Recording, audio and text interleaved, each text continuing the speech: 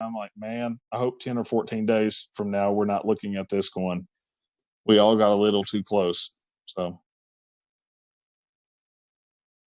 That's it'll be very interesting to see how that goes. And you're right, it is weird. I mean, even me personally forecasting on a day-to-day basis, I've kind of had to tell myself, hey, this is still important, but it feels less important on a day-to-day basis with everything going on. So I want to bring in Corbin here real quick to kind of talk about maybe something that you guys experienced too, Ryan. And it was trying to shelter people during severe weather and with the whole coronavirus situation going around. And Corbin, you kind of work in the emergency management field a little bit. Talk about what scenarios would play out and what problems play out with sheltering people during severe weather events while this virus is going around. So obviously that's one of the things that we really want to look into. Is sheltering in general is never a good situation per se, especially in severe weather events. And we're all very aware that, life goes on even though the coronavirus is our main focus right now. So one of the main things obviously is social distancing. There are some guidelines out from FEMA as well as DHS or DHHS that say, basically each person needs anywhere from about 50 to 80 square feet. So that's going to limit how many people we can put in a building and create shelter for. And especially if we're looking, 6 feet apart, so we don't, sneeze and cough on each other to limit the coronavirus spread at this point. So that's some of the things we're thinking about and we're actively working through in the Emergency Operations Center. I think in North Carolina currently at the last count, there are 46 emergency operations centers active. So it's definitely something that's on the forefront of our mind. What about masks and stuff like that? Has that been given any thought? I know CDC's been reconsidering some of their thoughts, and Los Angeles tonight recommended their citizens wear masks when going out and about. Is there any benefit to that? Is there any downside to that? So that's obviously another one of the hot topics from the CDC. It's one of those things that's changing every 12 hours. For emergency responders, the protocols in North Carolina just changed to where we were only wearing masks on suspected COVID-19 patients. Now we're wearing masks on every patient encounter. And now, you're starting to see some direction from the CDC and from Pence's, from Vice President Pence's coronavirus task force that may say different. So there's conflicting stuff out there right now, but just for the everyday person, wearing a mask all day long doesn't seem to have an effect yet. But we'll see what the data shows as the days come. Corbin, we learned today that a paramedic with Medic tested positive for coronavirus. You mentioned a minute ago that more people might be wearing masks as they go out and tend to emergency responses. Did that decision to have everyone wearing masks as they're responding to calls come as a result of that positive coronavirus case, or more in line with the CDC updated guidelines? So just to clarify one thing, I'm a paramedic relief supervisor in Cabarrus County, but I did see the news about Medic's case in Mecklenburg County as well. And that was actually put out yesterday by the North Carolina Office of OEMS prior to, I'm assuming, that case testing positive. But you got to remember, so an N95 is to protect the provider. A surgical mask also protects the provider, but it's better to kind of put on the patient because it's going to prevent them from spreading their germs, just like a surgeon in surgery. Patty, I think you had something. Yeah, I was wanting to ask Corbin. I'll ask you and Ryan both. Ryan, you live in Tornado Alley per se, the Arkansas area, kind of prone to tornadoes, especially this time of the year. As the CDC and as we hear about the doctors, they're talking about we're going to continue to kind of see that spike happen over the next 2, 3, 4 weeks. Do you think this will become more of a concern, Ryan, when you're talking to your folks? I know I'm not sure about your particular area, but I know places like Kansas and Oklahoma, they have these public storm shelters. How do you think I don't want to say you guys have fear of tornadoes because you're more used to them than we are here in the Carolinas, but how do you think preparing for severe weather days as well as dealing with the coronavirus, how do you think the psyche is going to play on people out in your area, Ryan? That's a great question because we have had some of the public shelters closed. and because a lot of them are, some of them are in basements of hospitals and stuff. And you say we're used to them. Saturday night has scared a lot of people, and the storm anxiety is going to be really, really high. And I don't really know how that's going to go. As far as public shelters, even some that are open, it'll be interesting to see. Or even, there's a lot of places where, like our house, we have a basement here. Not everyone around us has basements, so we've always just, hey, come on over, take shelter. Will we all continue to do that? I think in a tornadic situation, I think you throw it out. I know that may not be the right answer, and I'm sure my doctor friends may say, I don't know, but I don't know. Corbin, to you, you guys are dealing with the COVID-19. We're getting into the Carolina severe weather season where maybe not as many tornadoes, but we still have this threat of severe storms. And you're trying to message the threat of severe weather, but also trying to communicate about the COVID-19. So how are you guys in the emergency management spectrum are dealing with the preparation of severe weather and dealing with the ongoing virus? So one of the things we have set up in Mecklenburg County, the Emergency Operations Center there, is we have a decision support services line set up with the National Weather Service, which we set up in all of our special events and things like that. We do have the ability to have the National Weather Service in the EOC with us, just a phone call away, a request away. But it's something that our Joint Information Center that deals with all the public information is looking at as well as we progress into our summer season, our storm season per se. We're going to start messaging, obviously, coronavirus, COVID-19, but also our severe weather messages as well. Before the coronavirus hit, we did participate in the nationwide tornado drill day at fire headquarters and everything like that. So we're still trying to do our normal stuff as well as focus on COVID.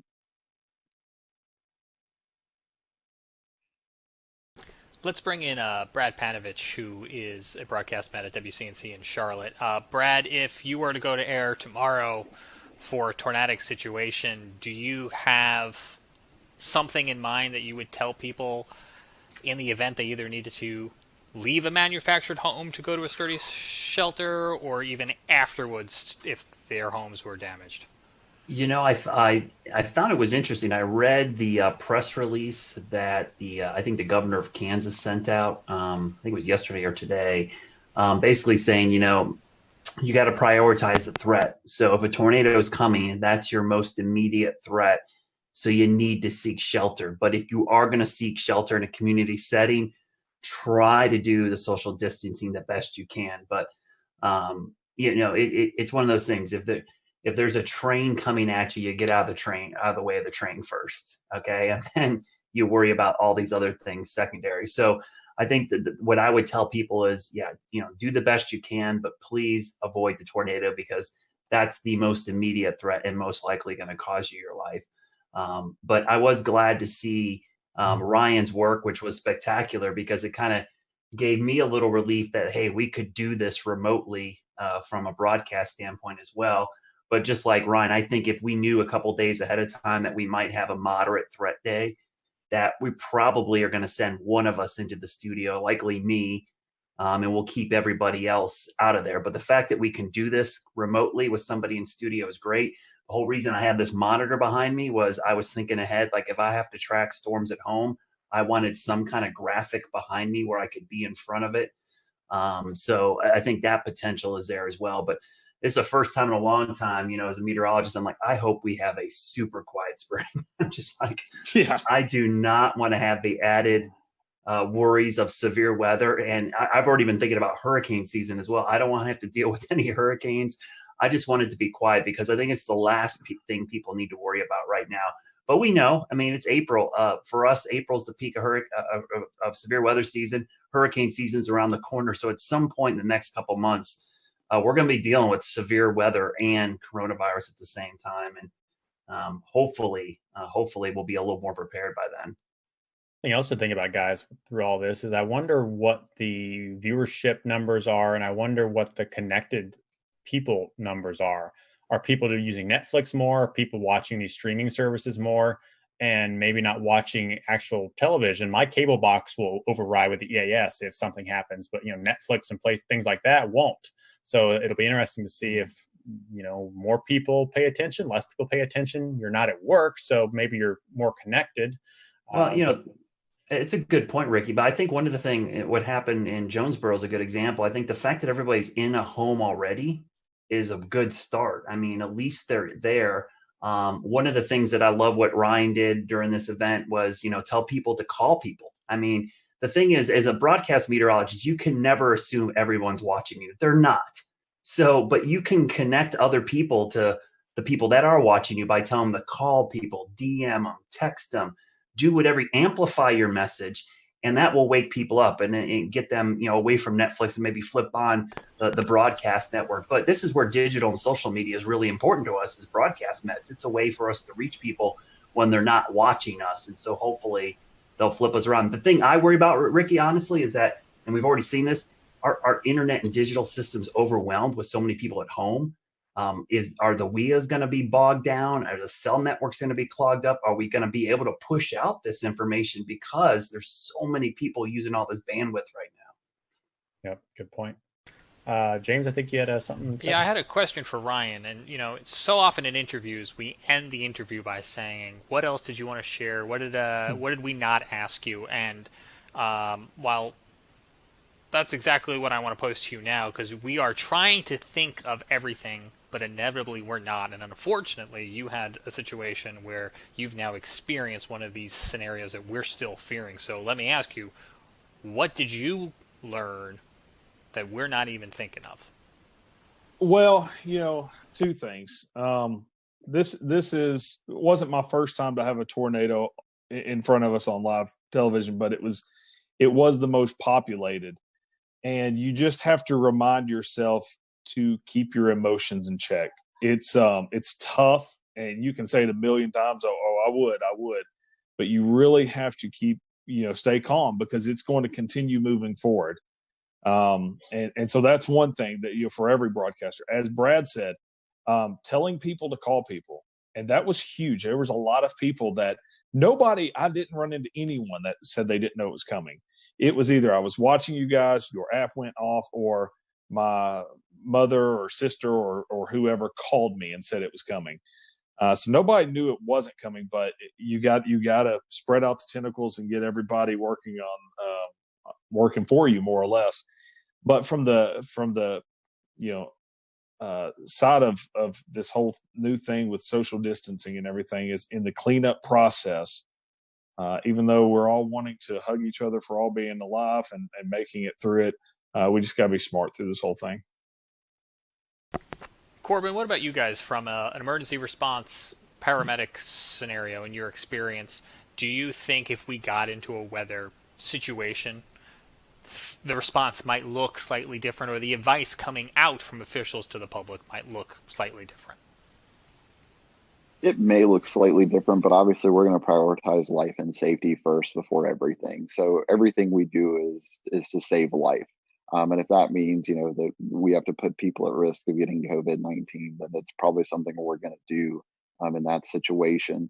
Whereas if it's a sheltering situation, it's a little different. We can, open more shelters per se for less people. Instead of a shelter we put 300 people in, we may just put 100 people in and then open 2 additional shelters, something to that effect. So it's something that, it's taken into consideration, but ultimately that life safety is the priority of every first response agency out there. Yeah, it's certainly a lot to weigh. Brad mentioned a minute ago in an analogy with a train, and Ryan, you mentioned it as well too, in that, in some sort of silver lining, not having people out at the restaurants and the malls and the supermarkets may have done you guys some good. That is a huge lifesaver. Not having the people on the road. We still had people on the roads, but not having large numbers of people out there was saved lives. What other agencies, we're talking a lot about weather and medical and first response, but the hospital systems as well too, I think, could be a concern. Brad, what's on your mind, I guess, when you think of this strain on the entire system? Well, when you have so many people in the healthcare, emergency management, everybody working on this COVID-19 pandemic, if we have a mass casualty event or some kind of huge, you worry about how the resources are stretched so thin already. And I even think about it from a health standpoint. It's like, this is not the time to have a broken arm or leg, because you are not a priority at the hospital when you go in there. And in fact, going to the hospital puts you at more risk than, treating yourself maybe outside of the hospital. So that's what I worry about. If we have a big event in a populated area, and I'm sure that's what Ryan was worried about on Saturday, is like, this thing's plowing through his main metro. It's like, man, how are we going to handle this with all this other stuff going on? So I think that's a big concern. And that's why I think just people in general have to be very cautious over the next couple of months. We don't need to have unneeded visits to the ER for things that, we could prevent. Like, I've even talked to my kids like, hey, let's not jump out of the tree, okay, for the next month or so. Let's not try to jump the bike over the rock, because we're probably not going to be able to get into the ER. So from a weather safety standpoint, don't take that added risk. If there's lightning outside, let's just go inside. We don't need someone to get hit. If there's severe weather, let's be overly precautious and safe in this situation, because we don't want to have to go to the hospital or ER in this situation when they have a whole mess of another concern to worry about right now. Yeah, absolutely. And I think the trick there is going to be getting people to maintain that attitude for a prolonged period of time. Scotty read an interesting article today, and I'm going to go to him in a second to summarize, talking about weather data and observation. And I feel like now is a good time to bring it in, because we're talking about the strain on the response system, but also the strain on that data system. Going back to what Brad was talking about could the systems be overwhelmed, the emergency alert systems, or even the data observations? Scotty, that was something that you were reading about today, right? Yeah, so the World Meteorological Organization, the WMO, came out with an article today talking about COVID-19 and how it could affect some of our weather modeling, weather forecasting. I can maybe toss this to Brad here in a little bit, and Ryan, maybe they can tell you a little bit more than I can. But basically, there's all kinds of observations. We run satellite radars. If you're familiar with the Carolinas, it seems like one of our radars is always down. And so it takes people to go out and fix those. And with the strain and the social distancing, the folks may not be there to get that. There's also another concern with the airplanes that are taking off, just everyday flights. A lot of these airplane companies have weather observations on them. They send temperature, humidity levels, wind speed, wind direction, and all that's kind of fed into our systems and kind of help us with our weather modeling and our weather forecasting. So with the less flights that are going out right now, with people not traveling from COVID-19, and just the strain on the staff to get out and fix these instruments that we use every day in the weather community, we could start to see some concerns with that as we get longer and longer into this COVID-19. Brad, I know you love to talk about weather models and how we get all that data in. I know you've actually done some weather school talks about that, which we'll talk about in just a little bit. But can you kind of tell the public a little bit about how we could start to see more inaccurate weather data as we get through this process? Yeah, so I actually posted some graphs the other day. This is called what we refer to as AMDARB data. It's basically aircraft data. And I'm going to try to share my screen here. I don't know if this is going to work, but we'll try to do this. If you guys can see my screen. Oh, maybe it's not going to share. I'm going to share it here, hopefully. Not yet. Otherwise, is it something you tweeted? I can double box? No, it's let me see if I can bring it up. It won't let me share it. But what it was is a chart basically showing the lack of upper air obs from aircraft. People don't realize that every commercial aircraft that takes off and lands collects, data for us. And so what has happened is that we have actually, let me see if I can share it. There we go. You guys see it? Yeah, we got it. So what you're looking at here is, I made it a little bigger. This is the GFS model. And that red line is the drop in observations from aircraft going into the GFS model. You can see pre-COVID, which is earlier in the month, we were getting about 15 to 18,000 observations into the 12Z GFS. As of this morning's GFS, that is down to like 2,000. I mean, that is just a tremendous drop. And the best way I can explain this to people that have seen hurricane coverage, you may have seen me talk about how we often like to get the plane out in the system so that we can get better data for the models. Well, this is what these planes are doing. When we have that lack of upper air data, some of the accuracy and the guidance can drop by 20% or so. And it's just not the US, that's just US data. That doesn't include European data, Asian data. I mean, and that article you're referring to, Scotty, all those aircraft, I was amazed how much some of the European airlines added to this. It was crazy, the drop in upper air observation. So this is going to be a real task that we're going to have to watch and see how much this impacts severe weather. Day-to-day weather, it might not have an immediate impact on us, but I think for high impact events like severe weather outbreaks, tornadoes, flooding, this might have a pretty significant impact, because the difference between something being 20% more intense or less intense is pretty significant in the weather world. Brad, do you think it would impact high-res models more, or models like the global forecast system? It seems like it'd be more the global forecast, because the upper air data is really key for, big, long wave troughs and ridges. You're looking at long wave pattern. I think the CAMS models are going to do fine.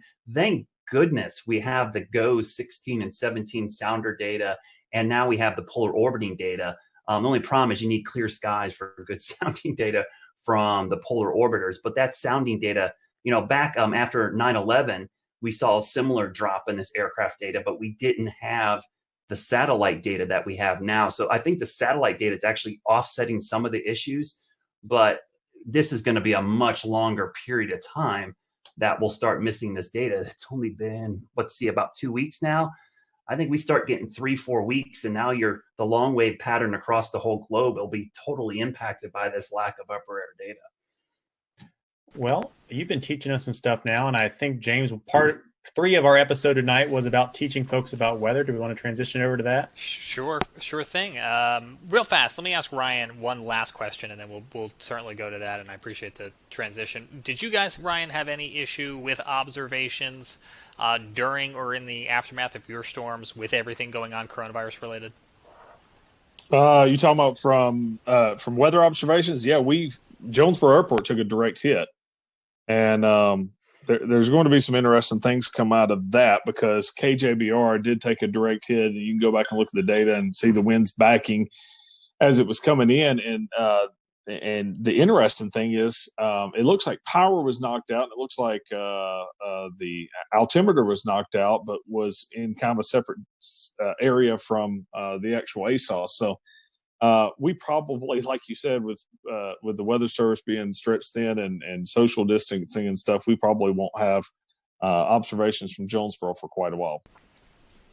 That's interesting, and I think that's going to play into this bigger picture as we're just trying to use whatever we've got available, and everyone's trying to do their best and safely to restore all of this. As Ricky mentioned, I know Brad Panovich here at WCNC has started to do some at-home weather classes. Brad, how did this come about? Why is it an important thing with so many kids at home that you guys saw a void to fill?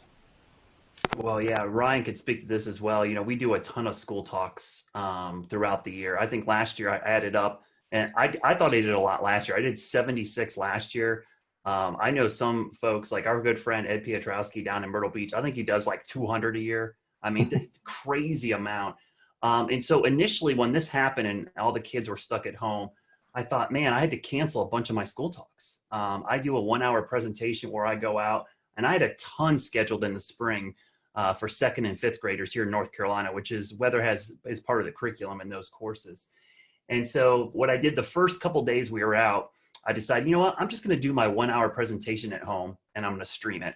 And I did it with my kids, and it did pretty well. And then my general manager in the station said, hey, let's do this every day at 1 o'clock. I'm like, every day? I was like, an hour? They're like, no, we're going to do small, one topic at a time. Let's break that hour thing down to one topic, and we'll do it every single day. And so I got the rest of my weather team involved. And it's put another thing on my plate, but I enjoy it. I mean, I produce the thing from home completely. I do it all out of this computer right now that's in front of me.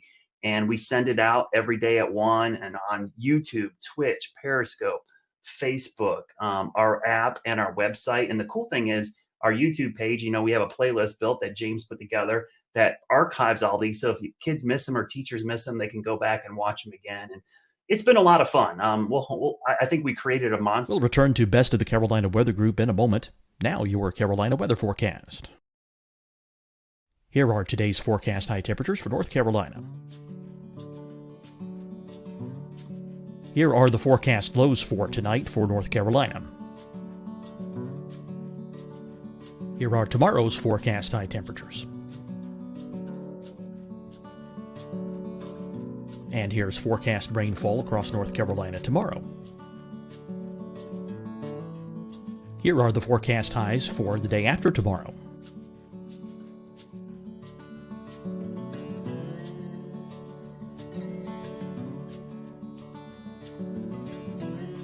And here's the forecast rainfall across North Carolina for the day after tomorrow. This is the total rainfall forecast across North Carolina for the next 3 days. Here's the severe thunderstorm outlook for today from the Storm Prediction Center.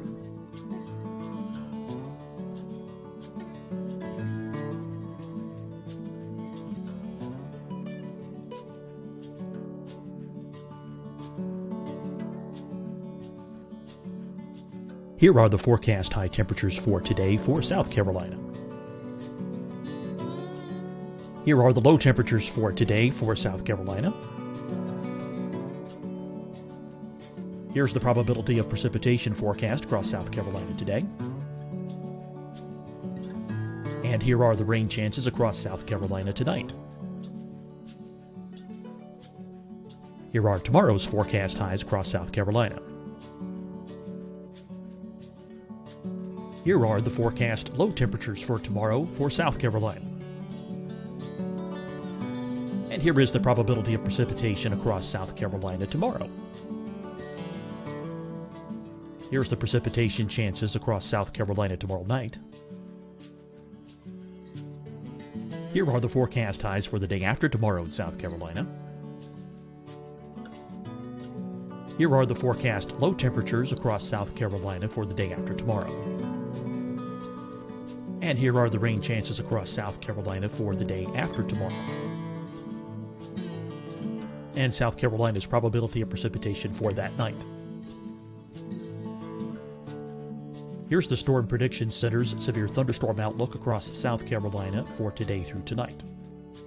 Here's the Storm Prediction Center's severe thunderstorm outlook across South Carolina for tomorrow and tomorrow night. And here's the Storm Prediction Center's severe thunderstorm outlook across South Carolina for the day after tomorrow through that night. Here's the severe thunderstorm outlook for today from the Storm Prediction Center.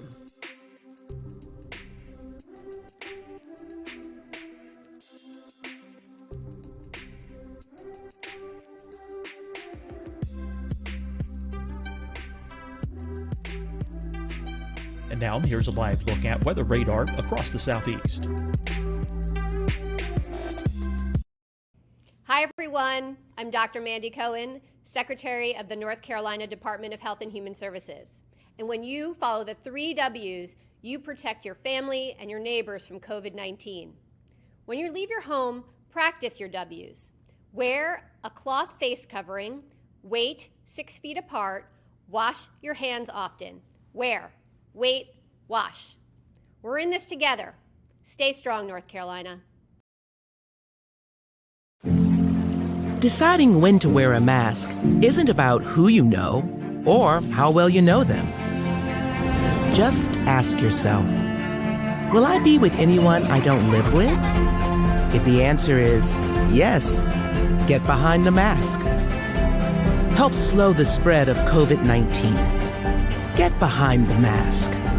Learn more at covid19.ncdhhs.gov. Fight the spread and take a stand against coronavirus. Wear a mask in public. Stay at least 6 feet apart from others. And get tested. Join us and fight the spread. Visit scdhec.gov/COVID-19.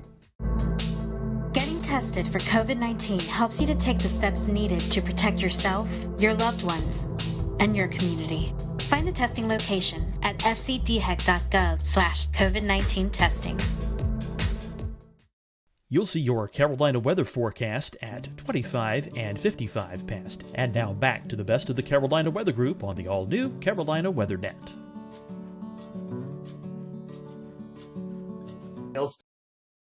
Starts asking questions about it. I'm like, uh-oh, what did we do here? So we've already had that inquiry. I know nothing about this. Yeah, so you're like, oh, what did we do? Now it's going to have a sponsor, and we're going to have to do this every day for the rest of our lives. But I think it's really important because the cool thing about weather, I'm a weather geek. We're all weather geeks, right? We love it. But to me, it's one of the few sciences for a kid. It's just not something in a textbook.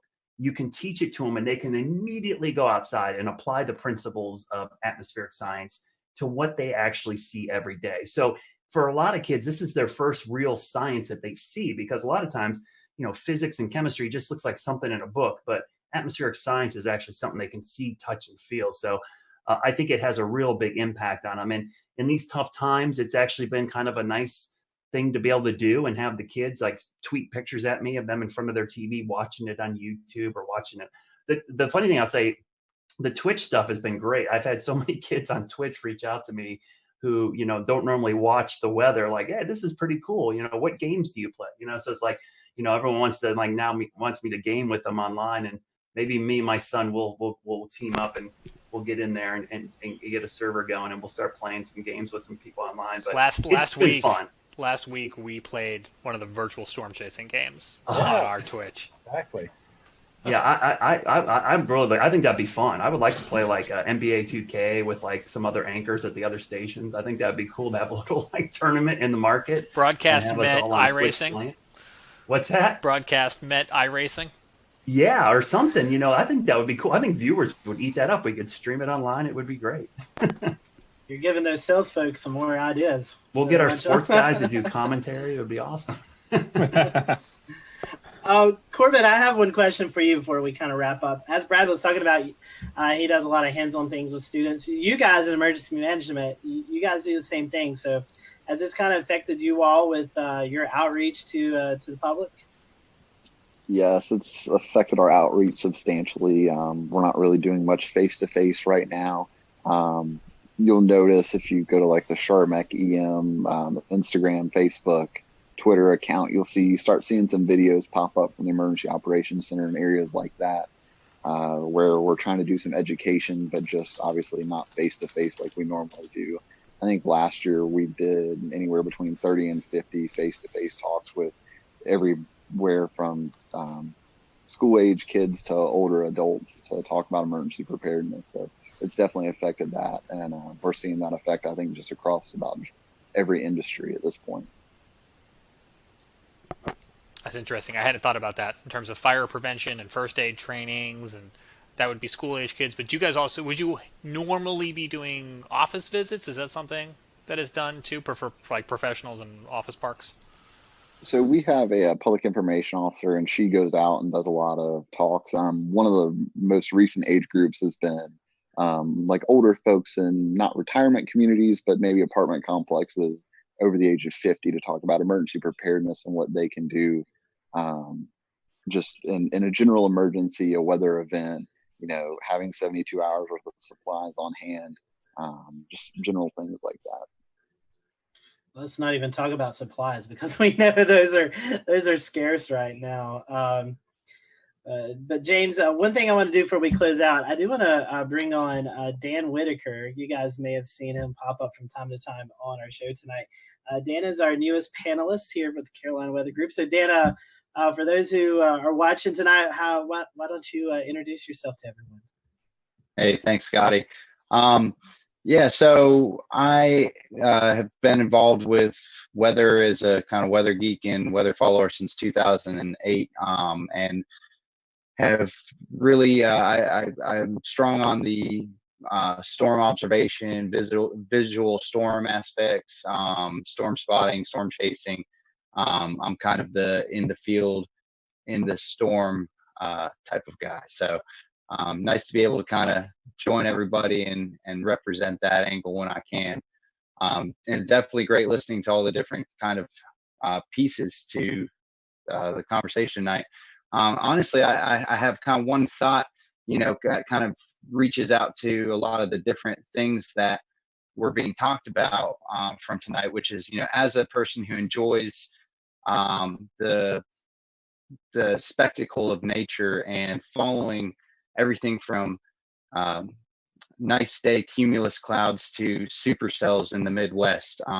For those who want to experience more outdoor weather during this time when we want to travel less and we want to do more staying at home, short of tuning into Brad Panovich's weather lessons to get some real world observation, is there a way that anyone wants to kind of speak to that would be a good way for people to do that right now? Definitely so, Dan. And we are happy to have you on the team and can't wait. Well, maybe we can't wait till hurricane season, but we can't wait to see your footage out there. Evan, I wanted to bring you. I know you had something you want to mention, but you also did a little chasing of yourself today, but not storm chasing. Yeah, I do my little cheesy snow chasing. It's really not nearly as complex as the stuff that Dan does. But as long as you drive high enough up on a mountain, you'll eventually run into snow. So I went up to Craggy Gardens today. Parkway was closed at about 4,900 feet, but I ended up running the rest of the way up to Craggy Pinnacle at 5,900. And it was beautiful, about 3 inches of snow up there, real windy.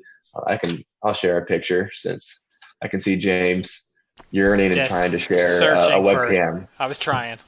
Yeah, so then that's what it looked like up on Craggy, right near the Craggy Pinnacle Tunnel. It was real pretty. But you're right, Scotty. The one other thing I wanted to mention tonight before we close is that we've talked about a lot of the challenges that have been presented to us over the last couple of weeks as we suddenly get thrown into this new coronavirus situation. But there are some opportunities and some good things. If Melissa Griffin were here from the South Carolina Climate Office, she would be talking about CocoRoss. I know we just finished up March Madness, but this is an excellent opportunity for people to be joining CocoRoss and submitting precipitation reports every day because everyone's got to stay at home, right? So why not get up at 8 a.m. for work or school and check the rain gauge? So she would want us to mention that. And just because it's not March doesn't mean we can't do it. But go join CocoRoss. We'll tweet out a link later tonight. That sounds good. That's a great point, Evan. We definitely, I think I read a tweet, North Carolina second in CocoRoss reporters, so that's pretty cool. And I know South Carolina is up there as well, so the Carolinas representing really well. So anybody have anything else before we kind of close up shop tonight? All right, so I appreciate you guys watching tonight. We hope that you stay safe out there. Continue to practice those best practices of social distancing and kind of just staying inside. Eventually, hopefully sooner rather than later, we'll get back to normalcy and be able to enjoy what we've not been able to enjoy for the last 3 weeks. So we're thinking about everyone. We hope that you stay safe out there. We appreciate you watching the Carolina Weather Group tonight. Be sure to follow Ryan and his folks if you're ever out in the Arkansas area. Ryan, once again, great coverage this weekend for you and your team out there. Spectacular. And we hope that everyone in your community will get back to normalcy with the cleanup from the tornado. And we extend our thoughts and prayers to your folks out there as well. So we hope you all have a great week, and we'll see you back here next week for another episode of the Carolina Weather Group.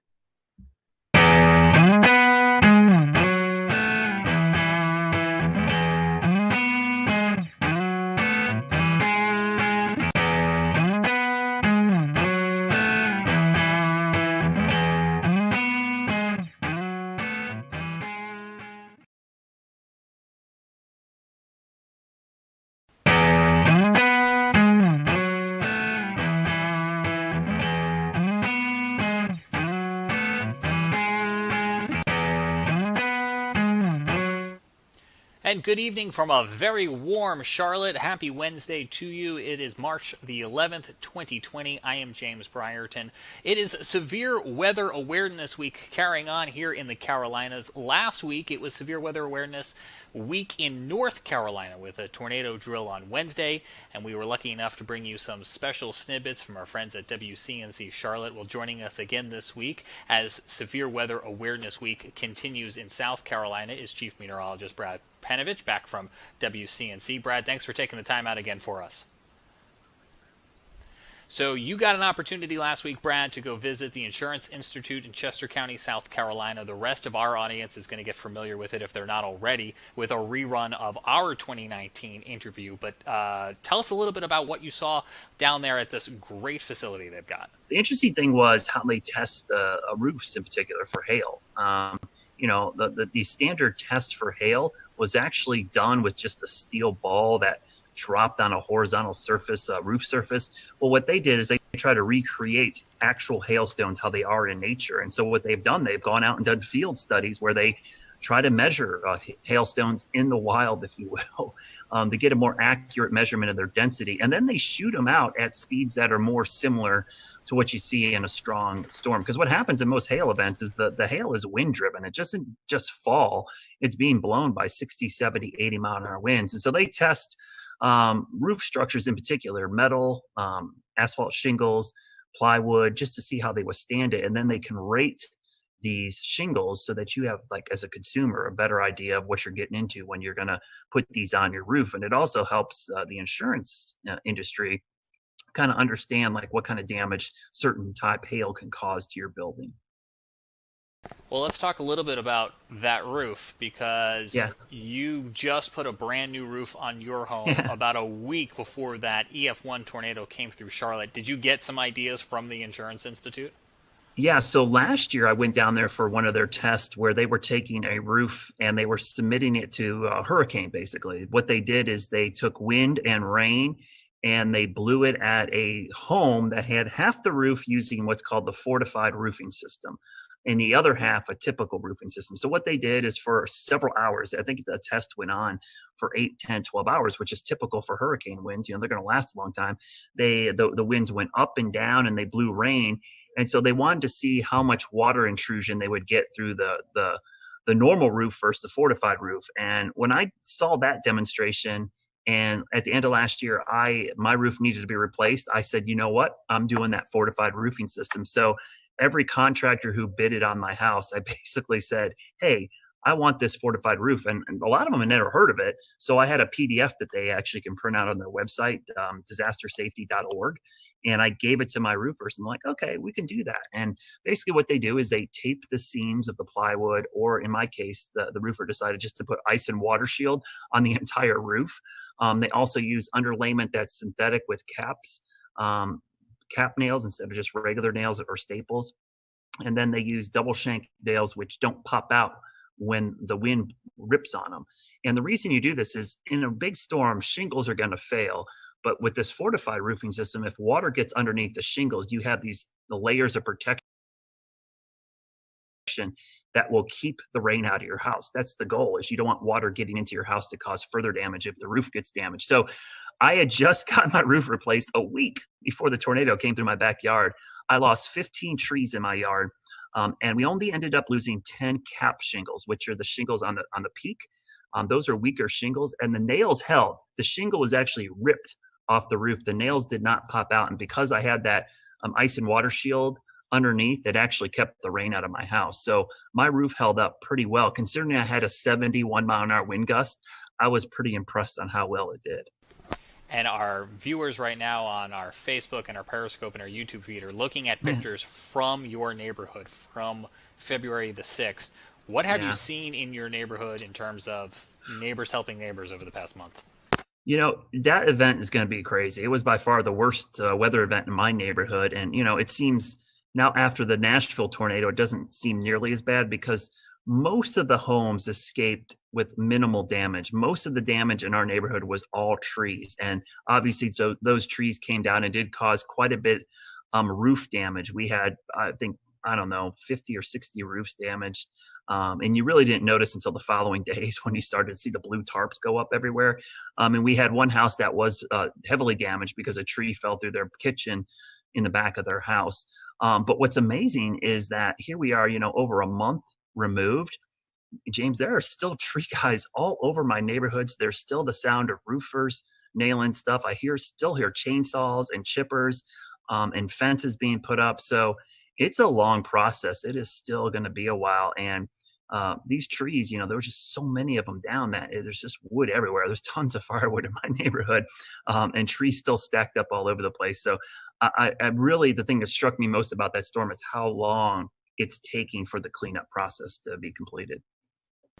And to remind folks, this is the same line that came through South Charlotte, starting over in that Pineville area, through South Charlotte, and ended up in Matthews, where we showed you some pictures here on the Carolina Weather Group. But Brad, I'm wondering, this is obviously really close to home for you and your neighbors. The next time we get into a weather awareness day, do you think the perception's a little bit different now for so many people who've came so close to this? Yeah, and I mean, honestly, for this event, people did a pretty good job. There was some schools that didn't evacuate their students, but in general, I think it was a pretty good success story considering we had an EF1 tornado go through the heart of South Charlotte and no injuries or deaths is pretty amazing. I hope that it serves as a wake-up call for a lot of people just to have a plan. I mean, that's the thing I preach all the time. It's like the warning times, I wish they were longer, but the average national warning time, lead time for a tornado is like 12 minutes. And we were about 16 minutes with those tornadoes back on the 6th. That's if you get the warning right at the beginning. What happens if you don't get the warning until halfway through or 3/4 full of the way through? You only get like 5-10 minutes. And that's not the time to look at each other and go, where do we go? A lot of people, especially in businesses and structures they weren't familiar with, had no idea where to go, or didn't know what a tornado safety protocol is. So that's one of the things I think going forward I'm going to work on, is try to educate people on getting that plan together. But I think you're right. I think people are going to take these more seriously. I used to have a saying all the time at the coast when I did hurricane coverage, but people's level of preparedness is only as good as their memory of the last disaster. And it's just human nature. If people are going to remember this tornado and the next one, they're going to take it much more seriously because they have that recent memory of this event. And we unfortunately had another incident last week in Nashville that will be on a lot of people's mind, with a deadly late night, overnight tornadic event that came on through, playing out right in the middle of what was North Carolina's severe weather preparedness week. So for Brad, anyone who may have missed some of the material that went out last week, what are some of the items that you would recommend that people have on hand to be informed and be prepared? The most important thing, first and foremost, is have at least 3 ways to get a warning. And I mean 3 minimum. That would include watching us on WCNC. That would include weather apps, text alerts, social media, radio, a weather alert radio. Have at least 3. And the reason I say that is because often in these cases, 1 or 2 of those might fail. So you need some redundancy. So first and foremost, think about, do I have 3 ways to get a warning? And the WCNC Charlotte weather app is great. Our news app is great. Text alerts are awesome. The WIA, which is a wireless emergency alerts, are great. But also, Twitter notifications from me is pretty good. I have a lot of people that actually have done that. And I'm kind of shocked how many people actually do that. They have my notifications turned on when they think there's going to be severe weather. And I push out all our tornado warnings. The next thing is to have a plan. So once you get the alert, you got to know what to do. So whether it's your home, your business, your school, or your place of worship, you need to know where to go for severe weather safety in all of those structures. So think about it when you're at work or school the next couple of days. Where would I go in this building? And it's got to be in an interior room away from the outside walls and windows, on the lowest floor possible. So make sure you have that plan in place. And those 2 things are really the most important things that you can do, because those are universal. Those work with, hurricane season. It works with earthquakes. It works with just about any natural disaster, to have a way to get the alerts, but also a way and a plan of what to do. And then obviously we talked about flash flooding, severe thunderstorms, and lightning, which from a hazard standpoint, lightning, severe thunderstorms, and flooding are much more frequent than tornadoes. I did a graphic in my class the other day about risk perception. Tornadoes have a very high risk perception, but the actual hazard is small. And it's just because the tornado is actually pretty small compared to the map. But severe thunderstorms, lightning, and flooding have a small risk perception, but the threat is actually very large. You're most likely going to encounter one of those than you would a tornado. So it's important that you prepare for all types of severe weather, because we have a saying in our business: wind is wind and water is water. It doesn't really matter what causes those. If you get enough of either, it's going to cause problems. And for anyone who missed any of those explainers, you can find them at wcnc.com/prepare. There's the plug. You can also find them here in the Carolina Weather Group feed by scrolling up or checking out some of our latest posts. So, Brad, appreciate you coming on. So happy that you were able to get that work done on your home just before those storms, and hopefully other people will follow that lead. As we mentioned at the beginning of our broadcast, we want to revisit our 2019 interview when we had a chance here at the Carolina Weather Group to learn about the Insurance Institute. They've got one of the coolest jobs in the Carolinas, and it's so great that we get to call this place home and that they constantly are welcoming you guys on down there, Brad. Yeah, and I would highly recommend go to disastersafety.org. They have a great site of all the things you can do to make your home weather ready, and a way to talk to contractors, because some of these things, James, they're super cheap. Like the things I had done to my roof, it only added an additional couple $100. When you're talking about, a six-figure roofing job, a couple $100, it could save you a long history of having issues. And the other thing is, my insurance company actually offers a discount for having a fortified roof installed. So really a good way to get a discount on premiums. And I should ask you before we go, Brad, tomorrow, Thursday, slight chance of seeing some storms? Yeah, I think Tennessee, unfortunately, looks to be the area that's going to get hit the hardest, but that line of storms is going to move into the Western Carolinas late tomorrow at some point. So a wind and hail threat certainly possible, especially along and west of I-77. So we're getting in that time of the year, James, where, March, April, May for us is big severe weather season. So we're kind of entering that. And it's a good time to use those severe weather safety tips we just gave you to kind of put them into action over the next couple of weeks. Stay tuned, stay weather aware. They're tips that you could use tomorrow, and if not tomorrow, it never hurts to be prepared for the next go-around. Absolutely. Thanks, Brad. We're going to go ahead now and take you to that 2019 interview and check out this place in Chester County, South Carolina.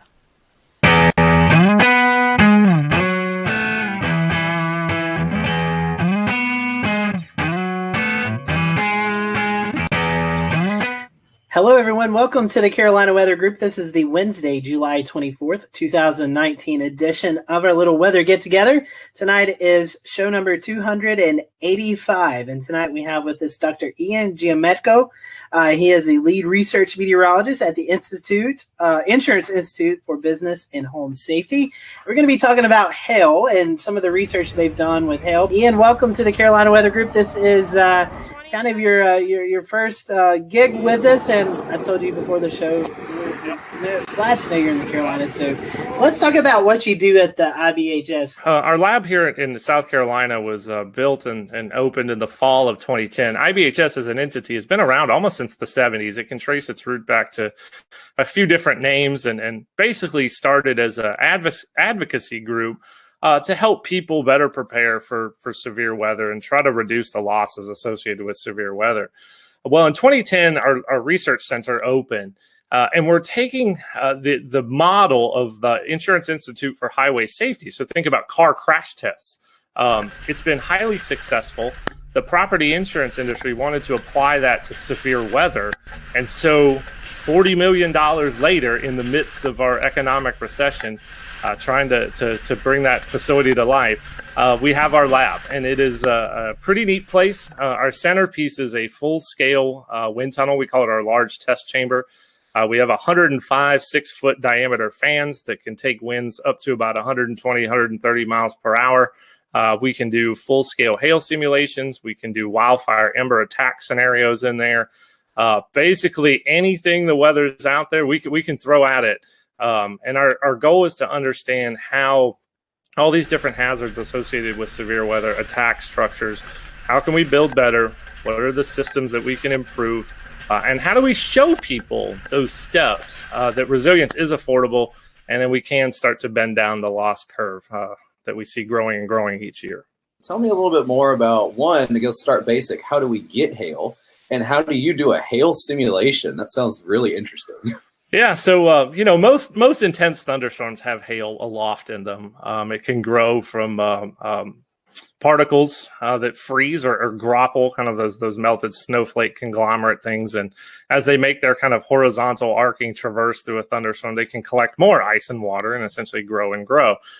Sometimes they become too heavy and fall out and get down to the ground. Sometimes they fall and then they melt before they get down to us. And other times they can hang around up there in a thunderstorm and get really, really, really big and then fall down. And those are the ones that can break things. Once you get above that kind of 1.5 inch or so threshold, that's when you start seeing legitimate property damage. Now for cars, it's a little bit less.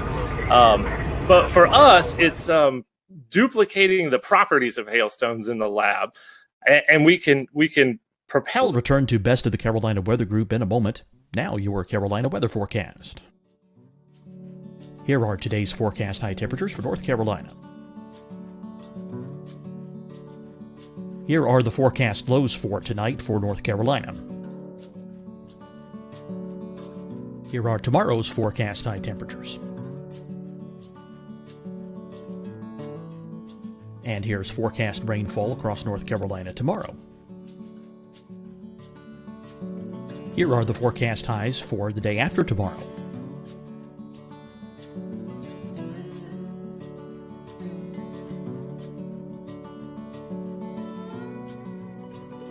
And here's the forecast rainfall across North Carolina for the day after tomorrow. This is the total rainfall forecast across North Carolina for the next 3 days. Here's the severe thunderstorm outlook for today from the Storm Prediction Center.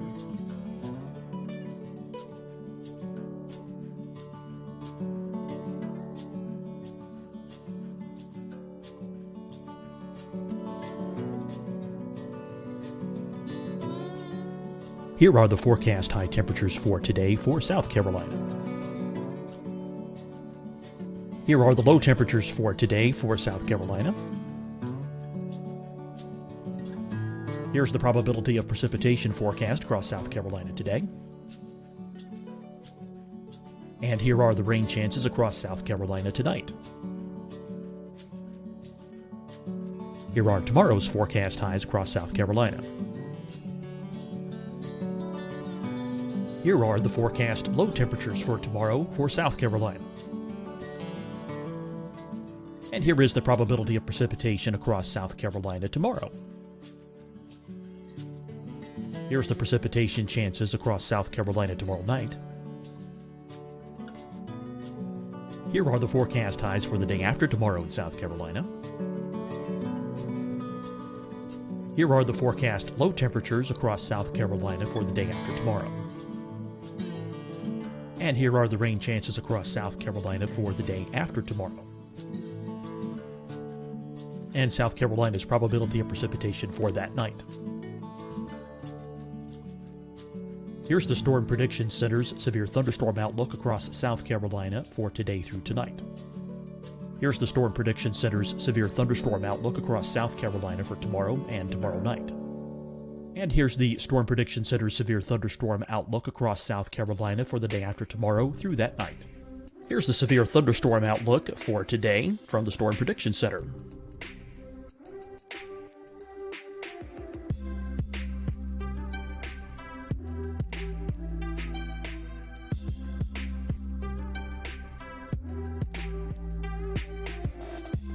And now, here's a live look at weather radar across the southeast.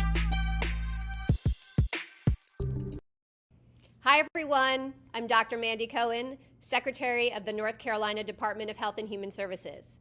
And when you follow the 3 W's, you protect your family and your neighbors from COVID-19. When you leave your home, practice your W's. Wear a cloth face covering, wait 6 feet apart, wash your hands often. Wear, wait, wash. We're in this together. Stay strong, North Carolina. Deciding when to wear a mask isn't about who you know or how well you know them. Just ask yourself, will I be with anyone I don't live with? If the answer is yes, get behind the mask. Help slow the spread of COVID-19. Get behind the mask. Learn more at covid19.ncdhhs.gov. Fight the spread and take a stand against coronavirus. Wear a mask in public. Stay at least 6 feet apart from others. And get tested. Join us and fight the spread. Visit scdhec.gov/COVID-19. Getting tested for COVID-19 helps you to take the steps needed to protect yourself, your loved ones, and your community. Find the testing location at scdhec.gov/COVID-19 testing. You'll see your Carolina weather forecast at 25 and 55 past. And now back to the best of the Carolina Weather Group on the all-new Carolina WeatherNet.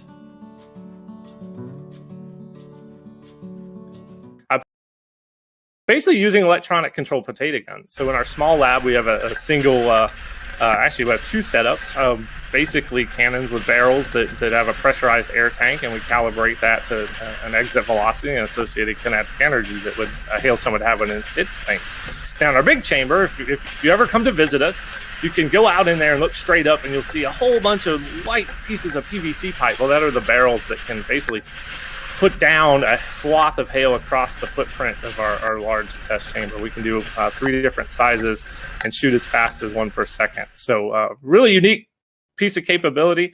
I do a lot of work both in the small lab, very meticulous scientific testing, but we can also test the full roof system on a building. You have a job destroying things with hail. That sounds really fun. That's a little bit of what we do. We try to break things in the lab so it doesn't happen out in the real world. That was really interesting. I can't wait to tell my friends and family that you guys shoot hail out of potato guns for testing. So that's kind of cool. Talk about some of the hail studies that you do in the lab. You mentioned something earlier about recreating hail crystals, and you're actually building hail in the environment in which it forms. What we found out, because of the strength, it can do about 3 different things when it hits your roof. It can bounce off. That's really hard hail.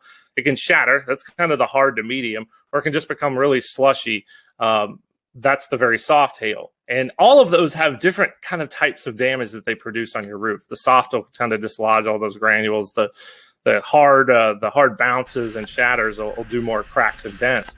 So we realized all that stuff was mattered, and we needed to simulate it in the lab and also repeat it. You know, that's scientific testing right there, is being able to repeat this stuff over and over and over again. And after about 8 years of work, we released a new hail impact test standard for asphalt shingles, and we have our actually we rated the products that are considered impact rated. And we have a rating scale that's actually out on our website now. So if you're looking to get a roof that's more resilient to hail, I would encourage folks to check that out. It's at ibhs.org. You'll see what products are out there and which ones meet the top of our class and which ones are at the bottom, and where you might want to be. Talk about the size and how much damage hail creates while we're on the topic. I'd love to hear your take on that. Yeah, so a lot of people don't realize hail, we kind of joke, is the Rodney Dangerfield of the severe convective storm hazards. It doesn't get any respect, but in any given year, it's about 60 to 80% of the dollar damage from severe thunderstorms. That's a lot. And we're in probably what will be the 12th straight year of damage totaling over $10 billion. So it's a big piece of the damage that comes from severe thunderstorms every year. Now, when you start talking about damage thresholds, of course, we have the National Weather Service severe criteria of 1 inch. That's when we really start to see some issues, dents and things with auto.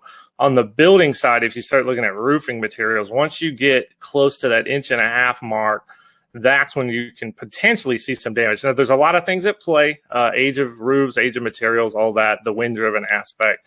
Now, we can go all the way out to the extreme size. And once you get to about 3.5, 4 inch hail, that will puncture the plywood roof deck that you have. So you're thinking fall speeds close to 100 miles an hour, pretty intense hail. That I hope we never have to see here in the Carolinas. I'm sure it's happened before, but that size hail, very rare here. So I don't know what's more interesting, the work that y'all do in the lab or the fact that you also have field work. Tell us a little bit about your field work and what y'all have done over the years. Yeah, so way back in 2012, we decided there was all this hail data we needed to go get about strength. And a lot of the tests and how we test buildings were all rooted in information going back all the way to the 1930s. So nobody had looked at this stuff for a while. Plus, we didn't know what strength actually did. There was no data on it. So like any good scientist, we just, hey, let's go to the field and let's go measure it. Let's go look. we kind of use the motto, you can learn a lot just by looking, and we kind of took that approach with hail. So we started out back then going out to the field, collecting hailstones after a thunderstorm, doing crush tests, basically measuring the amount of force it took to crush the hailstone. That's how we get to the strength. Making very detailed measurements of them, weighing them all. And we did that for about really 4 or 5 years. That was our focus, to collect this really big data set, which is now somewhere over, near 4,000 different hailstones that we've tested. And to guide how we did the lab work that we just talked about. We needed that guide to be able to give us that information. Now we've switched a little bit. We now go to mapping hail swaths using deployable instruments. I come from a background at Texas Tech where we built a lot of deployable weather instruments. So I took that and applied it to hail. So we have a network of about 18 impact sensors that can measure the impact energy of hail, and we can actually deploy them ahead of a thunderstorm and look at what the size distribution is within that particular storm and how it varies and changes within the swath. That's really, really important for how we look at radar hail detection, even looking into how numerical weather prediction manages hail. And how did it go this year? Oh, two good missions for us. Spent about I think we spent about 12 days total in the field. Ended up, my target was somewhere, I think 5 to 7 total cases. I think we were right there at 7, which is really, really good for us. So yeah, that's usually the case. We spend about somewhere 10 to 14 days each year in the field. And we'll continue this going into 2020. Yeah, and talk about some of the more memorable cases that you guys have covered, maybe some of the more interesting field tests that you guys have done over the past couple of years. Yeah, for hail, a couple of years ago, intercepted a supercell near Eric, Oklahoma, that produced just this really narrow swath of just really big 3-inch hail with a concentration maybe 10 to 12 or so per square foot. That's a lot for big hail. It was the first time we got our instruments into hail that size, so that was kind of a unique experience for us. Now, a memorable case, and this goes back all the way back to I think 2013 or 2014 when we were doing a lot of those crush tests. We encountered some hail. This was in Montana. What we kind of think of as low density spongy type hail, that when you crushed it, it actually deformed almost like a sponge, but held its shape. It actually didn't fracture. And there's some literature out there that talks about how these hailstones can come about, but talk about kind of blow your mind of how complicated hail can be. That the fact you could get this spongy kind of hail that you could compress, it basically just did that and then held its shape even after you took the load off of it. It never broke. I'm guessing those are rare. We haven't seen that again. It was one particular case, and I don't know what kind of environment might produce that, but it's really unique, and it's always been a memorable one from looking at hailstones, and I've seen a fair bit of them. We got a hail threat, right? So how do we tell businesses and homeowners how to better protect their property? One of the things you can do, make sure you can get your car in your garage if you have one. If you're like me, you got all sorts of stuff in the garage. I couldn't get my truck in there if I tried. But that's a step you can take, is make sure you can get your car under cover. And maybe, say we're under a higher risk for a particular day. If you can find a way to keep that vehicle covered, that's one way to reduce your auto damage. Now for homes, it's a lot trickier. If you're in an area that sees a lot of hailstorms, think about the folks in Tornado Alley. If you live in Dallas, Oklahoma City, Wichita, we saw how sick of people were of hail in Dallas this year by their putting pool noodles on cars and inflatable mattresses. And I'm sure they're tired of getting new roofs every 2 years. So I'd encourage people to look at our impact rated shingle test results and look for those good performing products. There are impact rated shingles that do perform, and we tested up to 2-inch, and those top performers really do perform very well. So there are products out there from a roof perspective that I would encourage homeowners to look at, and talk to your insurance agent too, because in a lot of cases you can get a discount for some of these things. You own a business, you have a building, you have roof, you have items up on the roof, you have your HVAC units, you have satellite dish. I mean, whatever instrumentation you have up there, is there anything we can tell business owners? For HVAC, that's a very good point, because there are some shields that can be made that actually surround HVAC units that, from what we've been able to tell, looking at their performance, they do a decent job. And HVAC, just the damage to the fins and coils in an HVAC system can be very, very expensive. So there are a few steps you can take if you're a business owner there. You guys are located here in the Carolinas, and many folks may not know that. how did you guys choose the Carolinas? The lab came about in the Carolinas. There was kind of a little bit of a bidding process, and this is before my time at IBHS. We wanted to be away from the immediate hurricane coastline. That's having a facility like that could be damaged by a significant hurricane was a concern for our membership. So that's one reason why we're a fair bit away from the coast. We had a power requirement, and we wanted to be within a certain distance, basically an hour's drive from a hub airport. So what was settled on was essentially kind of the general Charlotte area. And we had two sites that were the original ones. One was closer to Gastonia just across the South Carolina border up on I-85. And then there's the site that we currently had. And we ended up with really, really nice package from the community down here in Chester County. Our plot size was a lot larger. We did have some noise concerns, so that also played a role. And they had the power requirements they need. We're right next to a transmission line, and we had a substation on site. So 105 electric medium voltage drives power the fans, and we need some juice. So it all came to fruition, and there we are out in Chester County. And so talk about, you were talking about hurricanes. Talk about some of the wind studies that you guys do there. You have this big wind tunnel, and you actually have some model scale homes, and you can do all kind of testing in this facility. A very unique thing about our facility is that we can do full-scale home testing. We can look at a full home system, and that's really important from a wind perspective to understand how the wind forces are essentially transferred through all the different connections that are within your home, roof to wall, through the walls, wall to foundation, and all the connections in between. You have to really look at it in a system perspective to understand how wind essentially attacks structures and what you can do to mitigate it. So we do a bit of garage door vulnerabilities. We've seen that garage doors can be a huge damage amplifier. Think about it, they're a big hole, really, if they fail in your house. That allows wind to get in and start acting inward, pushing up and out, and can lead to failures. Once you start the damage cascade, it just goes. Tornadoes, it happens very, very fast. Hurricanes, it can happen over the course of, say, 6 to 12 hours.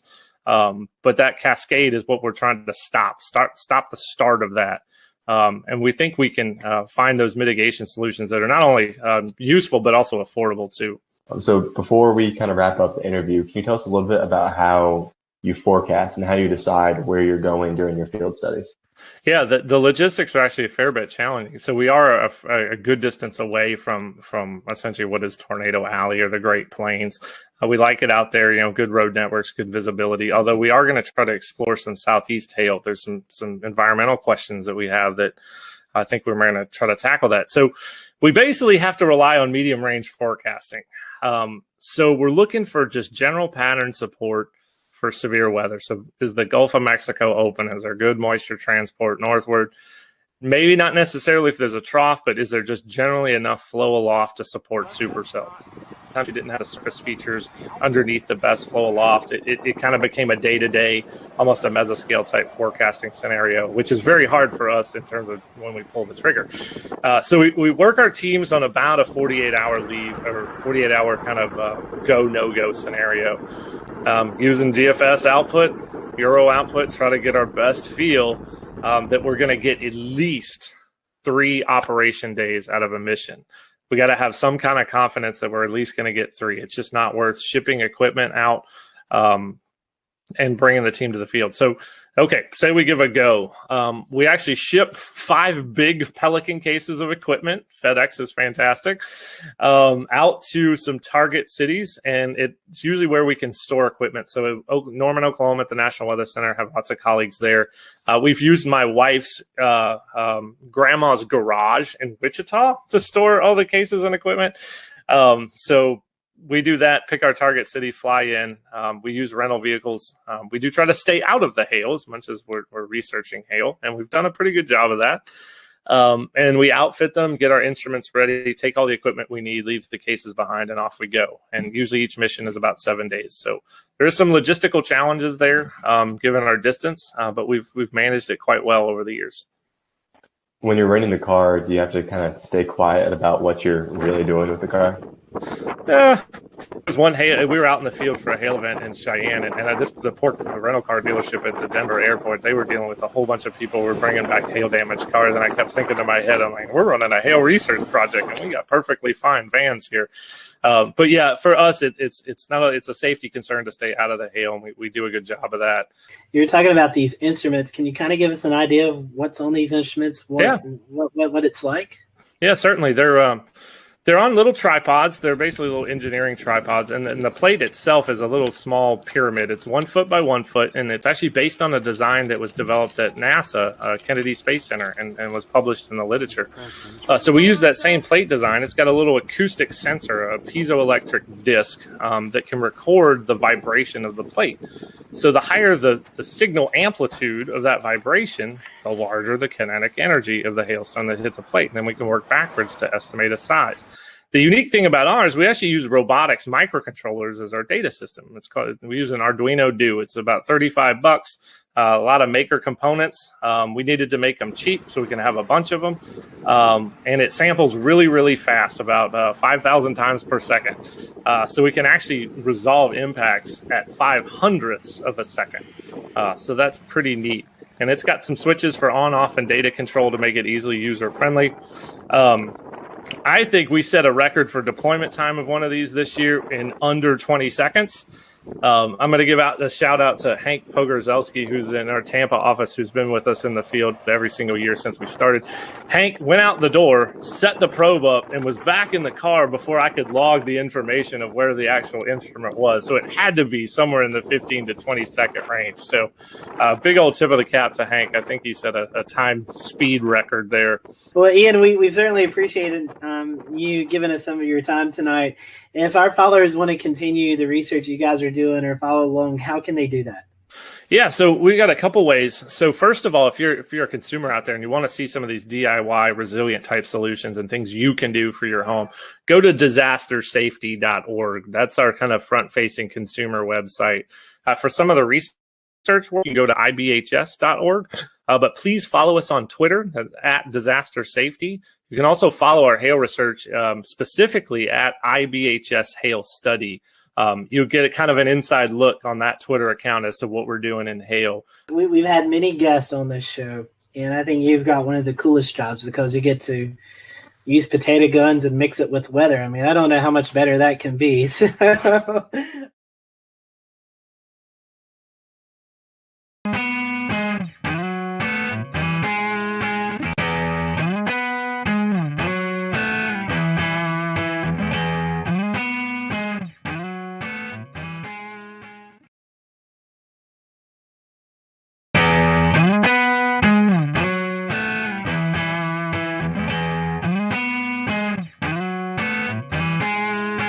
Hello, everyone. Welcome to the Carolina Weather Group. We're happy to have you, and we're going to continue our fun interview segment that we do with local meteorologists throughout the Carolinas. And today we have on Jason Boyer and Ryan Coulter from WLOS in Asheville, North Carolina. They are the ABC affiliate. So if you live in Western North Carolina, I'm sure you've tuned to Channel 13, and we're happy to have Jason and Ryan with us today. One of the main questions that we always ask everybody is how did you know you wanted to be a meteorologist? Everybody has that story. So Jason, I'll let you start. What's your story? Well, my story goes back to, like most, to when I was very young. Always was inquisitive about the earth sciences and always wanted to understand how things worked around me. And I spent a lot of time outdoors as a child back in the 80s when I was growing up. And that was kind of the way to go growing up in the 80s. Most people just let their kids kind of run around in their backyards. I grew up in a small town, so that was where I grew up and explored. But I think it was around third grade, and this is the most stunning and life-changing moment that I remember. I was walking home from school. It was November, and I lived in Illinois then, so we weren't in Tornado Alley per se, but I remember coming home from school and I could walk home. That's how close I lived. And it was an unusually warm day. In fact, it was record warm that day. I think it got into the 80s, and the sun was out, the wind was blowing. And I was just thinking, like a kid, like a third grader, I can't wait to get outside and play ball, ride my bike. I got home, the sky went pitch black in about a matter of 30 minutes. The wind started picking up. My older sisters, thankfully, wiser and certainly more proactive, they knew something bad was going to happen, and we all rushed downstairs. And in a matter of moments, the tornado sirens in the neighborhood went off, and we had a weak tornado go through my backyard and hit my neighbor's house. And it happened in a matter of a couple of minutes, and that was it. And it was a life-changing moment. When I walked outside, the birds were no longer chirping, and you could see the destruction of my neighbor's house in the backyard across the street. His entire roof was peeled off. You could see into the house, and the insulation was gutted out. And that was amazing. I mean, frightening, but also to me, an amazing display of what Mother Nature could do. And I think from there, I was really hooked. I knew I always liked science. And then from there on, I kind of just built on that, and had a great teacher in 5th grade, Mr. Morris, that set me on the right path too, and inspired me to continue to study science. So that's how it started for me, and I just pursued it. And what about you, Ryan? Yeah, I mean, thank you guys for having me, first of all. Yeah, I mean, my story is really not unique from anyone else who does this either. I mean, grew up, my grandparents lived with us growing up, and, you know, they were avid news watchers, as a lot of older people are. And so anytime the weather came on, I was always, you know, super interested in watching that. They always let me watch that with them. I grew up in Colorado, so as growing up, you know, we had a little bit of everything, wintertime snow, severe weather in the springtime, and the summertime heat, wildfires. So kind of a mixed bag of everything. You get it all there. And so I grew up around that. And I was in about 5th grade. We had a science fair project, and I actually wanted to make a homemade barometer. And so I figured out how to do that. And I actually wrote into one of the chiefs in Denver. She's still there. And she actually responded to my email. So, you know, as a 5th grader, that was pretty exciting. But I knew, you know, kind of like a lot of other people who do this, you know, I knew that from the time that I was a little kid that, you know, this is what I want to do. It's a fun job, and you get to study science, the weather, all of the above. And it's a great, it's ended up being exactly what I wanted it to be. Those are great and very classic weather stories, I feel like. Super interesting. So keeping on kind of the same track of weather before we deviate off to some more unique conversations. Did you guys ever have a meteorologist that you looked up to as a kid or as you were coming up through school? Ryan, I guess we can start with you. Yeah, you know, interestingly enough, there was a meteorologist in Denver, and he was really cool. He ended up being on both the stations. I grew up watching him on TV. And when I got to school, he ended up actually being my advisor at school when I got into the university. So I learned so much from him, and it was really cool. You know, of course, I always told him, you know, I grew up watching you, and that doesn't go over very well when you say that to him. But no, it's true. He truly helped me along the way a lot, and you know, then I got to learn from him, so even better. I did have a role model as well, and growing up, I would watch Channel 4, the CBS affiliate in my market, St. Louis. And yeah, I grew up watching a particular meteorologist there, and he was the chief, and kind of wanted to mirror him and grow up to be like him as well. So it was a unique situation, but I got to meet him actually in person. We had a old-time power show in my rural town, and he flew in a helicopter, and I mean, it was the biggest thing that ever happened in my small town, seemingly, at that point in my life, and got to get an autograph, talk to him briefly, and so that was a moving situation for me too. So Jason, I'll pose this question to you first, and then Ryan, I'll let you to finish up. So Jason, you've been in Western North Carolina a while. We have all types of weather. So this question is, would you rather forecast for severe weather or the dreaded winter weather that we face here? Yeah, you know, they have their unique qualities, obviously, and they're very different when you're trying to forecast those two situations. And the most challenging, I think, would be winter weather, because it usually is much more of a large-scale system. So it affects many more people than just, say, localized severe thunderstorms.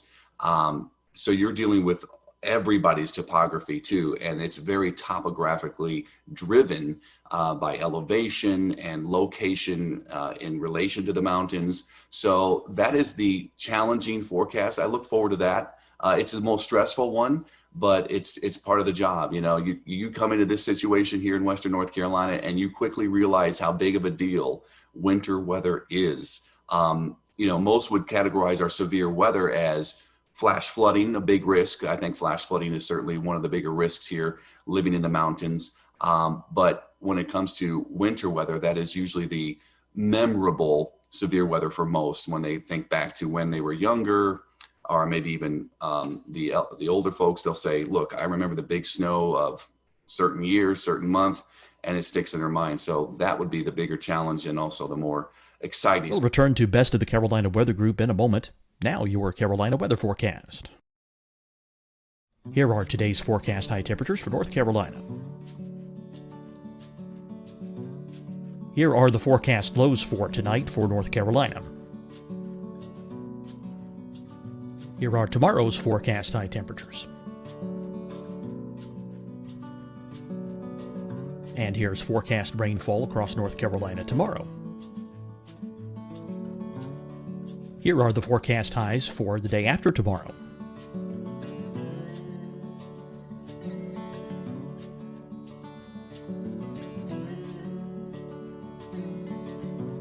And here's the forecast rainfall across North Carolina for the day after tomorrow. This is the total rainfall forecast across North Carolina for the next 3 days. Here's the severe thunderstorm outlook for today from the Storm Prediction Center.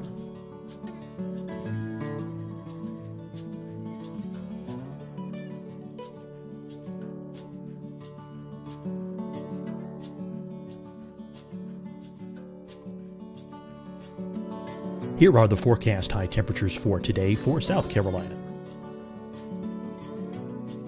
Here are the low temperatures for today for South Carolina. Here's the probability of precipitation forecast across South Carolina today.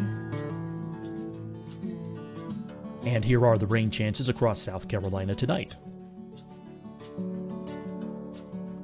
Here are tomorrow's forecast highs across South Carolina. Here are the forecast low temperatures for tomorrow for South Carolina. And here is the probability of precipitation across South Carolina tomorrow. Here's the precipitation chances across South Carolina tomorrow night. Here are the forecast highs for the day after tomorrow in South Carolina.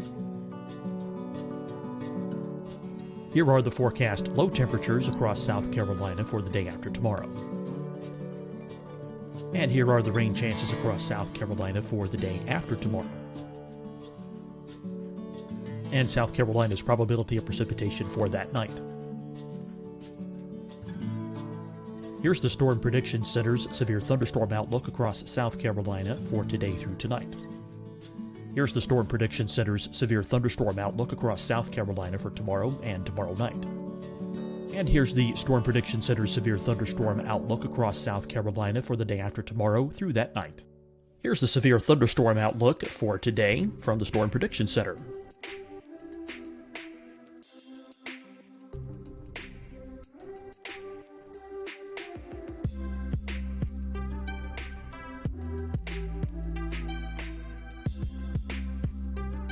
And now here's a live look at weather radar across the southeast. Hi everyone, I'm Dr. Mandy Cohen, Secretary of the North Carolina Department of Health and Human Services. And when you follow the 3 W's, you protect your family and your neighbors from COVID-19. When you leave your home, practice your W's. Wear a cloth face covering, wait 6 feet apart, wash your hands often. Wear, wait, wash. We're in this together. Stay strong, North Carolina. Deciding when to wear a mask isn't about who you know or how well you know them. Just ask yourself, will I be with anyone I don't live with? If the answer is yes, get behind the mask. help slow the spread of COVID-19. Get behind the mask. Learn more at covid19.ncdhhs.gov. Fight the spread and take a stand against coronavirus. Wear a mask in public. Stay at least 6 feet apart from others. And get tested. Join us and fight the spread. Visit scdhec.gov/COVID-19.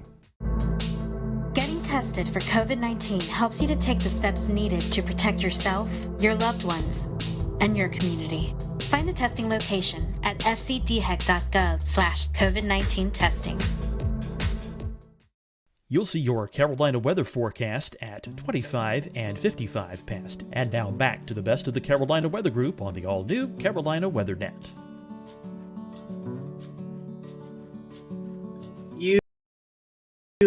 Your career was in Texas for a while, so you had to deal with forecasting winter weather and severe weather there. So tell us, which one do you prefer?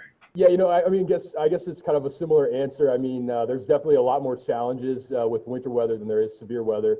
Where I was at in Texas, we would get severe weather. We would be, wall-to-wall coverage for, sometimes 6 hours at a time or even longer than that. I don't even remember what our longest stretch was on air. I would say, though, there is more challenges in winter weather, and I would say there's more that can go wrong when we're forecasting for winter weather as well. So, we can say we think we might get 2 to 4 inches for Asheville, for example. The temperature comes in a degree or two warmer. We're not getting that. And people get a lot more upset when you miss winter weather forecasts versus severe weather forecasts. So I would say, I would rather, I guess from that standpoint, I would rather be forecasting for severe weather. It's usually, I want to say easier, but usually you can have a better idea of exactly the elements that could be coming at you. There's, people are, again, they're more mad when you tell them 2 to 4 inches of snow and we only get an inch of snow, or you get, on the other end, you get 3 to 6 inches of snow, and then they don't like that either. So, yeah, definitely severe weather would, I guess, be my preferred. Well, Jason, you mentioned topography a minute ago. And with this conversation of severe and snow, I feel like this kind of rolls into a question that we had on social media about lower precipitation totals in kind of the French Broad Valley. I know you have a map and some resources to talk about, so I'll kind of let you take over from there. Yeah, I think when people talk about Western North Carolina weather, the first thing that comes to mind is snow, but then rain is actually a very diverse topographical feature here as well. So I brought this 3D relief map just to give you an idea. It's kind of one of my more favorite maps to look at. I could study this. I've looked at this 100 times already, and I could still just look at it almost every given day. So here's the French Broad River Valley right here. This is I-26 running through, and it's a valley. So it's the Broad River Valley. So it's pretty wide considering the other features here. The French Broad starts down in Transylvania County near Rosman and goes north through Asheville and all the way up into the Holston River into eastern Tennessee. But what you have around the valley are higher elevations. So Asheville sits kind of in the middle here, Hendersonville down here, Brevard right there. And the prevailing winds during the spring and summer months are south and southeasterly winds. That will draw moisture from the Atlantic and the Gulf, bring it into the mountains. And because of the features we have from lower elevations in the upstate and Piedmont to highest elevations here, the air has to rise. And so the air will rise and cool and condense into clouds and form a significant rain event down here into the southern mountains, whereas Asheville is in that rain shadow. And the rain will fall mostly to the west and south or to the north and east because we have the Black Mountains and the Craggies up here. So that prevailing wind will certainly help rain form more over this area of the county, Buncombe County, eastern side, and into Yancey. So there's a rain shadow here. There are other rain shadows like in Waynesville. They're surrounded with the Balsam Mountains to the south and west. They don't see nearly as much rain in the valley as they do just west and south of Waynesville as well. So that's kind of how it works in the summer months. In the winter months, the prevailing wind is much, much different. It's from the northwest.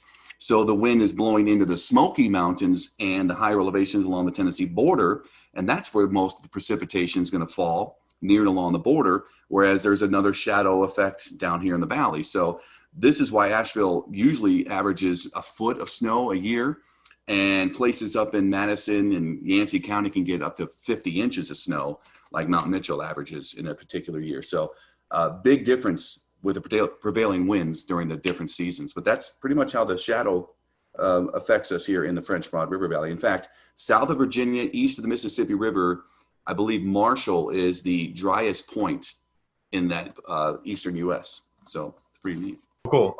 Do you guys have any, what was your most embarrassing moment while on TV? I'll take this one. It happened pretty early in my career. I was working in Tennessee. I started out in the Tri-Cities, Johnson City at WJHL. And I filled in for the morning guy who went on vacation. And I was working one morning, and the newsroom was downstairs. The studio was upstairs. So there was always this climbing the flights of stairs. And one morning I was filling in, and I remember being down in the newsroom, and I looked up and I saw the national weather cut in, and I knew that there was going to be a local cut in shortly after. And I remember it was Tony Perkins. He was the meteorologist at the time. I believe he's in DC right now, but he was on CBS This Morning at the time. And then I had to run upstairs, end a quick conversation I was having with my news director. I ran upstairs 2 flights, ran into the studio, ran over to the computer to make sure it was set up, ran over to the chroma key, the green wall, and I had about 10 seconds to situate myself. I was out of breath. I was trying to calm myself down, and I remember I just started talking, and almost instantly I was exhausted. So I started talking about the 7-day forecast, and I got about 5 words out, and you could just tell that I was losing steam, and I started getting real hot. I felt like my temperature went up, and I was getting flushed, and I was kind of panicking in my head, like, how am I going to get through this? You know, you're talking to yourself in your head while you're doing the delivery of the forecast. And I tried to push through it, and I should have just kind of ended early and said, all right, just take a look, here you go, enjoy. But I thought I was still, I'm going to make it through, and it was brutal. I could see the studio guy on the headset kind of laughing, chuckling behind the camera. And I just thought, this is, I'm bombing here. And I went off, and we had a good laugh after that, but that was really embarrassing, especially when you're trying to make a good impression. I was maybe 6 or 7 months into starting a job. So that was mine. Yeah, I got to think back here on this. So far, luckily, since I've been here, I don't think I've had anything crazy happen here. I will say, though, in my last job, my first job, first day on the air, we have a system. It's called Max. I don't know if you guys are probably familiar with the WSI. And the way we have it formatted, you have your first weather hits, you have your main weather hits, you have your final weather hits. And I unknowingly, I had the wrong weather hit loaded for my first full weather ever on. And I didn't know what to do in the moment. I had my final weather loaded for my main weather, and kind of like what in TV you always have a time limit that you're set for, and you have to fill that time. And so here I am. I have my current temperature graphic, and I think I had a camera graphic, and then it went right to the 7-day. And so I'm standing there for 2:30 is what we were allotted for. This was the weekend evening show. And I looked back towards the anchor, who's also the producer at that station, and she's just cueing me to keep going. So I think I talked for a solid 2 minutes 15 seconds on the 7-day forecast. And I may have even gone back. I don't remember. I may have even gone back and talked more about current temps. I don't know. It was bad though. Luckily, I haven't made that mistake since, or if I have, I just will run over and correct it pretty easy now. You learn quickly how to get around things. Yeah. Oh my gosh, that's funny. Both of you guys have experienced this, and tell us what it's like, and then we'll maybe go into some more non-weather questions. A lot of folks may tune in when the weather's at its worst, and you guys are doing wall-to-wall coverage. Tell us a little bit about that. I mean, that's pretty intense for you guys. Jason, you were talking about, you were out of breath, with that little run, but, being on the wall for 2, 3, 4 hours straight, that's got to be mentally, exhausting as well as physically exhausting. Talk to us about that. It certainly is. Most recently, I think this year we had so many of those early season tornadoes. especially for the upstate. And we had wall-to-wall coverage almost every time, obviously, when those were occurring, because our protocol is to stay on when the warning comes out until it ends. And what do you do when you have a tornado warning that goes for 30 minutes and then another one comes out in between and another one comes out in that? So we were going on and on and on. And a couple of times during this early spring season, I was there waiting for, backup to come in and help out as well. Like Ingrid would come in or Ryan, and you have to go. And if you're solo, you are just essentially repeating a lot, but you're trying to get new information at the same time you're giving the current information. So that's a challenge. You're literally on a computer talking, looking at data that's now happening and trying to analyze that data on the fly, as we say, and also looking at other pages of weather information on the internet, trying to get information from the National Weather Service sites and observers. And then you're on social media pages looking for information from people that are sending you pictures or updated information from what they're experiencing. So yeah, it's a lot of information. And nowadays we're able to get social media information. And years ago when I started out, there was none of that. You had to wait for somebody to call or email you a weather observation. And that would have made it even more challenging, I think, looking back, because what other information are you going to get? The more information you get, the better it is to kind of have things to talk about. And that is, it's unique, and it doesn't happen that often here in this market. We don't get widespread severe outbreaks like they do in the West or the central US. And a snow event, a winter weather event, you see for days coming, typically, and you can just lead up to it and get into it and talk about it. You don't really have to be breaking news and breaking into programming for a weather event like, say, snow. But the severe weather events are certainly challenging, and you just you learn from each one.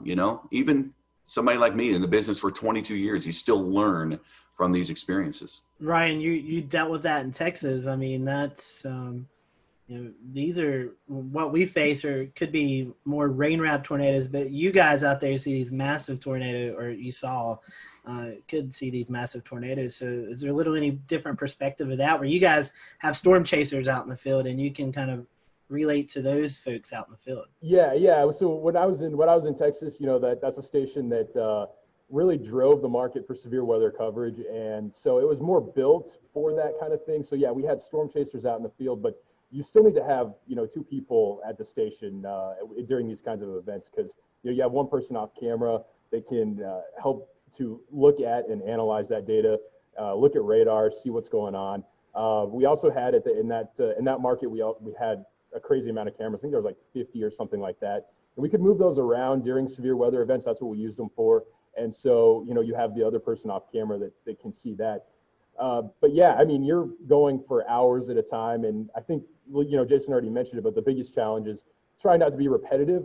In some cases, you have to be repetitive when there's, potentially life-threatening storms out there. I mean, we're talking about tornadoes that could be affecting communities. There could be communities in the path. And I think one of the hardest things with these kinds of storms is people don't like it when we cut in, and they don't like it when we interrupt their show. And especially being an ABC affiliate, that's what I was at in Texas too. We have a lot of basketball. We have, big shows. I mean, the Bachelor. I mean, heaven forbid we ever have to interrupt any of those kinds of shows.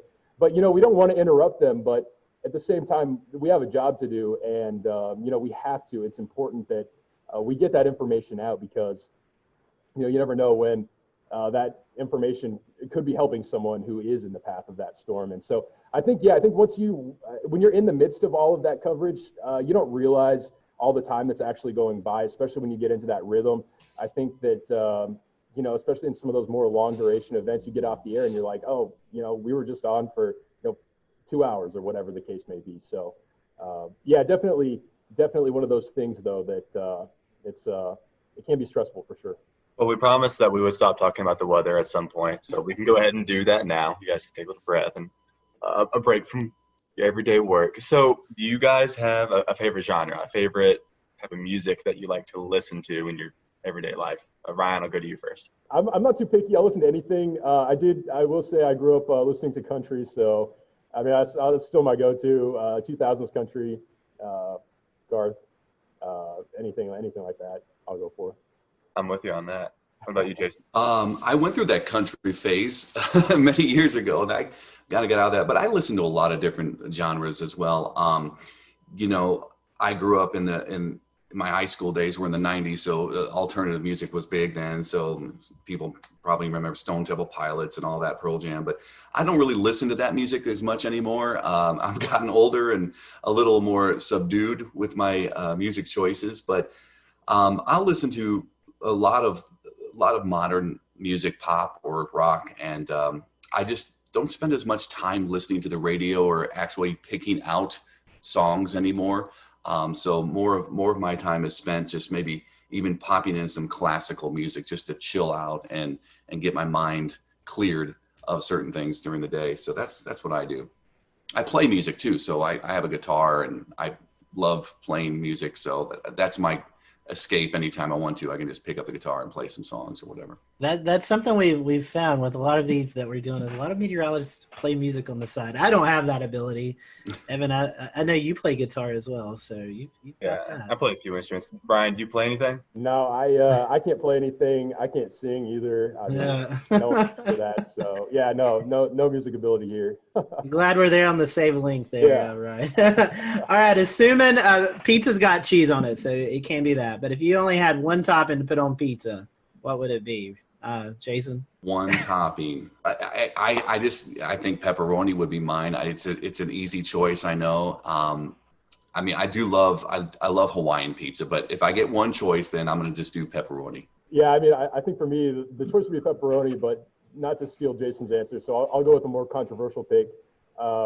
I like Hawaiian pizza. I'm gonna go the pineapple on the pizza. I know I'm probably gonna get some flack for it. You are good. That was actually one of our other questions. Does pineapple deserve to be on pizza? So if both of you guys like Hawaiian, I guess that's a yes. Yes, it does. Well, since we're on the topic of food, what's your favorite kind of food? All right, I'll go first. Any food, really. My son and wife are usually finding me in the pantry digging through snacks, and I wish, sometimes I need to quell my cravings, but favorite type of food, if I had to pick one type, I would probably go tacos. I love Mexican food. I love Italian food, but I love Mexican food. So man, this one's hard. I like all kinds of food also. Really not too picky. The things I don't like, the one thing I am picky on, I don't like a lot of seafood. But I have a major sweet tooth, and it doesn't matter the time of day. I can go for, you put candy in front of me, I will eat it. It doesn't matter what it is. I'm not picky. Amen to that. Either. So in order to try to keep myself out of trouble on that stuff, I do like, I like Mexican food too. I hate to go with the same answer again, but we see why Jason hired you now. Just a lot of similarities here. I would say, though, I do like Mexican food as well. Enchiladas, definitely probably one of my top choices. Ice cream would be number one, but oh, yeah. Besides that, we'll go for a healthier option there. Here's a controversial question. Is a hot dog a sandwich? I've never thought of hot dogs as being sandwiches. I mean, I wouldn't, but again, it's bread, it's meat. I mean, that's what a sandwich is. I don't know. But I don't know why we have to categorize it as a sandwich. I think they're kind of by themselves, hot dogs. I don't know. By the way, there's I guess I lied a second ago. I said I'm not that picky. There's one more food. You don't. I will pass on the hot dogs. I don't know. I mean, I've never considered it to be a sandwich. It's kind of in its own category. I feel like it's a hot dog. Bread. I mean, yeah, it is tricky though, because I mean, again, yeah, you have your bread, you have your meat, mustard on a hot dog, I guess, whatever people like. Have the top. I mean, I don't know. That's a good one. I'm gonna go with no though. It's not a sandwich. I agree. We're gonna have to start keeping track of these answers. We have gotten yeses on this. Yeah. So we have to keep track and see what the Carolina meteorologists actually think of hot dogs. So coming back to the Asheville area and away from food, you guys have a favorite location to go visit or hike, something like that in Western North Carolina? Gosh, so many. convenience wise, we love the Arboretum. It's close to our house, and we could just jump on there with the bikes and ride. It's pretty easy trails for Hudson, my son, and that's a good go-to. Just hopping on the Blue Ridge Parkway, that's also very convenient. We love going to Grandfather Mountain. It's a little more out of the way, but we love going up there. I love the uniqueness of the rockscapes and the swinging bridge, and seeing off to the east, you have this completely drop off in the elevation, and then you have your mountains around. So those are my two big places, but I could go almost anywhere, you know, and really be happy. As long as there's a trail or hiking or biking trail and some vistas, I'm good to go. Yeah, and I'm still new to the area here. I haven't had a lot of time to explore a whole lot, but I will say the close place for me that I could go to any afternoon would be DuPont State Forest. It gets kind of crowded this time of the year, I've found, but you know, a little bit of everything there. You can get some elevation. You got the waterfalls, so a lot to do there. I've actually spent a little bit of time in South Carolina here more recently. I found some cool places, cool pockets down there. So you know, there's a short drive down there as well. Ryan, you're from Denver. Evan and I, we went storm chasing. We was based out of Denver. We flew in and kind of went from there. So we took our last day, we took our trip into the Rockies, and it was June the 3rd, and it started snowing on us, Evan, I believe. Yeah. So what's your favorite place to go in the Rockies? Oh man, it depends on the time of the year. You know, Rocky Mountain National Park, it's such a stereotypical answer. That's a great place to go in the summertime. In the wintertime, I mean, I'll take any of the ski resorts. Love skiing, so I'll take any of them any day in the wintertime. Probably not Loveland. I would say more of the Copper Mountains, maybe Keystones of the state. Steamboat Springs is another great place, but you know, even Denver. Man, I know I'm not narrowing this down very well, but Denver's great. Love Denver as well. So I don't know. Amen. Well, guys, I know we're nearing our kind of end time, so I'm going to ask one more quick question, and Scotty will close this. So the last one for me is going to be, do you have a favorite weather disaster movie? It can be super cheesy. Well, Twister immediately comes to mind. My wife loves Twister. My son loves Twister. I love Twister. That would be the number one, but The Day After Tomorrow's good. My son loves weather disaster movies, of all things. Can you imagine? I mean, he's the perfect child. So he loves any kind of disaster movie related to weather. So I've seen all of them. But yeah, I still think Twister ranks at the top. Oh, that's a tough one. I don't watch a lot of movies. Immediately, Day After Tomorrow came to mind for me. Great movie. That's one that, I mean, you can stay involved in the entire movie. Yeah. No chance of losing focus on that one. But yeah, I have a short attention span, so not a lot of movies. Twister, you know, of course, is great. It's the all-time classic answer, but yeah, I'll go with Day After Tomorrow for sure. I think those have been our most popular answers when we've asked this question. Well, gentlemen, final question here. For those folks maybe who are getting ready to leave high school or are in college and thinking about maybe changing their degree and they're interested in weather, what would be your advice to these folks? Why should they choose meteorology if it really interests them? And Jason, I'll let you go first. Well, that's a diverse question, but here it is in a nutshell. Meteorology offers so many opportunities. Besides what Ryan and I do every day, broadcast meteorology is a small sample of overall the meteorological profession and the meteorology field. You could go into research. You could work for NOAA. You could work for the private sector. You could start your own company. There are many climate-driven sectors to go into as well. That's becoming more and more important, and certainly more and more are leaning towards the environmental/climate side of things too. It's just such a diverse area of study. It's great for somebody that loves science, you know, and you got to stick with it. It's challenging. I mean, many people don't understand how much math and physics goes into meteorology unless you've taken those courses.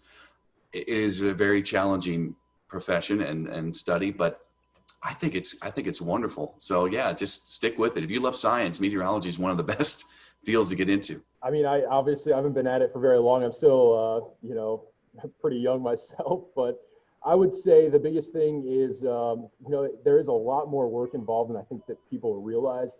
It's something that is fascinating. It's interesting. There's a lot to look at. And again, TV is not the only thing. In fact, I would say if someone wants to go into meteorology just to be on TV, that's maybe a bad idea because, there's so much more to it than that. A lot of math, a lot of science, but it is fun. And, every day for us looks different. And I'll disagree and agree with the statement that to a certain degree. Everyone always says you can be wrong and you still get paid. We're right most of the time. But you know what, even if we miss a forecast, it is true. We still get paid. So that part's kind of cool too. It would be challenging if they did pay by the accuracy of the forecast. Some people, you never know, right? Goodness, great. I can imagine now dealing with the Carolina wedge and at least a temperature forecast. That would be horrible if that was true. We'll return to Best of the Carolina Weather Group in a moment. Now your Carolina weather forecast. Here are today's forecast high temperatures for North Carolina. Here are the forecast lows for tonight for North Carolina. Here are tomorrow's forecast high temperatures. And here's forecast rainfall across North Carolina tomorrow. Here are the forecast highs for the day after tomorrow.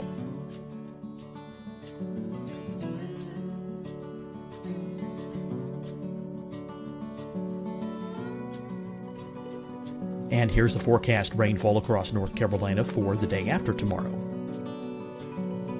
This is the total rainfall forecast across North Carolina for the next 3 days. Here's the severe thunderstorm outlook for today from the Storm Prediction Center.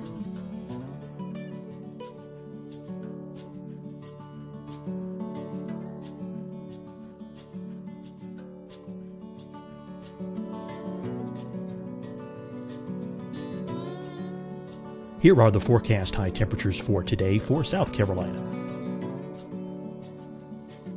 Here are the low temperatures for today for South Carolina. Here's the probability of precipitation forecast across South Carolina today. And here are the rain chances across South Carolina tonight. Here are tomorrow's forecast highs across South Carolina. Here are the forecast low temperatures for tomorrow for South Carolina. And here is the probability of precipitation across South Carolina tomorrow.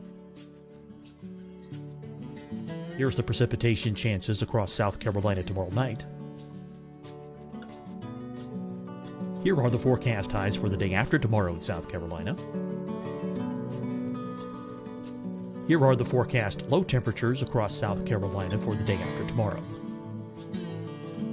And here are the rain chances across South Carolina for the day after tomorrow.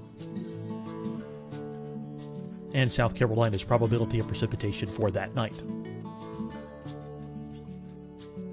Here's the Storm Prediction Center's severe thunderstorm outlook across South Carolina for today through tonight.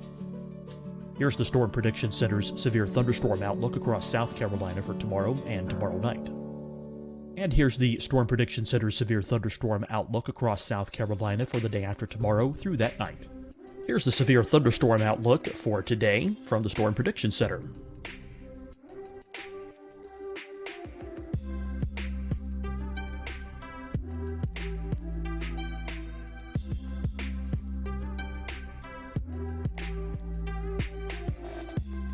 And now here's a live look at weather radar across the southeast. Hi, everyone. I'm Dr. Mandy Cohen, Secretary of the North Carolina Department of Health and Human Services. And when you follow the 3 W's, you protect your family and your neighbors from COVID-19. When you leave your home, practice your W's. Wear a cloth face covering, wait 6 feet apart, wash your hands often. Wear, wait, wash. We're in this together. Stay strong, North Carolina. Deciding when to wear a mask isn't about who you know or how well you know them. Just ask yourself, will I be with anyone I don't live with? If the answer is yes, get behind the mask. Help slow the spread of COVID-19. Get behind the mask. Learn more at covid19.ncdhhs.gov. Fight the spread and take a stand against coronavirus. Wear a mask in public. Stay at least 6 feet apart from others. And get tested. Join us and fight the spread. Visit scdhec.gov/COVID-19. Getting tested for COVID-19 helps you to take the steps needed to protect yourself, your loved ones, and your community. Find the testing location at scdhec.gov/COVID-19 testing. You'll see your Carolina weather forecast at 25 and 55 past. And now back to the best of the Carolina Weather Group on the all-new Carolina Weather Net.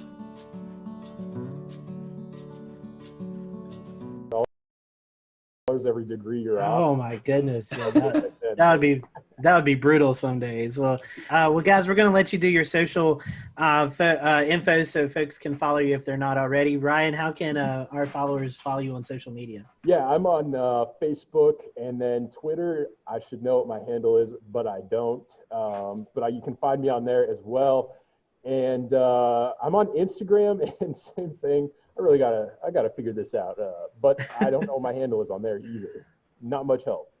Well, I'm Ryan, sure if I'll you look just up your handle on Twitter, it's Ryan_WLOS. So if y'all want to follow him, you can find it there. I think it's the same on Instagram. So there we go.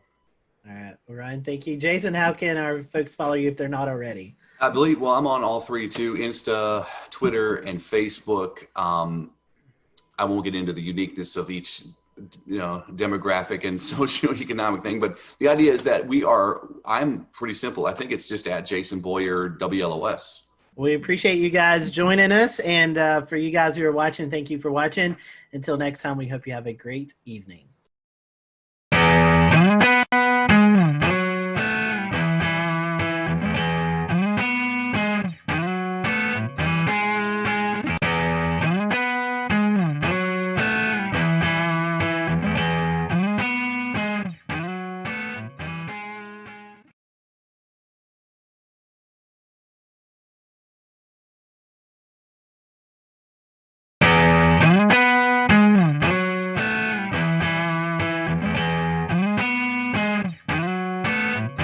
Hello, everyone. Welcome to the Carolina Weather Group. We're happy to have you this evening. Tonight, we are joined by the WLTX weather team out of Columbia, South Carolina. That is the CBS affiliate there. So if you watch Channel 19 at Columbia, you probably see some familiar faces. And if you don't, hopefully after tonight, you'll get to learn about these meteorologists and tune over and check out the weathercast. So Efren, Daniel, Alex, and Danielle, thank you for joining us, and happy to have you all, and thank you for a little bit of your time. So we're going to start off this question, probably one you've been asked several times, but we're going to ask it again.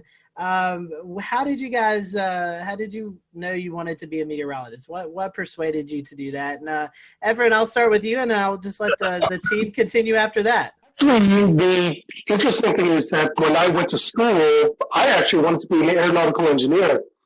Then I had an interest in weather, but I never had an interest in meteorology as far as a study.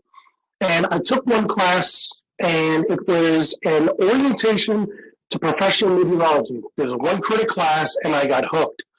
It came down to really the same thing. I'm always talking to kids, high schoolers, college students, and come down to the one word I always say when I talk to people about meteorology.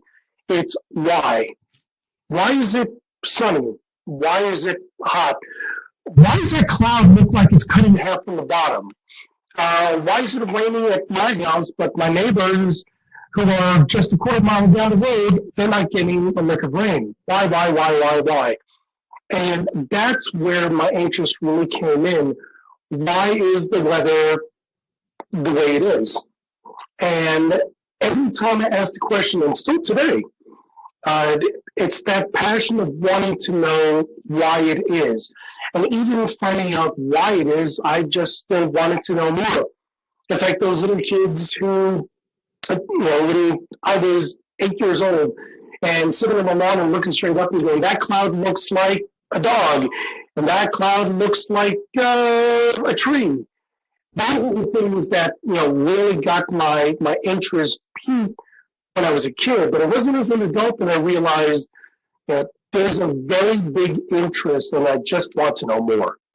So I always knew I loved the weather. For me, it was, flying to Florida for the summer and seeing all those big puffy clouds and just wondering, how do clouds that produce so much rain, stay afloat, as a kid. I was just so amazed by the idea that it was just totally sunny along the approach when you're flying into, let's say, like Orlando, for example, and then by the time you're at the airport and you're getting the taxi, it's pouring, So just the power of the weather in the Southeast was actually what started it. But I'm from New York originally, so it wasn't the snowstorms and things like that that initially did it for me. So that was kind of a surprising thing, because a lot of my, fellow colleagues and friends that I went to school with, it was snow for them because I went to school at Rutgers in New Jersey.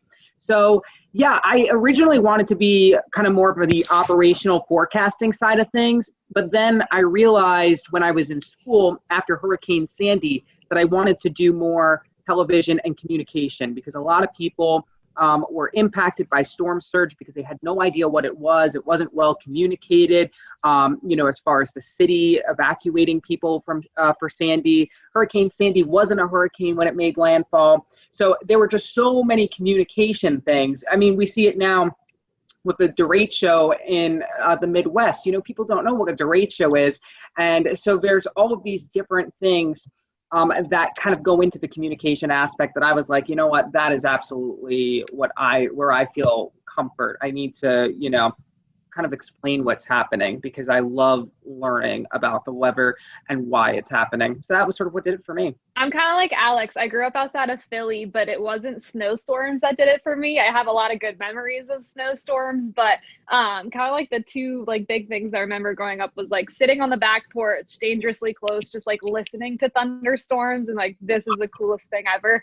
And then just kind of growing up, the news was always on in my house. And for my 15th birthday, I think my mom took me to the Today Show so I could meet Al Roker and do that whole experience.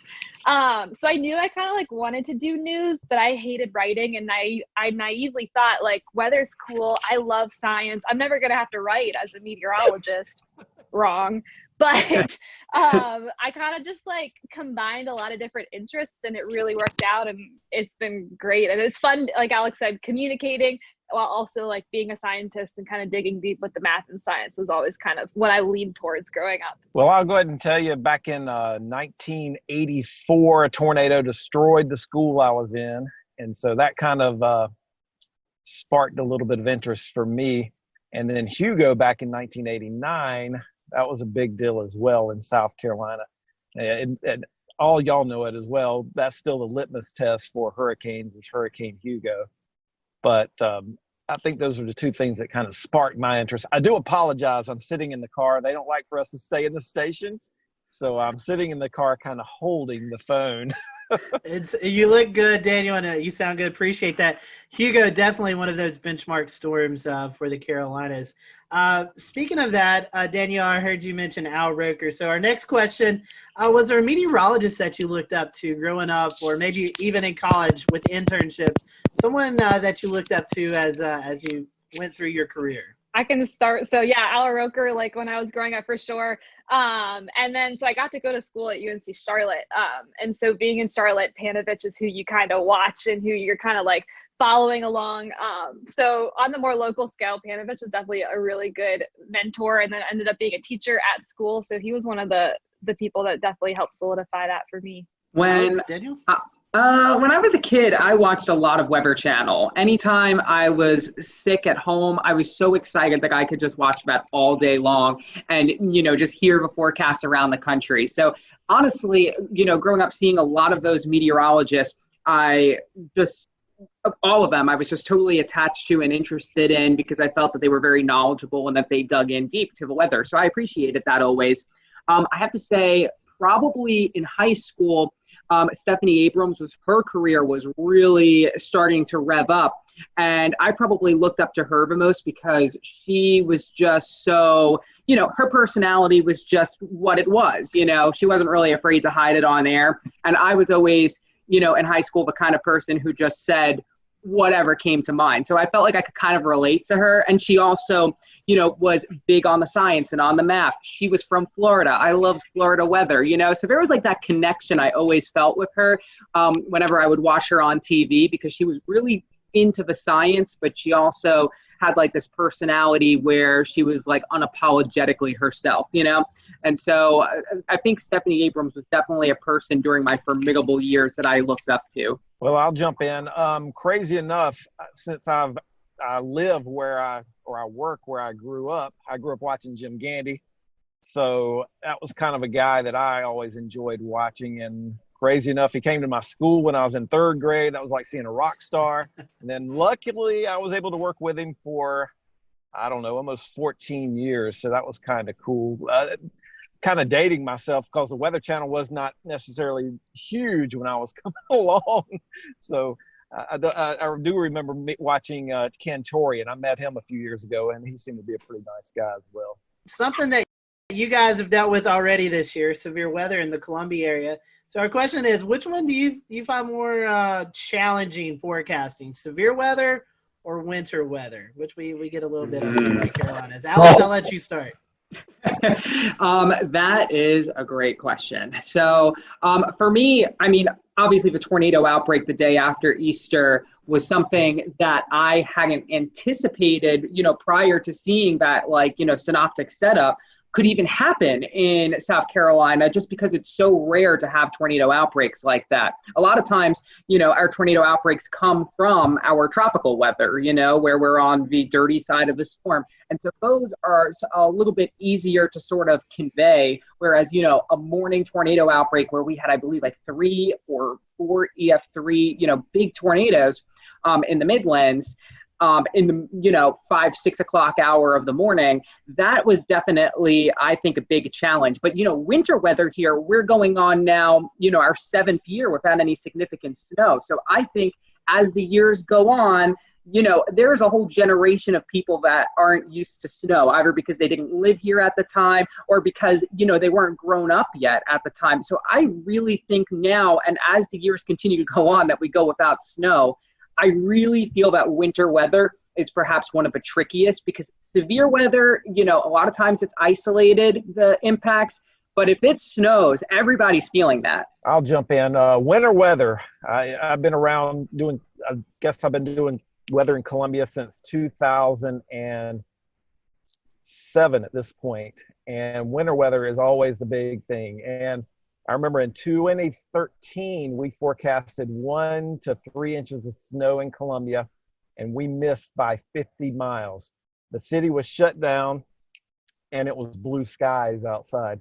And even now, it's become even a bigger deal because of social media and all the bad information out there. So in my opinion, for a snow or ice event in South Carolina, that's the bigger challenge. Maybe not from a forecasting standpoint, but from the standpoint of social media and people getting the wrong information out there and calling us names because we're not buying into the hype sometimes. Good point. Danielle, I want to bring you in. You graduated from UNC Charlotte. You didn't prepare for doing weather from home, I'm assuming, and class there. So what are your thoughts? No, I barely made it 9 months into my career per se that I had to transfer to my 500 square foot apartment. So I definitely was not equipped like other meteorologists have their green screens, blah, blah, blah. I didn't even have this map here. The station was like, we're going to throw something on your wall for you. So I was not prepared whatsoever, but I think I really do like what it has offered. Now that we're going back to the station, it's showed how much flexibility we could potentially have in our job. We can work and build our graphics and do everything at home on a quiet weather day. And I live across the street from the station. I can pop over, do my show, and come on back. So that's kind of been nice. And with like Alex's setup, it has been so cool to see him like, just like, that'll be great if he could stay home on a nice weather day and say, check out my plants, check out the beautiful sunshine.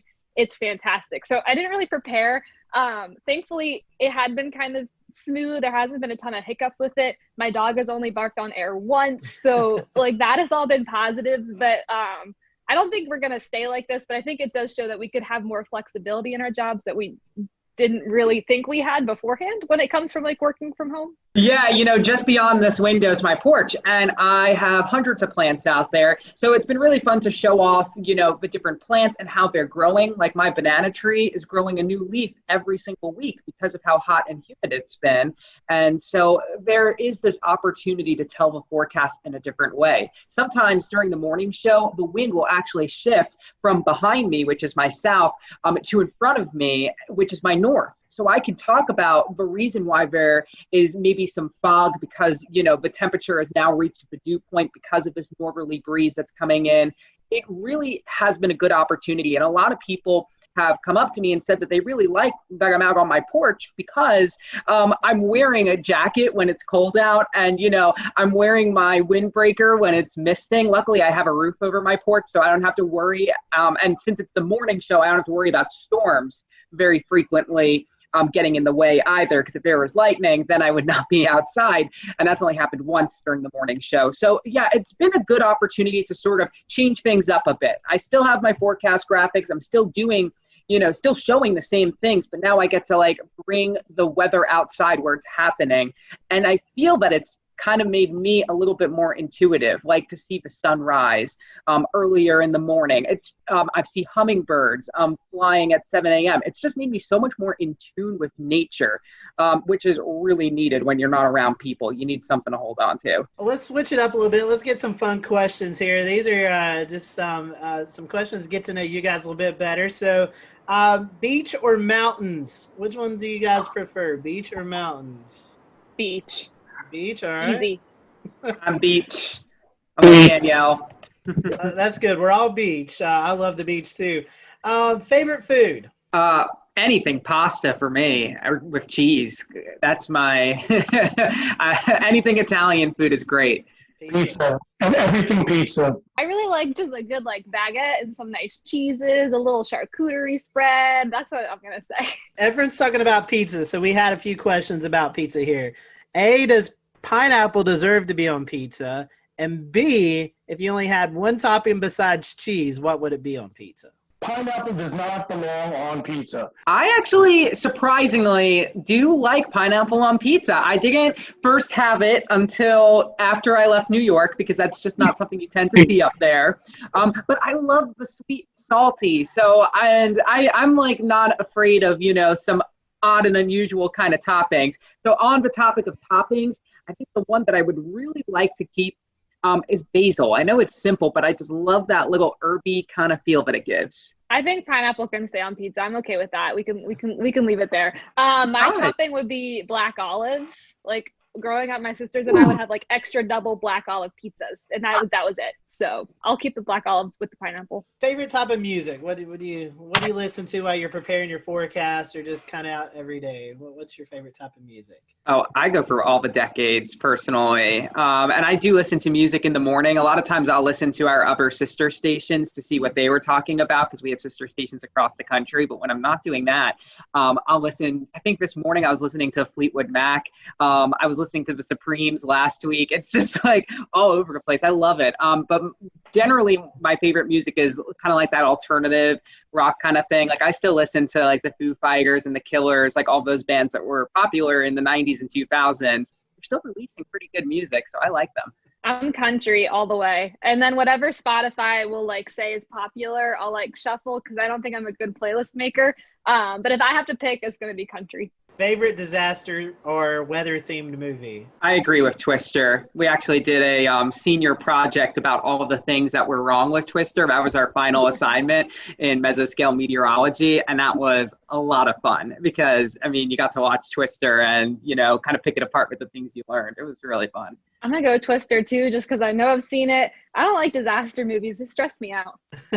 I feel like I heard a couple of weeks ago there may be a Twister 2 coming out soon, so we may all have to get together and kind of do what you did, Alex, and kind of point out the inaccuracies of the movie.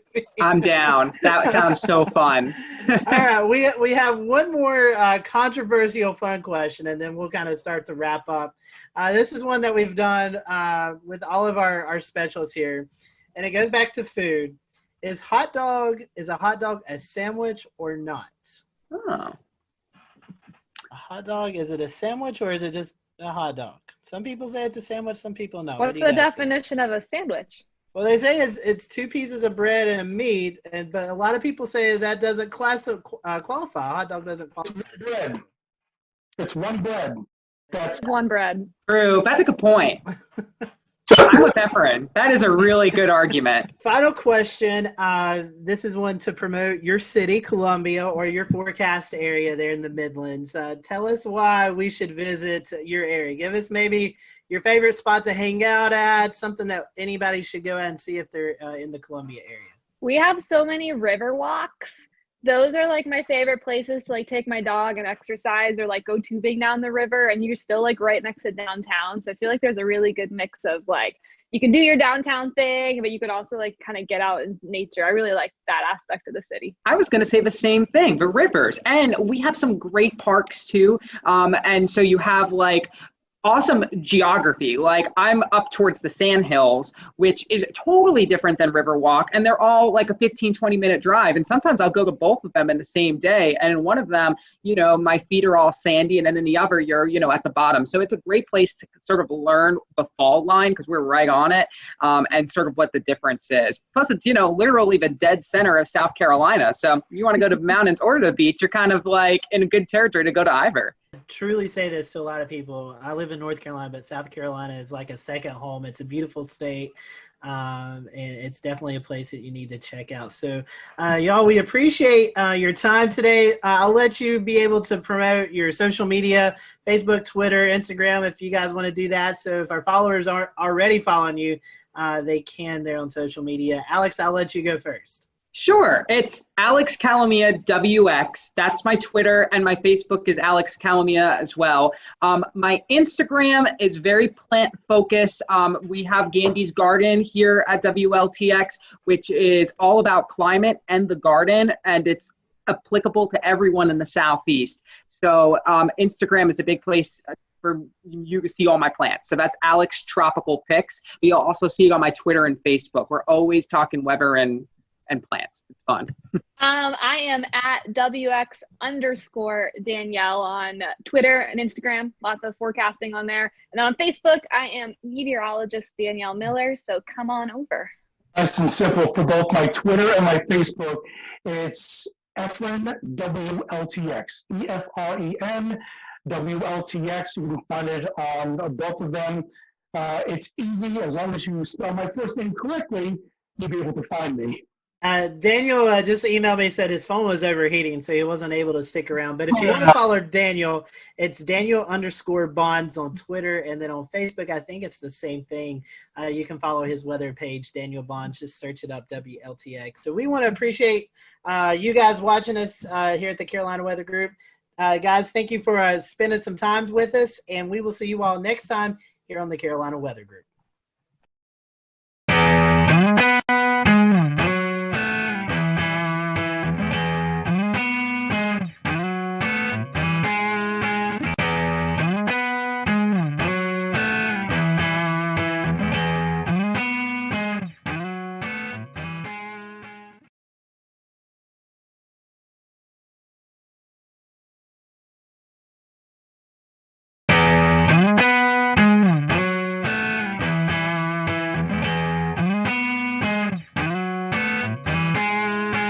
Thanks, James, and welcome everyone to the Carolina Weather Group, Quarantining with Mets. We're happy to be joined by the WMBF weather team out of Myrtle Beach, South Carolina this afternoon.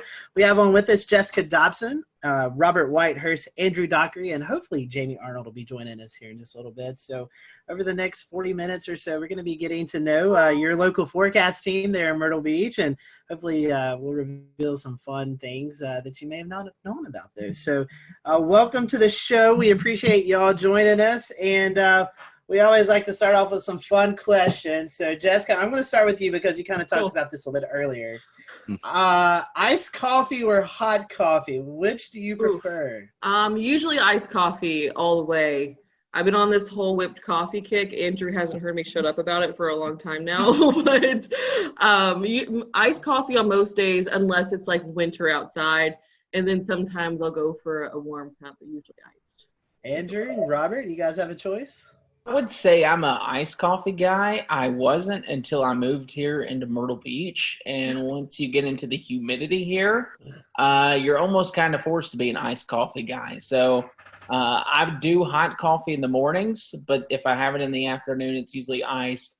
And yeah, that whipped coffee, Jessica talks about it nonstop, and it is very good. I wouldn't steer you wrong. Yeah, I think it's 50-50. It depends on the season. And it depends on where you're getting the coffee from.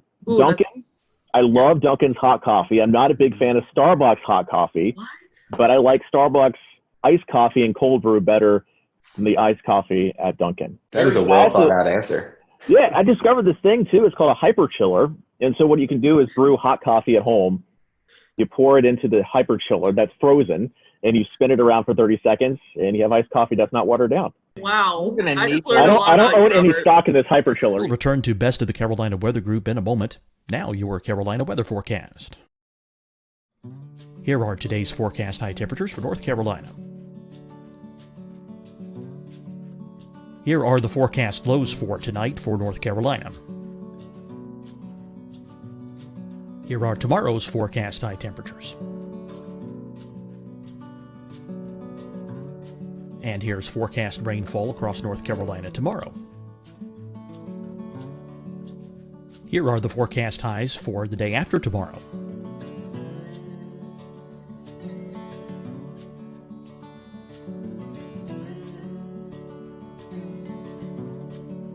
And here's the forecast rainfall across North Carolina for the day after tomorrow.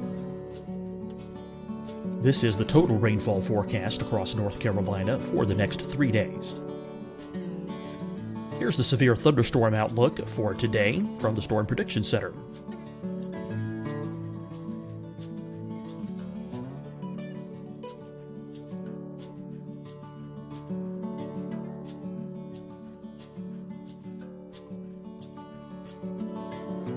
Here are the forecast high temperatures for today for South Carolina. Here are the low temperatures for today for South Carolina. Here's the probability of precipitation forecast across South Carolina today.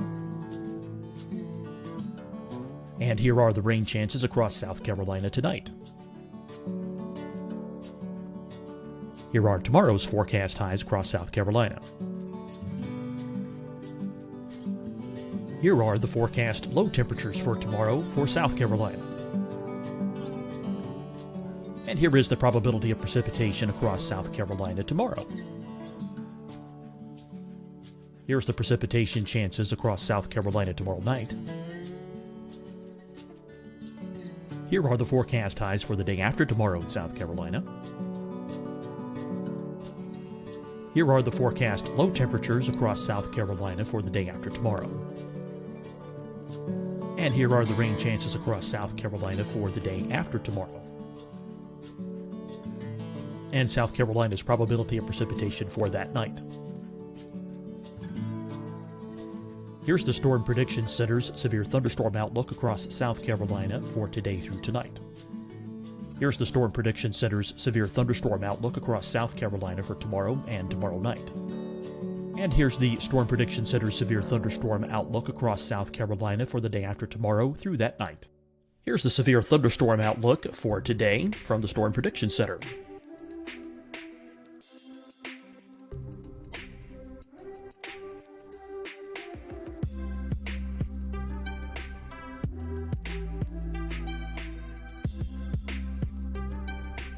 And now here's a live look at weather radar across the southeast. Hi everyone, I'm Dr. Mandy Cohen, Secretary of the North Carolina Department of Health and Human Services. And when you follow the 3 W's, you protect your family and your neighbors from COVID-19. When you leave your home, practice your W's. Wear a cloth face covering, wait 6 feet apart, wash your hands often. Wear, wait, wash. We're in this together. Stay strong, North Carolina. Deciding when to wear a mask isn't about who you know or how well you know them. Just ask yourself, will I be with anyone I don't live with? If the answer is yes, get behind the mask. Help slow the spread of COVID-19. Get behind the mask. Learn more at covid19.ncdhhs.gov. Fight the spread and take a stand against coronavirus. Wear a mask in public. Stay at least 6 feet apart from others. And get tested. Join us and fight the spread. Visit scdhec.gov/COVID-19. Getting tested for COVID-19 helps you to take the steps needed to protect yourself, your loved ones, and your community. Find the testing location at scdhec.gov/COVID-19 testing.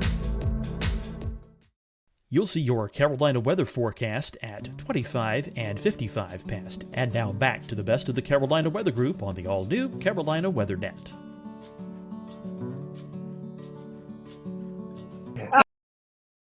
Quality product. How many sugars and creams, though? You know what? You're really, that's a hurtful comment right there.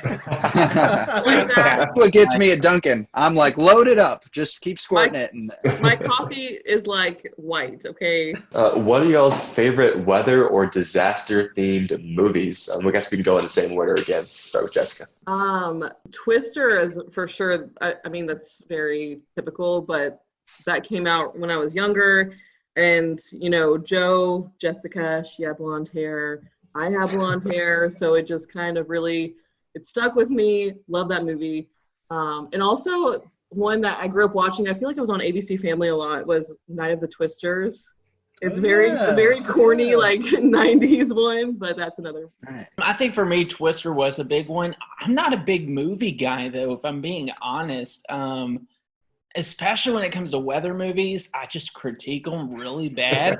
But another one that stands out that I did watch a lot, which is even worse, is The Day After Tomorrow.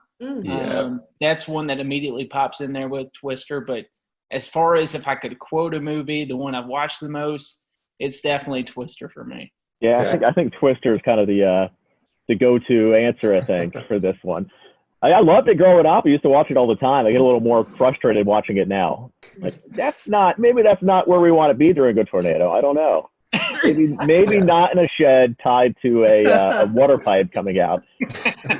I think it's funny that I love Jo so much, but I didn't really understand the whole backstory that she was like kind of crazy and was refusing to divorce her ex. Like that didn't really register with me until honestly I watched it like a couple of years ago and I was like, man, this is kind of messy. So next question on our list here, and to kind of stick with the same kind of weather-related stuff, do you have like a favorite type of music just in general, or maybe it's something that helps you kind of get in the mood for doing live broadcasts or weather-related stuff when weather's happening? I'll let Andrew go first for this one because Andrew's our music buff, I feel like. Y'all have opened a can of worms. We could be here. We could be here for 40 minutes on this topic, no doubt about it. Music is my passion, probably behind weather. So I'm a big music junkie. With that being said, I love every type of music. Anything kind of gets me in the mood. I usually do something that's not super upbeat in the morning since we're on the morning show, but something that'll just like, all right, this is a good feel, kind of like a acoustic indie vibe maybe. But I can listen to anything from Fleetwood Mac to George Strait to Tom Petty, Bruce Springsteen, you name it. I love it. I am a big component though of playlists. And I think I told Jessica this yesterday. I made a hurricane playlist. I might have to make it public one day. and it's Yeah, all these duh. songs about hurricanes. And I'm a big runner too, so like right before Dorian arrived, I was just like rocking out to all these songs that had hurricane references in there, from Jimmy Buffett to Luke Combs to all kinds of music, and it was fun. But yeah, music is a big passion of mine. So We might have to get your hurricane playlist there to put out when we put out the show, right? Oh, for sure. Heck yeah, I can I need gladly that. do that. I don't really, I listen to a little bit of everything, but I don't really listen to music much when I'm forecasting. I think it distracts me a little bit. Honestly, so on the weekends, I'll do mornings and evenings. And honestly, it really depends on the morning show or the evening show, which one I'm doing on my mood. Because if it's the evenings, like I'm already like mostly awake and I've probably had a lot of caffeine in my system. So I'm like ready to go. And I'll listen to, honestly, like I love throwback playlists. Like whether that's like throwback R&B and hip hop from like the early 2000s or like early 2000s hits or like late 90s hits, like those always put me like in a really good mood. But when it comes to mornings, I kind of like, what is it? I have like a couple of different ones on Spotify. Like my Spotify is so disorganized, it's not even funny. I'll like think of a band and I'm like, oh, I want to listen to that kind of music today. But mostly like things kind of more chill, probably like Mumford and Sons or Neon Trees or Kings of Leon too. I listen to them a lot in the mornings. It really depends. Like my mood changes also throughout the morning. Sometimes I'm like, no, I need something a little more somber. Like, so it really depends too for me. But I like all music too. Like I'm the worst when I'm driving in a car with someone else and a song comes on and I start singing it and it's just not, it goes downhill from there. Like those Spotify playlists used to work great for me until I had a daughter, and now it'll go from Luke Combs to the Frozen 2 soundtrack. Moana. Then back to Aladdin and Moana, and then back to some sort of rock song. It really brings you all over the place.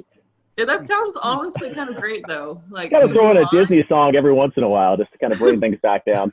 Yeah, I gotta humble you. All right, weather question, kind of a two-part question. When did you know you wanted to be a meteorologist? And was there someone that you looked up to when you were younger, going through high school, college, that kind of also pushed you into that direction? So for me, I don't think there was ever really a moment in time where I just knew. I honestly just kind of always knew. Like even when I was looking at colleges, I was like, okay, well, I'm going to do meteorology. But I didn't know I wanted to do broadcasting because I used to be really shy. I don't really know what happened. But something happened, so now I can't shut up. But that kind of evolved throughout college. But in terms, I watched a lot of the local meteorologists. I think someone who pushed me a lot, though, who I met in high school, didn't realize how important it was to meet him, though, was John Gordon. He really pushed me to just kind of like take on my own personality when it came to weather. He works with, I don't know if you guys are familiar with him. He used to actually be a hurricane hunter. Now he's the MIC at the National Weather Service in Louisville. And I volunteered with him one summer and like it totally changed everything for me. But I always grew up watching the meteorologists on air. There weren't always a lot of females though, so it was kind of hard for me to I never really had one specific person I looked up to because I kind of watched them all. So yeah, long story short. I think for me, I was in 5th grade. I grew up terrified of thunderstorms. Couldn't stand them. And I turned to the people on TV to kind of guide me through the storm, as corny as that sounds. My mom was in TV her whole life. She's behind the scenes. So she is a research director. She's been doing that for years.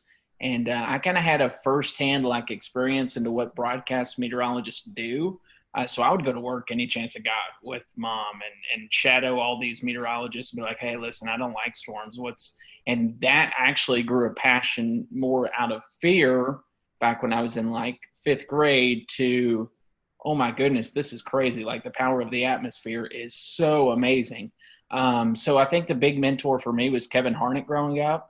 I met him in elementary school. I kind of went with him. He's in Louisville. Jessica and I are from the same town, same city, went to the same college. But I got to shadow him all the way from elementary school through middle school, through high school, through college.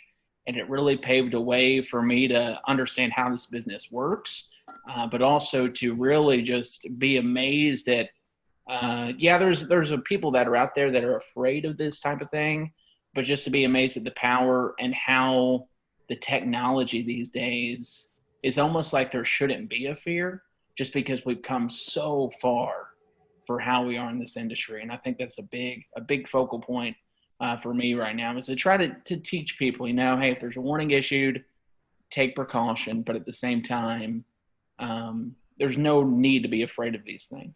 Yeah, I think my passion for weather started pretty young, and I think it was kind of a fear thing too. But my grandparents, my parents always told me that 5 or 6, I'd always watch the Weather Channel instead of the Cartoon Network or something, especially when a storm would come in. And then I would go into a closet and watch the Weather Channel because the storm scared me, but I was so interested in it. And especially my mom has kind of pushed me into weather because I was so passionate about it growing up. But we'd go storm chasing in Florida. Whenever a hurricane would go by, we'd go down to the beach. I remember Flo going up the coast, and we were down at the beach looking at the wind gusts. And whenever a storm would come by, we would do that kind of stuff. So it's something I always wanted to do. And I don't know if I really had a favorite meteorologist growing up. I watched a lot of the Weather Channel and local. We had Tim Deegan in Jacksonville. I think he's still there. He's been there a long time. John Gahn there as well. So I think growing up in Florida, hurricanes was kind of my passion, and that's always been still my passion. That's why I'm still in the Southeast. So this is maybe a question that has been a little bit controversial in the past. We've had some interesting answers. But model websites, you see model output all over Twitter and Facebook and anywhere that social media exists. Do you have a favorite website? So in college, we always used Pivotal and COD, or College Up to Page. And so in college, I got so used to those that those kind of, I'll use other ones. I can never remember the one we use now. I think, Robert, you have it on our computer, or it's your account. But that one's good too. But I always end up, I think, going back to COD and then, or Pivotal, because I don't know, I just always like Pivotal, the colors, I don't know.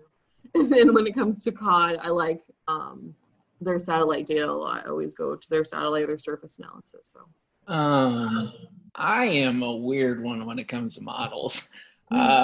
Twister data, does anyone remember that site back in the day? Yeah. How the color table was so great, but the features were a little eh.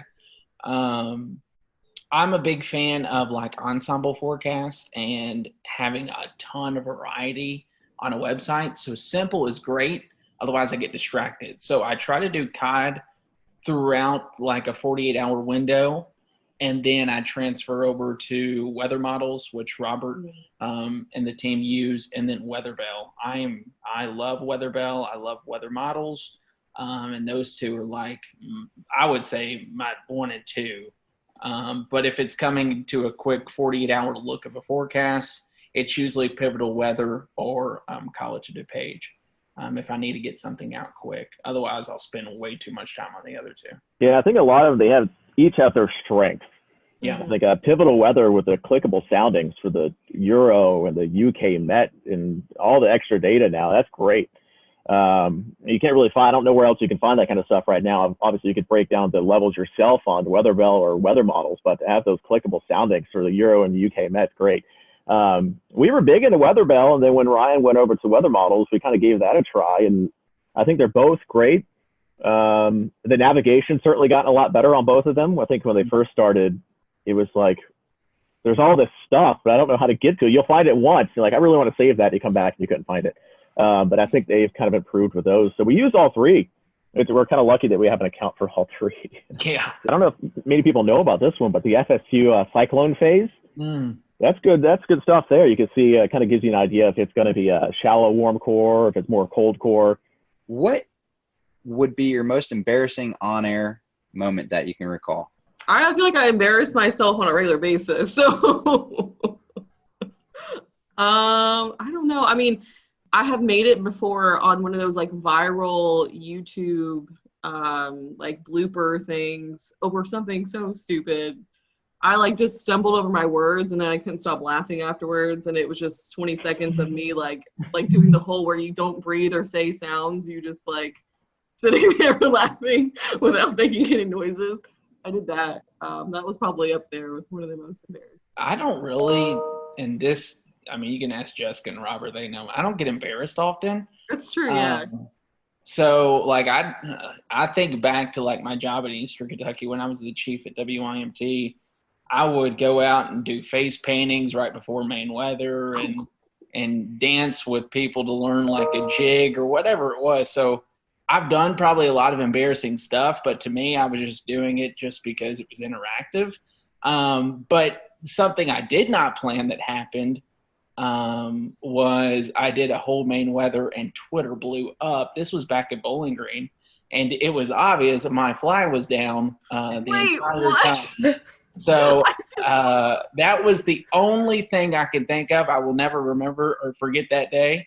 But other than that, everything else it takes a lot to embarrass me, but that day certainly did. This isn't a bad one, but we have a Hurricane Expo we do every year. And I went to a little girl who was with her dad and a live interview. And I asked her, hey, are you having a great time here? And she looked at me and said, no.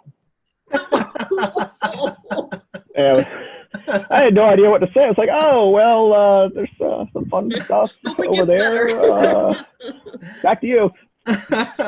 You didn't respond with, I like turtles, right? And that's the thing with kids. They'll tell you the truth. They're not going to sugarcoat it. Storm chasing. I know Western Kentucky goes out in the storm chasing every year. Have you guys been storm chasing? Any memorable events from that?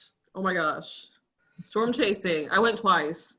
And best 2 weeks of my life, both times. Like, hands down. Like, second time, they were both great for different reasons. The first time I was in 2016, in May of 2016, which I don't know if you guys remember or not, but that was the whole Dodge City event that unfolded, which was the craziest day of my whole life. Just like a tornado on the ground for I think over an hour, and it had, sister tornadoes at one point, and it was just like complete madness. Like I'd never seen chasers like that before either.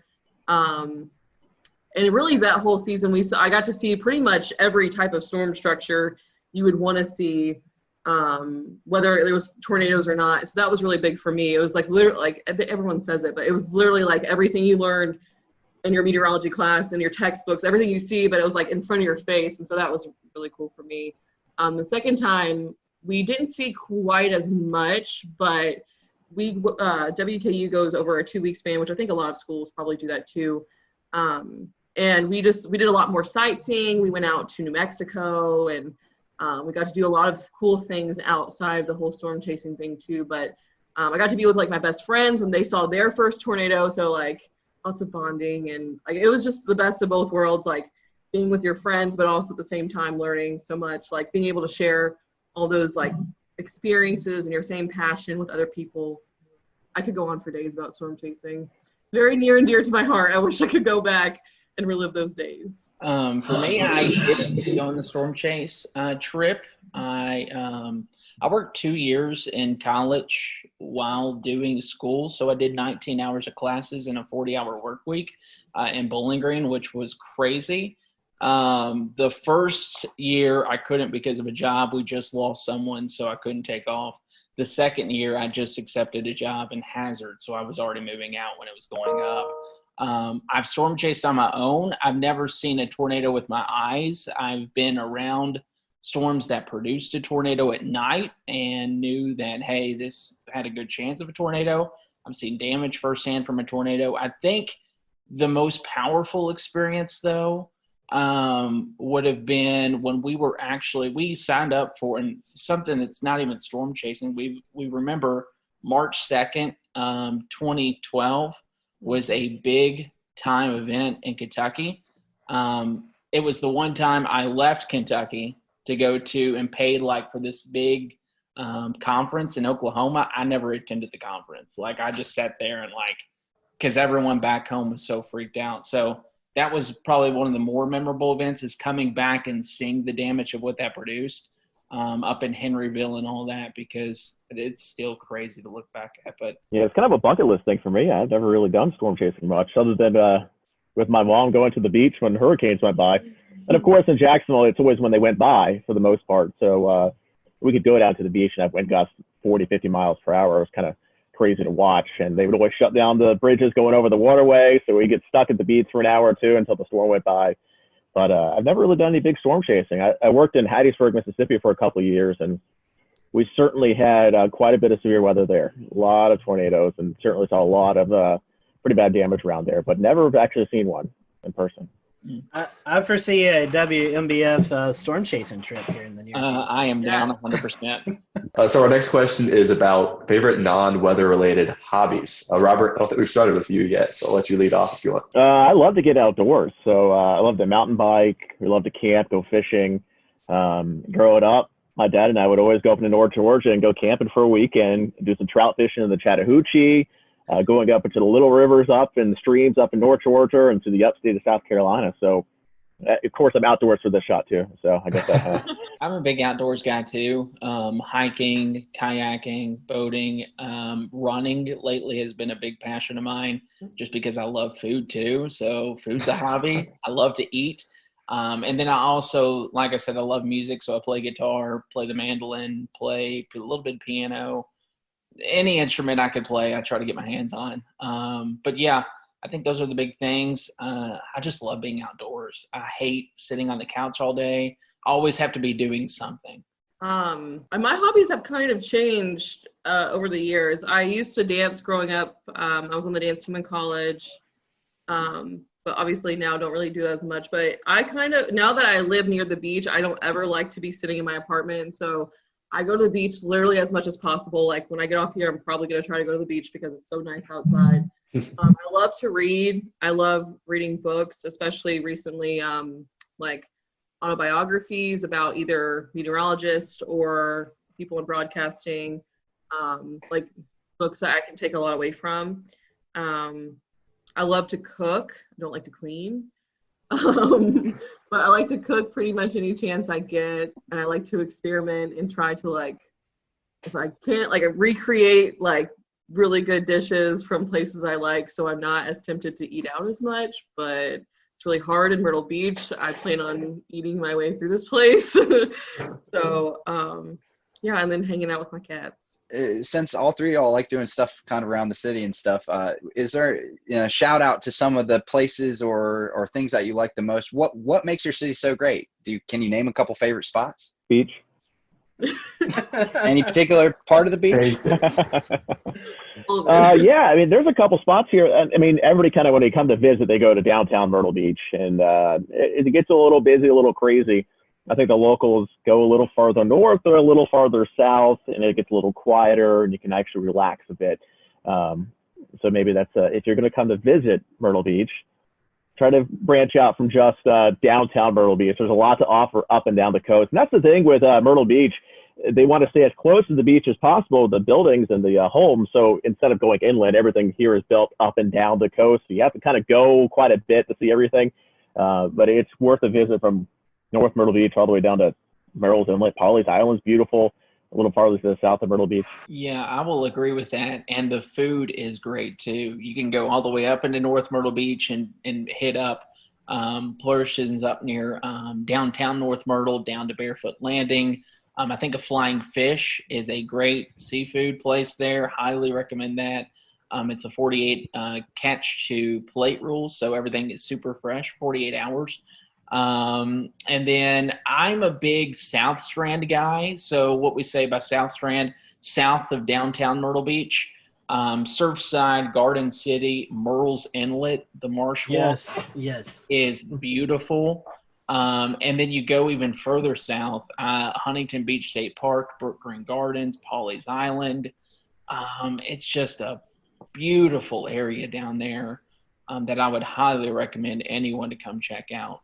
Come to Myrtle Beach, check out downtown, and then go south would be my recommendation. And then if you have another day, go north, because you could eat your way through this city in the Grand Strand, no doubt about it.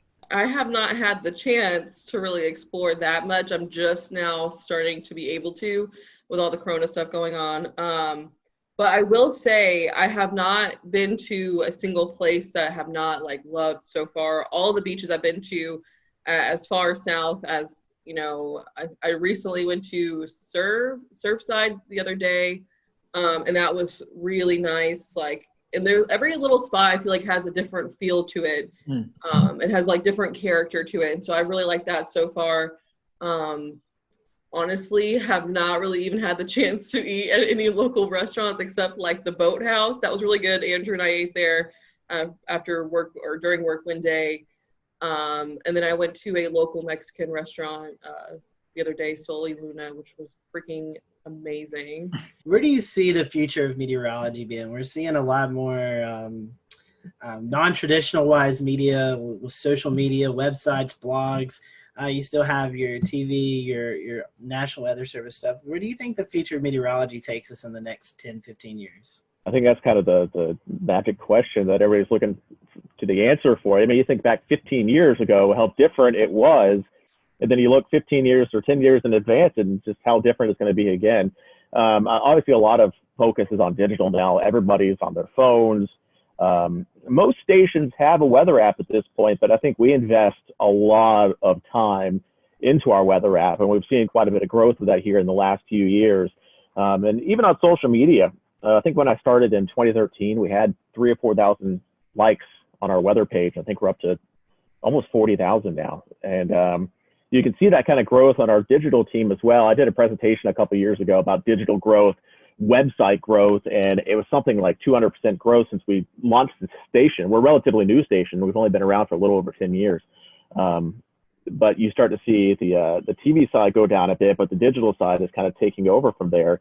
And we started to put some work into OTT, things like Roku, so you can get your news kind of on demand. We're setting up a new system now at the station where basically an anchor or weather anchor can... We'll return to Best of the Carolina Weather Group in a moment. Now your Carolina weather forecast. Here are today's forecast high temperatures for North Carolina.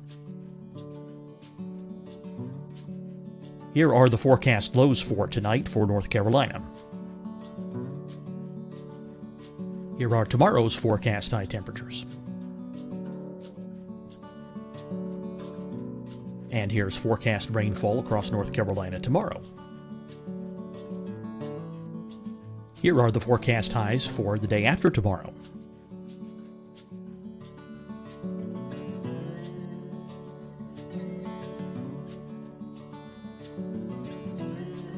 And here's the forecast rainfall across North Carolina for the day after tomorrow.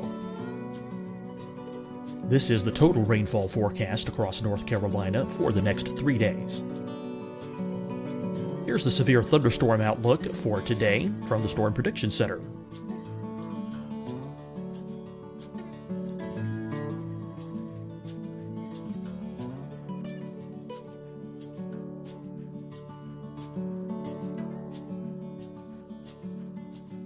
Here are the forecast high temperatures for today for South Carolina. Here are the low temperatures for today for South Carolina.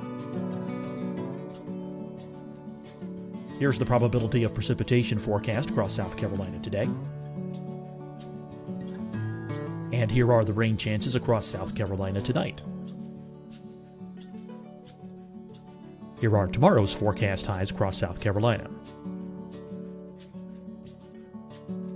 Here are the forecast low temperatures for tomorrow for South Carolina. And here is the probability of precipitation across South Carolina tomorrow. Here's the precipitation chances across South Carolina tomorrow night. Here are the forecast highs for the day after tomorrow in South Carolina. Here are the forecast low temperatures across South Carolina for the day after tomorrow. And here are the rain chances across South Carolina for the day after tomorrow. And South Carolina's probability of precipitation for that night. Here's the Storm Prediction Center's severe thunderstorm outlook across South Carolina for today through tonight. Here's the Storm Prediction Center's severe thunderstorm outlook across South Carolina for tomorrow and tomorrow night. And here's the Storm Prediction Center's severe thunderstorm outlook across South Carolina for the day after tomorrow through that night. Here's the severe thunderstorm outlook for today from the Storm Prediction Center.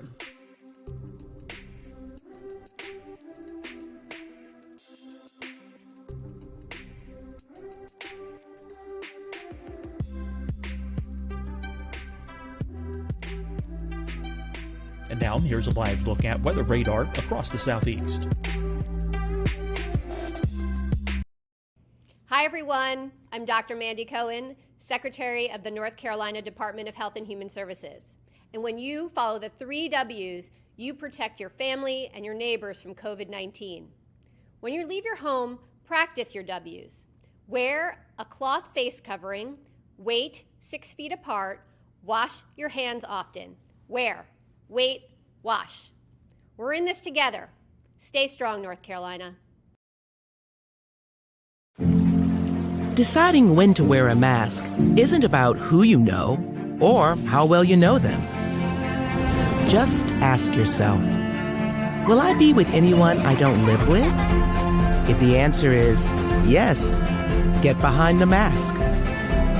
Help slow the spread of COVID-19. Get behind the mask. Learn more at covid19.ncdhhs.gov. Fight the spread and take a stand against coronavirus. Wear a mask in public. Stay at least 6 feet apart from others. And get tested. Join us and fight the spread. Visit scdhec.gov/COVID-19. Getting tested for COVID-19 helps you to take the steps needed to protect yourself, your loved ones, and your community. Find the testing location at scdhec.gov/COVID-19 testing. You'll see your Carolina weather forecast at 25 and 55 past. And now back to the best of the Carolina Weather Group on the all-new Carolina Weather Net.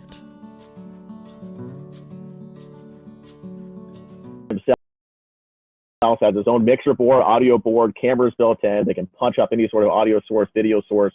And so we don't have to wait for that traditional 4 p.m., 5 p.m., 6 p.m. People don't want to wait until 4 p.m. to get the forecast or 4 p.m. to get some information. So it's tougher now to tease things like, hey, we got this really big story, tune in at 4 p.m. for the details.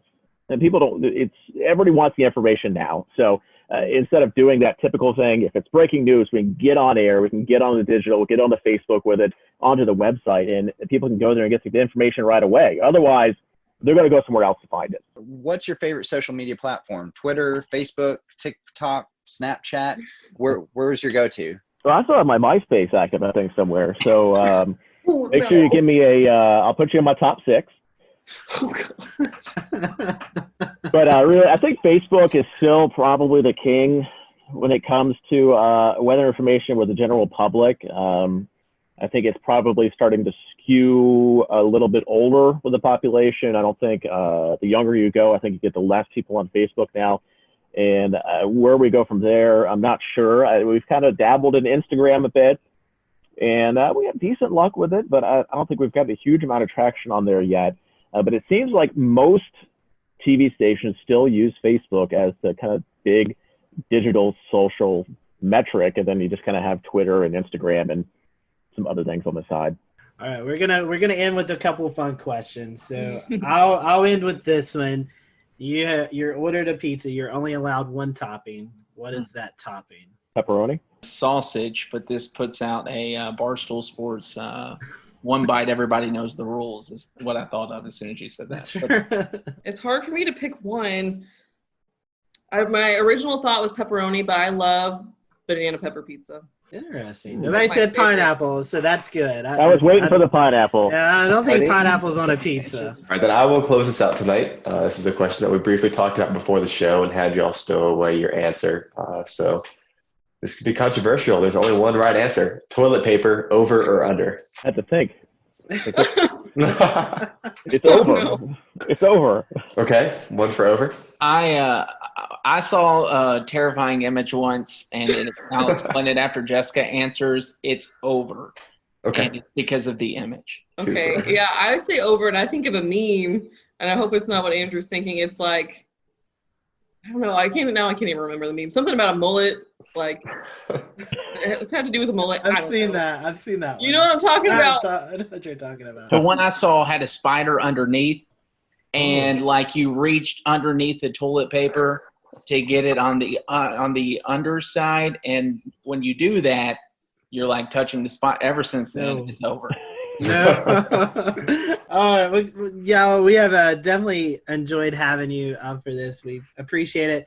I would hate to give up this opportunity, or would love to give you this opportunity to promote your social media accounts. So if anyone who's watching or listening, head down to Myrtle Beach. They know where to get the weather information at, and maybe some of the best places to hang out. So I'll let you guys give out some social media information before we close off. Robert, I'll start with you. No, you could. I'm big on Facebook, so if you just search for meteorologist Robert Whitehurst, it should pop up on there. And of course, our main Facebook page is kind of the one where we put a lot of our time into more forecasting, and that's going to be the WMBF First Alert Weather Facebook page. Yeah, I think we're all pretty generic in our handles. I'm meteorologist Andrew Dockery on Facebook, and then you could find me on Twitter at AndrewWMBF. We have a great team that loves social media. We would love to just even chat with you all about weather sometime. Yeah, mine's the same pretty much. It's meteorologist Jessica Dobson on Facebook, and then at Jessica Dobson WX on Twitter. You can also follow me on Instagram. I can't even think of my handle right now, so whatever. You can also follow me on Pinterest. You can also find Jamie Arnold at Jamie Arnold WMBF on Twitter. So look up Jamie. We hate that he wasn't able to join today, but certainly appreciate having you all around. And if you're in Myrtle Beach, be sure to check out the WMBF First Alert Weather Team. For everyone here at the Carolina Weather Group, thanks for watching, and we'll see you next time.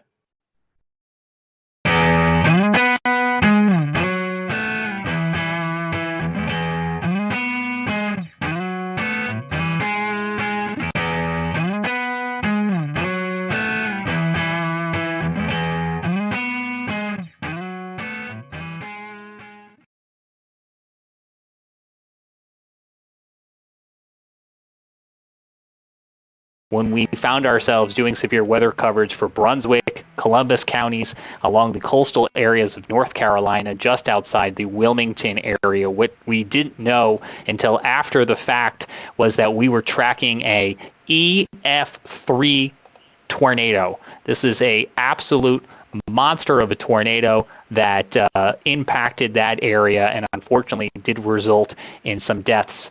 2 or 3, if I'm not mistaken, as well as 10 injuries. We got some new video today when North Carolina Governor Roy Cooper visited the communities hardest hit, and I want to allow the panel some time to talk about this, because this in and of itself would be a very big news story for us here in the Carolinas and on this show. And it's just yet, unfortunately, another piece of a very busy weather week that has been playing out. But you can see here the communities still trying to clean up after this storm rolled on through. Let me pop up again for you if I can, and I'm going to ask our group to kind of weigh in and on it well too. Is, you know, we look at radar scope imagery from that night. You can see it there on the right hand side of your screen, the velocity, the measuring of the winds in the atmosphere circling here where the tornado crosses Highway 17, where some of this video was captured just outside Ocean Isle, and then continues for about 25 miles, going 45, 50 miles an hour at times, almost trying to outrun the polygon. The Weather Service working very hard to keep this very fast-moving supercell inside that tornado-warned polygon to try to give people as much lead time as possible. Brad, let me bring you back in. I know you had just finished the 11 o'clock news, but I saw you tweeting about this. What were you thinking at 11:45 at night when you were looking at this on radar? So I had seen that storm offshore in the special marine warning because I was impressed with the signature, but wasn't thinking much about it. Went on to finishing up some emails, and I have all alerts turned on for North and South Carolina. So I heard the tornado warning pop up on my computer, and I looked down and I was like, "Holy cow!" Right away, I was like, I could see the debris signature, and I knew it was bad.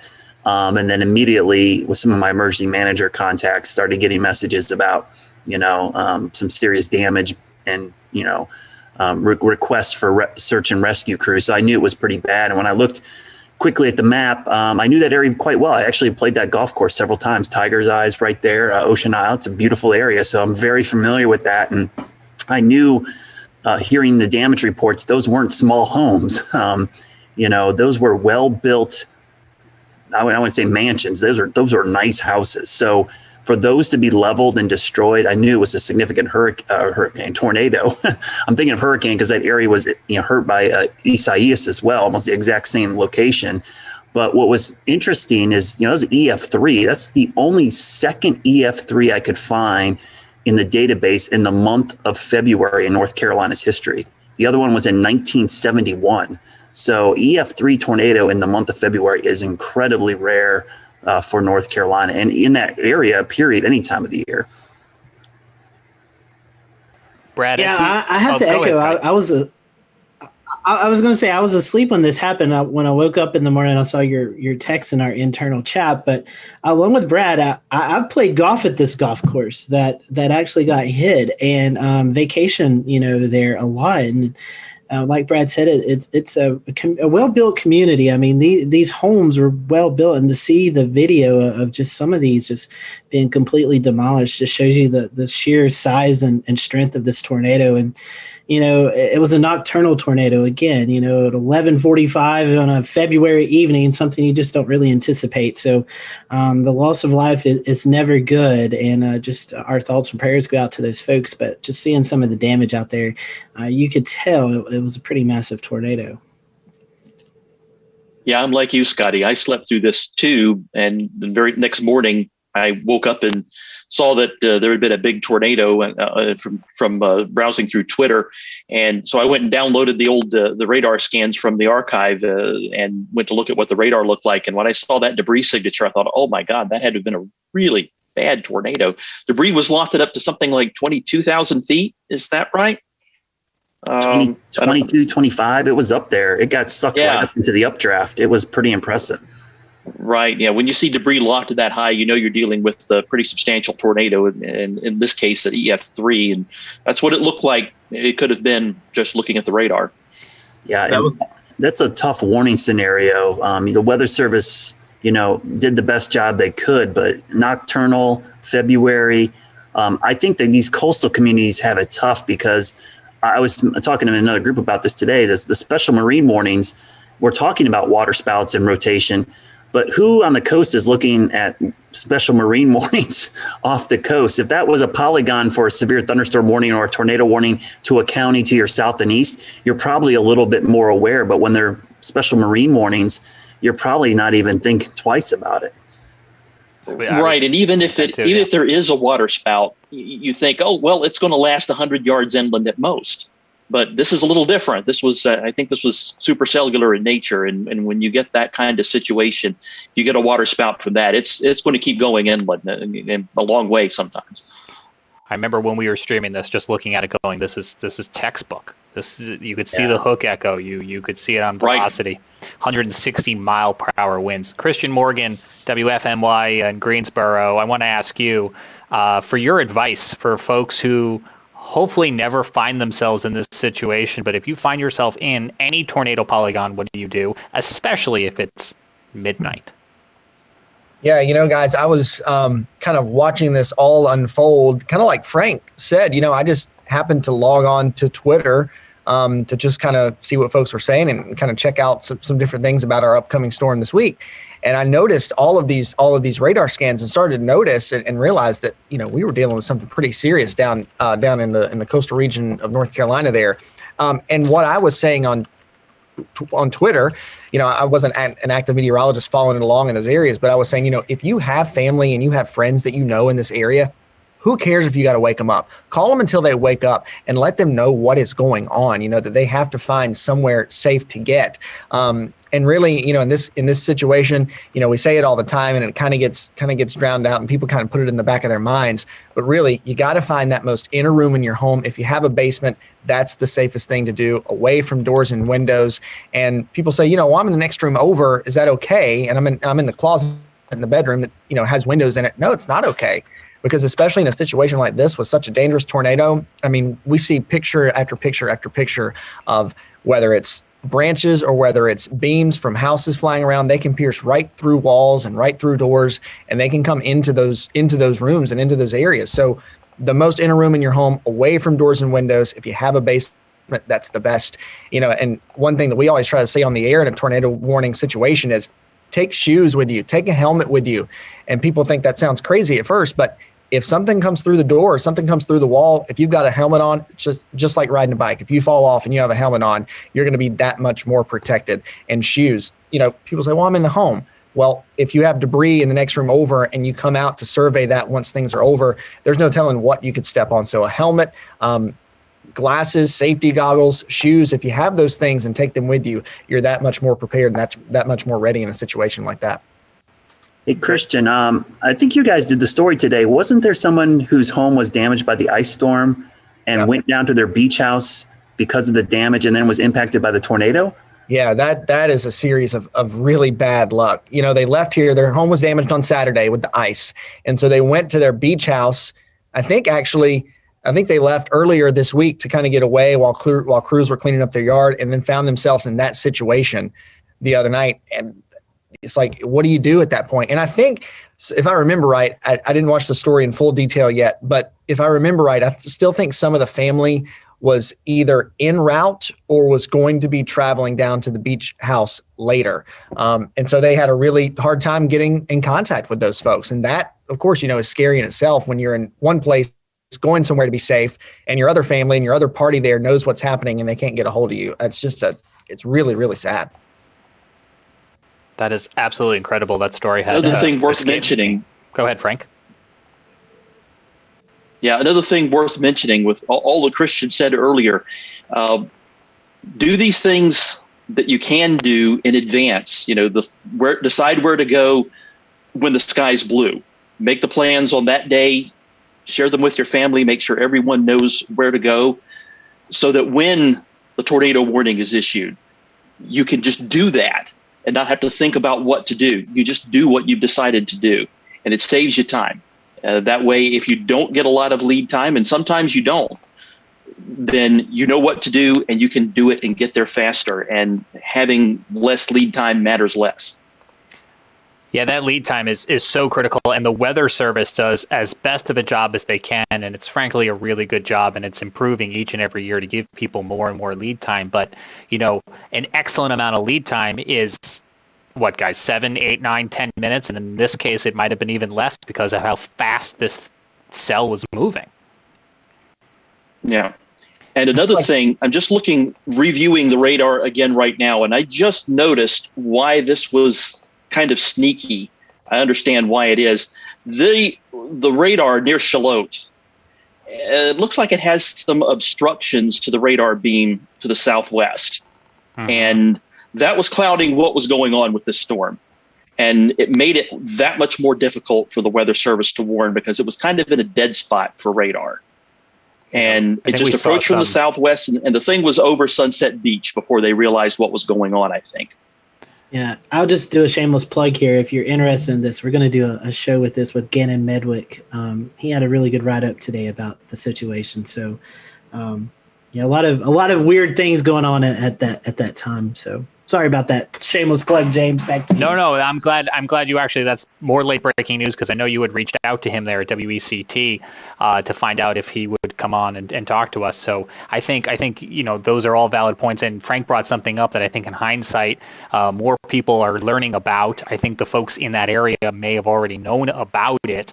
So I think there is some hindsight review analysis going on. I will say one of the things that I think was a silver lining saving grace is that this supercell, this tornado, passed just to the side of the radar. If it had gone over the radar, we could have lost eyes on the whole cell for the rest of the night, which I think would have introduced a whole other level of an issue. Certainly. Yeah, just under 3 miles. If it had been just under 3 miles farther east. So we mentioned that Governor Roy Cooper went down to survey the damage today and to meet with folks who were impacted by this tornado firsthand. And amongst some of the video that was fed back, we have about 2 or 3 minutes here where the governor is talking to 2 homeowners who were inside of their home when this tornado approached. You're going to hear them talk about the amount of lead time they had, or what frankly was a very small amount of awareness and lead time for them by the time they realized something was wrong, and what position that left them in, and how they ultimately rode this storm out inside of their home. It's a miracle. It's miraculous. It's heartbreaking. It's inspirational. It's a whole palette of emotions. Now, because of the ongoing coronavirus pandemic, the microphones are a little bit further away than they would be ideally, and I'm letting you know that because the first rule of broadcast is always good audio, and you can hear them here, but especially if you're listening on our podcast, I want you to just stick this out with us and take a listen to the conversation the governor is having here with these homeowners. It's an incredible story. They want to invade your space here, but I thought I'd just come over and just see things. Yeah. Hello, how are you? I'm doing okay. How are you guys doing? We're alive. The fact that we're alive is a big positive. I know that's something to be thankful for these days. Yep. So we're thinking about you and hope that everything can be put back together. So sorry about the loss of life here. Yeah. Tragic. That's our greatest fortune. That was not us. Right. This is sticks and bricks. They can be replaced. So is this your house? Yes. Yep. And so were you guys home? Oh yeah. We were in this under the curtain. So what happened? How did you guys? Where were you? I was in bed and I heard the hail, and at that point I said it's time to get up. And by the time I turned my back, the doors came in and hit me in the back and knocked me down to the sofa, to the bed. And that's probably the only thing that helped me survive, being knocked down.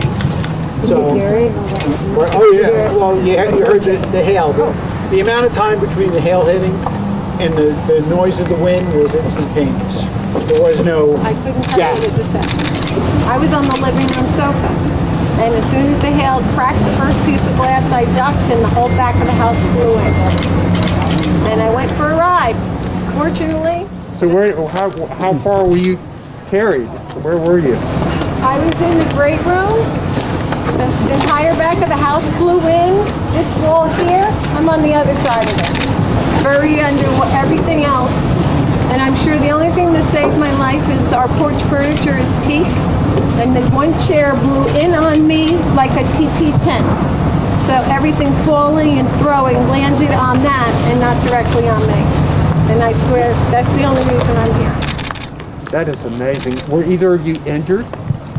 Minor scratches. I had to get a couple of stitches. But considering, no is the answer. Bumps and bruises by comparison. Well, you have an amazing attitude about all of this. It's got to be devastating to lose your home like this. It's devastating, but you got to maintain a positive attitude. So we're here. We have something to deal with. There are others across the street and across the golf course that don't have that good fortune. Do you have a place to stay? We do. Yes. The neighbors here are families. The generous, phenomenal offers have been endless. So. Yeah, we have a place to stay. There are several people that had empty homes because they're not full-time residents. They offered the homes to us.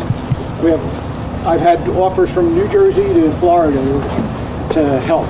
So we've been fortunate. Absolutely an incredible story.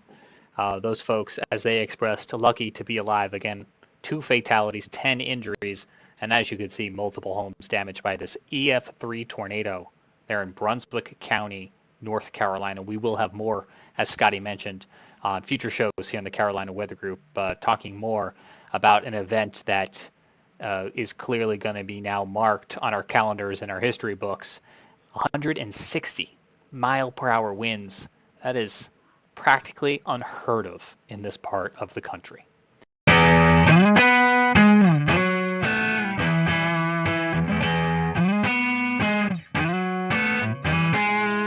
Hello, everyone. Welcome to the Carolina Weather Group. We're happy to have you this evening. And man, I am excited about this show.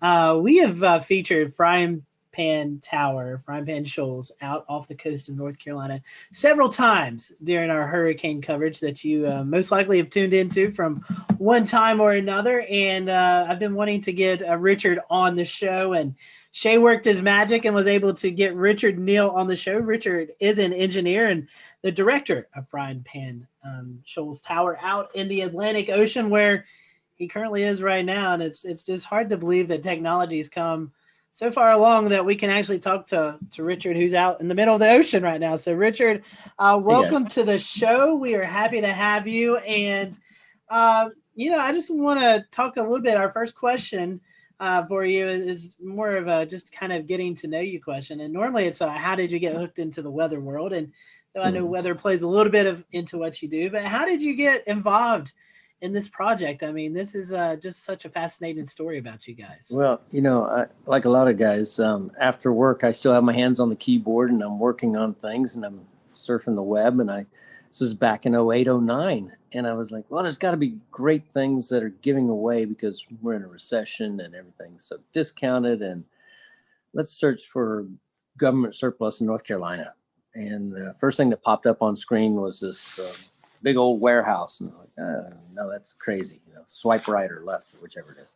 Next one was a whole bank building and then some FEMA trailers, then some strange big metal box out on legs in the ocean.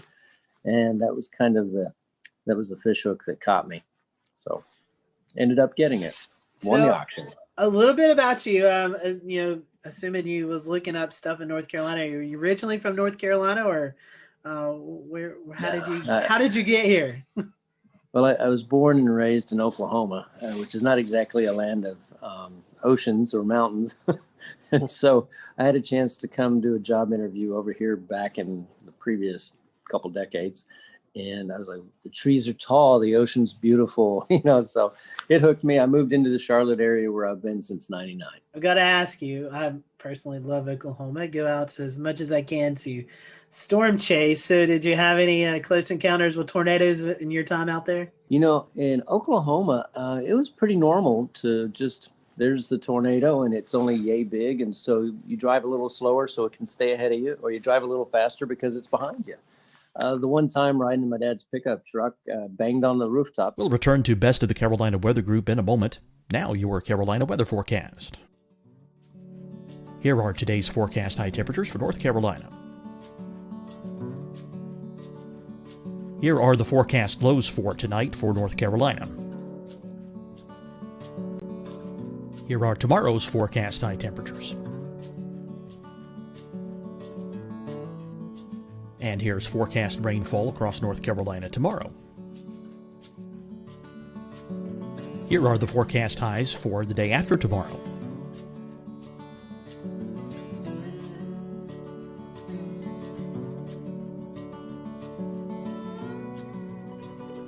And here's the forecast rainfall across North Carolina for the day after tomorrow. This is the total rainfall forecast across North Carolina for the next 3 days. Here's the severe thunderstorm outlook for today from the Storm Prediction Center.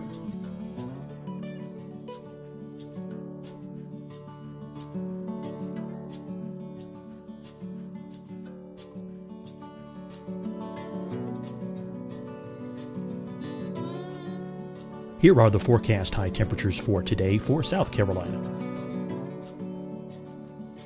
Here are the low temperatures for today for South Carolina. Here's the probability of precipitation forecast across South Carolina today. And here are the rain chances across South Carolina tonight. Here are tomorrow's forecast highs across South Carolina. Here are the forecast low temperatures for tomorrow for South Carolina. And here is the probability of precipitation across South Carolina tomorrow. Here's the precipitation chances across South Carolina tomorrow night. Here are the forecast highs for the day after tomorrow in South Carolina. Here are the forecast low temperatures across South Carolina for the day after tomorrow. And here are the rain chances across South Carolina for the day after tomorrow. And South Carolina's probability of precipitation for that night. Here's the Storm Prediction Center's severe thunderstorm outlook across South Carolina for today through tonight. Here's the Storm Prediction Center's severe thunderstorm outlook across South Carolina for tomorrow and tomorrow night. And here's the Storm Prediction Center's severe thunderstorm outlook across South Carolina for the day after tomorrow through that night. Here's the severe thunderstorm outlook for today from the Storm Prediction Center.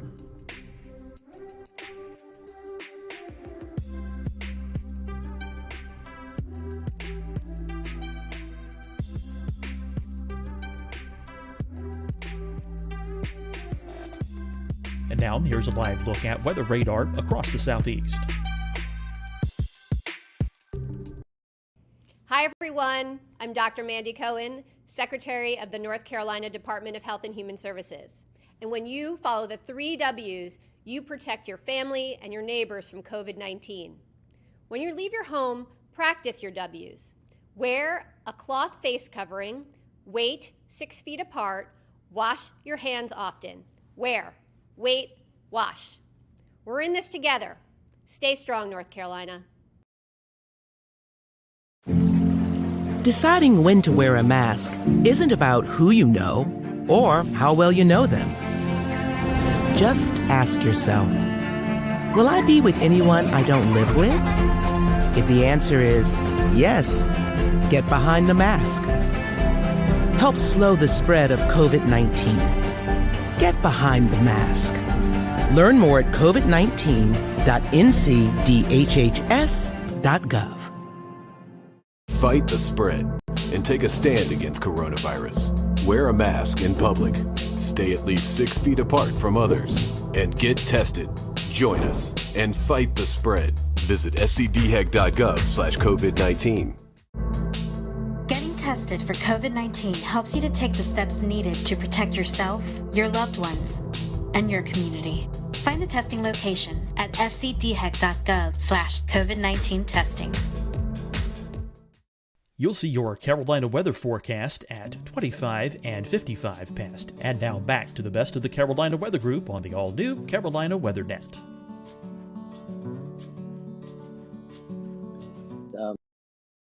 We were following one about 2 miles ahead of us, and I asked him to hurry up because there was another one behind us about 3 miles behind us. So we just stayed right between the two as we went home that day.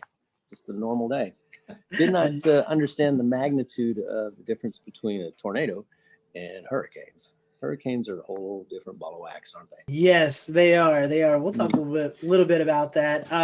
So engineering, I know you got some engineering out there. Tell us a little bit about that and what all engineering wise you do out there right now at the tower. Well, you know, when I got the tower, when we first came out here, we opened the doors and all the windows were sealed up and there was thick junk all over the floor. It was incredibly filthy. And of course, nothing worked. There was no electricity. There was no running water, you name it. Obviously, no internet.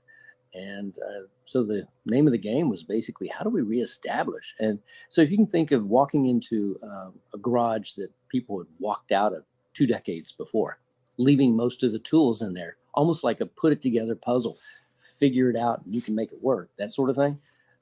That was what it was. So found that there were holding tanks of water, found that the wiring was redundant because in the classic military Coast Guard sense, you never modified a circuit, you just added another one and added another one. So, oh my gosh. So it's really stretched my brain, everything from the structural to the mechanical, to the electronics, to you name it. Again, you don't just hire a plumber out here, you are the plumber. So very interesting. And you know, the first question that pops into my mind here, Richard, is how do you get out there? Good question. After I bought it, it took me 4 months to get here because I couldn't get a captain willing to bring me out in a boat. He said, there's no ladder on it and you can't get up on it. And I said, well, I was actually a really good climber, so just get me close.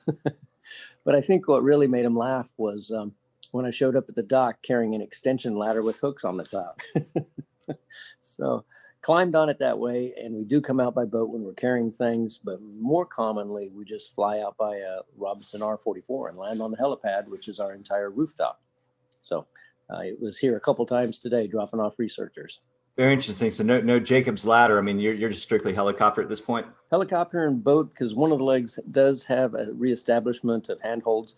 You do have to be a little bit of a monkey to jump from a boat to a leg and then climb up freehand 65 feet of handholds. So you're telling me if you're not a fan of heights, that might not be the best way to go. Not a good idea. But you know, that's actually how we get the first person on, usually one of the crew.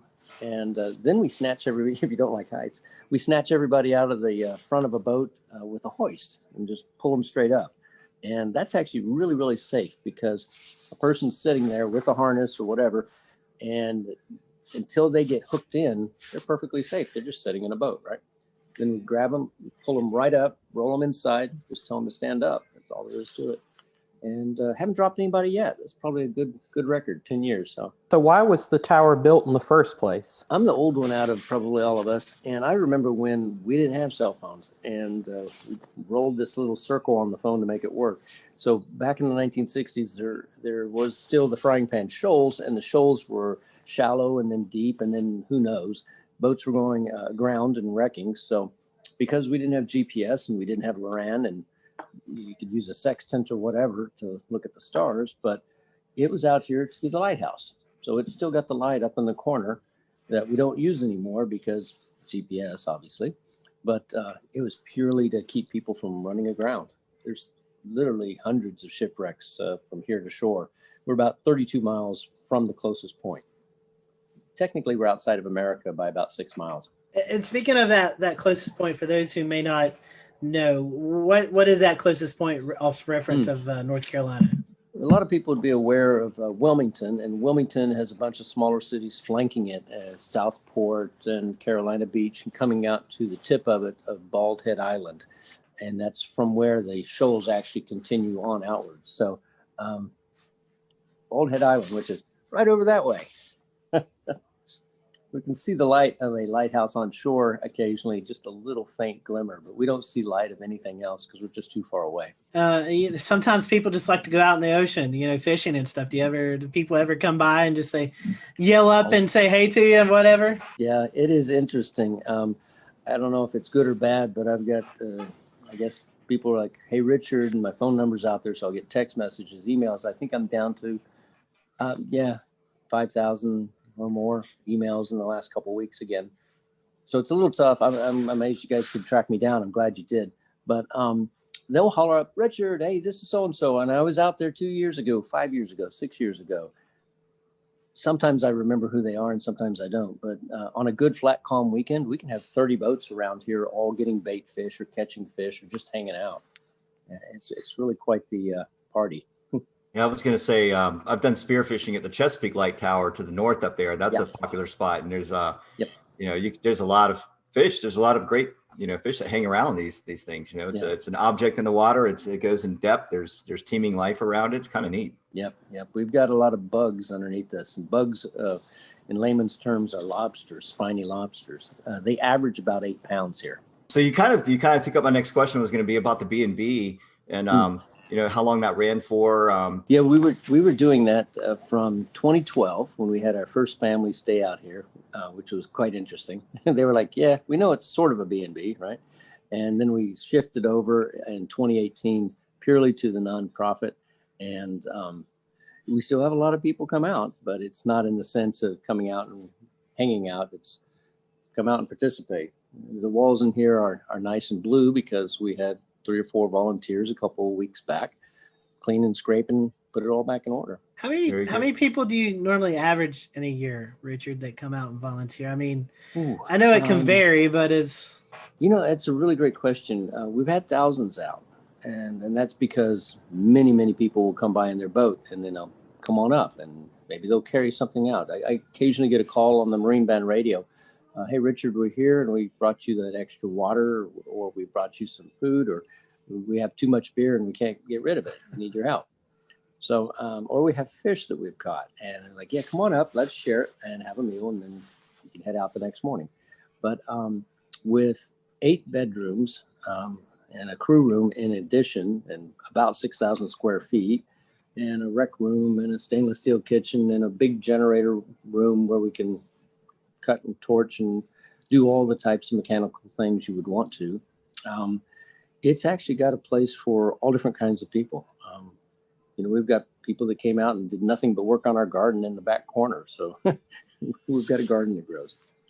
And for those who are maybe wanting to know, you do a fantastic job on social media, the Facebook page, of just sharing your experiences from day in and day out. And It's a really cool thing. If you go to Facebook and type in Frying Pan Tower, Richard, you do a great job on social media, just kind of showing the behind the scenes look there. Yeah, it's funny. People ask what the tower is really like and how it survived these hurricanes. And some of the things that I've learned is that the engineers that put it together had a fair amount of experience with what they call Texas tower or Texas oil rigs, the genre in the 40s and the 50s. So they made this thing stupidly overbuilt. I mean, massively structurally strong. With the legs, I just got a blueprint that I hadn't seen in 10 years. And it actually indicates that when they set the base pilings down, they actually took pipes and then hydraulically rammed them through the legs down into the bedrock to the depth of, if you can imagine this, 296 feet. Wow. That's incredible. It's a football field of steel down into the bedrock and then filled up with cement. So, and the casing on the pipe that actually is water level down is multiple layers. So it's approximately 3.5 inches thick. We just, we have to worry more about anything above water and just keep welding on parts there. So, yeah, I've gotten a chance to become a more proficient welder. And, since I don't have OSHA looking over my shoulder, it's like, yep, I'll do it. I'll do it right, but I don't have to get it inspected. So again, being outside the country does have some perks, right? Next question is, it's kind of like just everyday life that we have here, the luxuries of plumbing and power, internet. Mm-hmm. I've seen you were watching the football game a couple of nights ago. You cook up these really nice looking dinners. So how do you get all of that 32 miles out in the Atlantic Ocean? This is truly a working environment along the lines of, we don't just say, hey, stick a solar panel up there, it'll be great, and you'll love it for 25 years. No, we actually know that they will hold on during a hurricane. We've had solar panels up for 3 or 4 hurricanes now. We know the flags don't last quite as well, but that's another story. And with those solar panels, we still are on conventional solar batteries. So we don't have lithium yet because we work off of a very tight donated budget, obviously. And then if we need to augment it, like tonight when everyone's using all kinds of things, I will run a small little 3K generator by Honda or something like that. But the good news is that we did also resurrect life back into the 40 kilowatt Detroit diesel that has been sitting here ever since the 1960s. And when we took it apart and looked inside at the pistons, everything was put back in almost perfect order. And then they closed the doors and walked away.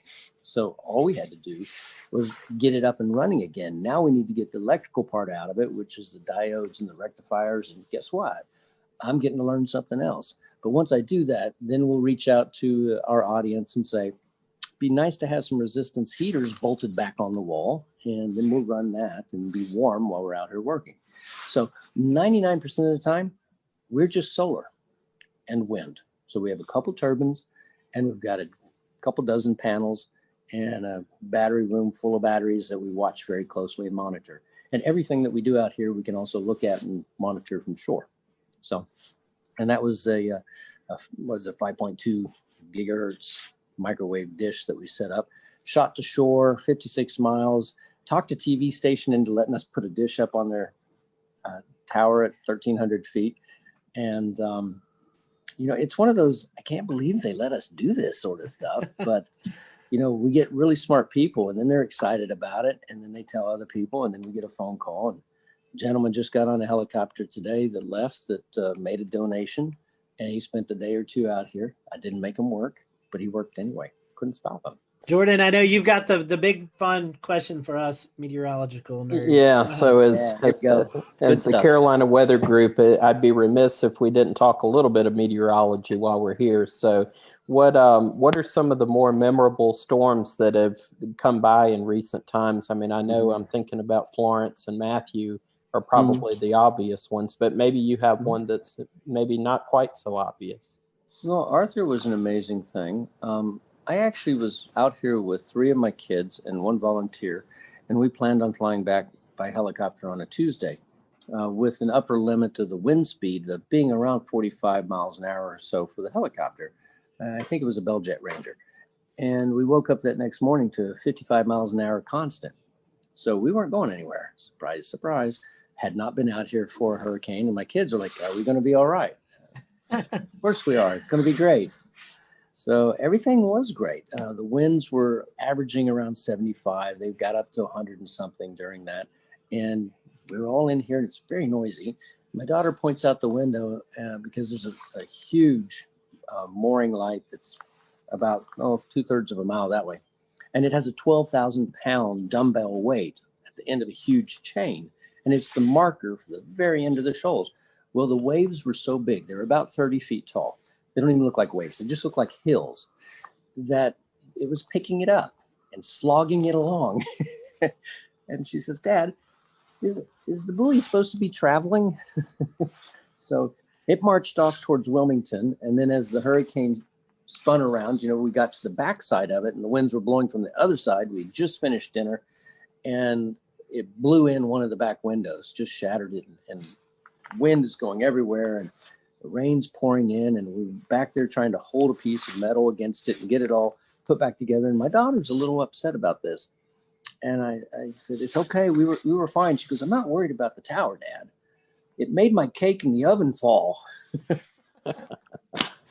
Unbelievable. So, we've been out and I've since found that hurricanes can be really pleasant to watch when there's nothing in the air to hit you but rain.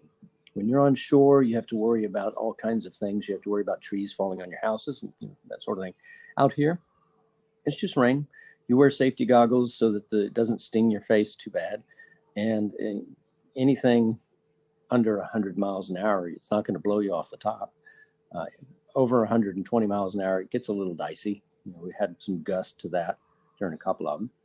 And the water kind of comes in everywhere. So it gets a good rinsing, but that's all right. Does the tower sway at all? Do you get a little bit of that rocking factor? I'll show you. During the worst hurricane, this is it. That's it. Just enough to make the water wiggle around in the Culligan jug. That's it. Puts you to sleep really good. And they are really loud. They are quite noisy. But, you asked the question really that I should answer more directly is about the weather and how and what do we watch and how do we know when we can go out here. It's only 30 miles out, but the weather here is very different than the weather on shore.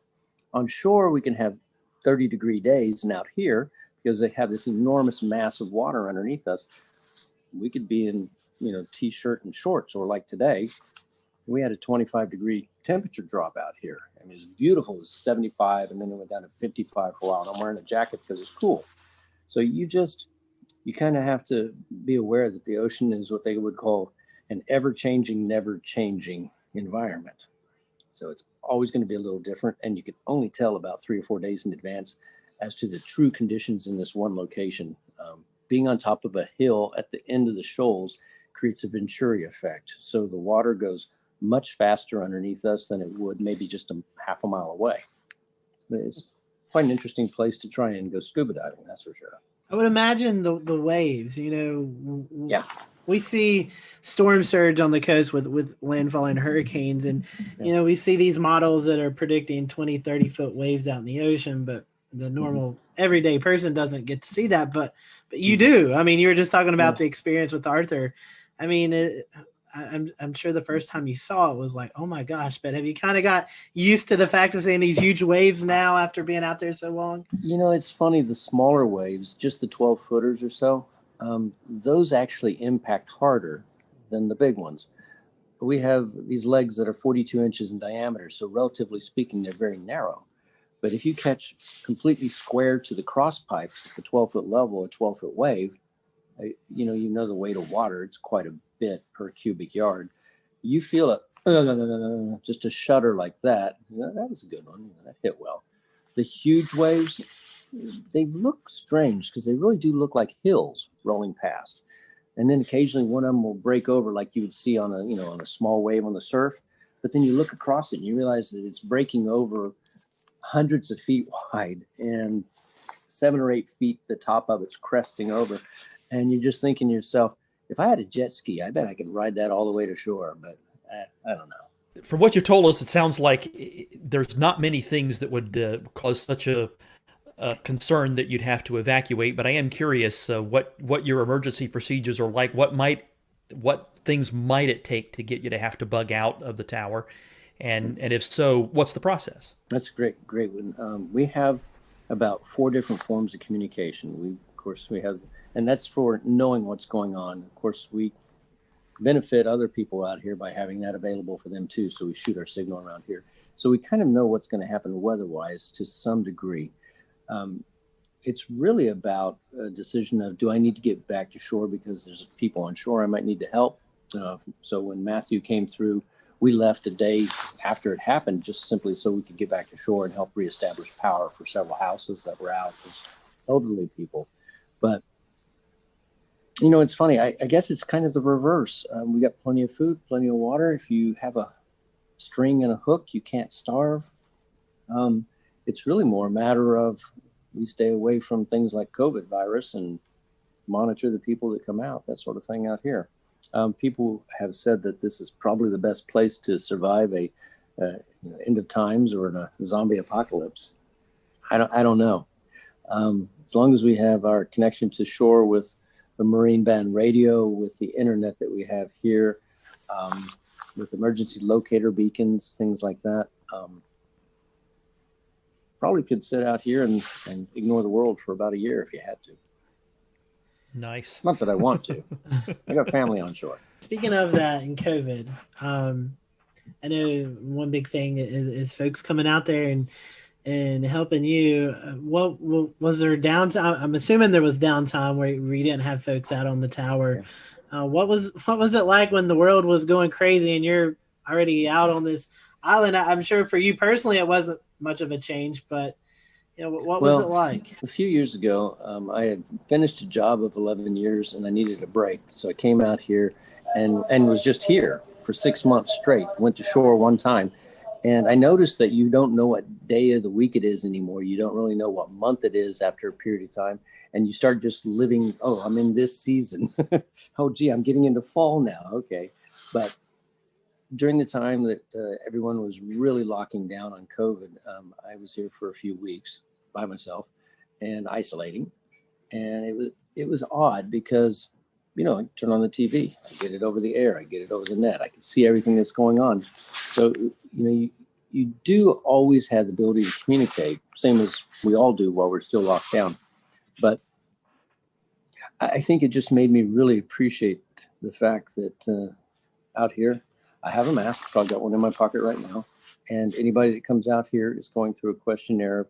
Have you been around anyone? Do you have the temperature taking? All that good stuff. They could still be carrying it, but we're trying our best to be just safe about it. So. Right. Well, speaking of that, we talked about the weather aspect. One thing I also want to mention is I was looking through some of the Twitter mentions for Frying Pan Tower. Water spouts also, I'm sure you get to see your fair share of water spouts out there. Oh, that's amazing, yeah. But any other memorable moments? I know you were talking about the meteors a little bit earlier. I mean, you are out in the middle of nowhere, dark skies, so I'm sure you can see all the meteor showers and International Space Station travel across the. I mean, any other memorable moments out there? Any sunsets, sunrises? We did a time lapse of what was it, the Neowise comet that was off, and we could see it pretty clearly. And what we didn't realize in our time lapse was that the ISS, International Space Station, came cruising right past. So it's all on the time lapse with there's the comet, there goes the space station, and there's the meteor. It's just, you don't know what you don't know if you're not in a dark enough area to see it. On the same type of thing, you might look down at the water. And I didn't know this, but there's a shrimp variety that when they snap their tail, they make a blue flash. And I'd never heard about that, but I was looking down in the water one evening and all these little blue dots of light of all these shrimp just pop, pop, pop, pop, pop. And it was like incredible. How would you have known? So, you know, the wildlife that you don't see when you just look across the ocean is all abundant underneath there. And it's just increased my desire to help educate people. So we have the above camera, the water level camera, and then the shark camera down on the very bottom that we do for explore.org. And that's in classrooms all around the world with kids watching it. Just kind of fun. So hopefully they'll learn about the ocean and, you know, keep the straws out of the turtles' noses and understand the power that is in our oceans. I mean, the weather is by virtue of this enormous body of water that gets heated up and moves around. I mean, the things that our world does, I just think there's so much for us still to learn. And I really applaud what you guys are doing on sharing and discussing what's going on with the weather, because, you know, it's not a matter of do I have on a jacket so I can go from my apartment to the car. It's what's happening in the world and why are there, you know, storms and fires in different places. And that's all about weather and what's happening, right? Yes, that's true. The one thing I'd like to learn, those spiny lobsters, how do they compare to Maine lobster? What do they really taste like? Oh, I had thought they would be, because they're so large, that they would be tough, right? Nah. They have no claws, but they can have very long legs, almost like, what is it, a snow crab, those giant ones. And their tails are usually about that big around, about that long, and they're deliciously fresh and soft. We have divers that come out here and they'll grab them. We have a lot of rock ledges. So if you grab the one or two out of there, next day another one will move in, because they're always looking. So they're migrating at night, running around. And they brought up 4 enormous ones. We filled up a stainless steel bowl that was about this big, full of lobster meat. We all ate. There was 6 of us, and we ate so much lobster we couldn't stand it anymore. So the next day when we wanted to go fishing, we were fishing with lobster meat, which is just ridiculous.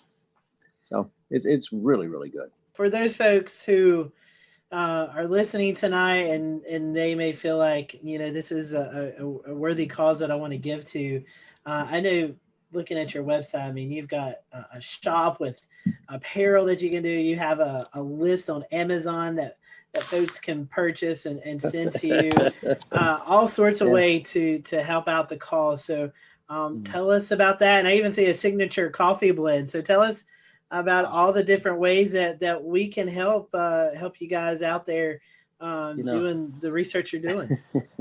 It's really funny. A few times I would have a conversation and talk, you know, people that would be watching about, you know, having this cup of coffee or that cup. We'll return to Best of the Carolina Weather Group in a moment. Now your Carolina weather forecast. Here are today's forecast high temperatures for North Carolina. Here are the forecast lows for tonight for North Carolina. Here are tomorrow's forecast high temperatures. And here's forecast rainfall across North Carolina tomorrow. Here are the forecast highs for the day after tomorrow.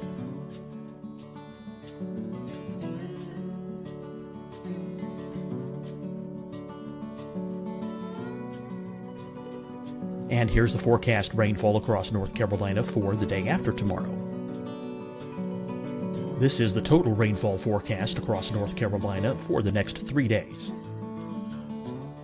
Here's the severe thunderstorm outlook for today from the Storm Prediction Center.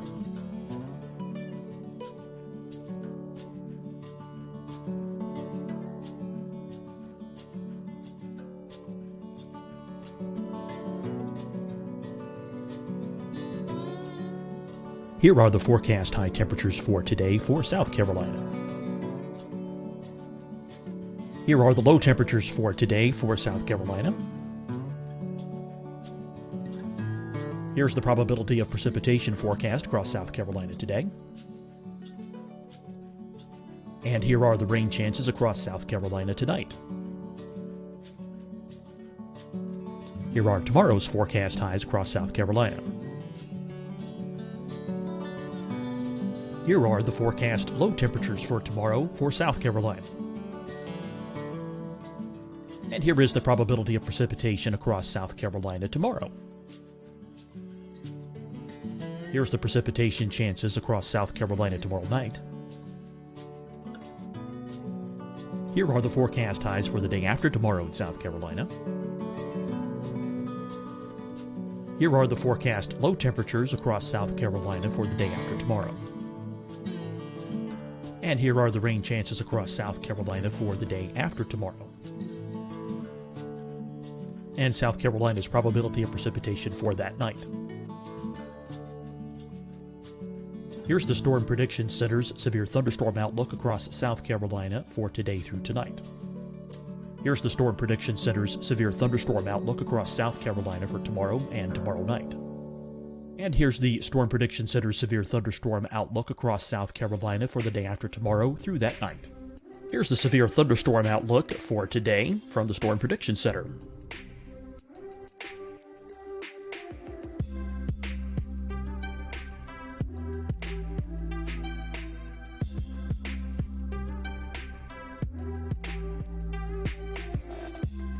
And now here's a live look at weather radar across the southeast. Hi, everyone. I'm Dr. Mandy Cohen, Secretary of the North Carolina Department of Health and Human Services. And when you follow the 3 W's, you protect your family and your neighbors from COVID-19. When you leave your home, practice your W's. Wear a cloth face covering, wait 6 feet apart, wash your hands often. Wear, wait, wash. We're in this together. Stay strong, North Carolina. Deciding when to wear a mask isn't about who you know or how well you know them. Just ask yourself, will I be with anyone I don't live with? If the answer is yes, get behind the mask. Help slow the spread of COVID-19. Get behind the mask. Learn more at covid19.ncdhhs.gov. Fight the spread and take a stand against coronavirus. Wear a mask in public. Stay at least 6 feet apart from others. And get tested. Join us and fight the spread. Visit scdhec.gov/COVID-19. Getting tested for COVID-19 helps you to take the steps needed to protect yourself, your loved ones, and your community. Find the testing location at scdhec.gov/COVID-19 testing. You'll see your Carolina weather forecast at 25 and 55 past. And now back to the best of the Carolina Weather Group on the all-new Carolina Weather Net.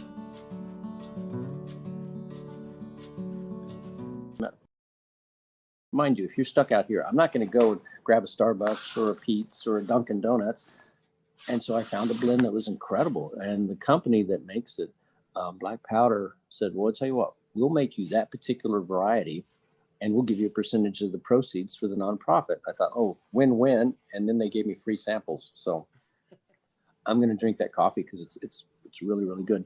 The whole goal is, it's not just a YouTube clip that makes you a few pennies, or an Instagram or whatever, or a few shirts that you make $1 or $2 off of. It's whether or not we can get enough people to pay attention to this, to restore this. And that really is my goal, is how do we restore something? So it's restore, obviously, protect, which is not only the sea life down there, but also the mariners around here. We've been really lucky. We've actually helped save 3 different divers' lives out here, and over the last few years. And then preserve. Now, how do we get it so it's self-maintaining? And I think the only way to do that is basically what we're doing right now. Sharing the message, educating people, and helping them understand that it's not me. Again, I joke, it's like I'm the chief custodian and janitor. But I'm also the one that really wants to get the world to understand that this is a rare thing that was done back a long time ago. And we typically don't do things like this anymore. We don't build big steel structures because we simply don't need to. And it's really worthwhile to save it. That's all we're trying to do. Interesting that you say that. I was looking, you're on the wish list, you have like an AED, and I never would have put that together with, folks who may be out there and, 30 some miles off the coast and they need immediate medical attention. That's a great thing. Ever had a heart attack when you had to, get him out of here. We had the helicopter flew out here and grabbed him. So a big Coast Guard helicopter snatched him off. And he was okay. Next day, he was fine. Wow. Amazing story. Well, Richard, I personally want to thank you for what you're doing. And you were talking about, Dan, about getting some storm chasers out there. We may have to, pitch in on a helicopter ride and come out and at least have a meal with you or something. I'd love to get you guys out for a weekend. And you know what? If you give us enough notice, we'll find a volunteer with the boat and just have you guys come out on that. How's that? Hey, I am down for that. we are up for that. And again, Richard, how can we follow you? I told about your the Facebook page, but do you have Twitter or anything else that they can can follow the work you're doing? Yeah, we've got, we're either Frying Pan Tower, I forget what it is, Original or something. So we have an Instagram. It's easy to find us. You search for Frying Pan Tower, clearly. There is also a in the middle of the woods, a frying pan light tower, not a light tower, but a tree tower for observing for other things. You'll know it when it's us because we have water around us. So we have Twitter, we have YouTube, we have Instagram, we have Facebook, and I don't know what else. Well, you're talking about and our website, of course. Yeah, at the explore.com, which we got permission to air some of the footage during hurricanes. Oh, good. Explore.org. They're good. Yeah, folks. explore.org. Yes. Yeah. They're doing good things. Definitely check that out. That's awesome. Yeah. Good deal. Well, Richard, we thank you for your time. And for those who are watching here on the Carolina Weather Group, we hope you have a great rest of your week. And we'll see you next time here on the show.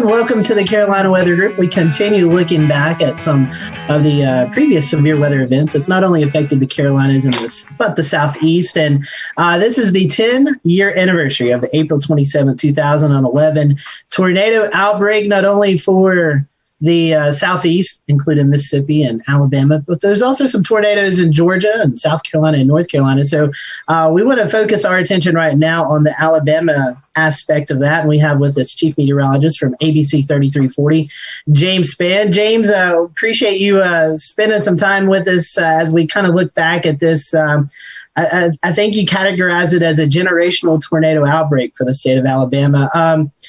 A very well forecasted event leading into it. Take us behind the scenes as you there at the station are getting not only the viewers ready, but the reporters ready, the storm spotters ready. Take us back to what it was like a couple of days leading into the event. Well, it was a well forecast event. And, one thing about it, I didn't know it was going to be that bad. I didn't know. I mean, could it be? Yes. But odds of an event like that are always not that high. So I didn't know we were going to have 62 tornadoes that day. I didn't know that the death toll would be so high.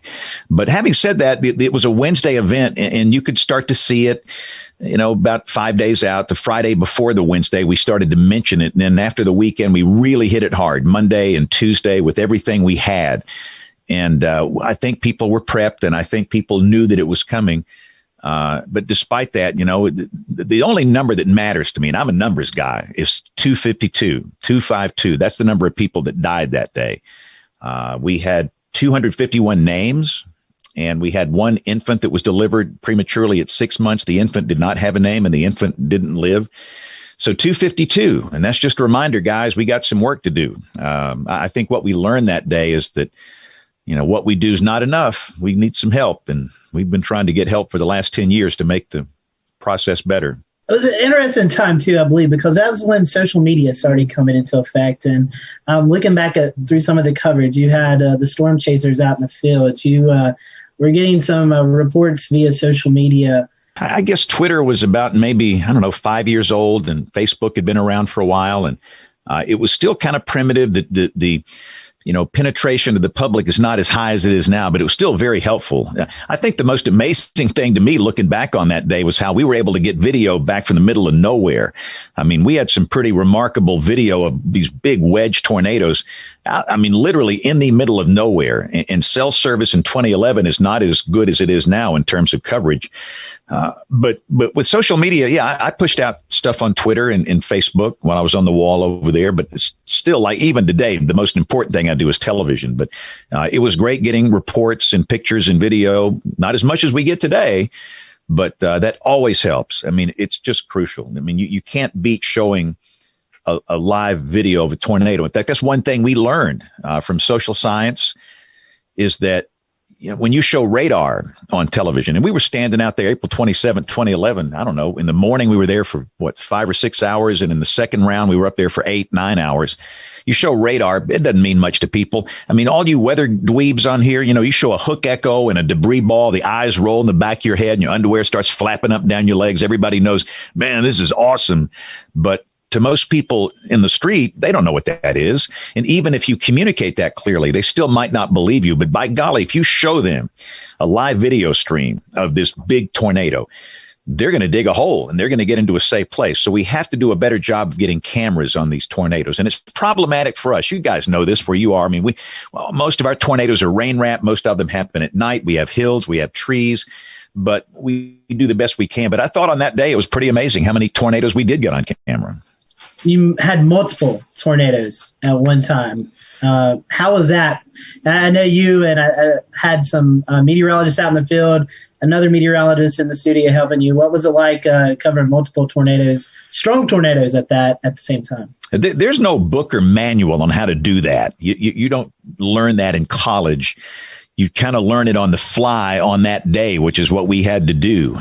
And, that's one of the things I look back on. And then everybody's probably seen, whether people that listen to this show here, they've probably seen some of that. History is going to judge us for what we did that day. And I tell Jason Simpson, Jason was the meteorologist with me in the studio. We bonded that day. If you go through a generational tornado event with another meteorologist in the same room, you will be bonded for life. And I've known Jason since he was a kid. He interned with me. He's a really close friend. He's chief meteorologist at the station in Huntsville now. But, history is going to judge us, the two of us, for what we did that day. And I don't even know if what we did was right or wrong. Obviously, we did something wrong because 252 people died. That's inexcusable for anybody in the weather enterprise, inexcusable for the public. These were precious people that died. And I look back on it, I wonder, like the Tuscaloosa tornado. Everybody talks about the Tuscaloosa tornado. Well, what about the Cordova tornado? Tuscaloosa is a population center here. There's a big college there, University of Alabama, and everybody knows about that, and everybody knows what happened. It was a horrible tragedy. I'm not trying to lessen the magnitude of that, but what about the same EF4 that was down at the same time in Cordova in Walker County, where 2,000 people live at that many? Nobody talks about that. And did we focus too much on the Tuscaloosa tornado because we had that thing on camera and not focus enough on the Cordova tornado? I think about that a lot. And even in that case, we had 2 others down at the same time. And you just try and bounce back and forth between these things as best you can. And I try and give equal time. And I firmly believe that television meteorologists discriminate against people that live in rural areas. And that really makes me mad because I am from the guys. I'm from rural South Alabama. I'm from Greenville, Alabama. You guys ever seen Forrest Gump? Where's Forrest Gump from? Greenbow, Alabama. The guy that wrote that book, I know him. He passed away recently, Winston Groom. He patterned Greenbow after Greenville, this little town where I came from. And, if it's in a big market of, part of the city, the metro, will be on television live, local, late breaking, saving lives, the Weather Authority. But the minute it goes out into a rural area where maybe there's 1 meter in the whole county in the television ratings world, you go back to Freak of the Week or whatever it is on television, which is absolute insanity. What you're saying, people that live out in the country, their lives don't matter. And I'm not going to play that game. And the day they ever tell me to stop, I'll just go somewhere else where I can do that. But they've always supported me here. But I wonder if I didn't serve the people in rural areas enough with that. And I regret that. I can't go back and change it. I can't go back and fix it. But it was horrible dealing with multiple strong, violent tornadoes down at the same stinking time. The easiest tornado of the day was the Coleman tornado. That was the first one of the afternoon. It was an EF4. We had no other tornado at the time. We had it on camera. I didn't have to bounce back and forth between multiple storms, and we stayed with it. And it worked. Nobody died in that tornado. 20,000 people live in Coleman. So, but yeah, I don't know. I don't think I did it right, but I did the best I could do under the circumstances. I was actually in Coleman filming the Coleman tornado when that occurred. And I was live streaming it as well at that time to Chaser TV, which was the big Storm Chaser streaming platform back in the day. One of the things that was crazy is the communications actually kind of went down, cell communications and pretty much everything else. And people were kind of distraught and didn't know where to turn to get their information from. That was one of the biggest things that stuck out to me that day was how communications failed at the very end of everything and kind of in the middle of the outbreak. So can you talk to us a little bit about, in a position of trying to communicate to the public, how that was affected? I think one thing people forgot about too that day, we had a morning round of storms. It was basically a QLCS, and some pinhead named a squall line a QLCS a long time. I call them a squall line, quasi-linear convective system, whatever. It was linear. And we had a few embedded tornadoes, and there was widespread wind damage. And that morning, we had 250,000 people with no power before the big event started. And 5 people died in the morning storms. That in itself was a tragedy. And so we had a problem going into the afternoon with so many people without power. You had a lot of cell sites down. You had a lot of infrastructure damage. And our TV station, we had a lot of damage. We had cameras down. We had microwave paths that were down. We were crippled. I mean, all these engineers, we had a little break between the morning round and the afternoon round. And we got off the air for a little bit after the morning round. All these engineers, they came in there telling me everything that wasn't working. This doesn't work, and this is down. This is not working right now. And I finally said, guys, stop. I need to know what is working, because we've got to get through the afternoon and prioritize how we're going to repair what we can in the next 2 hours. And they did a great job of getting things back, including that Coleman camera. That's one of the ones that went down. But yeah, there was clearly infrastructure problems with communication that afternoon. I think the one thing we learned is that some people have forgotten that good old radio and television is free. It is over the air. It has nothing to do with a cell network, and it's pretty darn reliable.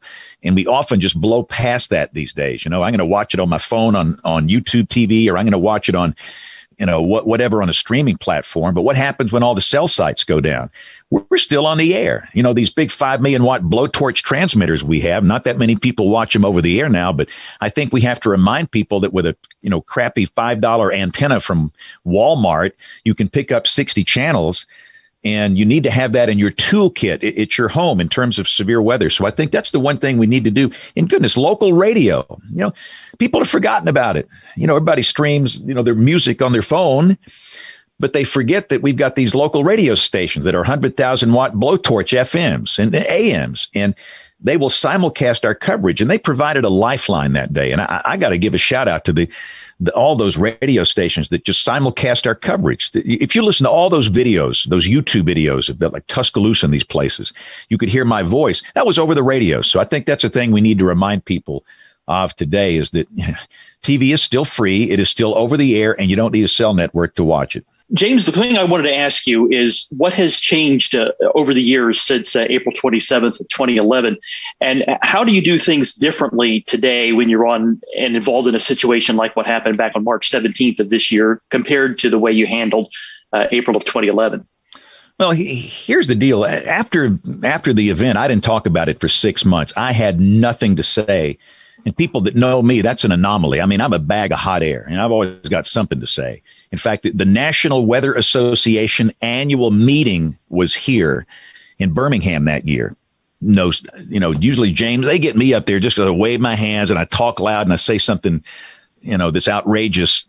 And I didn't speak. I had nothing to say, nothing. And everybody just couldn't believe it. But I needed to go through the phases of grief.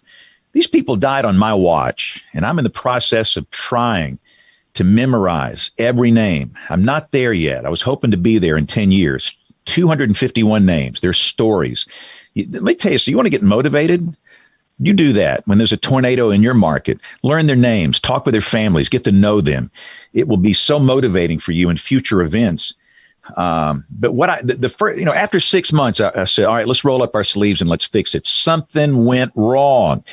There were 62 tornadoes in one day in the state, and there was a darn good warning for every one of them. In some cases, the lead time was 40 minutes. And I thought the death toll that day should have been 30. And 222 people ought to be listening to this show right now. And so I went to some of my friends in the social science world and said, help. And the first one that really reached out to me was Dr. Cloco McLean, Kim, and so many others I've befriended. And I'm not going to start mentioning names because I'll leave somebody out, but they have been such a great help. But this is the bottom line. What we do is not enough. My background is physical science. My first major in college was electrical engineering.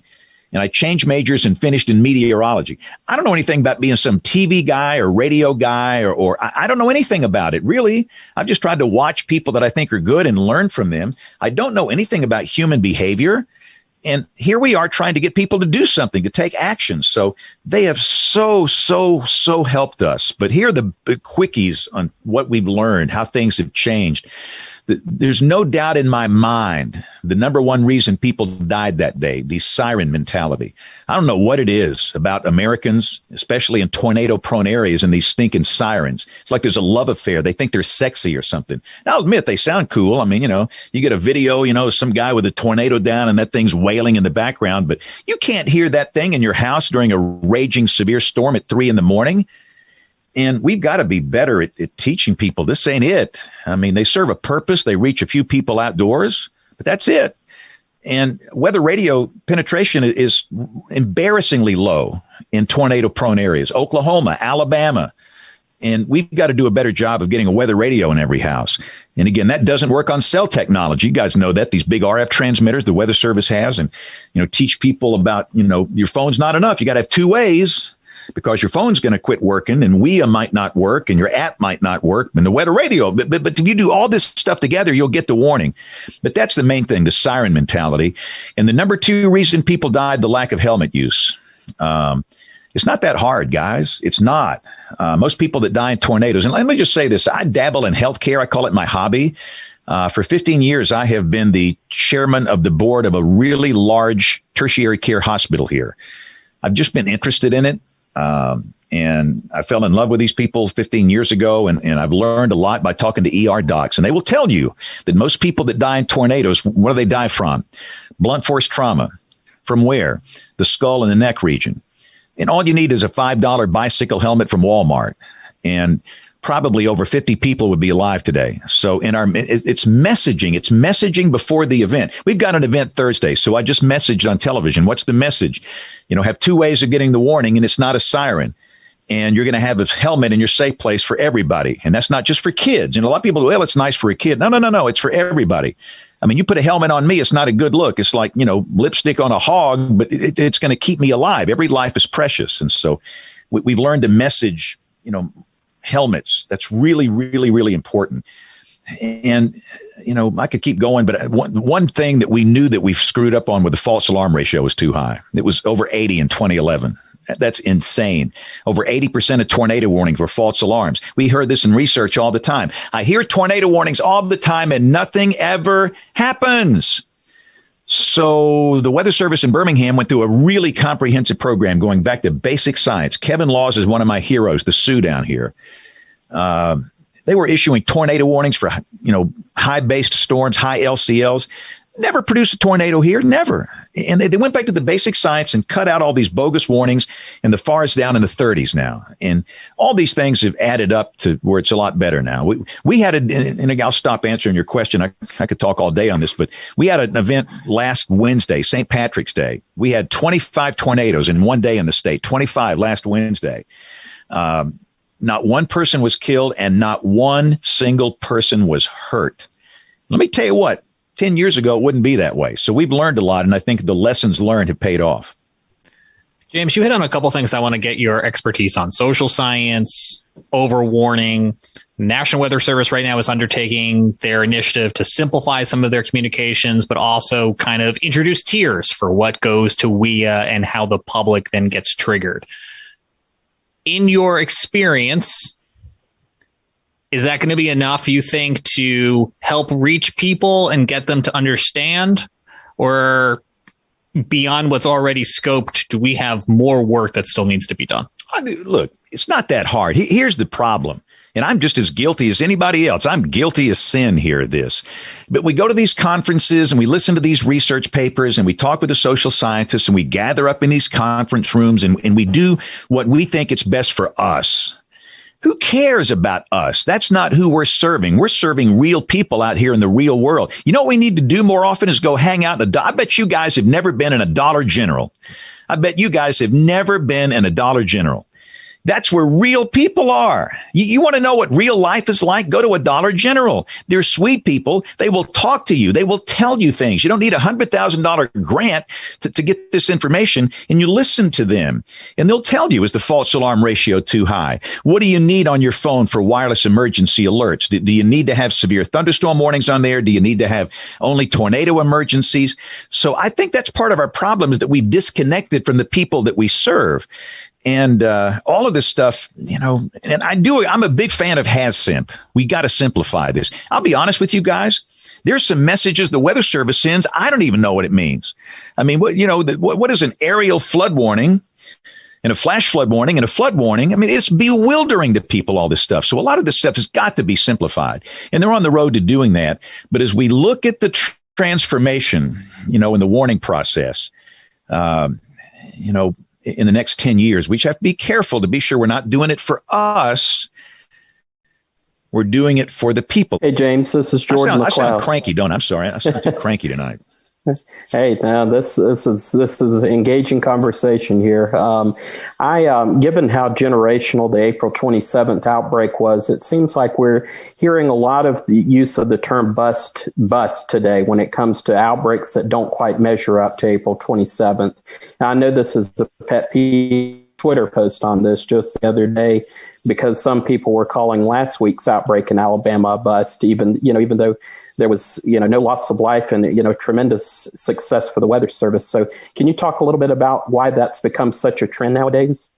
Well, I think a lot of it has to do with the weather enthusiasts and these Facebook pages. And listen, I don't want to throw water on these guys. Most of them are high school kids, and they love weather and they want to learn weather, and they don't mean any harm. But they'll get on Facebook and they'll say, look at the STP. Look at these updraft helicity tracks. This is going to be worse than April 27, 2011. This is going to be a killer mega storm of the century. And people don't know it's a 15-year-old kid. And they're going to share it and share it and share it and share it and share it. And it just gets out of hand. And, I think that's part of the problem. And I don't even like that question when people ask me that. For example, we have a very high-end severe weather episode likely here Thursday. It's pretty common for episodes like this in March and April. This is the core of the spring segment of the tornado season. And the question is, will this be like April 27, 2011? I don't even like to answer that. That's a bad question. And of course, the answer is no. Let's do a study of climatology. I love numbers. I love looking at history. I really do think if you study history and climatology, it's a valid way of looking at what might happen in the future. And where we are down here, our generational events prior to 2011, what's the one before that? You guys were not even... Return to Best of the Carolina Weather Group in a moment. Now your Carolina weather forecast. Here are today's forecast high temperatures for North Carolina. Here are the forecast lows for tonight for North Carolina. Here are tomorrow's forecast high temperatures. And here's forecast rainfall across North Carolina tomorrow. Here are the forecast highs for the day after tomorrow.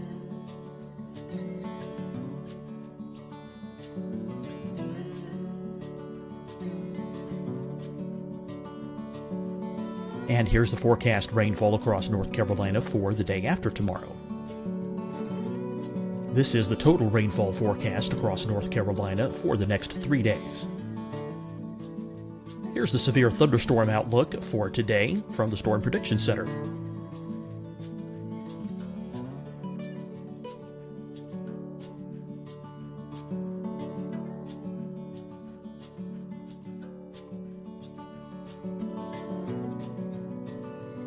Here are the forecast high temperatures for today for South Carolina.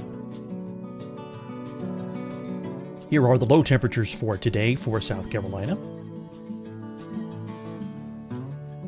Here's the probability of precipitation forecast across South Carolina today. And here are the rain chances across South Carolina tonight. Here are tomorrow's forecast highs across South Carolina. Here are the forecast low temperatures for tomorrow for South Carolina. And here is the probability of precipitation across South Carolina tomorrow. Here's the precipitation chances across South Carolina tomorrow night. Here are the forecast highs for the day after tomorrow in South Carolina. Here are the forecast low temperatures across South Carolina for the day after tomorrow. And here are the rain chances across South Carolina for the day after tomorrow. And South Carolina's probability of precipitation for that night. Here's the Storm Prediction Center's severe thunderstorm outlook across South Carolina for today through tonight. Here's the Storm Prediction Center's severe thunderstorm outlook across South Carolina for tomorrow and tomorrow night. And here's the Storm Prediction Center's severe thunderstorm outlook across South Carolina for the day after tomorrow through that night. Here's the severe thunderstorm outlook for today from the Storm Prediction Center.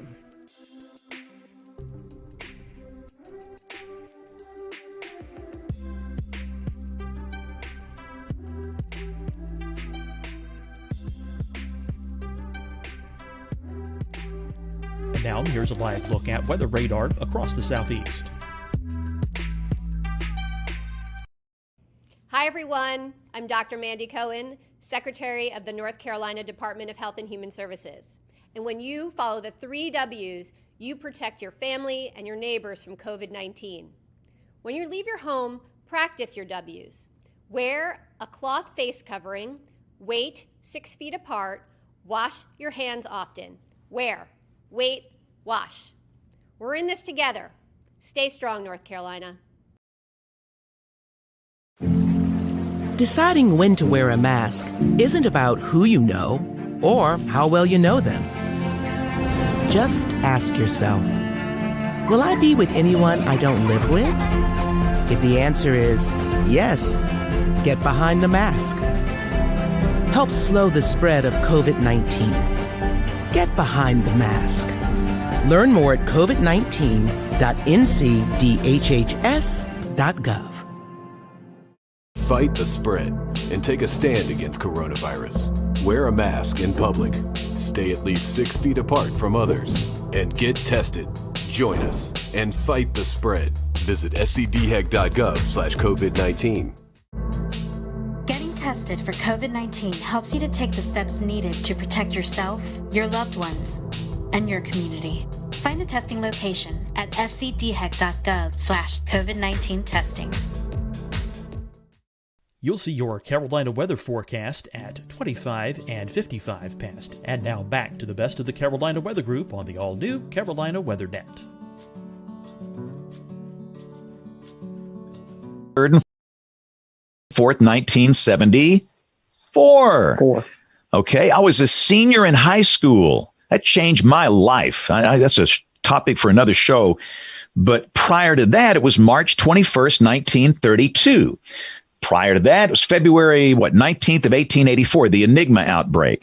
So they happen every 40 years. And that's a generational, really a definition of generational type storm to me. So the next time we have a day like April 27, 2011, I will be at the cemetery. But, so what? I mean, we had 25 tornadoes the other day. That's a big deal. And we didn't have all these, strong, violent tornadoes. It didn't produce that. And in a way, maybe you can, that's part of the criteria that I think was not met. But other than that, that was a big deal that day. And, we got to quit getting hung up in these comparisons and all this hype and everything. I mean, and here's the other thing, too.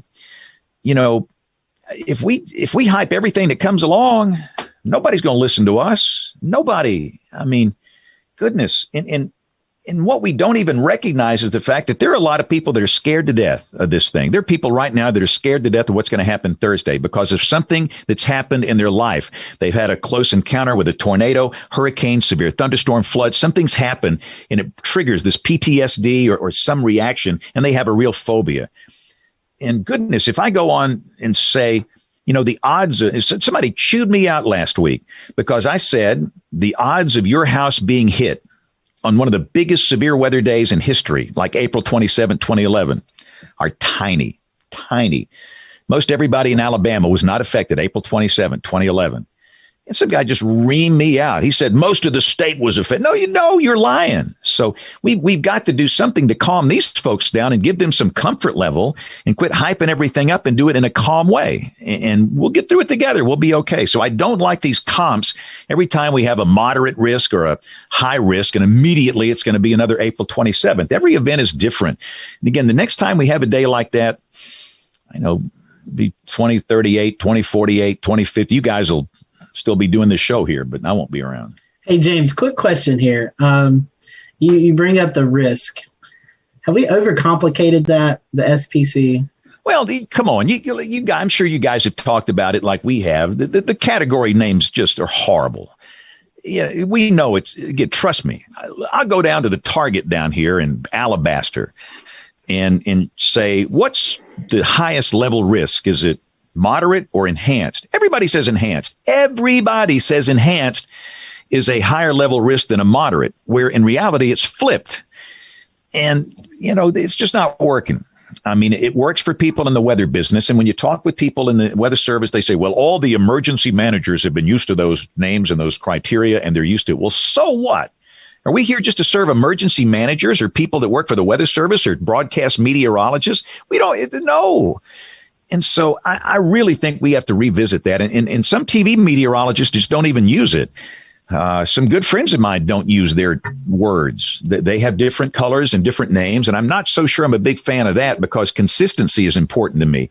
If one guy says one thing and some guy says something else, and who knows who you believe? I think we should be messaging the same thing, but I think we have to work together to fix that. And we need to bring in some of the SPC guys and have a long talk. And really, it's Rich Thompson, John Hart. These are my heroes.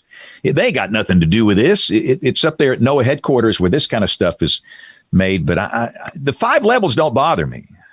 And I mostly use numbers now. That's what I use. 1 out of 5, 2 out of 5, 3 out of 5. I'm kind of getting away from even using those words because it's just not working. Thank you, James. We appreciate your time tonight. Go follow James on social media. I'm sure you probably already are if you're watching our show. And just great to get around and hang out with James. And I promise you, we'll have him back. We've got a whole list of questions we didn't even get to tonight. So stick around. We'll make sure that James repays us another visit here real soon. So for the rest of everyone here on the panel, we hope you enjoyed the show. And we will see you back here next Wednesday night for another episode of the Carolina Weather Group.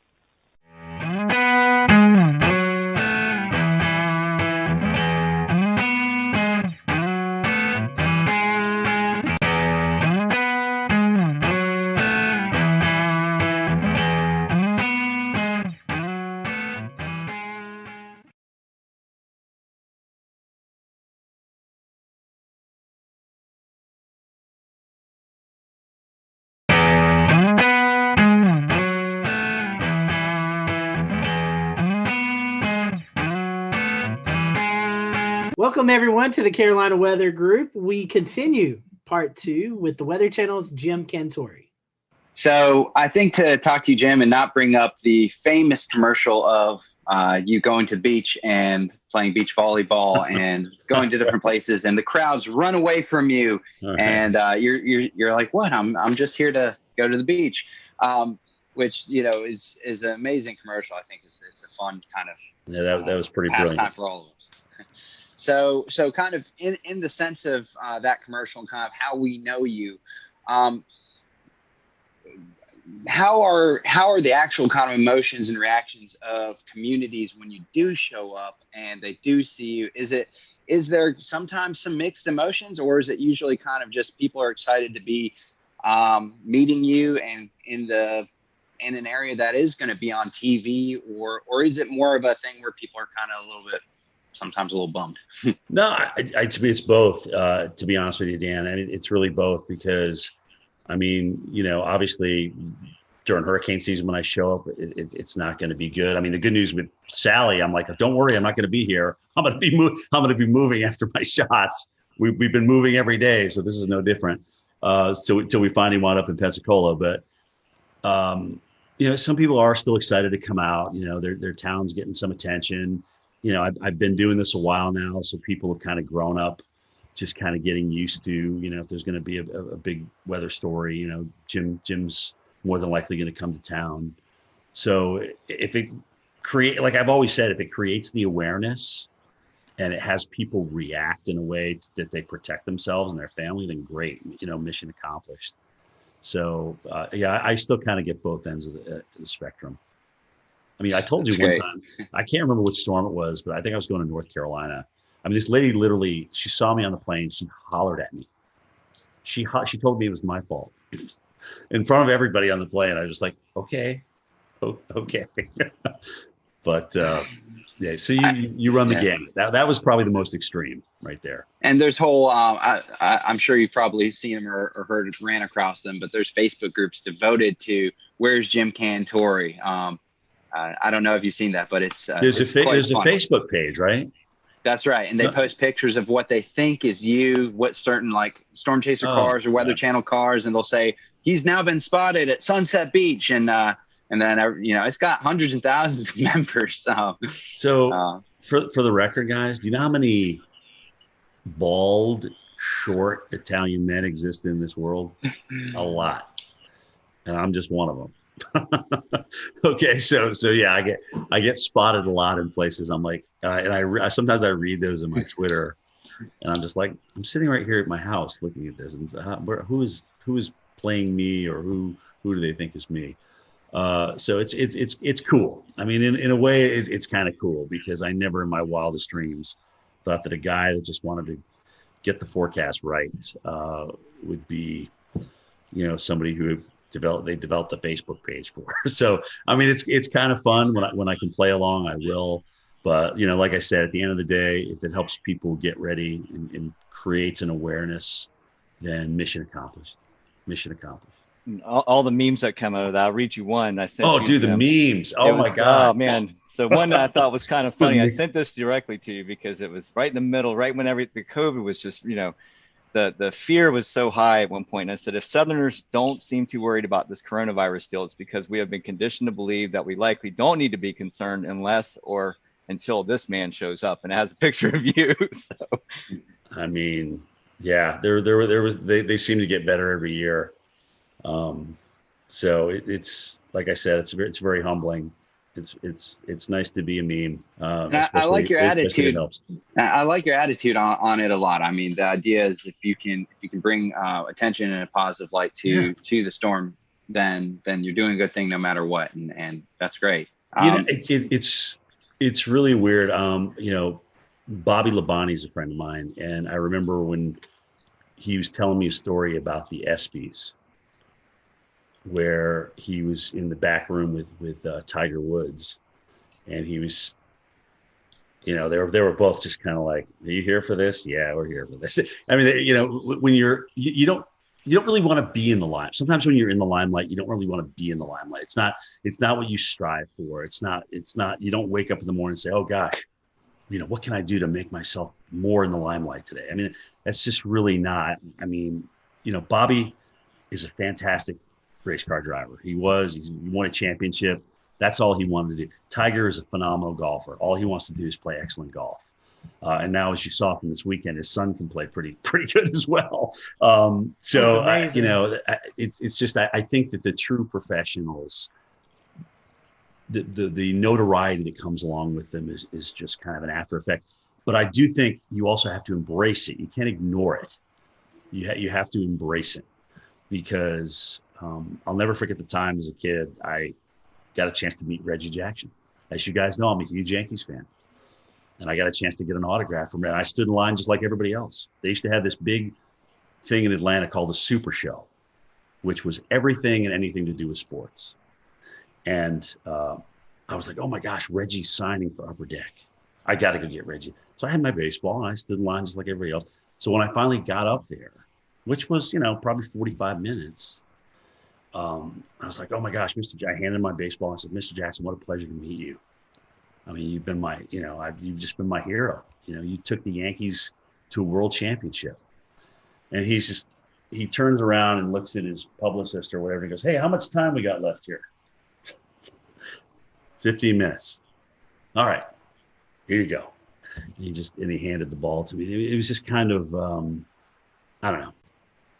It just kind of left a a sour taste in my mouth. I just never forgot it. And I'm not Reggie Jackson, but people that want to meet you and want to come out and talk to you, I think you owe them a little bit of your time, because you've been given this gift and it's there to share. And that's really how I feel about it. But I'll never forget that experience, and I always go back to it. And look at, I can't say that Reggie didn't have another thing to do. I can't blame him for that, but I just never forgot that reaction, how disappointed I was. Now, if I'm out to dinner with my girlfriend, or if I'm with my kids and we're talking and having a good time, and if you want to come up and talk about climate change or what we should do about NextRad, I'm like, hey, can we save this for another time? Pick your times of when you approach people. That would be my best advice to other folks out there. But I'm happy to talk to you. I am a true weather geek. I love talking about it. I'll give you my opinion. Sometimes it's going to be good. Sometimes it's going to be bad. Sometimes it's going to be right. Sometimes it's going to be wrong. But that's me in a nutshell. Speaking of NextRad, could you talk to those folks in Washington and get us a radar in Charlotte? Yeah, I mean, I look at, if we wait around for phased array, we're gonna have more tornadoes missed. We're gonna have more gaps. They told us not to really talk about this, but now that I'm on with you guys, yeah, let's fill the holes. Let's fill the gaps. It's long overdue. I mean, we got a nice system down now, and I know this data needs a lot of maintenance, and it's very, very expensive. And if that's the case, then come up with a great new phased array, and let's roll that out. Let's just roll out phased array. But until we get there, let's fix the stuff that we got. Maybe add a few mobile radars here and there to fill in the gaps, especially when you're talking about large metropolitan areas and cities. I mean, at this point, the NWS radar, the guys that are operating the radar and monitoring the radar, they know where the gaps are. They've been doing it for years. I mean, it's not like they're just coming out with this out of nowhere. So, yeah, I'm pro filling the gaps all the way. Do it. It's long overdue, guys. It's long overdue. So I have just one follow-up question here about how you deliver your message and the best way you can kind of connect with your viewers and stuff. So really, in a perfect world of your day-to-day, big storm comes around or whatnot, would you rather spend more time actually kind of doing on-camera storm action coverage where you're in the heart of the storm, or would you rather spend more time kind of in some instances being from a safe location where you can spend better time broadcasting, have clearer messages, and work more on the communication side? So studio versus non-studio, I think that's what you're asking me, right? I like a mix. I've got to have a blend, because I still need, like when I was told I was going to go out to the snow the other day, I was like elated, because A, it wasn't a hurricane, and B, it was just, I just love getting out in it, because here you are, you spend all this time looking at model data and this, that, and the other thing, and reading this and reading that, but you to go out and experience it, and then to kind of bring it home to the viewers, that's the win. That's the home run. I don't want to live in the field, and I don't want to live in the studio. I got to have a blend of both, and hopefully I'll be able to carry that to the end of the career. But it is getting exhausting out there. I won't lie. When you go through an eye wall, guys, and then you got to get up the next morning and do it, kind of tell everybody what happened. It's tiring. I mean, the adrenaline takes you through the event, and then after that, the tiredness and the lack of adrenaline. I mean, you got to find it from somewhere else, but you still got to put together two words in a sentence. So that's how that's going. What's going on, Pete? Hey, what's going on, Jim? How you doing? Good, man. So to kind of piggyback off of that question, take us through your workday at the Weather Channel, from when you wake up to when you leave the Weather Channel for the day. So AMHQ is the show I'm on, 7 to 10 in the morning. Get up about 4:15, come down to this very computer that I'm on, jump on it, see what's going on. Like I said, Twitter is nice, not only for us to communicate with each other in the enterprise, but also it kind of helps me centrally get my thoughts together what do I really want to say about this? What do I think about it? And I can put it down right there and go from there, because more than likely I'm going to be talking about one or more of those things when I get to the Weather Channel. So, I'll get in about an hour before my show. I'll slap a little powder on, put my mic on, go meet with my weather producer, talk about any interviews that are coming up with my show producer, and boom, here we go for 3 hours. Strap in and enjoy the ride, and be ready for whatever Stephanie has to throw at you, because it's usually something you didn't expect. But it's great. She makes it fun. She really does. She makes the whole 3 hours go by. I mean, when her, Jen, and I aren't there together, it's definitely different. And that's not to say other people aren't talented, because Felicia and Tevin and Jordan and Chris, those guys are all incredibly talented. But it's just we've been working together so long now. We kind of got this little routine. We kind of know each other's quirks and things like that. So it's very fun. After the show, we have a meeting at 10:30. A call in, kind of talk about the evening show, Mike's show, Bettis' show, and then what's going to happen the next morning, who we may have as guests and things like that. And that is my day. And tell us, like, behind the scenes, who's in the studio during the show, and how many people are working on the show every day. So in the studio, it's either 2 or 3 talent. Sometimes they'll have somebody from home. Like if Steph or Jen are on the road and they just get back, they will have them home for a couple of days. Again, this is all about a part of the COVID thing. It's been weird. I've actually been lucky, because when I've come back from the field, it's been a Friday. So I just go into my weekend and I just come back into the studio. I think I'm the only guy who doesn't have a home studio. I said, look, I will come in. I have no problem in coming in. They have me in this area where nobody's around. I have my own desk. It's literally yards and yards away from anybody else. So I'm nowhere near anybody. And it's literally as soon as you walk in the door. There's a couple floor directors, 2 weather producers in the studio, but we're all spread apart. I mean, that studio that we have downstairs that we're doing the immersive reality on is huge. It's kind of like a half a gym, if that gives you an idea of the size. So ceiling wise and width wise. So we just have everybody spaced out perfectly. And, a lot of the cameras are run from inside the production booth, so they can run those from upstairs with the joystick. So we don't need people down there moving cameras, even though sometimes you have to move some of the cameras. It's really the jib operator who's got to move this big jib and this big teleprompter so that we're out on the new augmented reality set.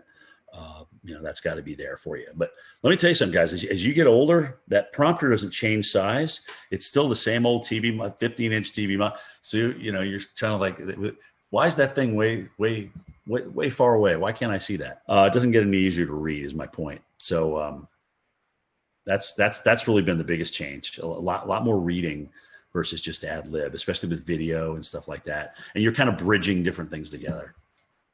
That's what it looks like in the studio. It's cool. It's really cool. I enjoy it. I really do. Guys, it's still a thrill to get up in the morning and go to work every day. It is. I don't even consider it a job. It's still fun. It's still fun to look at the weather and get it right. It really is. That immersive reality technology that you were talking about, I know we discussed it last year, but 12 months later, I'm still fascinated by it, as many others are. Tell us about some of the challenges of working with a piece of technology that's maybe new. Well, so remember, I just said this is like the size of a small basketball court, or half a basketball court. So with prompters way over here and monitors way over there that can't get close to you, some of the data on the graphics is really hard to read. So when we walk along and we see those little candlesticks there with the high and the low and the precip, one of them looks like a little crystal ball. So I can't see those numbers unless I'm looking at a monitor. And sometimes that monitor is just far enough away where I can't quite read that number. So if I don't preview those graphics first, it's definitely an beep moment out there and sometimes I'll turn the wrong way because you're so far away, you forget which side it's actually on in the real world. So it still takes some getting used to, and I'm absolutely not as comfortable as I am with a telestrator and a monitor in front of me or right next to me where I can touch it. So I'm out in no man's land, really. Well, another one of the neat things you've been a part of at the Weather Channel is the local on the 8s. Your voice is on there. Tell us a little bit about that process and how cool it is to be that person. So local on the 8s. Oh my gosh, when did I do that now? Maybe 10 years ago. But it took about 18 hours to record all. I mean, you have to record each number. There's different phrases that are coded. And so they put those codes together based on the forecast, right? And so partly cloudy will come up with winds increasing to 25 miles per hour. Those are two different things that I would record. I don't record all that in one thing. But so I thought, oh my gosh, so I get a chance to do this now. I'm going to be fancy with it. I'm going to like, if it's 108 degrees, I'm going to like really, it's 108 degrees. Heat index, 108. Wind chill, minus 55. So I went through and I did all that. And, that was about 3 hours worth of recording. And so then they got back to me and said, Jim, you can't really do that. You need to be kind of monotone here because we're going to marry all these different phrases and words and numbers together based on code. And you can't like be way up here and then but winds will be calm. Winds are 0 to 10 miles an hour. So it just won't sound right. So you need to be so I had to go and record all that again. But so much for trying to be different, right? So that's the story behind your local forecast.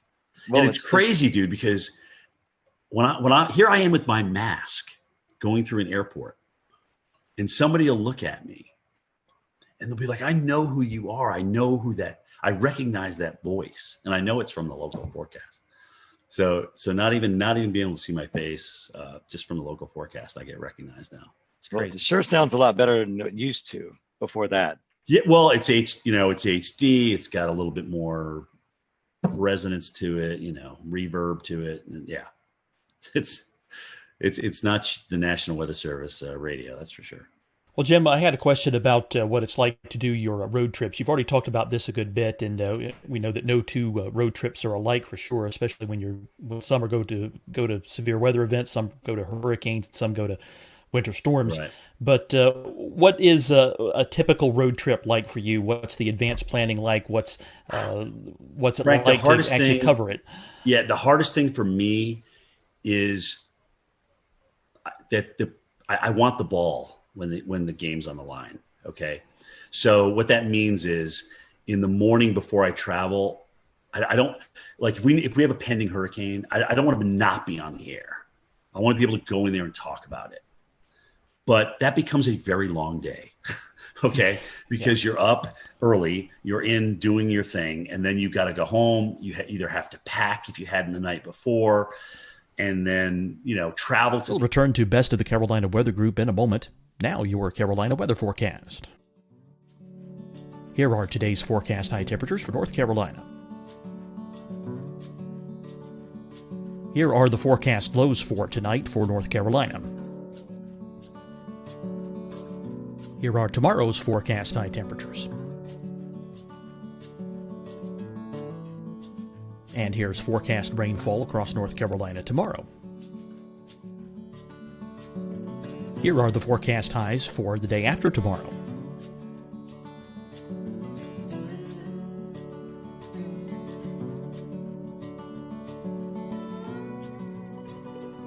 And here's the forecast rainfall across North Carolina for the day after tomorrow.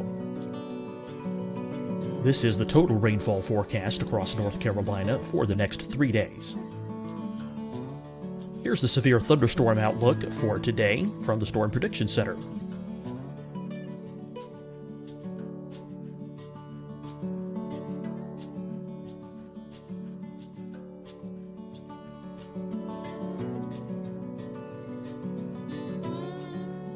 Here are the forecast high temperatures for today for South Carolina. Here are the low temperatures for today for South Carolina. Here's the probability of precipitation forecast across South Carolina today. And here are the rain chances across South Carolina tonight. Here are tomorrow's forecast highs across South Carolina. Here are the forecast low temperatures for tomorrow for South Carolina. And here is the probability of precipitation across South Carolina tomorrow. Here's the precipitation chances across South Carolina tomorrow night. Here are the forecast highs for the day after tomorrow in South Carolina. Here are the forecast low temperatures across South Carolina for the day after tomorrow. And here are the rain chances across South Carolina for the day after tomorrow. And South Carolina's probability of precipitation for that night. Here's the Storm Prediction Center's severe thunderstorm outlook across South Carolina for today through tonight. Here's the Storm Prediction Center's severe thunderstorm outlook across South Carolina for tomorrow and tomorrow night. And here's the Storm Prediction Center's severe thunderstorm outlook across South Carolina for the day after tomorrow through that night. Here's the severe thunderstorm outlook for today from the Storm Prediction Center.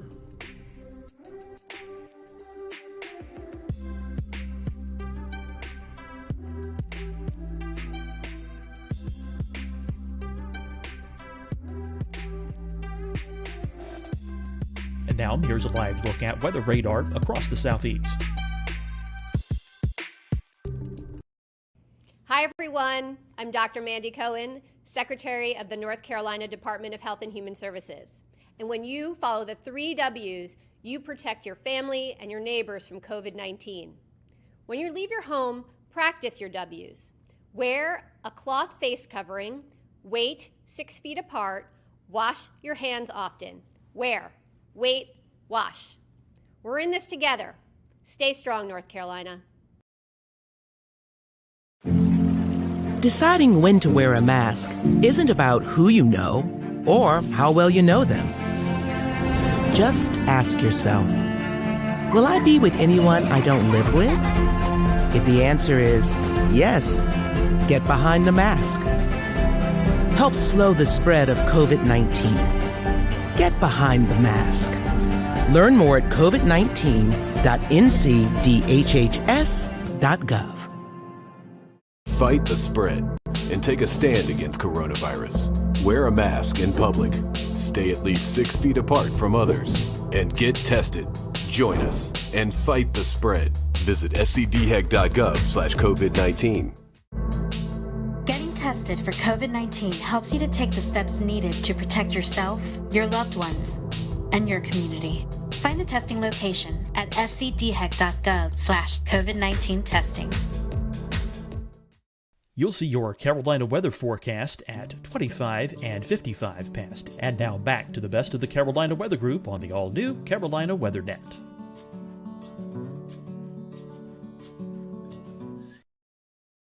And then get to your location. Like I told you guys earlier about the logistics, you got to make sure all those logistics line up. I mean, if that's going to be your spot that you're going to broadcast from, is your cameraman going to be dry? You know, are you going to be able to be out in the worst of it without drowning yourself and your vehicles and things like that? All those things come into play. And so now here we are at 6 o'clock at night after starting at 4:15 in the morning without stopping. And it just becomes an incredibly long day. So when it's just a travel day, which is rare, it's like getting ready for the game. You know, you got to pack, you got to have the equipment, you got to execute when you get out there. So you just kind of gradually ramp up and get to your location. And there is kind of between all of our teams out there, like, okay, who's going to get the best location? Who's going to be able to get the best shot? And so there's a little bit of that sportsmanship going on out there between us meteorologists. And I mean, we all want the best shot. We all want, the best TV for people. We don't want to have something happen to anybody or to happen to us. That's not what I'm saying.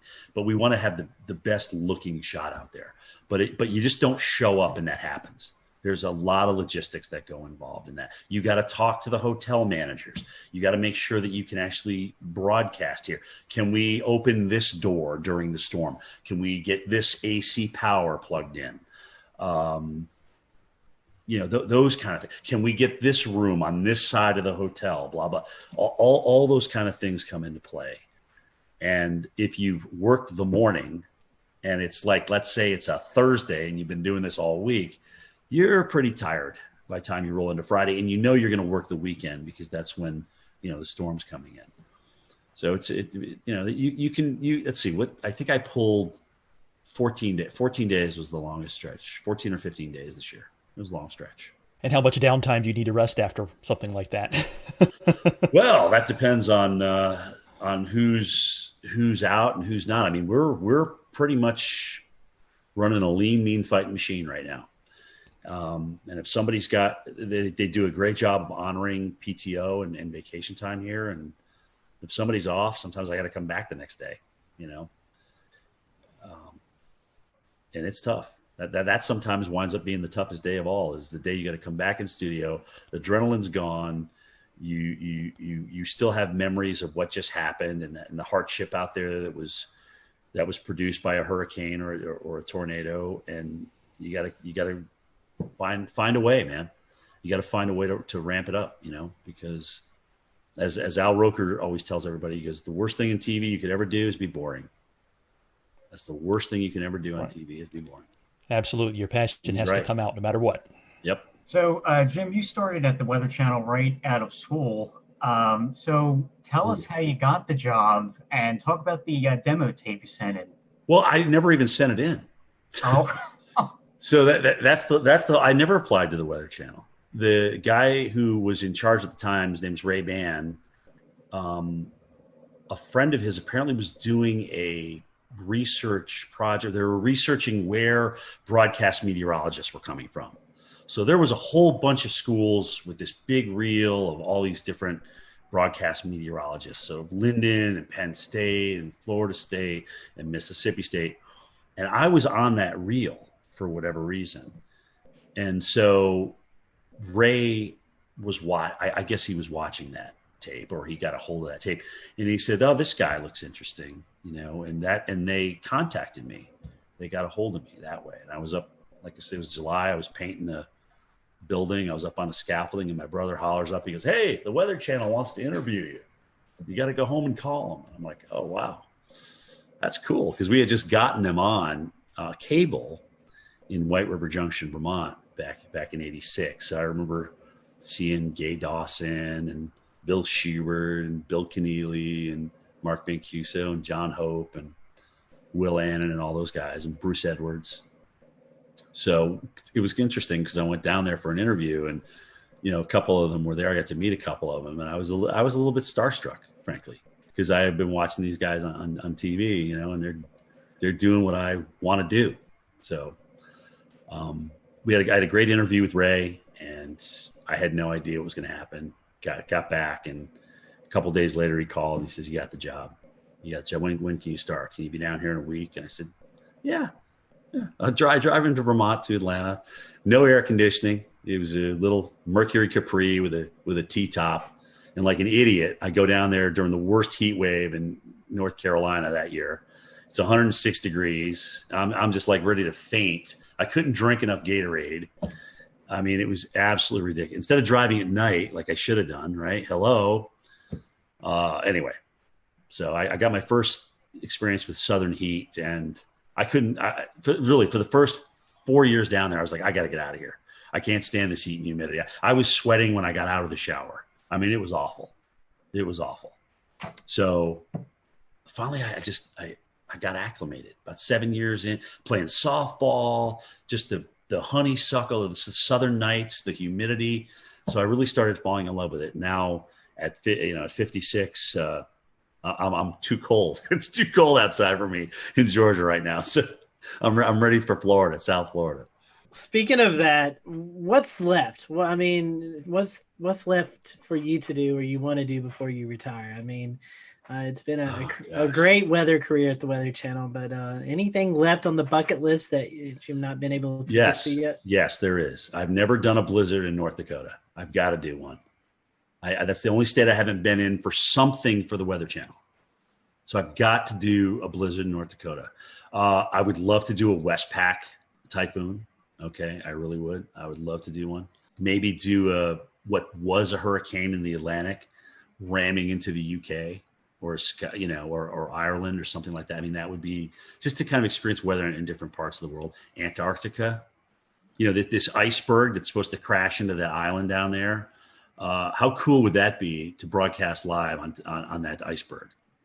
Right? It's the size of Puerto Rico and it's shaped like Jamaica or something.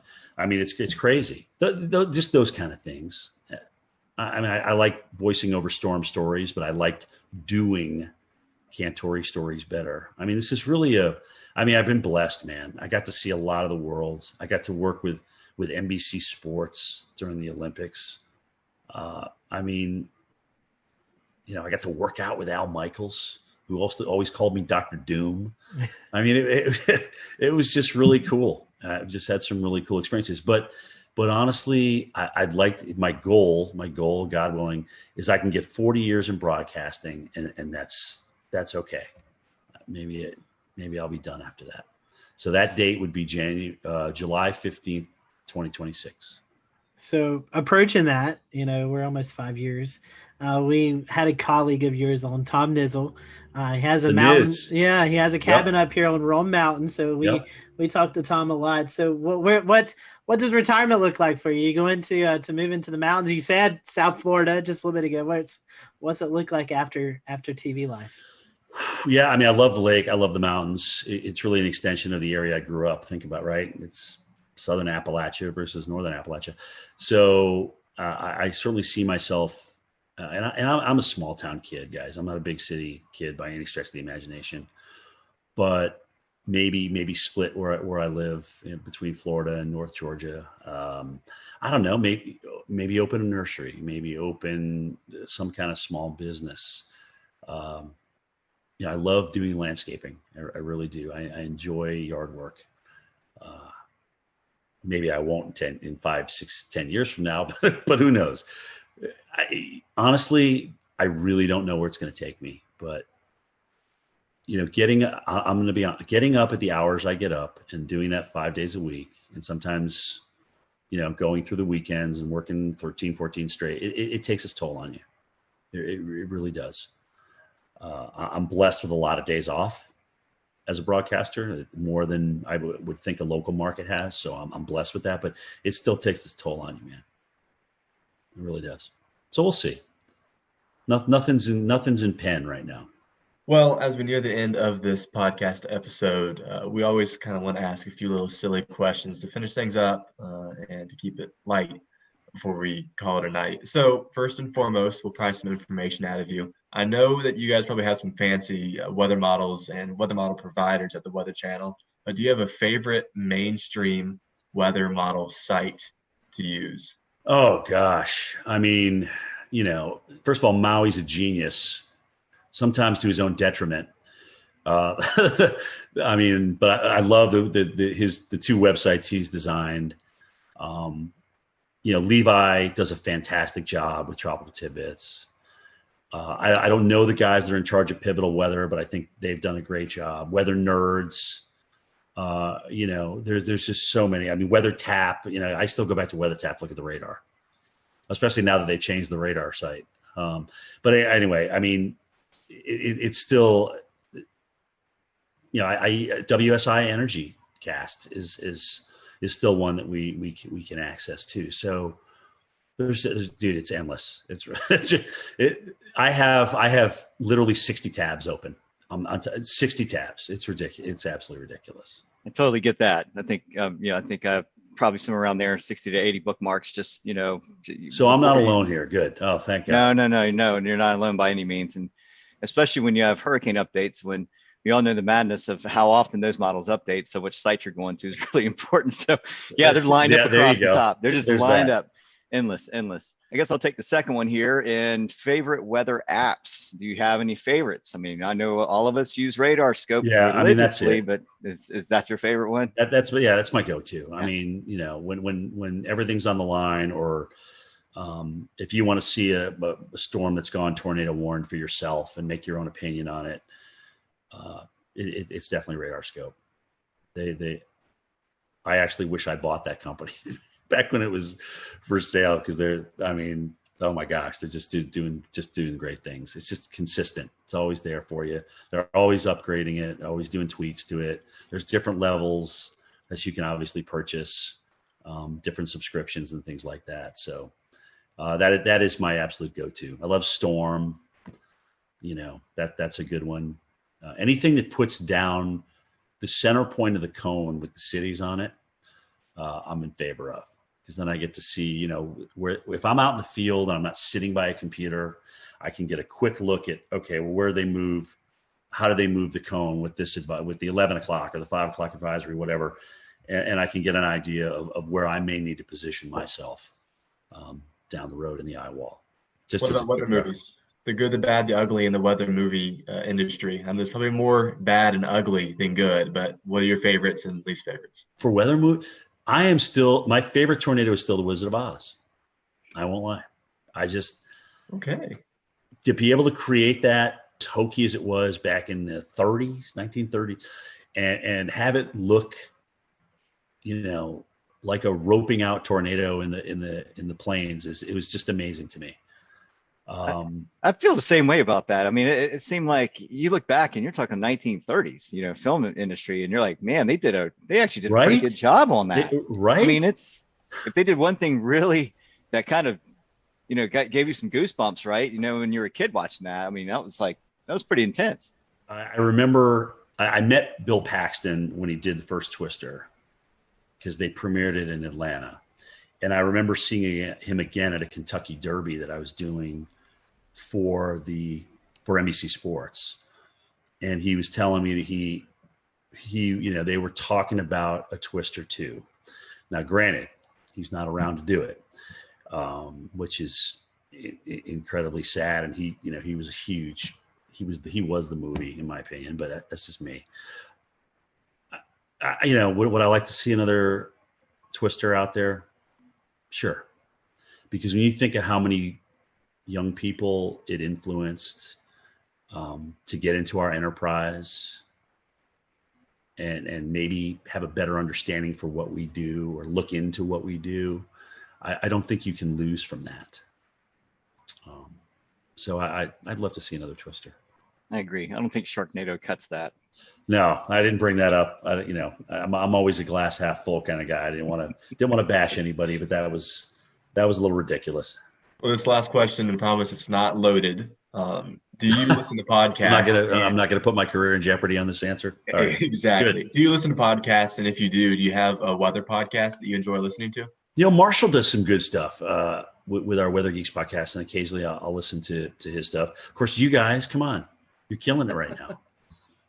Jennifer Watson, and occasionally she'll jump into a weather podcast as well. Weather Brains has always been great, and I know it's nice when you know the people that you're talking to a little bit, so you kind of know what to expect.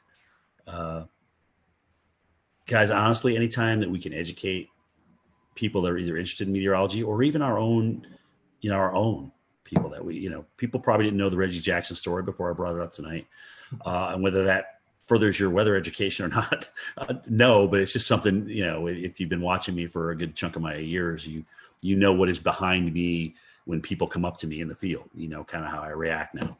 So yeah, I mean, and I think it's good for the enterprise. It's just all good. It's good to talk about things. And you know what? Sometimes subjects aren't great. The radar thing's is a touchy subject, right? I mean, but we got to talk about it because radar save lives. Early warning save lives. We know that. So it is. It's definitely another fun topic just because I think I can only speak to Evan and Peter, at least on our panel right here. We are avid TikTok followers, and I've seen you appear in a few TikToks with Stephanie Avery. That's all Stephanie. That's all Stephanie. Trust me. That's it's funny. She goes, Cantor, just do this with me. Come on, just do it. And Steph just has a way to kind of beg you to do what she asks you to do, what she wants you to do. So you did, and I'm like, you know what? Why not? I mean, it's like, what the hell? Yeah, I don't want to be a total bore. So I'll jump in and usually make a fool out of myself. But you know what? I'm okay with that. I'm okay. I can still sleep at night, and it's all good. So. All right. Well, my last question for you, and let's take weather out of it because I know you've made many trips to North and South Carolina. Yeah. Top 5 destinations to visit in the Carolinas. I mean, I know you've been in the Carolinas covering winter weather, tropical weather, but if you're just coming on vacation to North and South Carolina, what'd be your top 5 spots to visit? Oh man. Well, I love, first of all, Greenville. Greenville is my number one. I mean, it's a hidden gem. Nobody knows about it. If I had to retire in Greenville, I would do it. Yes. Okay. Greenville, South Carolina. Love it. Absolutely love everything about that city. I got a lot of good friends up there too. So their Euphoria Festival they do every year is second to none. But behind that is Charleston. I love Charleston. It's the charm of that city, just being down in there, being in the thick of it, the history, the weather history. I mean, everything. It's just absolutely beautiful. Wilmington. I've seen them get the crap kicked out of them and come back and be this wonderful, wonderful town. I love Asheville. The Grove Park Inn. I've been there for the gingerbread contest. I mean, that is just unbelievable. It's just a beautiful historic place. The Biltmore, obviously, up there. I mean, holy cow. Gosh, where else have I been in the Carolina? I think it was Winston-Salem. Maybe, or was it Hickory? I can't remember. I got a friend that I went. They had just like refurbished the downtown. I can't remember which one it was in, which one I was in, but I thought that was a pretty cool place. I live close to Hickory, and it's recently been redone. So there it was Hickory. Yeah, I was about to say, you're kind of like, what? Where did this Winston-Salem. come from? Where did this come from? All right, who did I offend on this answer? No, you didn't offend anybody. You get your martial arts training here in Charleston. We all know that. Yeah, you did great. I'm in agreement with you on Charleston. It's my favorite place to go. Oh, it's beautiful. And Jay Greenville loves it too, right? Greenville's number one. Charleston's number 2. It really is that, just like that. I tell people, I say downtown Greenville is the most underrated place to visit. It's a beautiful spot. Not a lot of people go. I mean, you can go out on a nice Friday or Saturday night and go eat dinner, welcome the river. It's a beautiful spot. Like I said, if somebody said, all right, Jim, you have to leave Atlanta, you have to go somewhere else, where would it be?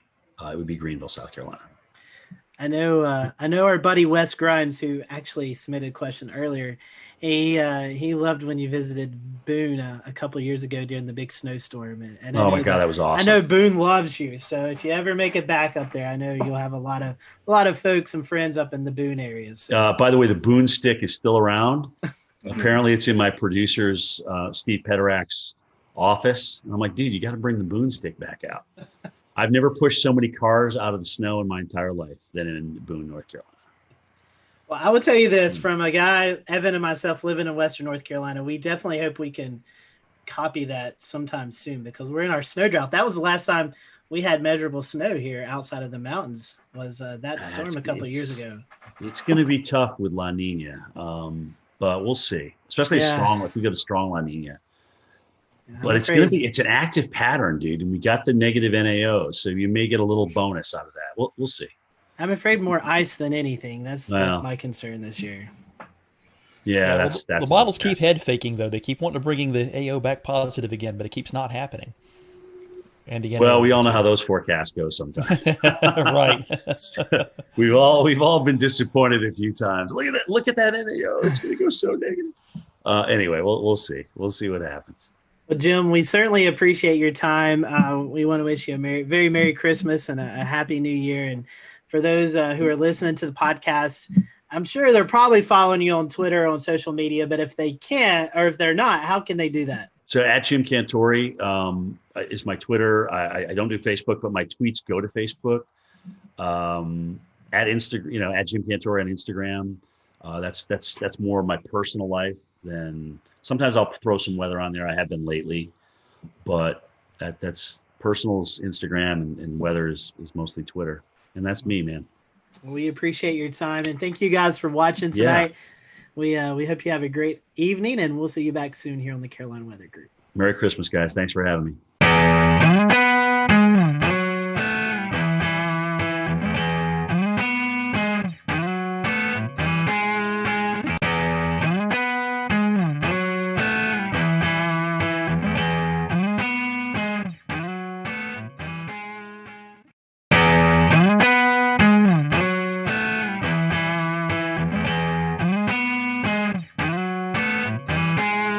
Good evening, everyone. Welcome to the Carolina Weather Group. We're happy to have you this evening, and we have joining us tonight Jim Cantori, our good friend Jim Cantori from the Weather Channel, Mr. Storm Tracker, who has been busier than ever, I believe, this year, Jim.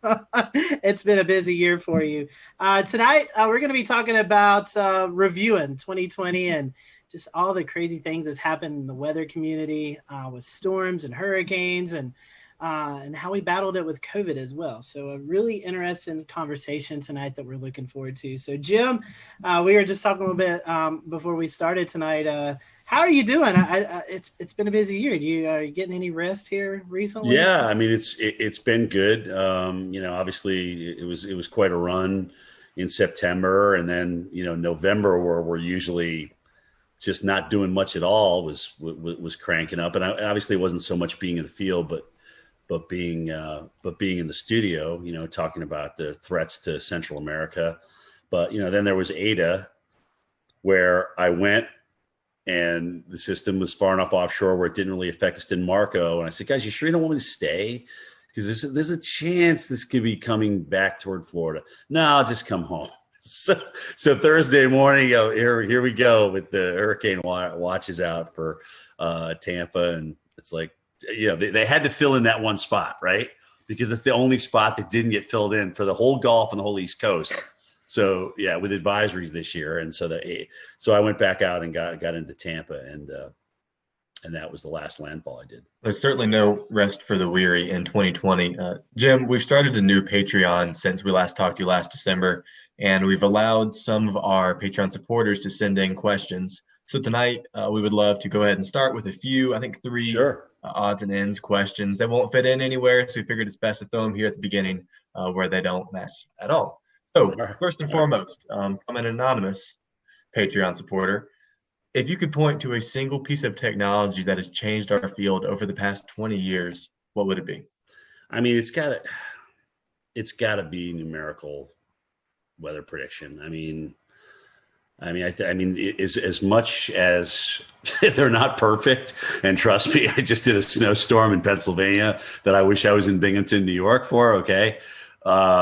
Anyway, as much as they're not perfect, I do think that they've helped us, and they've gotten us a much better idea of what we can do with, but the list is close. I mean, you look at the upgrade to NexRad and having radars available to us, and unless they get blown out like Lake Charles did during Laura, they're obviously very, very valuable. I mean, we can see tornado signals. We'll return to Best of the Carolina Weather Group in a moment.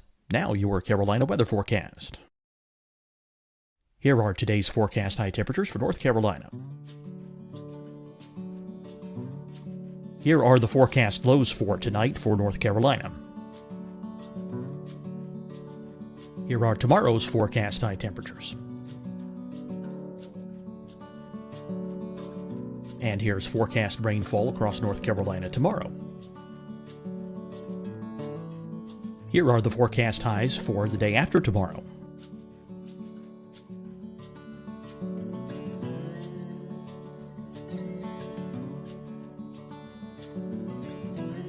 And here's the forecast rainfall across North Carolina for the day after tomorrow. This is the total rainfall forecast across North Carolina for the next 3 days. Here's the severe thunderstorm outlook for today from the Storm Prediction Center.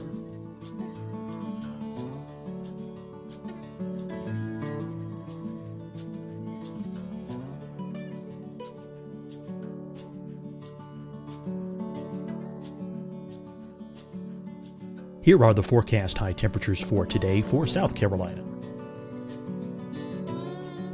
Here are the low temperatures for today for South Carolina. Here's the probability of precipitation forecast across South Carolina today. And here are the rain chances across South Carolina tonight. Here are tomorrow's forecast highs across South Carolina. Here are the forecast low temperatures for tomorrow for South Carolina. And here is the probability of precipitation across South Carolina tomorrow. Here's the precipitation chances across South Carolina tomorrow night. Here are the forecast highs for the day after tomorrow in South Carolina. Here are the forecast low temperatures across South Carolina for the day after tomorrow. And here are the rain chances across South Carolina for the day after tomorrow. And South Carolina's probability of precipitation for that night. Here's the Storm Prediction Center's severe thunderstorm outlook across South Carolina for today through tonight. Here's the Storm Prediction Center's severe thunderstorm outlook across South Carolina for tomorrow and tomorrow night. And here's the Storm Prediction Center's severe thunderstorm outlook across South Carolina for the day after tomorrow through that night. Here's the severe thunderstorm outlook for today from the Storm Prediction Center.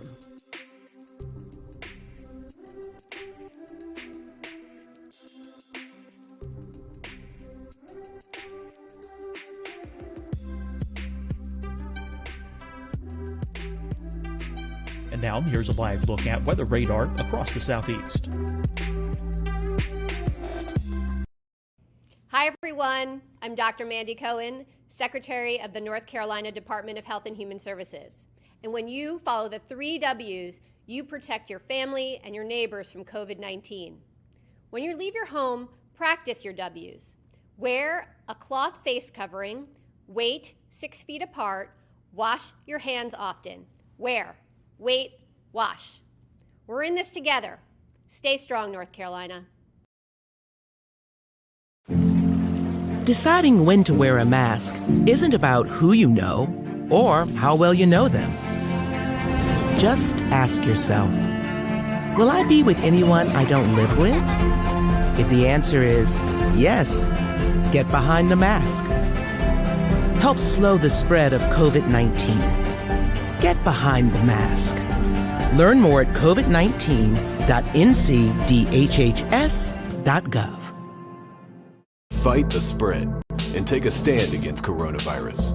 Wear a mask in public. Stay at least 6 feet apart from others. And get tested. Join us and fight the spread. Visit scdhec.gov/COVID-19. Getting tested for COVID-19 helps you to take the steps needed to protect yourself, your loved ones, and your community. Find the testing location at scdhec.gov/COVID-19 testing. You'll see your Carolina weather forecast at 25 and 55 past. And now back to the best of the Carolina Weather Group on the all-new Carolina Weather Net.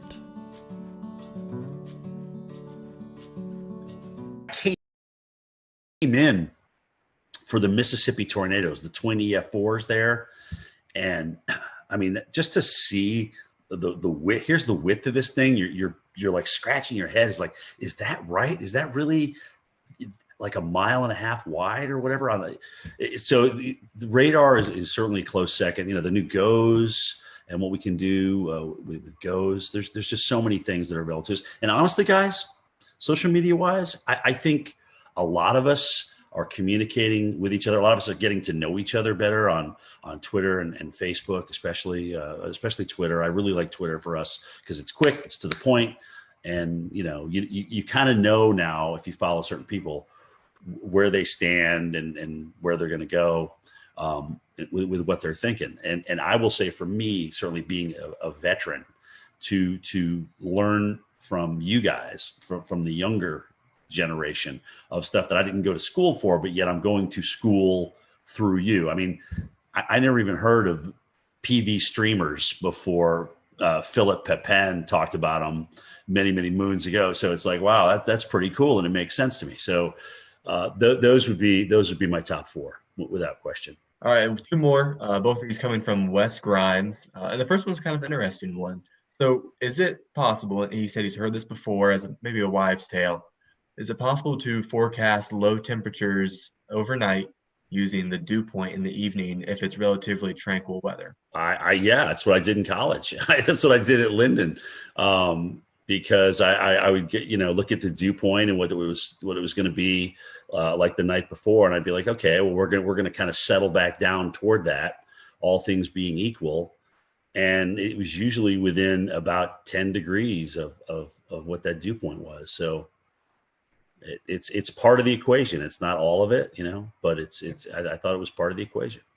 It's a neat little forecasting tip. Yeah. And last but not least, on a favorite topic of yours, when you go out and you go storm chasing, how do you end up in the right place at the right time? Well, dude, sometimes it takes a lot of work. Like Sally, oh God. So I'm like, you want me in New Orleans, but the models are trending east. I'm like, we're flying into Gulfport. We could really stay right there. So we went all the way to New Orleans because that's where they wanted me. I'm like, all right, whatever. I just do what I'm told, And then we made our way back to Gulfport the next day. And I'm like, okay, well, you realize though, we'll go back to Gulfport, but it's probably going to go even farther east than that. That's what the models are trying to do. So the next day after Gulfport, we went over to Pensacola and finally kind of found a home there on the eastern side of that thing with the storm surge.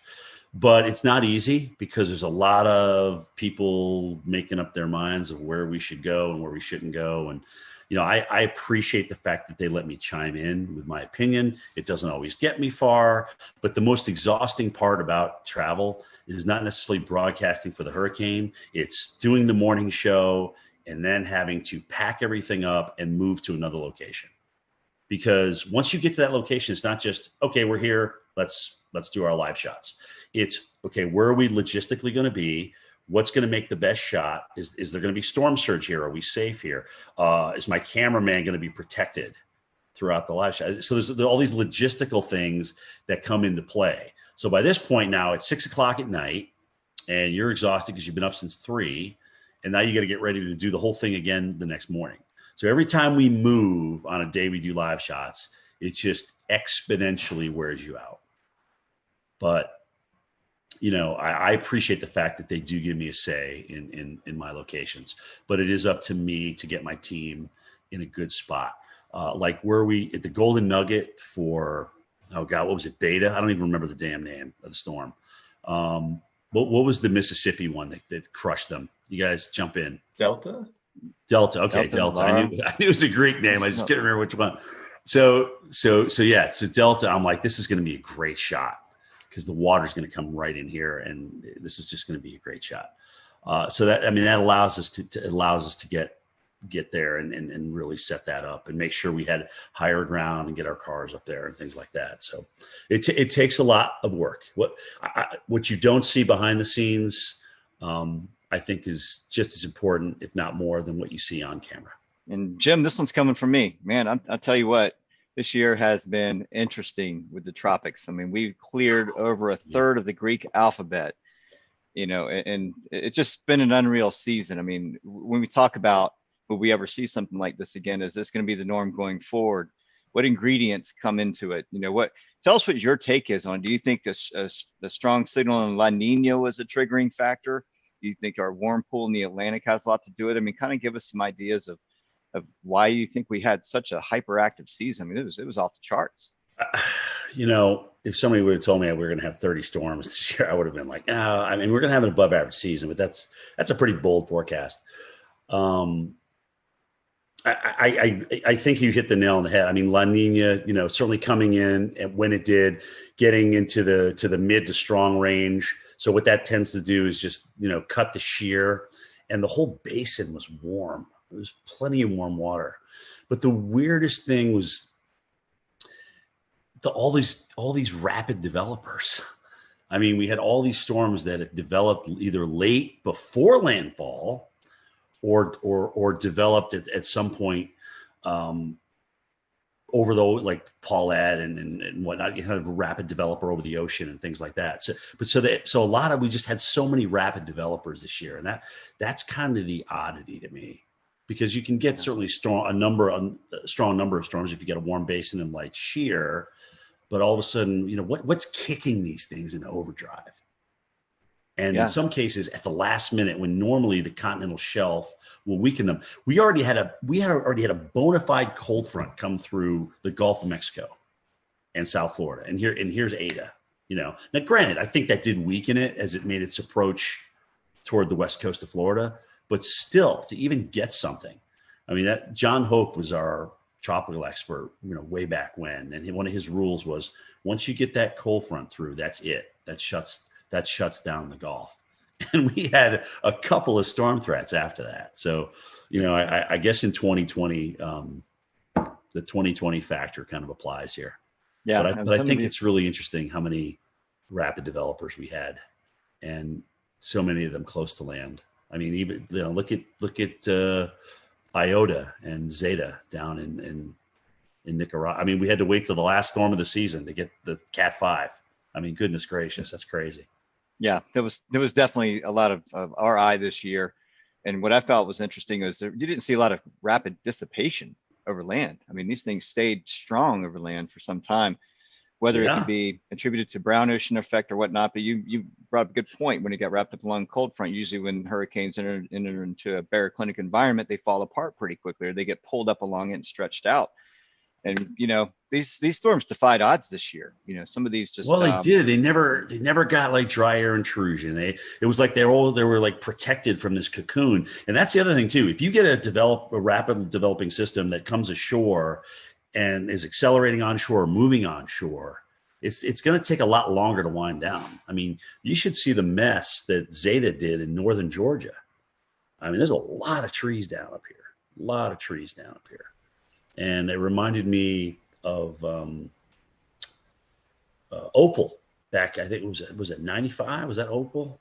That's right. But it kind of did. It was like one of these storms that actually was a 5, went down to a 3, but it was holding its own, and then it accelerated up in North Georgia. So it takes a while for these things to wind down, but they just cause a whole bunch of tree damage, man. It's a mess. I think I remember seeing the power outages. It was more in Georgia than Florida, than Louisiana per se. It was like over 1 million without power in northern Georgia. So that was.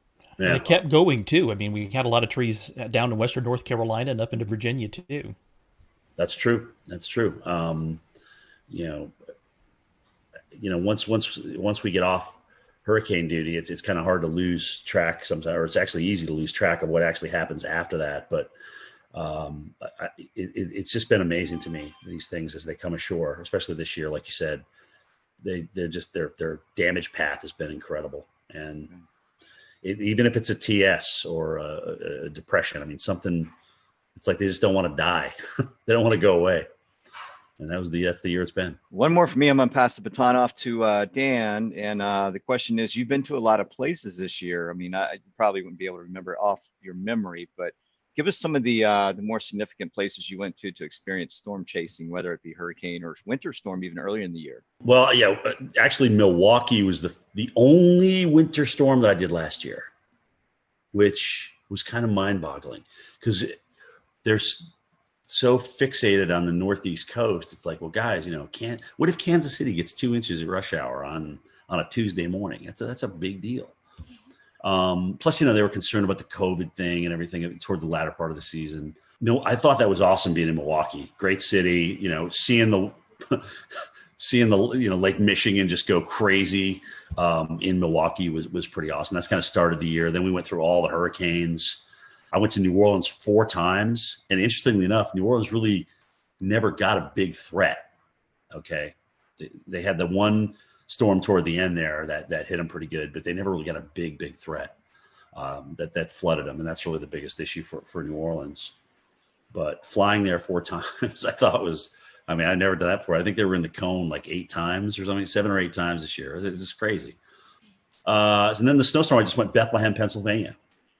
I knew Philly would change over. I knew they would mix. I knew we'd actually mix with sleet in Bethlehem. I just didn't know we'd get dry. The dry slotted thing is what really killed us. And then to see 4 states with 40 inches plus, I'm like, this is just absolutely nuts. Absolutely nuts. From a low pressure system that I don't even think broke under the 990s when it was doing its work. I mean, really? That's crazy. I know, non-lake effect too. I mean, that was all just the low. I mean, All time snow in Binghamton.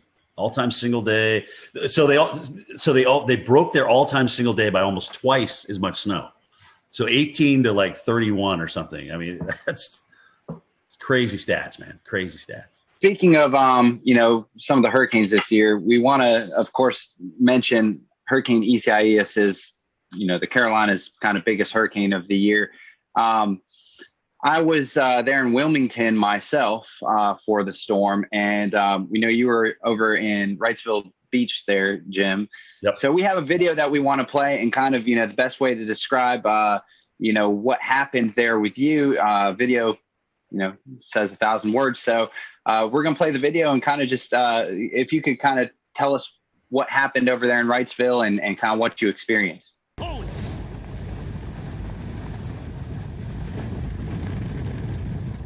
Well, I should remind everybody of kind of the new norm in broadcasting as we're doing this. So we used to come out at the tops and bottoms of the hour, even in a hurricane, and give everybody an update on what's changed.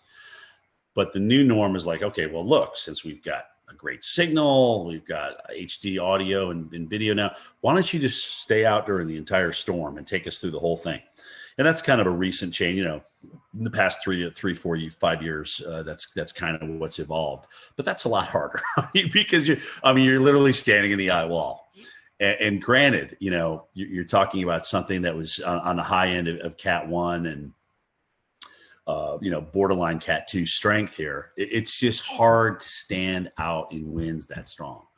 And I mean, you see me struggling there. And the only other time I had to take a knee was Isaac in New Orleans, because I know we had a weather group out there. They were measuring winds like 90, 94 miles an hour through those two buildings. And this was very similar to that. And it's just hard to stand there. I mean, you're literally, guys, you go to the gym, you do squats or you do leg presses and things like that. It's hard to hold a press for that length of time. And so I just had to drop down for a second. I mean, the audio wasn't that great. You've got raindrops splatting on the hood of your jacket, so that's making it difficult to hear back at the Weather Channel. So you're just trying to put a couple of words together, a sentence together or two, to kind of get you to the next thing. And I'm just trying to remember all the facts that I know, about the storm itself. And of course, you're trying to say the name. I mean, Isaias. I mean, goodness gracious, it took me about 3 days into that just to learn how to say it right. So that was a tough storm. I mean, it was, those winds were up there, 80, 90 miles per hour coming around the side of that building. And it was just tough to stand through it. But again, it's like, take us through the eye wall. That's my job. That's what they're asking me to do. I'm going to do it to the best of my ability. The good news that, I didn't get hit by anything. The good news, the wind was essentially coming off the water, and whatever was being blown off the top of the building was being blown inland and not down at me at ground level. I probably should have had a helmet on, frankly. I definitely should have had a helmet on for that storm. Well, Jim, we've all faced the coronavirus pandemic. Yeah, I know, 2020. So how has this pandemic affect your job? Well, I mean, first of all, you got to wear a mask everywhere you go. And, people still come out and want to meet you and take pictures with you and things like that. And, my producers Steve Pederak has had to police that the entire summer. It's where people get so excited about taking a picture for whatever reason. I don't know why, but they do. And then they're like, well, you got to stay 6 feet apart. We got to stay 6 feet apart. And I got to put my mask up and things like that. Sometimes somebody will come around the corner. You don't have your mask on. You're just taking a breath, looking at weather data, and they'll just grab a picture without saying anything to you. And then management gets upset with you. So that a lot of that to tell people to kind of like, well, take a picture with me, but you got to move away. You got to stay 6 feet away. But I get it. I totally get it. And we played by the rules as best as we could the entire summer and even into this first winter storm that we've dealt with. But that certainly made it more difficult. we got to get more rations because restaurants and things aren't opening. They're closing down a lot earlier. Some of them never even are open. So we got to make sure we can eat for 3, 4, 5, 6 days. We know we're going to lose power, so it's going to be hot in the rooms and things like that. You just got to the pre-planning was a lot different. We had to make sure everything was buttoned up in terms of being able to eat, being able to follow the COVID guidelines. Remind people that, look, at the shelter that you went to last time may not be the one that you go to this time because they're only taking half the people. All right. You may have to go and be bused farther north. And in people that were in the surge zone, it was like, how do you convince people? Oh gosh. Okay. Look, it's one thing asking me to evacuate. I know this shelter. I've been there before. It's okay. But now I don't really feel like going on a bus and being shipped to northern Mississippi or northern Louisiana to get out of harm's way. So that took some convincing for folks. But I think the fact that if there was one good thing, if you can call this good, the fact that Louisiana and Mississippi were kind of in the bullseye and were dealing with this so many times, they kind of had the system down. So they just put it back in motion every time we got a new storm. So we didn't have to test so many different areas. That area dealt with some of the worst storms, but they really had it down. That's a very good point. Yeah. Wow. Nice. That's the one silver line. Well, Jim, we're talking about COVID, and I think pre-COVID, this has lost, in my opinion, a lot of attention. And I guess, with as crazy the years has been, but we had a pretty active early spring severe weather season. March 3rd, 4th, as COVID was starting to happen, we had an EF4 tornado that just went right through downtown Nashville. Yep. I mean, it was one of the eeriest video. I mean, it was, I think, one of the most captured videos on Twitter, with that, we also had severe weather here in the Carolinas where downtown Charlotte, EF2, I believe, that went through just south of town. So copied with a month later, the Easter outbreak where we had an EF4 and of all places, South Carolina. I mean, it was a pretty crazy severe weather season. And then I guess you kind of cap that off with the derecho in Iowa. I mean, what was your thoughts on any of those events that kind of stood out to you? I mean, the record for billion-dollar disasters stands at 16, but that's going to be broken this year. Okay. We are going to have more than 20 billion-dollar disasters. I don't know if it's going to be 21, 22, 23. I'm not sure. But this was just an off-the-charts year for big weather. And you're right, it was everything. It was the severe, with the tornado outbreaks, especially in metropolitan areas. It was the number of hurricanes that we had. It just the fires. We haven't even touched on the fires out west. I mean, goodness gracious, just again, and there was no stopping it. It literally started at the beginning of the year and just kept on going. And, La Nina, as you guys know, especially in the Southwest, does not favor big rainfall. So, you wonder what next year brings once we get into spring and spring bloom, and that starts to dry out, right? So, yeah, it's crazy. And I mean, look at the drought growing right now. If you take a look at the drought monitor, it's almost kind of scary seeing it kind of creep out of the Southwest into the central United States and the northern, Omaha.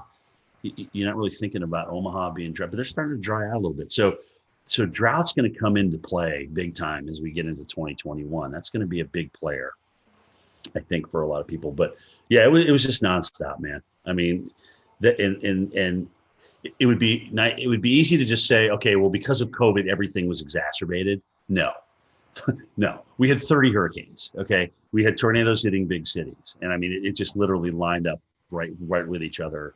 And we just had an epic nor'easter, like I said, that dumped 40 plus inches of snow over 4 states, which wasn't one of these things where we saw it early. We knew there was going to be something, but in terms of nailing it down as to just how big this was going to be over the interior of New York and Pennsylvania and New Hampshire and Vermont, we didn't know that until it was really day of. And I guess it's a sore topic for some, but it's something that really needs to be addressed. Is I think we can contribute the climate change, global warming, to some of these bigger events that's taken place. I mean, they're only getting worse, and the climate the climate continues to warm. So I mean, it seems like they're going hand in hand. I mean, what's your Yeah, I mean, it's time to accept it. It's time to accept we have a warmer planet. We have warmer water as a result of that, which helped us obviously crank out 30 hurricane, 30 named storms this year. And honestly, I just like we like to operate at 98.6, the planet likes to operate at a comfy temperature. And when you thrust something that's uncomfortable to it into it, then it's going to react. Extremes breed extremes, and I think we're seeing that. So, I mean, here it is. I mean, now that saying that we're not going to have 30 hurricanes every year, we're not going to burn 5 million acres in California every year, but I think these are the kind of things that we can expect, and you kind of wonder what's next, right? I mean, when we come out of this drought that we may get into here, do we flood everywhere? I mean, you wonder if you're just going to flood everywhere to get out of it, because it's always like yin and yang. But it's happening like one right after the other. It's almost like you go from drought to deluge, or deluge to drought. It's just crazy. Another thing to tie onto that, as of this taping, December 22nd, the Carolinas, Greensboro, North Carolina, is 1.2 inches, I believe, from being the wettest season on record. So the opposite of the dryness, the drought. And quite frankly, we've not really had a major tropical system that's moved through the area that's dumped 6, 8, 10 inches of rain that we can see from landfall in tropical systems. So think about that. As dry as it is over a huge chunk of the West, and now building into the central U.S., the Southeast and Florida has been absolutely soaked. And, the Northeast is probably going to come out of drought before we end 2020. When you count the snow and the rain they're about to have with this next system on Christmas Eve and Christmas Day, I mean, they're probably going to come out of drought. And that was getting to exceptional. You start depleting reservoirs in the Northeast with that population concentration, and that's a really big deal. Okay, they've always kind of come out of it recently, but there's a lot of people up there that depend on reservoirs and water. So you dry it out up there in an extreme level, and it's bad. So they got lucky. But they just literally, once we got into fall, boom, all of a sudden we just started erasing these droughts and starting getting some nice, tropical moisture into some of these systems that came north. So they lucked out, in my opinion. It is actually good to see that there's been some rain and snow up there through the fall. I can tell you firsthand, it was a long, it was hot, also dry fall. summer at State College. Right, and actually it was a beautiful fall, too. So they got the best of all worlds. Right. Jim, we're going to transition over, speaking of wildfires, to the West. So again, another crazy year with the 2020 wildfire season. What are your thoughts on the wildfires going along the northwest Pacific coast, like Oregon and Northern California? Yeah. We'll return to Best of the Carolina Weather Group in a moment. Now your Carolina weather forecast. Here are today's forecast high temperatures for North Carolina. Here are the forecast lows for tonight for North Carolina. Here are tomorrow's forecast high temperatures. And here's forecast rainfall across North Carolina tomorrow. Here are the forecast highs for the day after tomorrow.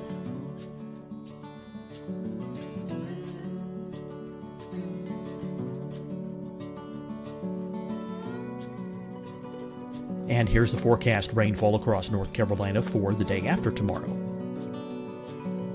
This is the total rainfall forecast across North Carolina for the next 3 days. Here's the severe thunderstorm outlook for today from the Storm Prediction Center.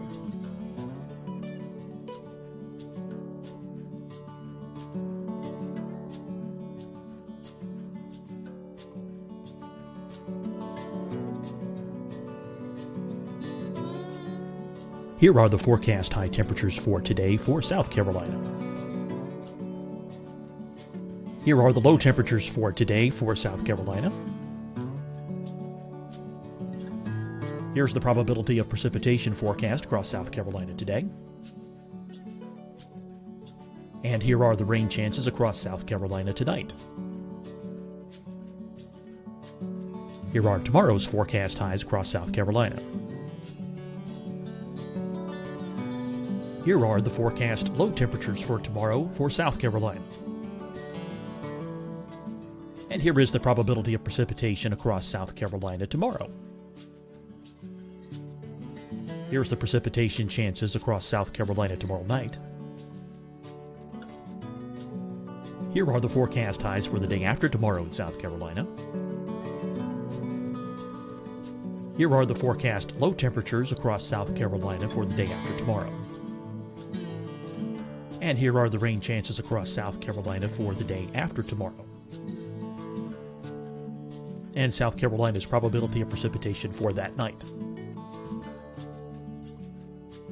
Here's the Storm Prediction Center's severe thunderstorm outlook across South Carolina for today through tonight. Here's the Storm Prediction Center's severe thunderstorm outlook across South Carolina for tomorrow and tomorrow night.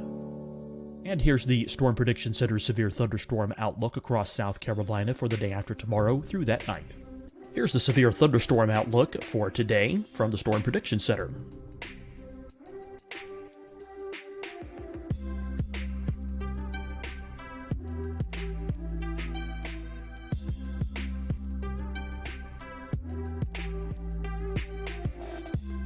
And now here's a live look at weather radar across the southeast. Hi, everyone. I'm Dr. Mandy Cohen, Secretary of the North Carolina Department of Health and Human Services. And when you follow the 3 W's, you protect your family and your neighbors from COVID-19. When you leave your home, practice your W's. Wear a cloth face covering, wait 6 feet apart, wash your hands often. Wear, wait, wash. We're in this together. Stay strong, North Carolina.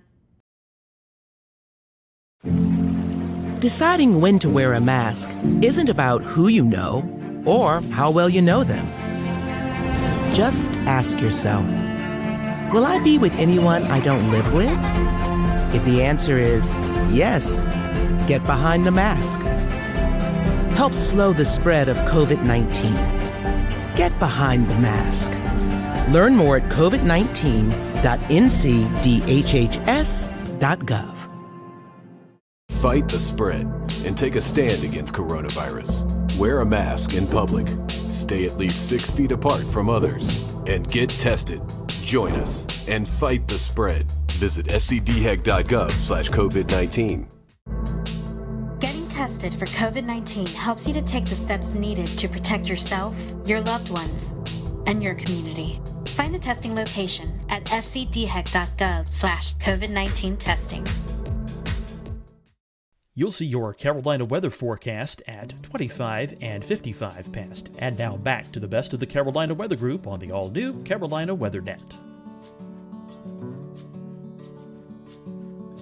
It's easy to just focus on California because they had so many acres burned, right? But it was Oregon. Was it Oregon, Washington, and Colorado had like their biggest fires in each of their states? Yeah, I think you're right. This year, in addition to what happened in California.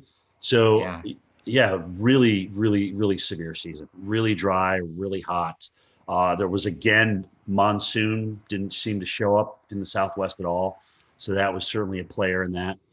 But yeah, man, it's crazy. I mean, not only do you get dry and hot, but these normal seasonal rains like that, like the monsoon flow that comes in, just didn't even show up again this year. And that's just crazy. A lot of us haven't experienced that. Has it happened before? I don't know. They say that California used to have, really, really long droughts. And you can see that in the tree rings and things like that. But, the fact is a lot of people have moved into the wildland interface. And there's a lot of structures in there, people's livelihoods and things like that. But we But here's the deal. Knowing that we know that, we have to build to our natural disaster. We have to do a much better job of building to our natural disaster. And frankly, in some places like Barrier Islands and maybe the deep woods of the West, we don't need to move there. Let's just leave that alone. Let's leave that to nature's preserve. There's plenty of other spots to live in. And we've also seen just phenomenal weather with dealing with fires. Like I think there was a fire NATO out in California this season, and it's just another crazy. One. Yeah, another right. one. Wasn't it the campfire that they had the EF3? Do you remember that? I can't remember which fire it was, but they literally had an EF3 tornado. It's the strongest tornado in California history, and it had what would have rated probably EF2, right? Yeah. With this one, yeah. So the strongest, isn't that amazing? The strongest tornadoes in California history had actually come from fire nados. Wow. Yeah. Using the term pyro tornado at a conference I attended. Right. Alex Hoon, one of the incident meteorologists out there, coined that. Are they acknowledging that as the strongest tornado, or are they kind of putting an asterisk by that and just saying? I'm not sure if they're calling that the strongest tornado or whether they're had the asterisk like you said, but it certainly has been recognized as a fire generated tornado. Right. I mean, well, there's video of it. You can see it on the radar signature. I mean, the damage. Right. Signified EF3 damage. I mean, I don't know what else you need, really. I think that was the Loyalton one, right? Is that the Loyalton NATO? Fire NATO? It was the one with the campfire, I'm pretty sure. Yes, yeah. The camp one was the big one. That was the big one. Right. That was really wild. I'll say one other thing about the fires was seeing the difference in smoke. When you have your Diablo winds, your Santa Anas in California, the sagebrush, right? You have the white smoke that goes up with. Further north you went, it was more peaty. So there, just the fact that fires could burn in these wet environments was a feat of itself. But you could see the different, like the greenish colored smoke and the real dark gray. It was really gnarly on satellite. It was wrapping out over the Pacific Ocean, and boy, that was intense to see. Yeah, you're right. Some of those satellite pictures and the type of pollution that they had in San Francisco for days and days and days. I got a nephew out there. He's just like, you can't even breathe. You don't even want to go outside. It was really bad. Even inside your home, you could smell the smoke. That's how bad it was. So, yeah, man, we need a break. Yeah, that's how I'll remember it, is just day after day of smoke covering almost the entire western half of the country. Yeah, you remember those pictures? Yeah. Remember those pictures of San Francisco, like orange? Right. I literally orange. That's all you can see is an orange glow. You didn't really see sunlight. It was just an orange glow. No. Exactly. It's felt like you're on another planet. Everyone, thank you for watching this episode of the Carolina Weather Group. Stay tuned for part 2 with Jim Cantori coming soon. So we just finished up with James Spann and his count of April 27, 2011. And if you did, maybe you didn't know, but our own panelist, Dan Whitaker, was out in the field. I think this is before any of us knew you, Dan, but he was actually out chasing this big event. So I guess, first of all, let's kind of talk about what you were doing. How did you know to target this area? What was the game plan maybe a couple of days leading into this high impact event? Right. So we had been looking at this storm system quite a ways out. It was showing up on long range data, I think a couple of weeks prior, and then it just kept on slowly, seemingly everything was coming together the closer we got to that April 27th date. So I was prepared pretty far in advance to get out there to Alabama was where I was loosely targeting. And a couple days ahead of time, I packed up the car and I left town the night before and stayed in the eastern Tennessee mountains. It's western for us if we're in that way, but eastern Tennessee mountains over in Chattanooga, and was prepared for whatever could happen. I've been out to Alabama a bunch of times to go follow and photograph storms, and nothing's come of it. So I didn't know what was going to happen this day.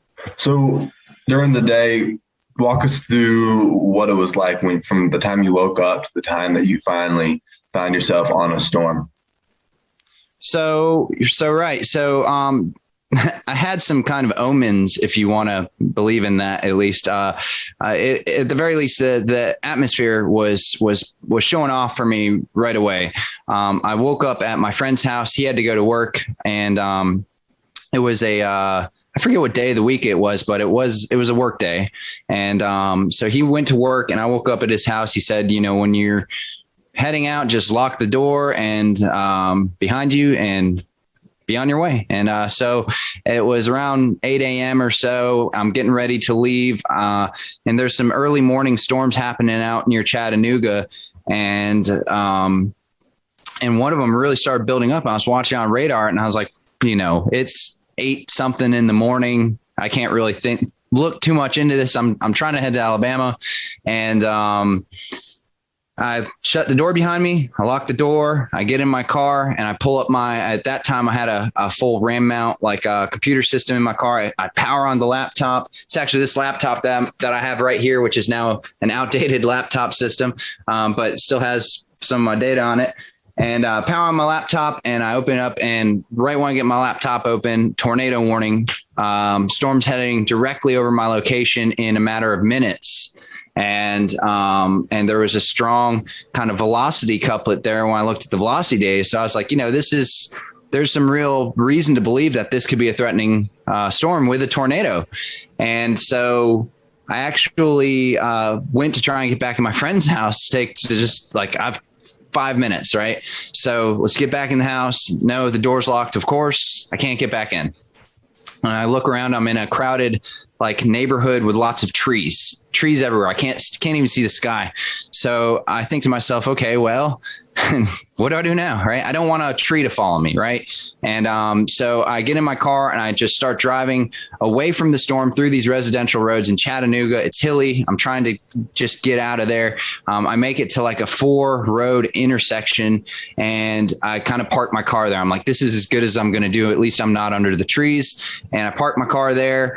As some really intense winds started whipping across, horizontal windblown rain, I would just guess at 60, 70 miles an hour.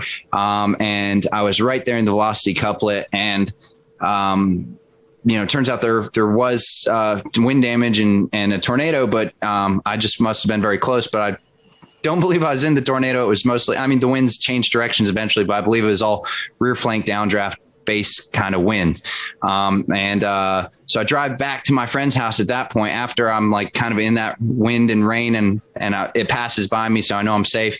I just kind of drive back there because I don't know what to do with myself at this point. And the road that I came down just a minute prior, there had been someone driving down that road, and a tree fell and actually crushed their car with them in it. I got there before the emergency response did, and I adjusted about the same time. So I pull up, and so do they. And I kind of get out of my car, and I'm like, what's going on? And the emergency response person, fortunately, they started trying to do what they needed to do, and I was like, they've got it figured out. They told me to leave them alone. So I just kept on heading on my way. I was like, I guess I'll go to Alabama now. And that's how I started my morning. So pretty intense. Dan, wow. I have a question for you. Sorry, Evan, I didn't mean to step on you. Recollection, this was 10 years ago. So I don't think radar scope was a thing. That's right. How did you get this weather data while you're out in the field? It's 2011.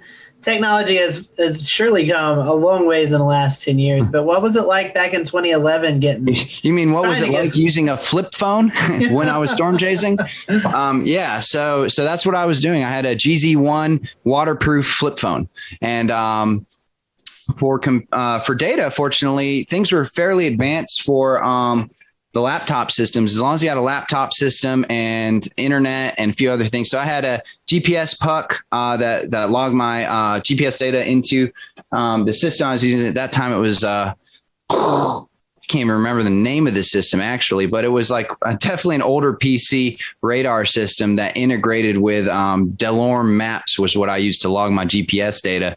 And it integrated the data in. It was the only thing at that time. It was the only program comparable to GR Level 2, which is still, a top program for PCs.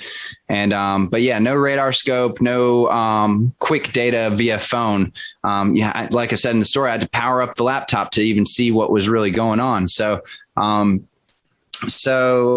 that hooked up to a internet puck at that time. There was no hotspots via cell phone, so you had to have a dedicated internet puck. Also to power the computer at that time, there weren't cars built in with power inverters for things like computers, like there are now. Like the 4Runner that I own now, it just comes with power outlets, right? But at that time, there wasn't anything like that. So I actually had to have custom fuses and custom switches and custom wiring for power inverters to run my laptop system. And so it was a lot of electric based stuff and the best technology at that time just to even get online and see what was going on. Later in the day, Dan, with all of this equipment that you had, you managed to get yourself on the Coleman, Alabama storm. The storm was severe. It produced an EF4 tornado. Can you tell us a little bit about the experience you had chasing that in the afternoon? Right. So I made it to Alabama after my intense morning, and I'm kind of trying to figure out where to target for storms. They start kind of popping off immediately early in the afternoon. I think around 1 or 2 was the first supercell that I got on, and these storms were classic supercells popping up in every square foot of Alabama that you could put your eyes on radar.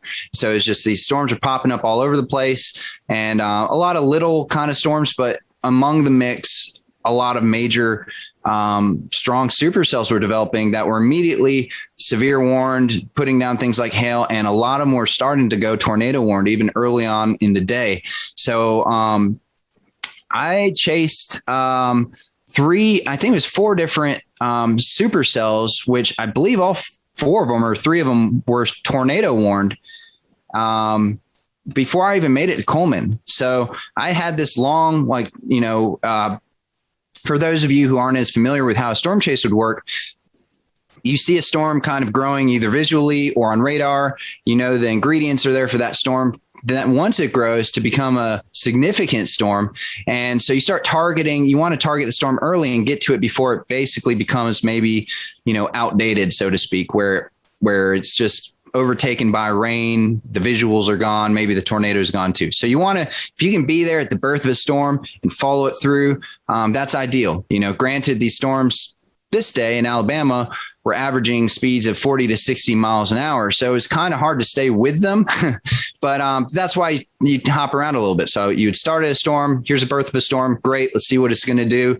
It either outruns you or starts dissipating, and then you pop to the next one. So like I said, I was on, about 4 or 5 of these before I made it to Coleman.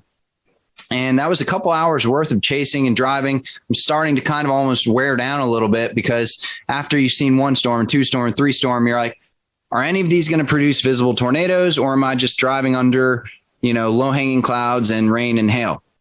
And so I'm driving towards, I guess this is where the story really starts, right? So I'm driving towards Coleman and into town because I saw a really nice hooked supercell that was heading towards Coleman, and it looked great on radar. It was starting to form a really nice hook, really nice velocity couplet. By nice, I mean strong and visually, from a radar standpoint, a strong and kind of pronounced feature that tends to, mean that the storm's going to at least go tornado warned, if not produce a tornado. And like I said, the ingredients were there. This was a day that had been forecasted for a while. We knew that this was a significant day. It was a high risk by the Storm Prediction Center. They were predicting a tornado outbreak. And so we knew it was going to happen, or at least that's what we thought was going to happen. And anyways, the storm, as it's heading towards Coleman, I drive closer, and is the weirdest thing, because typically when I'm chasing storms, I kind of get in a position where I'm looking at the rotation part of the storm and the part of the wall cloud that is rotating and maybe going to put down a tornado. So I'm trying to like be in that area, stay with that area. In this particular storm, I kind of just, as I'm driving into Coleman, I knew what storm I was going for, but I kind of look off to the side, and there in the far distance over a field is a tornado, and it's pretty far out. But I noticed it right away, and I'm like, all right, well, there you go. You know, after 4 storms or so, and here it is. And it's there. I did it, you know, like I'm seeing a tornado right now. And this is what all my effort's been funneled to get here. And it wasn't just seeing a tornado. I need to kind of preface this. I'm a trained storm spotter at this time. I've got a couple years, 3 years of experience under my belt. I was very involved in wanting to try and collect data for historic reasons. I had like 2 anemometers on my car. I was connected in to try and relay data back to the National Weather Service. And I was tracking all my movements. I was documenting everything with multiple cameras. So the idea was put myself in the close proximity of these storms, get as much data as possible, and then see how I can use that and funnel that in for any sort of storm damage or research purposes. And as well as relay storm reports to help with the public, which is like it's a cutesy thing to say. A lot of storm chasers say it, whatever. But in reality, for a day like April 27, 2011, it turns out that was absolutely necessary. Not only was that something that like sounds good on paper, but the people like me who are out there relaying this information and broadcasting it live actually did save lives. It was that significant footage of these storms coming and hitting towns is what actually made people get into their storm shelters and go to safe places. So anyways, I'm driving into town.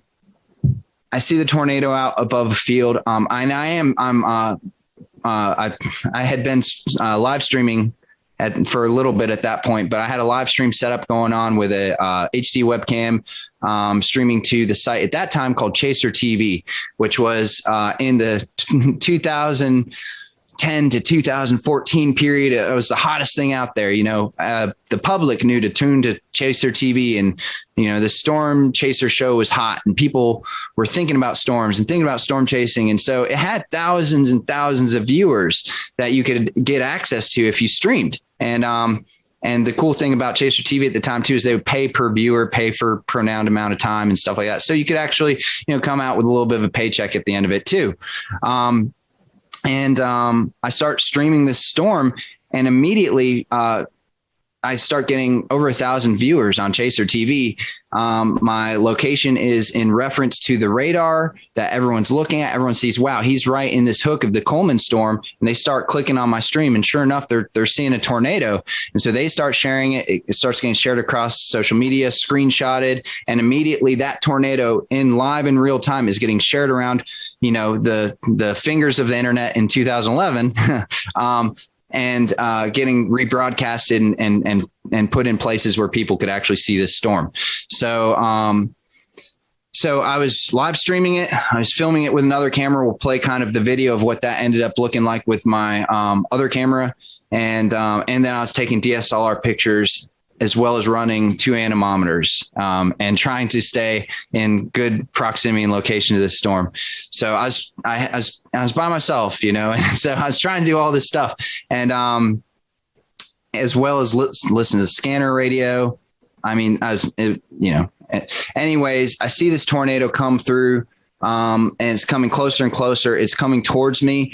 I'm trying to figure out, is this storm going to do something where it actually hits my location? Or so at one point, and you may see this in the video, where the tornado seems to get close enough to me where all of a sudden you can't really see the gray funnel anymore. Instead, you see just like a massive dirt. And that's when I think I'm starting to get a little close there. And so I actually back up across the road that was behind me into a gas station. And in my head at that moment, I think to myself, if I drive 30 feet backwards, I can maybe avoid getting hit by this thing and still film it. So that was my thinking. And I don't think I was that close, but I was in stone's throw. I was very close. And then it kind of continues going at an angle in front and away from me. And that's when it touches down fully. You can see it, the funnel reach the ground, and the tornado becomes very pronounced, very kind of like a very defined elephant trunk. And it's kind of, not this big, wide, massive, weird wedge that we would think about when we think about EF4s and very strong, violent tornadoes. But however, and I know this from the comments on my YouTube channel where some people are saying this isn't a true EF4. Look how skinny it is. But in reality, it's that tight, strong wind whipping around at the bottom that's causing all the damage. And it was, you can tell in the video that it's a very strong tornado, and it was a very strong and destructive tornado. It went through downtown Coleman, destroyed a number of the commercial buildings there, destroyed some houses, and ended up with multiple fatalities, including a newborn or a young child. And, it devastated the city. So as this is happening, here I am, Mr. North Carolina, out of my city in town by myself, in my storm chasing vehicle. Fortunately, I'm prepared for living multiple days out of my car if I needed to, right? That was part of my preparation. So, but I'm thinking to myself, like, what's next? What do we do now? So I tried to follow the storm. And as I keep following it, the tornado gets wider and wider, eventually wedges out into this big kind of gray wedge tornado as it goes off in the distance. The road that I try and travel down is completely covered in trees, and there's there's hundreds of, I will share a picture of it. There's just hundreds of trees down, and you could have had a whole team of people with chainsaws and you would never have gotten through that road. So at that point, I know that my access to continue following this tornado is gone. The tornado is going 60 miles an hour anyways. So it's a lost cause at that point. So I drive back towards town. And here's where it really gets interesting, because this is where things started to really take a turn as far as the reality of the storm. All I could smell was trees and fresh wood. And as I look around through the woods as I'm driving back towards Coleman, the trees are stripped of their bark. They're just bare. It's just bare wood, forests of bare wood, and twisted trees and just devastation. And I'm driving back towards Coleman to try and figure out what's my next move. And I look at the radar on my computer, and there's another storm that's tornado warned and heading right towards Coleman. That is going to be there in 20 minutes, right? But what has just happened is a tornado just devastated Coleman, and at the same time, tornadoes were devastating Tuscaloosa and that's a well-known one, but there are, I think, 5 or 6 tornadoes on the ground at this very moment, and Alabama was in a mess. So Coleman was in a mess, and everybody got in their cars and drove out to the middle of the roads to try and get to their family members. Cell service was completely down at this point. I don't know if it's because cell towers were hit or if everyone was trying to use their cell phones at the same time, but there was zero cell service. You could not use it for anything. The only thing left was internet through my internet puck. So I was able to access radar data and message through some sort of messenger app I was using at that time. And I think email is what it is called. I was emailing people. So I drive back into town. The roads are crowded with people. People are kind of walking around confused. Everyone has their cell phone in their hand. Like, what is this? It's not doing anything. And they see that I'm a storm chaser. I have stormsquad.net on the side of my vehicle and stuff. They start coming up to my car and they're saying, what happened? We're trying to get in touch with our family members. We can't. We'll return to Best of the Carolina Weather Group in a moment. Now your Carolina weather forecast. Here are today's forecast high temperatures for North Carolina. Here are the forecast lows for tonight for North Carolina. Here are tomorrow's forecast high temperatures. And here's forecast rainfall across North Carolina tomorrow. Here are the forecast highs for the day after tomorrow.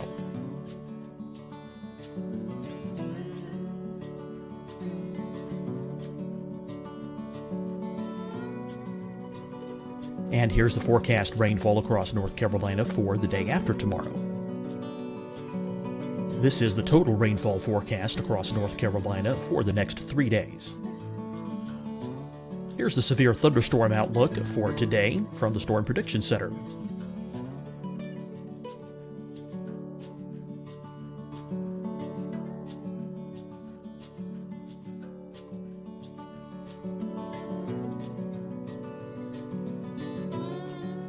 Here are the forecast high temperatures for today for South Carolina. Here are the low temperatures for today for South Carolina. Here's the probability of precipitation forecast across South Carolina today. And here are the rain chances across South Carolina tonight. Here are tomorrow's forecast highs across South Carolina. Here are the forecast low temperatures for tomorrow for South Carolina.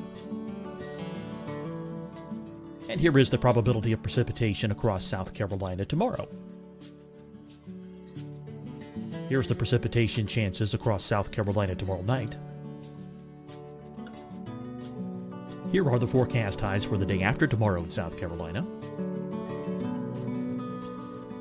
Here are the forecast low temperatures across South Carolina for the day after tomorrow. And here are the rain chances across South Carolina for the day after tomorrow. And South Carolina's probability of precipitation for that night. Here's the Storm Prediction Center's severe thunderstorm outlook across South Carolina for today through tonight. Here's the Storm Prediction Center's severe thunderstorm outlook across South Carolina for tomorrow and tomorrow night. And here's the Storm Prediction Center's severe thunderstorm outlook across South Carolina for the day after tomorrow through that night. Here's the severe thunderstorm outlook for today from the Storm Prediction Center.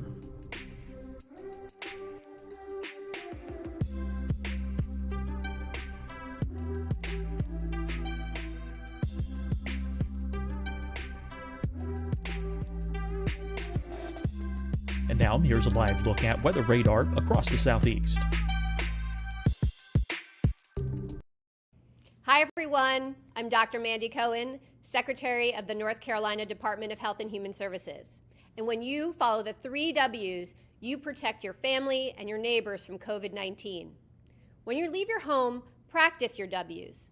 Wear a cloth face covering, wait 6 feet apart, wash your hands often. Wear, wait, wash. We're in this together. Stay strong, North Carolina. Deciding when to wear a mask isn't about who you know or how well you know them. Just ask yourself, will I be with anyone I don't live with? If the answer is yes, get behind the mask. Help slow the spread of COVID-19. Get behind the mask. Learn more at covid19.ncdhhs.gov. Fight the spread and take a stand against coronavirus.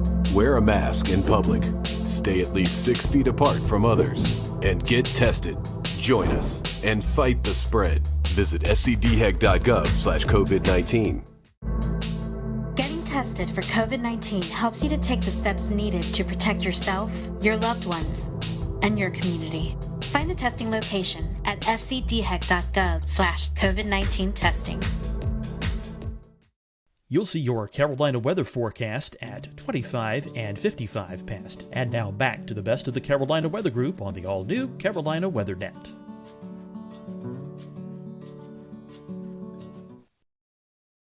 And I was able to actually give as many people as I could the information that I had, which was, there was a tornado. It hit part of town. There's another storm coming. You're going to want to find a place to take refuge. And I had a CB radio in my car at that time with a speaker. I got on my CB radio and started driving around and saying, there's another tornado warning coming, because nobody knew. And I drove around the town and yelled at people to find safe shelter. And that was really harrowing. Like, I don't know if that's the right word. There's no words to describe. I mean, it was very sobering. I mean, just like, I was focused. I was trying to, at that point, just go into like storm recovery mode. How do we I'm now part of this Coleman community, right? So how do I help them? And yeah, that was not my last storm of the day. So I actually left Coleman and went and got on another supercell at that point, because there's nothing else I could do in Coleman that, short of, I warned everyone I could. The storm didn't hit there, so I left. I went out to go get to another storm, and chased 2 more tornado warned supercells. Nothing really produced from those. And then the sun started going down, and still no cell service. But I have my radio police scanner and fire EMS scanner, and I'm hearing that reports that there are no gas stations and no gas available to the first responders.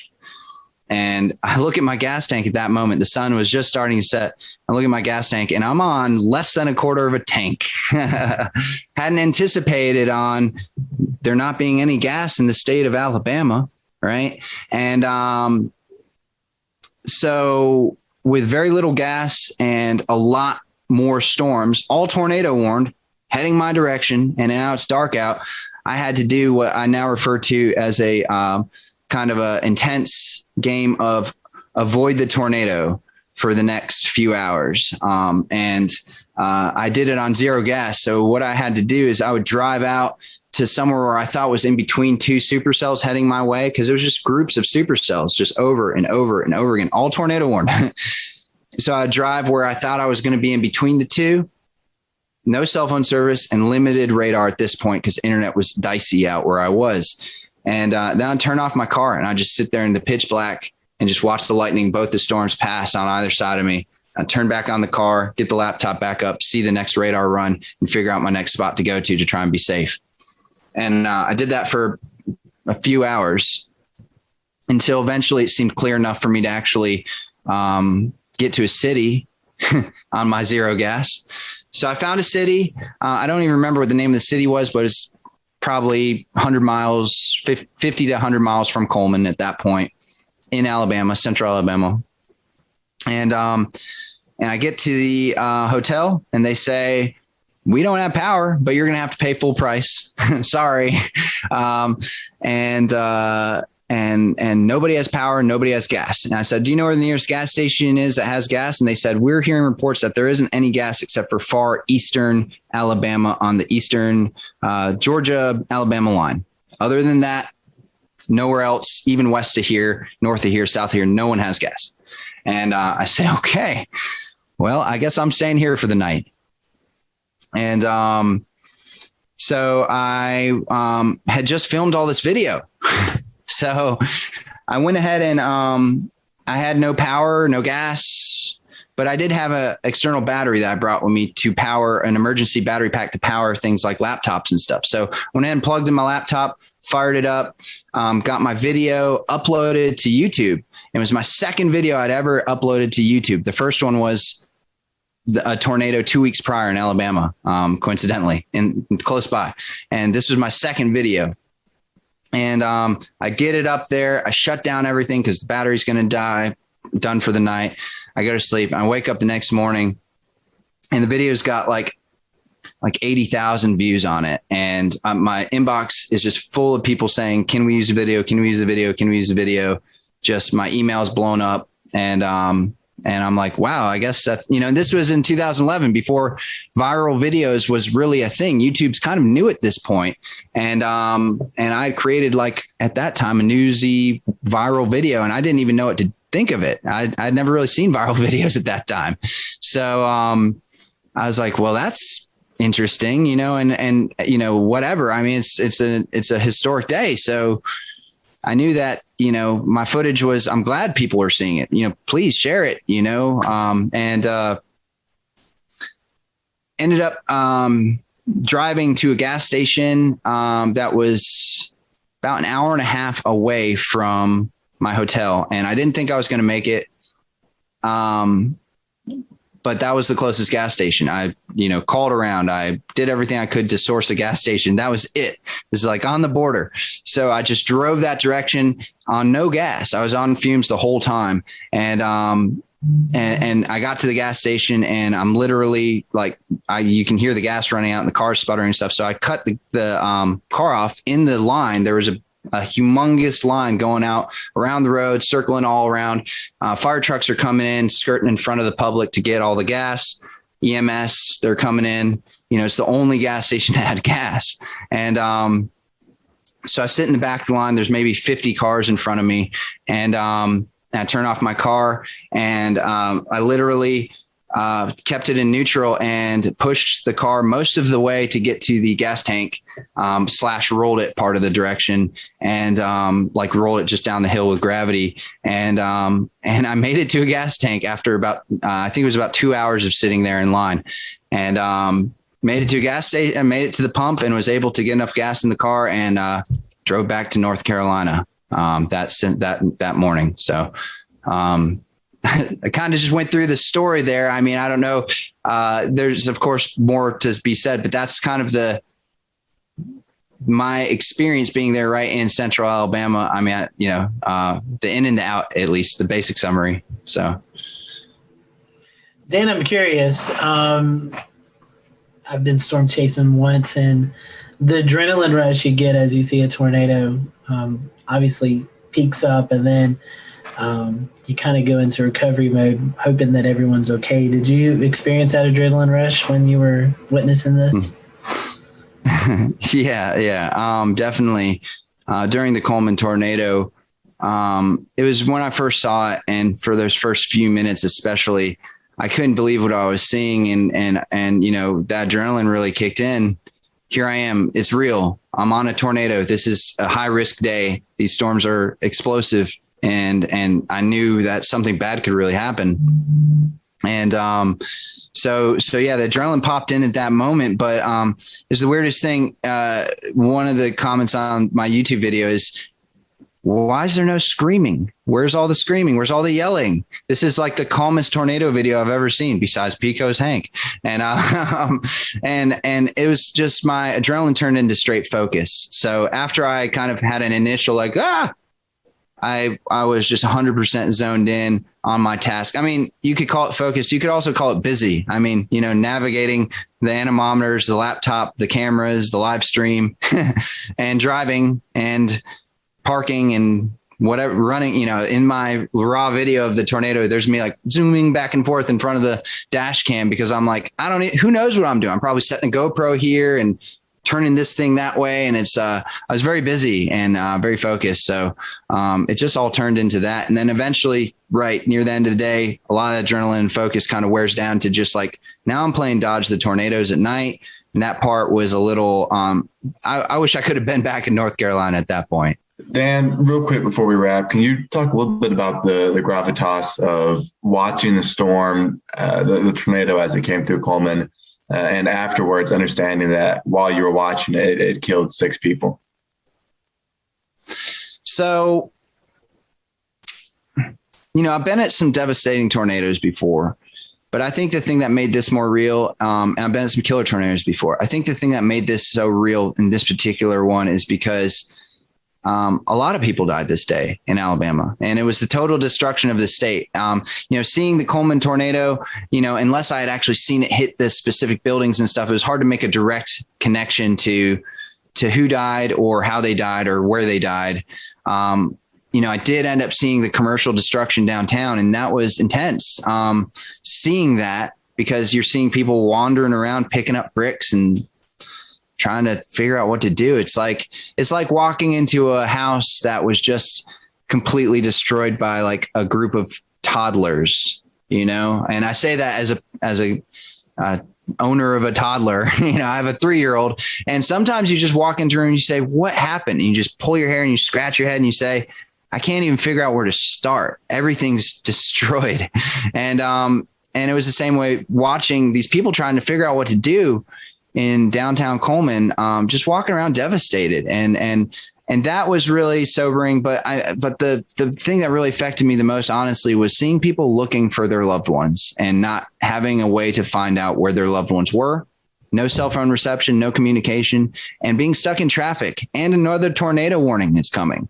So these people are in a bad predicament, and only I knew what was going on. So I was in this really weird place of, nobody knows, and they're all unsafe, and they're all just trying to help their loved ones out.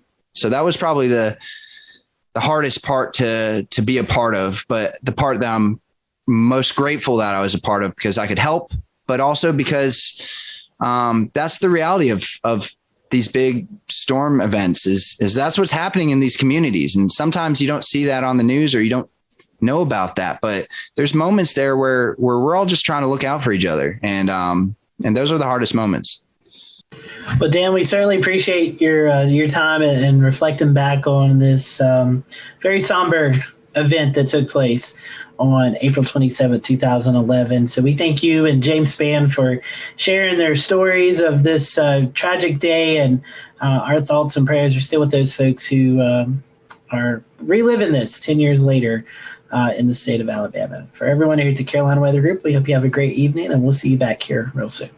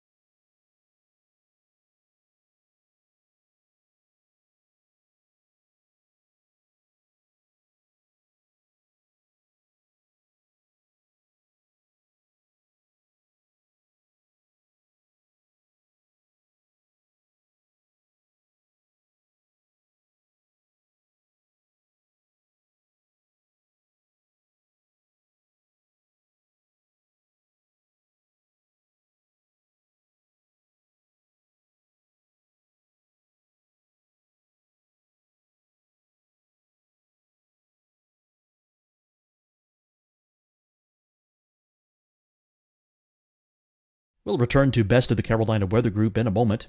Now your Carolina weather forecast. Here are today's forecast high temperatures for North Carolina. Here are the forecast lows for tonight for North Carolina. Here are tomorrow's forecast high temperatures. And here's forecast rainfall across North Carolina tomorrow. Here are the forecast highs for the day after tomorrow.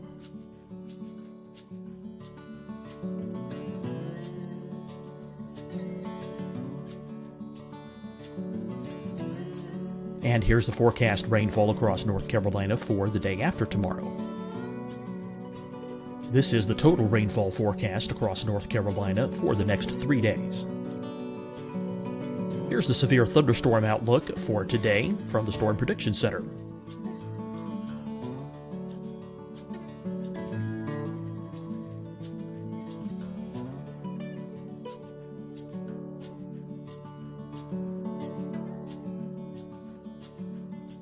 Here are the forecast high temperatures for today for South Carolina. Here are the low temperatures for today for South Carolina. Here's the probability of precipitation forecast across South Carolina today. And here are the rain chances across South Carolina tonight. Here are tomorrow's forecast highs across South Carolina. Here are the forecast low temperatures for tomorrow for South Carolina. And here is the probability of precipitation across South Carolina tomorrow. Here's the precipitation chances across South Carolina tomorrow night. Here are the forecast highs for the day after tomorrow in South Carolina. Here are the forecast low temperatures across South Carolina for the day after tomorrow. And here are the rain chances across South Carolina for the day after tomorrow. And South Carolina's probability of precipitation for that night. Here's the Storm Prediction Center's severe thunderstorm outlook across South Carolina for today through tonight. Here's the Storm Prediction Center's severe thunderstorm outlook across South Carolina for tomorrow and tomorrow night. And here's the Storm Prediction Center's severe thunderstorm outlook across South Carolina for the day after tomorrow through that night. Here's the severe thunderstorm outlook for today from the Storm Prediction Center.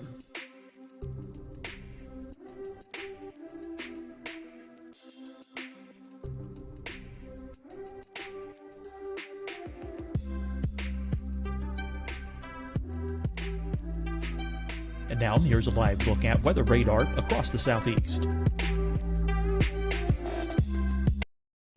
Hi everyone, I'm Dr. Mandy Cohen, Secretary of the North Carolina Department of Health and Human Services.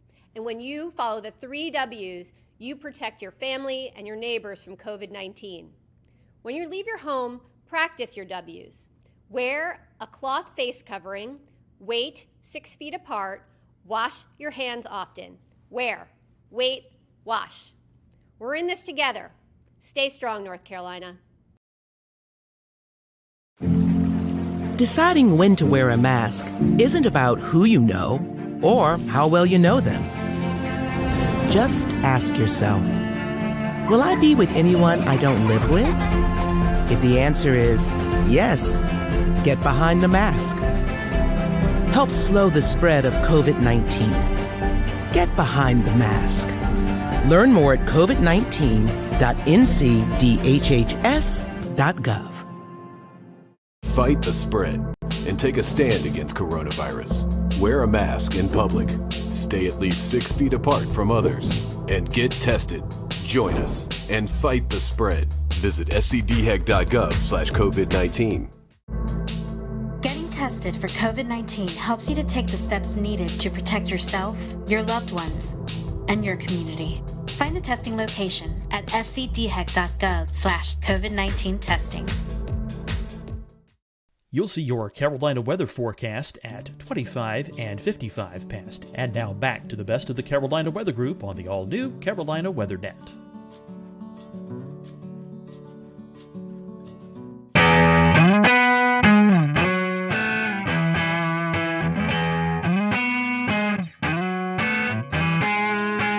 Good evening, everyone. Welcome to the Carolina Weather Group. This is the April 15th, 2020 edition of the Carolina Weather Group Get Together.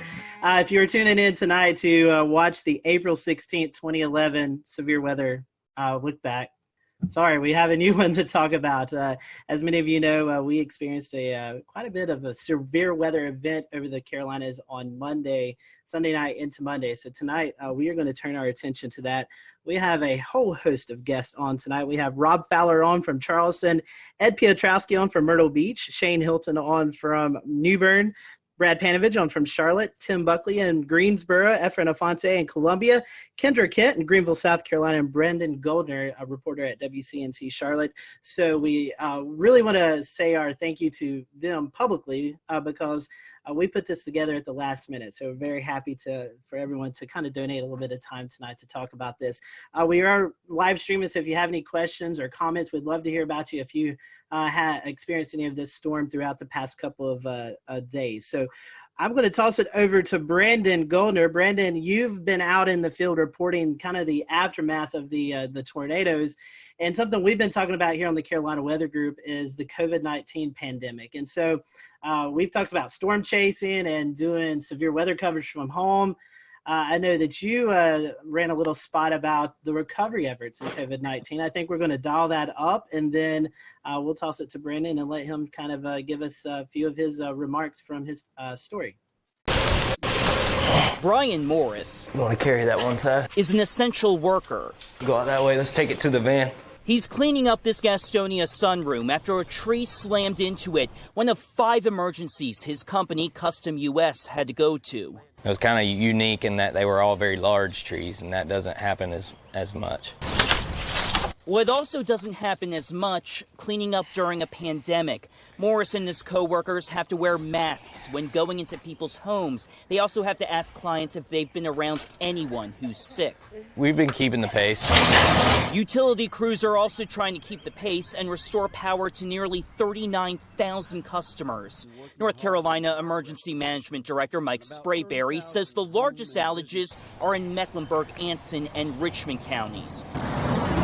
For families uprooted from their homes, the Red Cross's Robbie Sofoli says volunteers are helping them virtually, using platforms like FaceTime and Zoom to interview clients.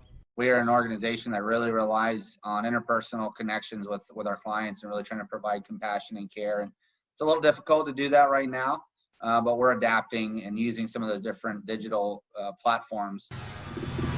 Family and friends helped Robbie Clark's parents clean up a tree that crashed through their Kannapolis home, all while following social distancing rules. I'm just hoping that everything gets sorted out pretty quick. All right, so that was a report from Brendan Goldner. Brendan, I'm going to bring you in. This is something we've been talking about, COVID-19 and how it's affected the weather enterprise. As you was out reporting, talking to the folks, what was it like kind of in this new time that we're all experiencing?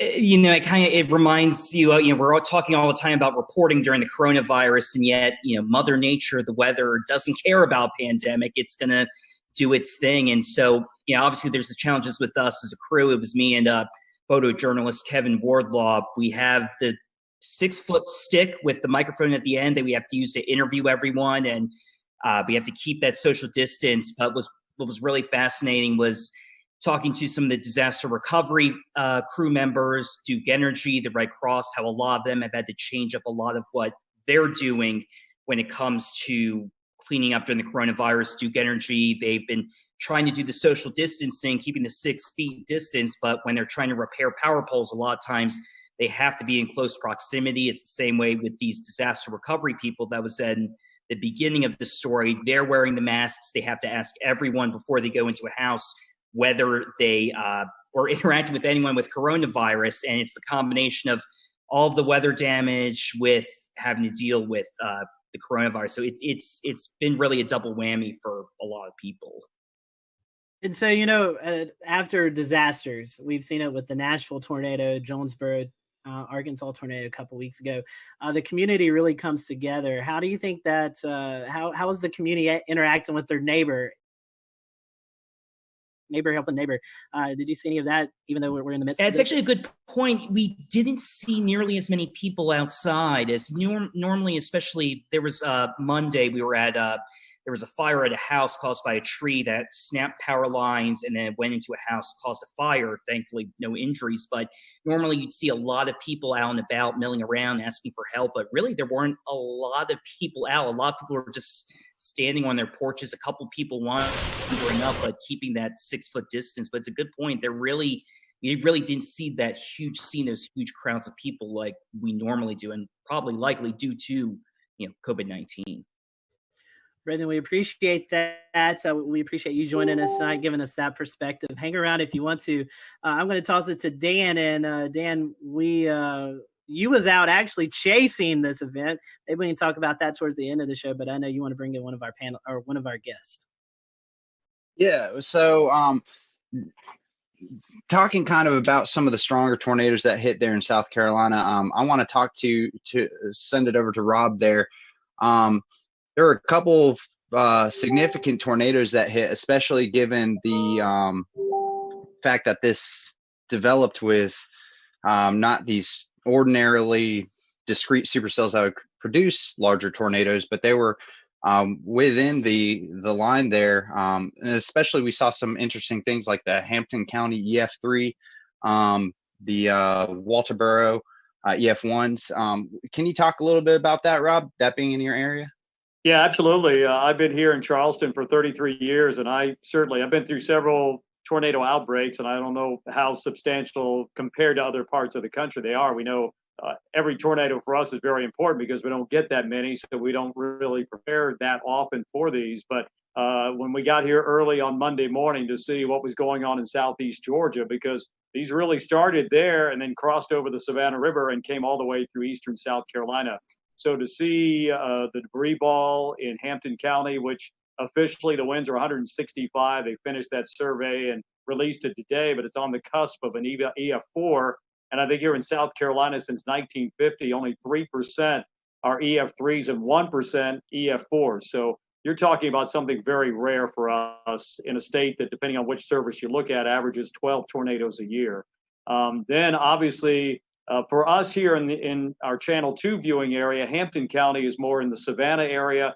Our neighbors down at WSAV taking care of that, but that's still in our state.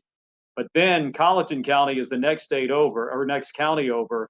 And then we really got concerned there, seeing what was going on in Hampton, transferred to Colleton County. Colleton County, that was released. There were 3 separate EF1 tornadoes there. One of them 110 miles an hour that, if you saw the video, did damage at the Low Country Regional Airport. Unfortunately, we had 1 fatality there. A tree came through a house and killed a lady there. And then kept on moving into our more populated areas of Dorchester, Berkeley, and Charleston counties. Had a separate tornado that moved, probably started as a water spout, moved over Edisto Beach. And then they surveyed just a little while ago that Berkeley County, they released it.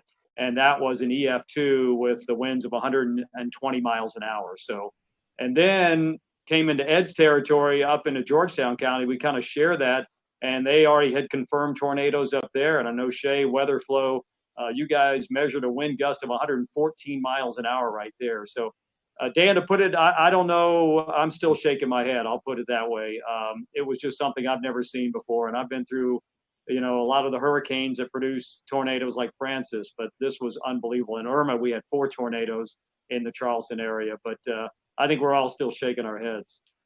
Okay. Yeah. Well, and I was watching very closely on radar as that Hampton County tornado started showing up on radar in CC, and also kind of the debris ball that was showing up there. I mean, that was a significant signature on radar that you just don't often see in the Carolinas at all. It's something you would generally see more in the deep south of Alabama, Mississippi, or in Oklahoma, Kansas, something along those lines.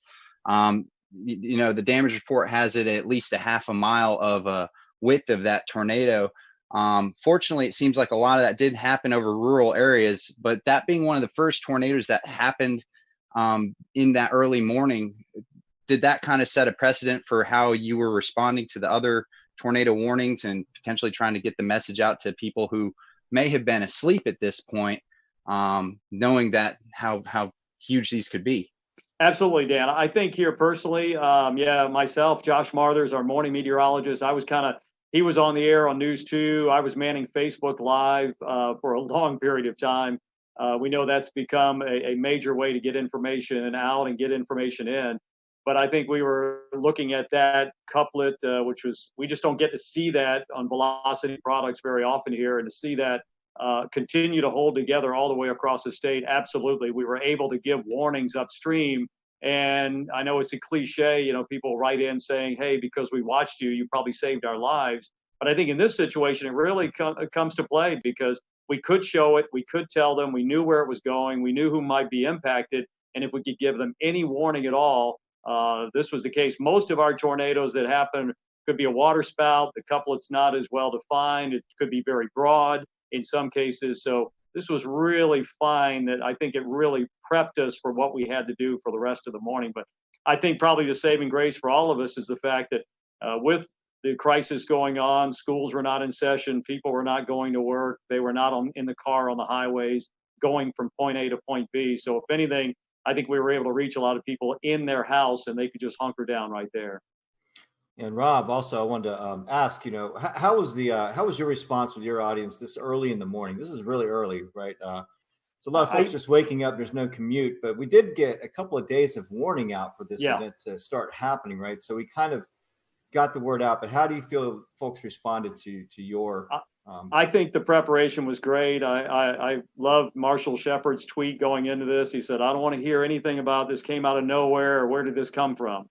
Because I think the warnings were there. SBC did a fantastic job, and we tried to disseminate that information here to our viewers, that, we couldn't tell them exactly what was going to happen that Monday morning, but we knew that as time crunched a little bit, we felt more confident that something was going to happen and could potentially be a pretty significant outbreak. So I think our viewers were well prepared, and I haven't heard a single comment like, where did that come from? And I never knew that was coming. So I think they were listening, and hopefully we were getting the information to them as quickly and as succinctly as we possibly could.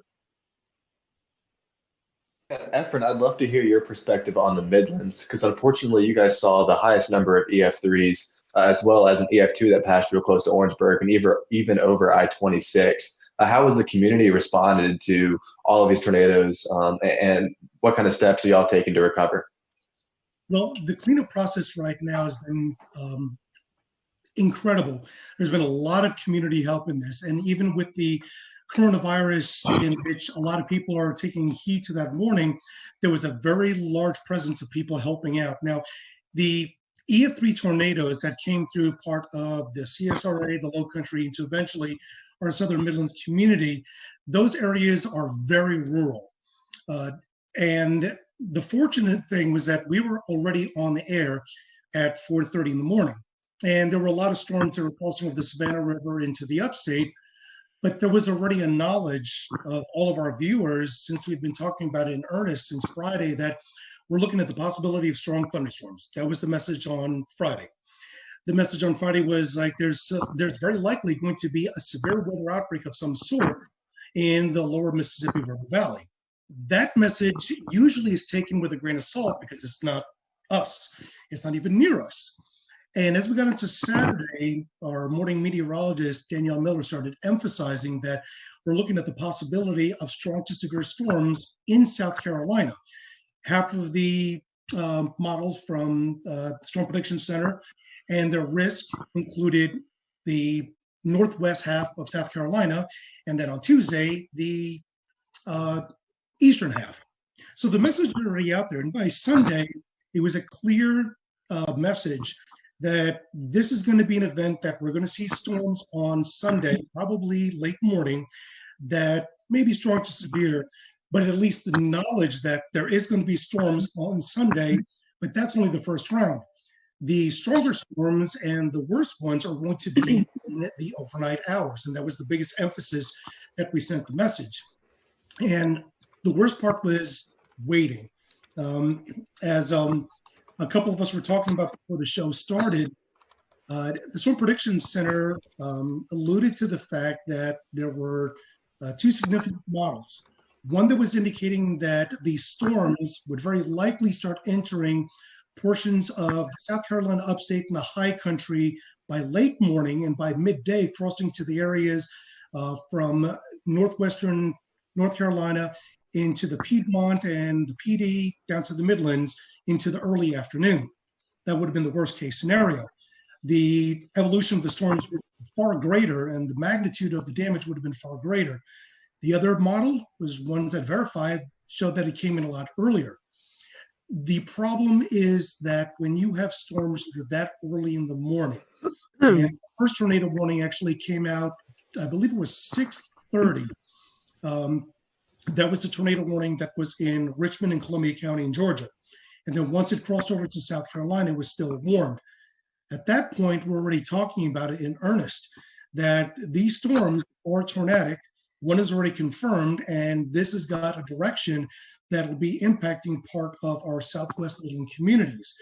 And at that point, things just exploded. The one interesting thing that we did watch very carefully and with great concern was when the tornado was confirmed crossing out of Richmond County, crossing into Richmond County, Georgia, into Aiken County, South Carolina.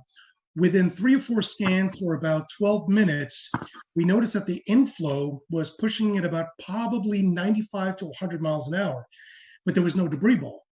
Once it got right along the county line of Barnwell and Aiken County, there was no doubt a debris ball. Within a span of 5 to 7 minutes, 2 scans later, we now see 2 debris balls.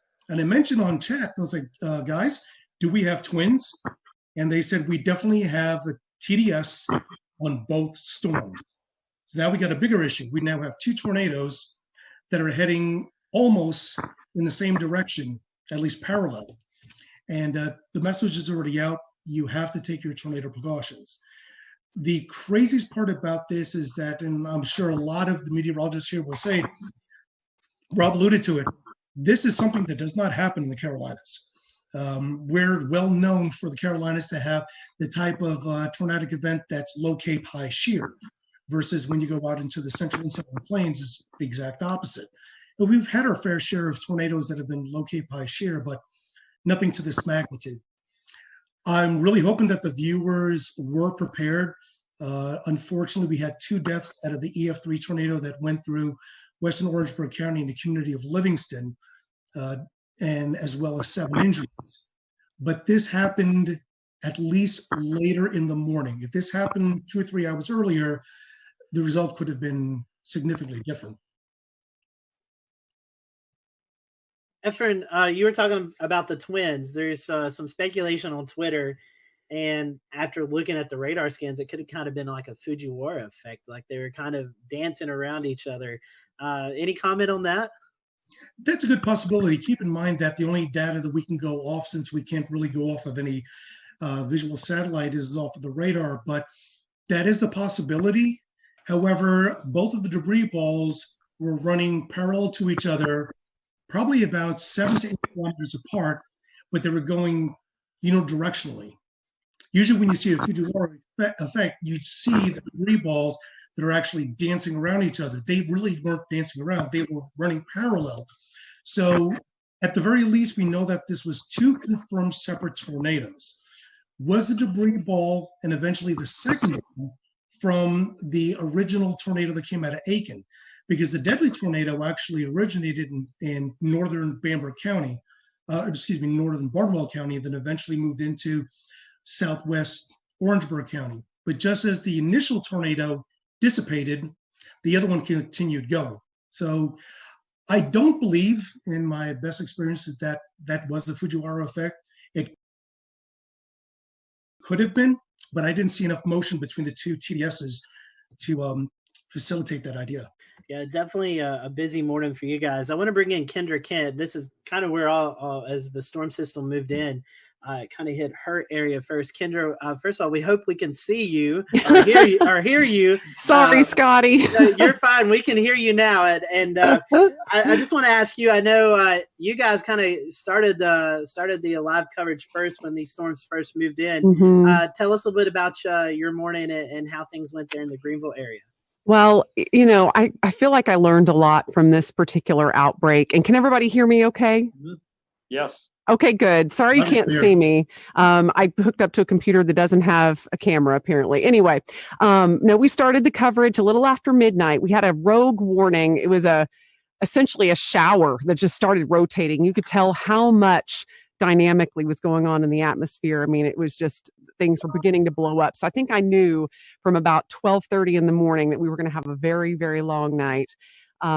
We ended up with an EF3 tornado. And as we were talking about earlier, that's incredibly rare in South Carolina, especially in the upstate. I feel like we get wedged in so much with cool air. It's so rare we can have all of this come together to produce such an event. And this was the biggest in the upstate, the strongest since 1994. It hit Seneca. We were on air with the storm as it moved into Stevens County, Georgia. And I had a unique experience with it because my parents live in Seneca. And that was probably the first time I had to cover a storm while I was slightly emotionally distraught. And I had Isaac Williams, who's also on here. You just can't, he's also without a video. But he was pointing out the TDS. And as soon as I saw that, I got that panicked feeling. I started breathing a little heavy. I thought, oh my gosh, how am I going to get through this? But we did. And luckily my parents were fine. But I'm sure many of you have been through that because we've all, many of us have lived in these areas for a long time and you get personally impacted by these storms. But what I learned the most is not to underestimate the timing of something. I feel like I didn't write this event off, but I wasn't necessarily expecting anything like this given the time it was coming in.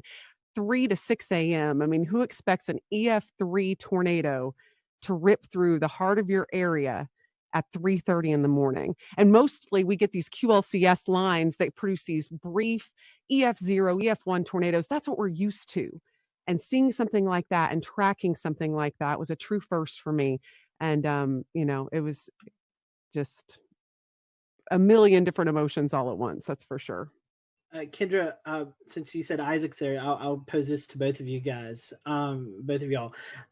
You had this coming through the rogue cell, and then like the heart of this event was when people were actually asleep, 12, 1, 2 o'clock in the morning.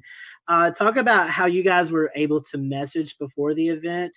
And, with this being this late, talk about your schedule too, because I know I was watching the coverage in Chattanooga and hearing of the major damage that happened there. And I'm like, man, I've got to get a little bit of sleep before this comes into our area. So kind of talk about that, because I know a lot of us were watching beforehand to just see what was coming our way.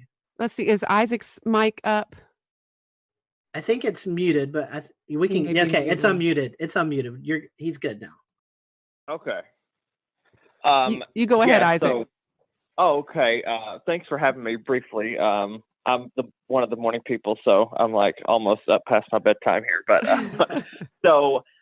just to kind of with the messaging and any rest. Unfortunately for me, I have plenty of interest in Mississippi and Alabama. That's where I'm from, and for whatever reason, a lot of people still ask me, about the weather there, and they depend on me, and that's great. So I didn't actually sleep going into this event.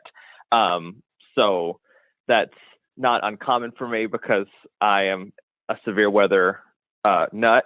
But that being the case, in terms of messaging, we started talking about it, I think, on Wednesday. Just kind of highlighting the threat for storms. That gave people about 5.5 days, and of course we started ramping up, the wording a little bit more once we got to, Friday and Saturday. And, Kendra always, mentioned, like when I first was hired here, we do get a lot of wedge events, and we started that day in the 50s. And I'm like, back in my head, I thought, what if the wedge holds and, we're going to be seen as like hype people, and that's not what we want, but we don't want severe weather either. I think our message was pretty stern by Sunday morning when we got up and saw they had pulled that enhanced risk over a little bit into the upstate, which I've been here 3 years, not nearly as long as Kendra, but I think that's only my personal third enhanced risk here. So I knew that I see parameters, and parameters mean nothing unless you have a storm. We'll return to Best of the Carolina Weather Group in a moment. Now your Carolina weather forecast. Here are today's forecast high temperatures for North Carolina. Here are the forecast lows for tonight for North Carolina. Here are tomorrow's forecast high temperatures. And here's forecast rainfall across North Carolina tomorrow. Here are the forecast highs for the day after tomorrow.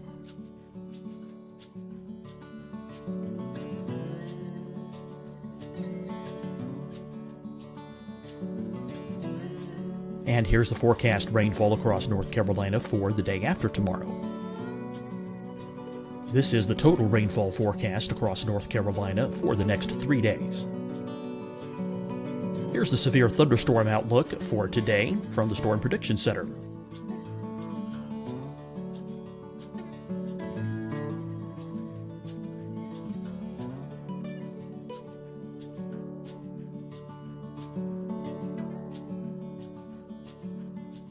Here are the forecast high temperatures for today for South Carolina. Here are the low temperatures for today for South Carolina. Here's the probability of precipitation forecast across South Carolina today. And here are the rain chances across South Carolina tonight. Here are tomorrow's forecast highs across South Carolina. Here are the forecast low temperatures for tomorrow for South Carolina. And here is the probability of precipitation across South Carolina tomorrow. Here's the precipitation chances across South Carolina tomorrow night. Here are the forecast highs for the day after tomorrow in South Carolina. Here are the forecast low temperatures across South Carolina for the day after tomorrow. And here are the rain chances across South Carolina for the day after tomorrow. And South Carolina's probability of precipitation for that night. Here's the Storm Prediction Center's severe thunderstorm outlook across South Carolina for today through tonight. Here's the Storm Prediction Center's severe thunderstorm outlook across South Carolina for tomorrow and tomorrow night. And here's the Storm Prediction Center's severe thunderstorm outlook across South Carolina for the day after tomorrow through that night. Here's the severe thunderstorm outlook for today from the Storm Prediction Center.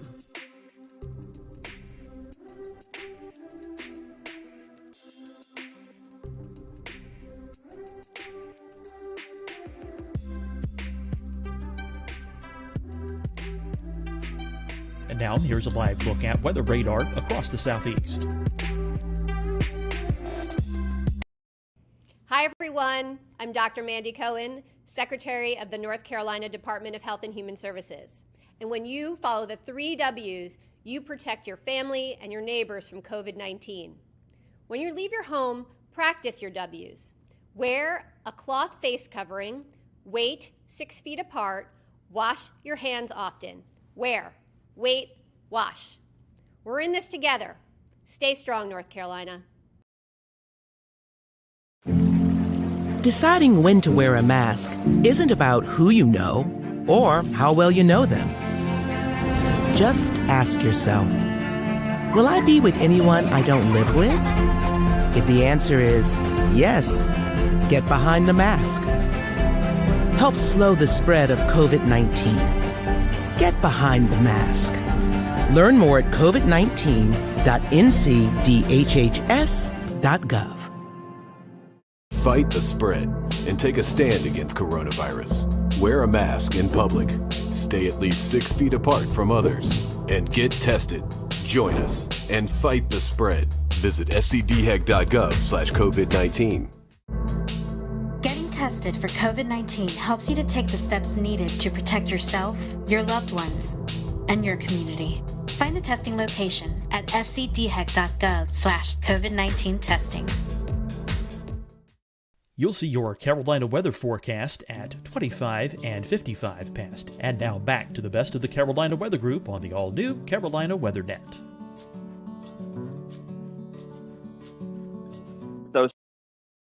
parameters that we had the potential to have something, fairly unusual happen. But I wouldn't have had I don't work weekends, so I don't even know if I would have said something about a strong tornado even the night before, just because it's just so rare to get them here.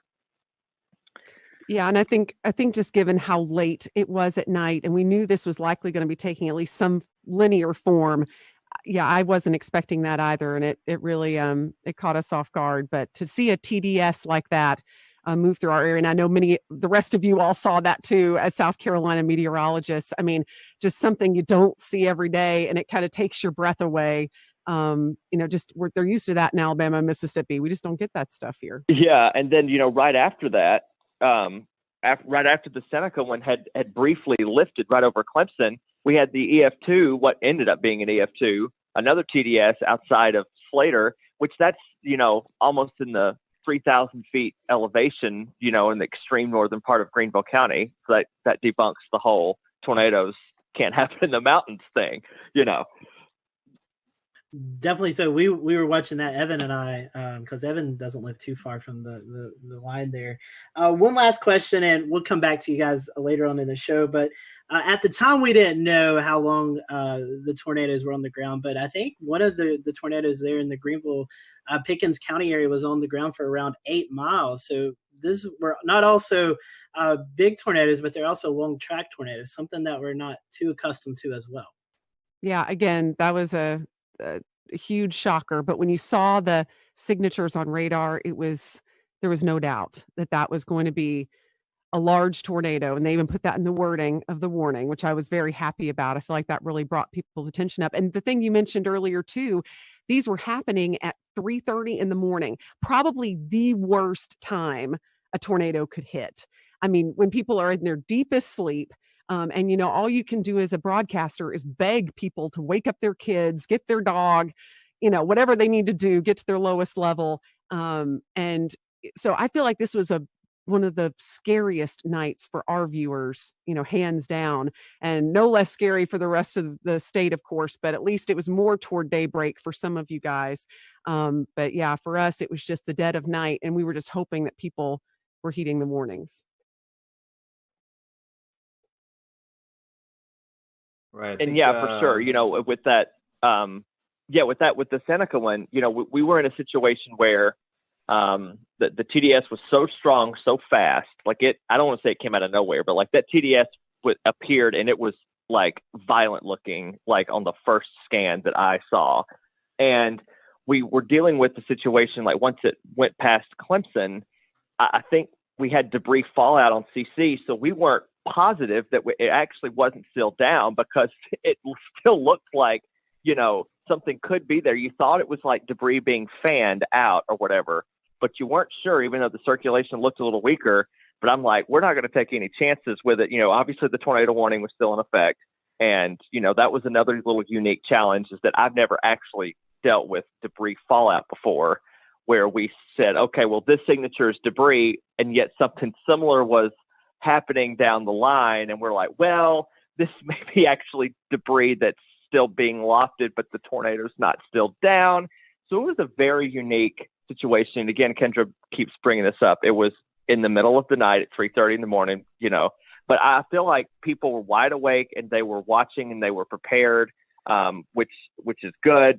All through the days, we were Kendra made a graphic, I think on Thursday, that said, what do you need to do? It was just a simple little headline graphic, but it was so informative about charging your batteries, keeping your phone on not silent if you sleep with it on do not disturb. I remember saying Friday morning, what you can do, you can, sleep with it on loud for one night, because it can help save your life.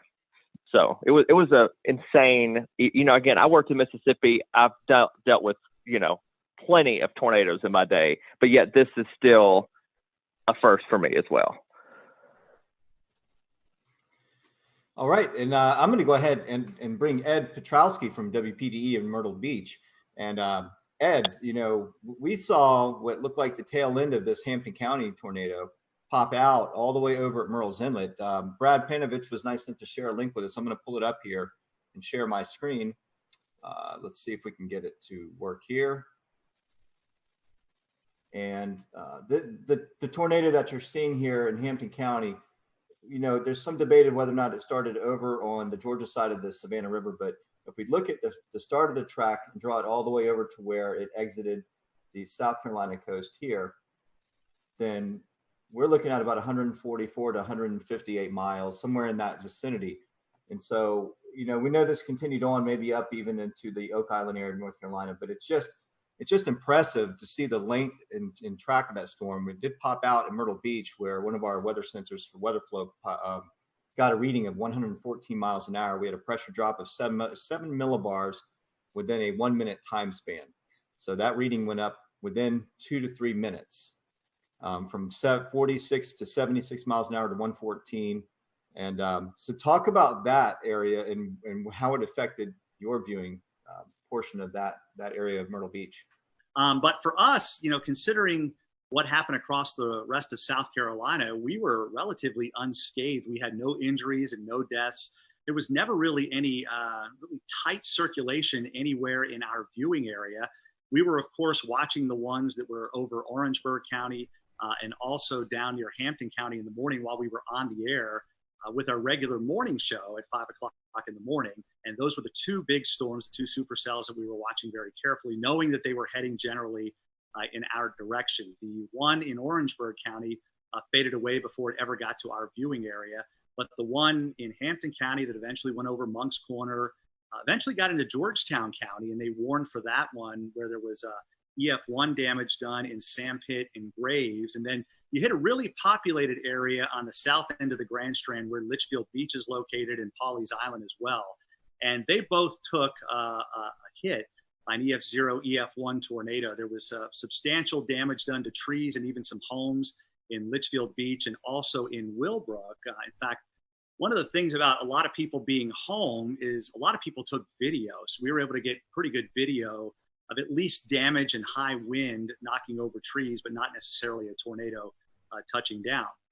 And then, of course, it went out over the ocean, became a water spout, and that's when it rolled over the Murrells Inlet jetties with the recording of 114 mile per hour winds. And, I look back in that and I think, my goodness, if that was just a couple of miles west of there, we would have had substantial damage on the south end of the Grand Strand. And if it had paralleled the Grand Strand coast, it could have buzzsawed the entire Grand Strand, nearly 60 miles with extensive damage. So we were very fortunate that it actually went out over the ocean. And that was really the only set of tornadoes from that particular supercell that we had in our viewing area. Although I will say in Marlborough County, which is just to the east of Chesterfield County in the northern part of the state, we had a massive microburst of 110 mile per hour winds that did substantial damage in Wallace. And of course, everybody, when they get that kind of wind, thinks it was a tornado. But in reality, it was a microburst. Although on radar, it did have some rotation. It wasn't very tight there either. But Steve Paff, who works with the National Weather Service in Wilmington, those guys do a phenomenal job. They went out and did the survey yesterday and were able to pinpoint where they had 80 to 110 mile per hour winds. And, typically for us, in the summertime, we get those pulse thunderstorms where we'll get 60, 70, maybe 80 mile per hour winds with a collapsing thunderstorm. But in all the years I've been here, I can't recall one time where we've had a microburst that caused 110 mile per hour winds, but you hear it all the time. They're just as damaging sometimes as tornadoes. Wow, that's pretty impressive. Yeah, just looking at that, the one at Litchfield, they classified as an EF2. Do you think the Waccamaw River Basin had something to do with reforming of that, or do you think the mechanical features, right, when it came to land, maybe help with strengthening or re-intensifying that system? Yeah, there's a lot of, I don't know if you want to call it debate, but there's a lot of speculation out there that there could have been some sort of a influence of the ocean, the wind coming in off the ocean at that time, perhaps creating some sort of a boundary to help intensify the storm itself. But yeah, it was an EF0 over Litchfield Beach, and then it blew up to an EF2 when it went over the Murrells and the jetty. So it got pretty strong fairly quickly. And again, we were lucky that was over the ocean. Literally, the jetties are only a couple of 100 yards away from very populated areas of Garden City. And we had two different people that have homes there who have their home weather units, and they both registered 71 and 72 mile per hour winds respectively. So literally within a couple of 100 yards of where your unit is, we had those measurements. So you can see how tight the wind gradient was between Garden City and the actual jetties themselves. Hey, Ed, there was something, you always try to find something that'll make you laugh in these sad times. And unfortunately, we had some sad times in the Carolinas, but there was a tweet going around of you doing your broadcast. I don't know. I've asked James about it if we can play it. But, Here it comes. all right, I'm going to let it play, and then I want you to talk about it. Okay. The rain is located, and we'll zoom that out just a bit. And whoa! Oh. That was a close lightning strike. I don't know if you heard that at home. I feel like I need to change a short. All right, I'm pulling the audio back down, but Scotty and Ed, the viewers at home heard it, even though we didn't hear it in our headsets. Ed, what's going through your head there? Well, we were in a sense just about ready to wind down. We were getting through this thing for the most part relatively unscathed. Our last severe thunderstorm warning was still in effect, but the storm was moving out of Horry County. And then there must have been a lightning strike within a couple hundred yards of the station, because it was this loud explosion that you knew what it was, but you're a human being. It freaked me out. And as you saw, I kind of ducked thinking something was going on, and then just used one of my classic lines, I need to change the shorts. Just one of those things. And that kind of went around the viewers. A lot of them had recorded it and were sending it to me, letting me know that they thought it was kind of funny. And it's something that, that they needed after a morning like that, being so stressed, and of course being stressed with COVID-19. It was a little light moment toward the end of the severe weather when we knew we didn't have any injuries, which was a good thing. And of course, nobody was killed either. Always good to have a funny moment there. So I want to bring it up to Shane. Shane lives just north of the Myrtle Beach, Wilmington area. Shane, you guys kind of got in on the tail end as well, as the sun was already up. Talk to us about the New Bern, Greenville, North Carolina area and what you guys experienced. Yeah, we were kind of late to the party, I guess, compared to everyone else in regards to receiving the storms, but very much like Ed's situation, very thankful and blessed really to not have any injuries or fatalities with any of our systems. We did end up having 6 confirmed tornadoes, and thankfully for us, the strongest was the EF1 that we had in the Hawes Run area. I believe I've been taking notes here just to make sure it was anywhere from roughly 100 to 110 mile per hour sustained winds. So for us, it was basically like that waiting game where you see the line coming. I was actually filling in for our morning meteorologist. He had a vacation day, but he got reeled back in right towards the end of it. So I was basically tracking it all the way since it was in the mountains, and just waiting, just holding our breath. Our morning broadcast finished up. We had declared it a severe weather alert day for our station, so we were cutting in. We would normally cut in every hour, but our morning meteorologist says, you know what, let's just go ahead and do every half hour. And it was actually very fortunate and wise that we did that, because during the half hour cut in at 9:30, with about maybe 1 minute left in my cut in, our weather radio starts going off in the weather center. And then I said, okay, well, we're starting now. And we were on for an hour and a half with all of the tornado warnings. There just came a point where when we were swapping off, he would just say, we have 4 tornado warnings. And I'd have to interrupt and say, I'm sorry, no, we're at 5 now. I was like, it just keeps on going back and forth. And it was just like a straight line. So when we're trying to describe it for our viewers, it was almost like a complicated mess. And honestly, that's what I started describing it whenever we would switch off and I would be on the screen. I would just say, I know it is very difficult to kind of pin everything out because every warning was overlapping.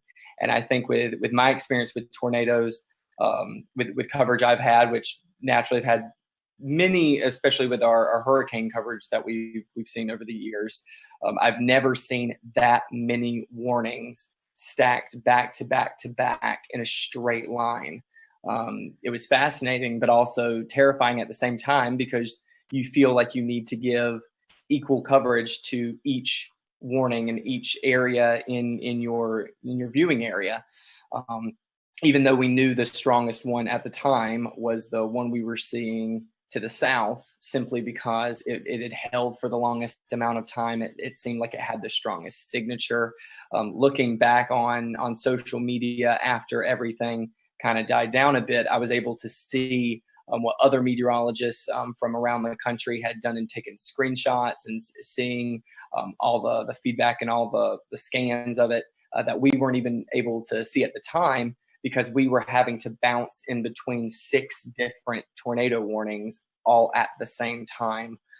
But looking back on it, it was very clear seeing everyone's screen grabs of the tornado warning to the south, that was the strongest one. It had the strongest sustained winds. It had the longest track out of all the tornadoes that we were tracking that morning. And Shane, one thing we were noticing because we were watching that storm is it was going through a fairly populated area. Jacksonville, that's probably one of the bigger cities out eastern North Carolina. So I'm sure that was kind of pressing to want to get that information out to one of the bigger population areas. Absolutely. What was really interesting, something I've never been able to do before while we are doing severe weather coverage, is to be able to pick up anything too crazy on our web cameras.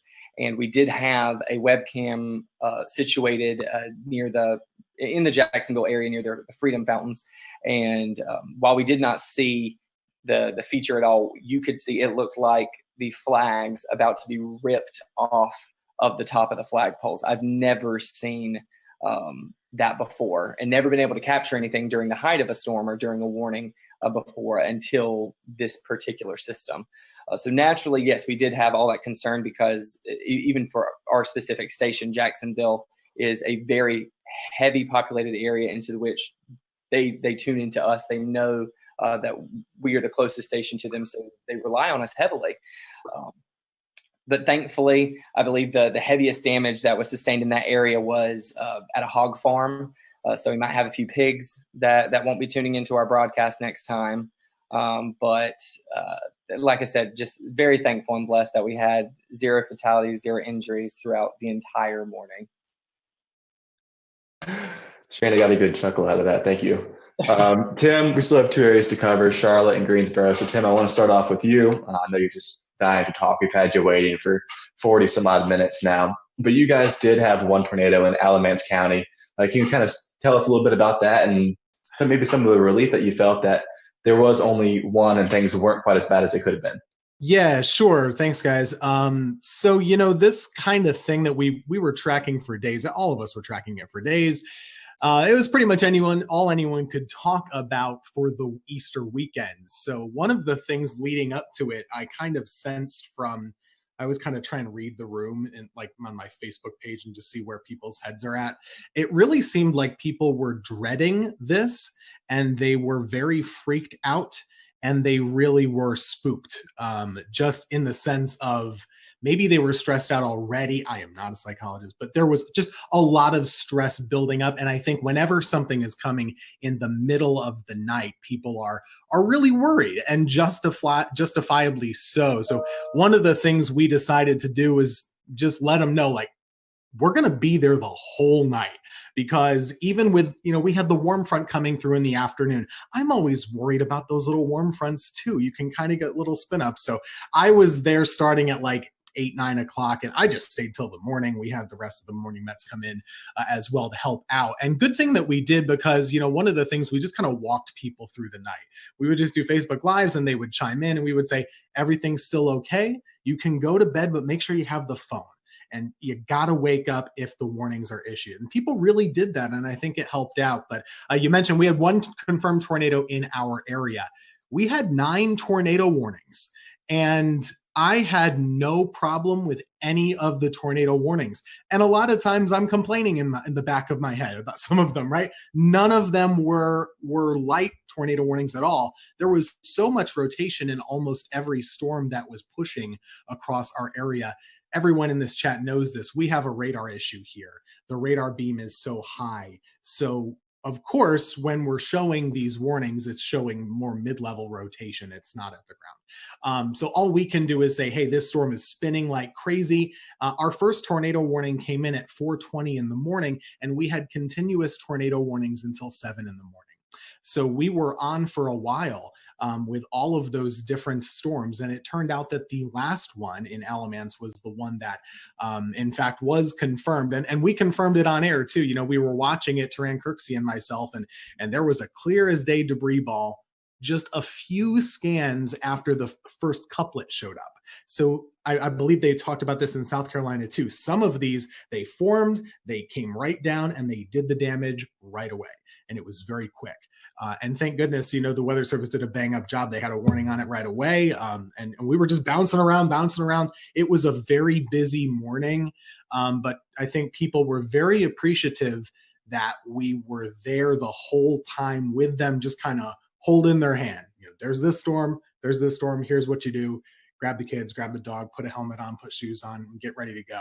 And, we made through it. Thankfully, there weren't there were no injuries or fatalities in that one tornado. On the same token, in the squall line itself, we did have a tree, unfortunately, kill somebody in their home. And one of the things with this line that we also tried to do, you have to give the highlight coverage to the tornado warnings, but this whole squall line, we knew it was capable of putting down 80 plus mile per hour gusts, just with all the wind fields. So we did try and bounce around and say, hey, you're not in a tornado warning in Guilford here right now, but this line is nasty, so you should probably be in your safe spot too. So it was a very busy morning, but we anticipated it. Everybody in the weather enterprise talked about it for days. People knew about it. And I actually think it's a big success story that in the middle of the night, people were still well prepared and took good action.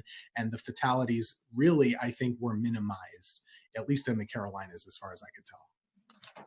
And Tim, you're already kind of making my transition easy, because the second question I wanted to ask was about, there was some information going around on Facebook before the storm that was a little bit unsettling for a lot of viewers, and it was definitely not accurate information. But I know that you were definitely a part of reassuring your audience that the storm, while yes, it was definitely going to be dangerous, this was not something that they couldn't handle. Talk about the importance of the trust that your viewers have in you, and how you're the source where they get all of their information from. Social media is a blessing and it's a curse, right? Like it gives good information and it gives bad. There was some post floating around out there that was advertising potential for EF5 tornadoes in North Carolina, even though we've not had one before on record. But people were freaked out initially. We of course saw the damage in Mississippi and Alabama. That can freak people out here when they know it's coming our way. So, one of the things I tried to do in the days up leading to the event is, everyone's freaked out right now just in life. I don't get freaked out by weather. I'd get freaked out a little bit about this pandemic, if I'm being honest. So one of the things I told them was just saying, hey, we're living in crazy times. We don't know exactly what's going to happen with daily life with this virus and stuff, but we know how to handle severe weather. We have the technology. We do this every year. We got this. It could be bad, but we know what to do. And if it is bad, we're going to let you know about it. We're not going to go crazy. We're just going to let you know where the storm is, where it's going, what you should do, and what to do next time, because there's always a next time with weather. This is not abnormal, really. We had a lot of tornadoes, but 1 year ago, basically in April, North Carolina had 12 tornadoes also. So this is not really that different. We do know what to do. And I think that was reassuring to folks, just to let them know, hey, okay, well, they're used to this. They're going to keep us covered. And that's really the whole reason why we're here. We're not here for the sunny days like today. I could not show up and that would be fine. But Monday, we're pretty important to keep folks calm and hopefully encourage them to make the right choices. And I think a lot of people did. Absolutely. Yeah, Scotty. And so, Tim, talking about radar coverage, that brings me to Mr. Brad Panovich. And Brad, unfortunately, we had a tornado kind of go under the radar, like that little pun there, in the Charlotte area. So we had one in Anson County, but you've been on the show several times talking about our radar gaps, and this one kind of bit us in the behind because we didn't catch this one. Yeah, and I'll give a little bit of a pass to the Weather Service on this one, because I think Tim brought up a good point. Something we were doing on the air Monday morning was we were telling everybody to treat the severe thunderstorm warnings like tornado warnings on Monday morning, because every severe thunderstorm warning had a tornado tag in it, and we knew the environment that these storms had. I didn't want people near a window or near the outside walls with straight line winds on Monday morning. So we actually, for the first time in a long time, I basically treated every severe thunderstorm warning like a tornado warning. But you're right, there was no warning with the two tornadoes we had touched down in Anson County. Even though in hindsight, looking back even at the Raleigh radar, there were signs of rotation, but I mean, we were all looking at radar Monday. I could have issued 100 different tornado warnings on some of these. It was just, you knew there was We'll return to Best of the Carolina Weather Group in a moment. Now your Carolina weather forecast. Here are today's forecast high temperatures for North Carolina. Here are the forecast lows for tonight for North Carolina. Here are tomorrow's forecast high temperatures. And here's forecast rainfall across North Carolina tomorrow. Here are the forecast highs for the day after tomorrow.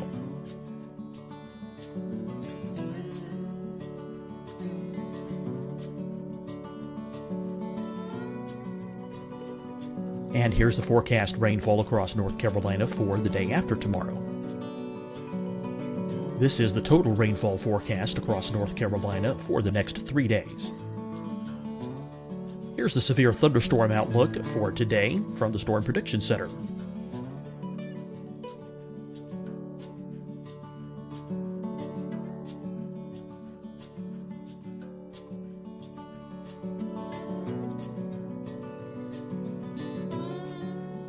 Here are the forecast high temperatures for today for South Carolina.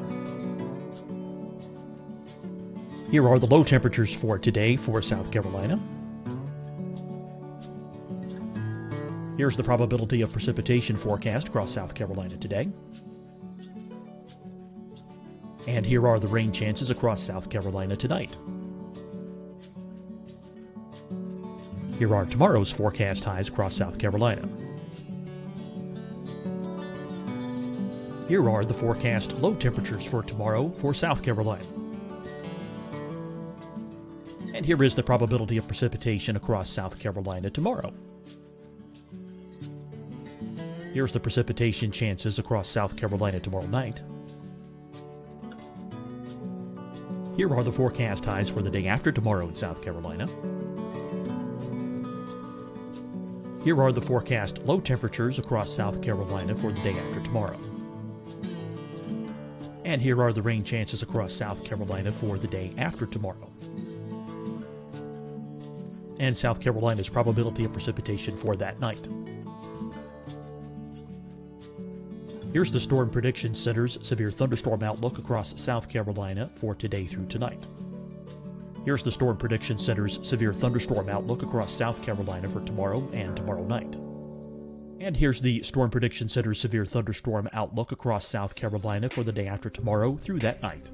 Here's the severe thunderstorm outlook for today from the Storm Prediction Center.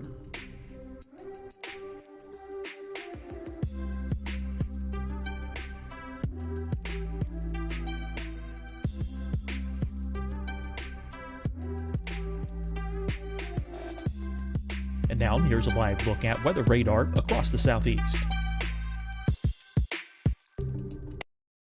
Hi, everyone. I'm Dr. Mandy Cohen, Secretary of the North Carolina Department of Health and Human Services. And when you follow the 3 W's, you protect your family and your neighbors from COVID-19. When you leave your home, practice your W's. Wear a cloth face covering, wait 6 feet apart, wash your hands often. Wear, wait, wash. We're in this together. Stay strong, North Carolina. Deciding when to wear a mask isn't about who you know or how well you know them.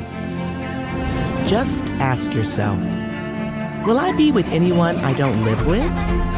If the answer is yes, get behind the mask. Help slow the spread of COVID-19. Get behind the mask. Learn more at covid19.ncdhhs.gov. Fight the spread and take a stand against coronavirus. Wear a mask in public. Stay at least 6 feet apart from others. And get tested. Join us and fight the spread. Visit scdhec.gov/COVID-19.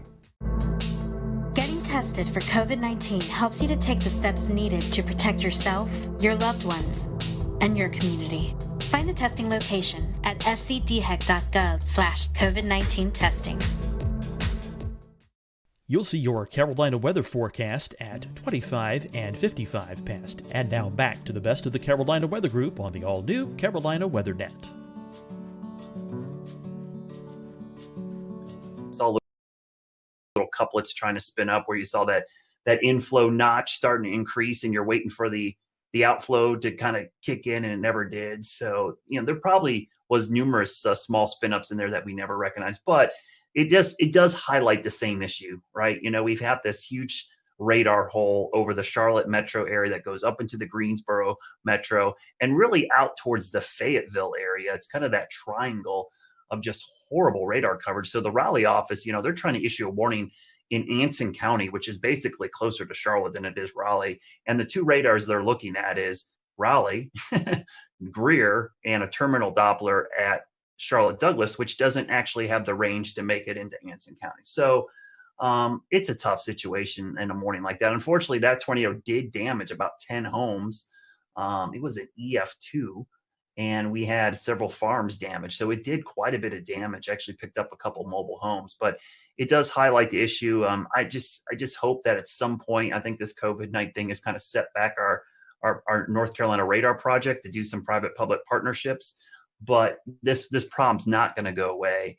And hopefully in the very near future, we'll have, the goal is to have 3 C-band million-watt dual pole radars spaced out over that radar gap to enhance radar coverage going forward. But man, that was, every time this happens, I'm like, I wish I had a better look. I wish I had it, especially that time of the morning when no one's spotting these things. You need that radar coverage. And it really makes it difficult. And I'll just say one of the things about the coverage that morning, everybody knew this was coming.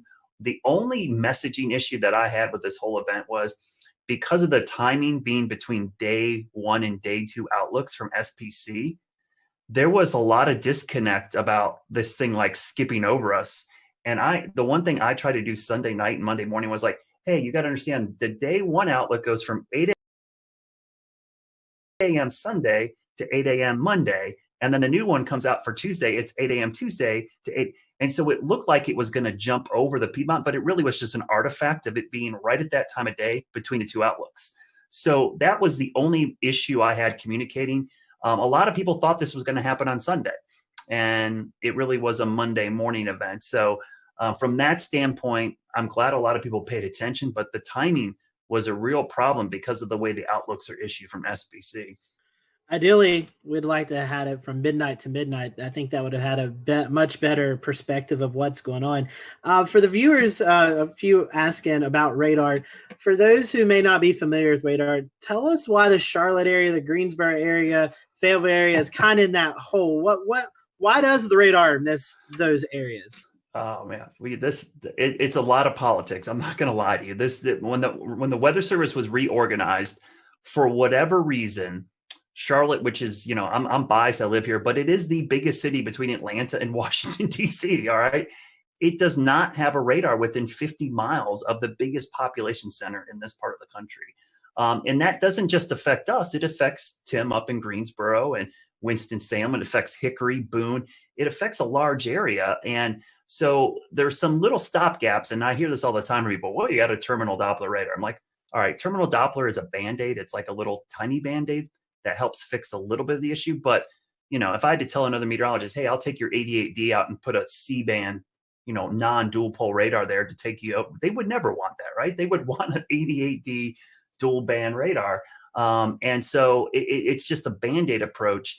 And we just have a huge issue with it. And it's unique to Charlotte. We are the biggest city in the country that does not have a radar within 50 miles of the city.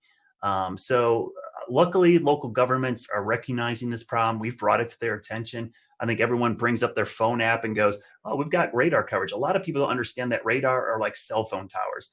The farther away you are from the dish, the worse your reception is. And so in Charlotte, we got this big population center, and our closest radar or cell phone tower is in Greer, South Carolina. So it makes it incredibly difficult. It's not that we don't have any coverage. I don't want to make it feel like, we're in this giant hole. We just have degraded coverage. We have really poor coverage. We have 1 bar on our cell phone. We want 5 bars. So what we're trying to do is get that radar closer because the radar beam, as you see in the picture right there, thanks, James, the radar beam goes in a straight line, but the Earth curves. So by the time the radar beam gets to Charlotte, depending on which part of Charlotte you're in, it's at 8,000 to as much as 10,000 feet above our heads. Tornadoes happen down in the lowest 1,000 or lower. So missing a lot of these tornadoes is a problem with the radar gap. And so I hope going forward that this problem will get solved. For years, we tried doing this back 10 years ago, and we went through federal issues, and it's just dealing with the government sometimes incredibly difficult to get things. But now that we have this private public partnership, it's the closest we've been to solving this problem, because we've got local, state, and even private entities involved, and the data is going to be public and free for everybody.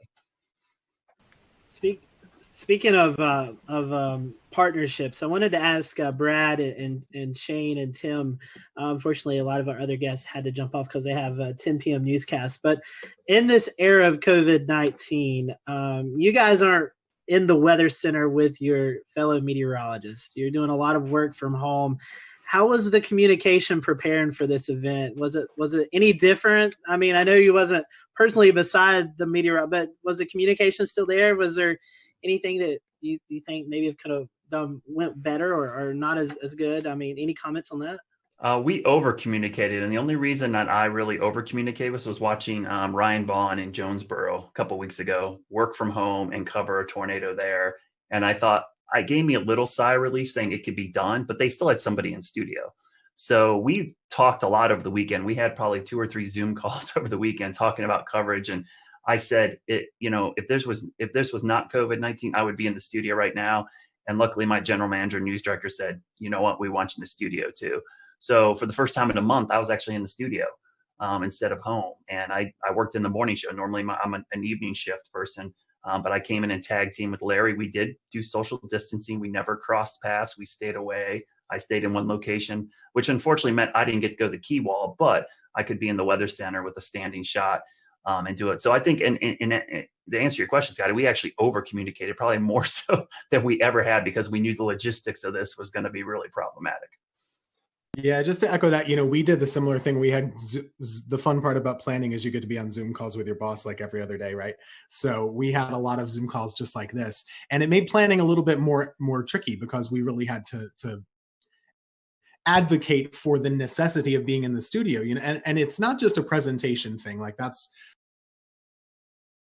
somewhat cosmetic, but I don't have a generator at my house. None of the folks on our weather team do. So that was really the thing. What if, and we have 3 folks working, but it could sure happen that all of us lose power. So we really needed to be there. But when we were, I was at we have a separate room key wall. I was there. I didn't talk to anybody. You can see Ruben is and zooming. then in the studio, Taran Kirksey was there in front of a monitor wall with a computer with our graphics. And we had another meteorologist at home just doing like this on Facebook and stuff. So it really worked out well, but it was more planning and, just jumping through all the hoops that we all have to do just to go to the grocery store or something like that now. Strange. Yeah, I think kind of just like adding on top of that, this situation has brought anything, it's teaching everyone, in a communication field, how to communicate even more, or the importance of communicating more. In our case, we are still fully broadcasting from our station. We don't work from home.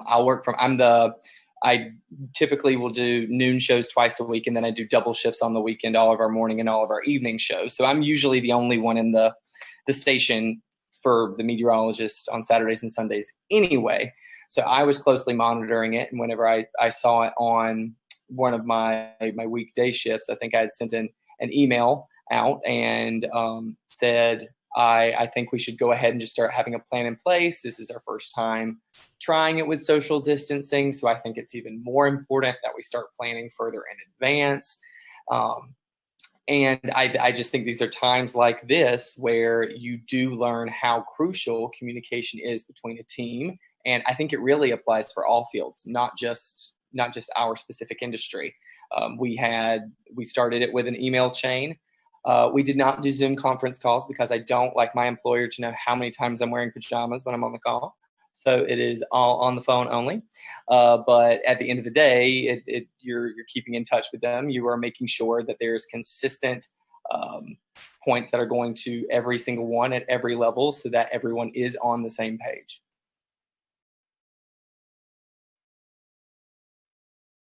Yeah, I was gonna say real quick, Tim, we had that same issue. That was our biggest concern, was the generator issue. Yeah. You know, I have a great setup here. I'm great, but man, if I lose power, out of luck. You know, I have backup for my router, but I don't have backup power to my computer or backup power to any of the lights. So that was a big concern. And I thought for sure with just the wind field that we were going to have trees and power lines down all over the place, so we would lose power. So yeah, that was an easy call for us. And honestly, it was kind of nice to be in the station. Not that I wanted to be covering severe weather at 2:00 in the morning, but man, it wasn't nice. That's the first time I saw my morning meteorologist in a month. So yeah. it was really cool to be in there.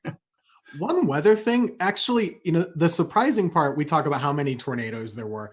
We kind of expected a lot of tornadoes. The fact that the wind field didn't materialize as much in regular severe thunderstorms, I thought was surprising.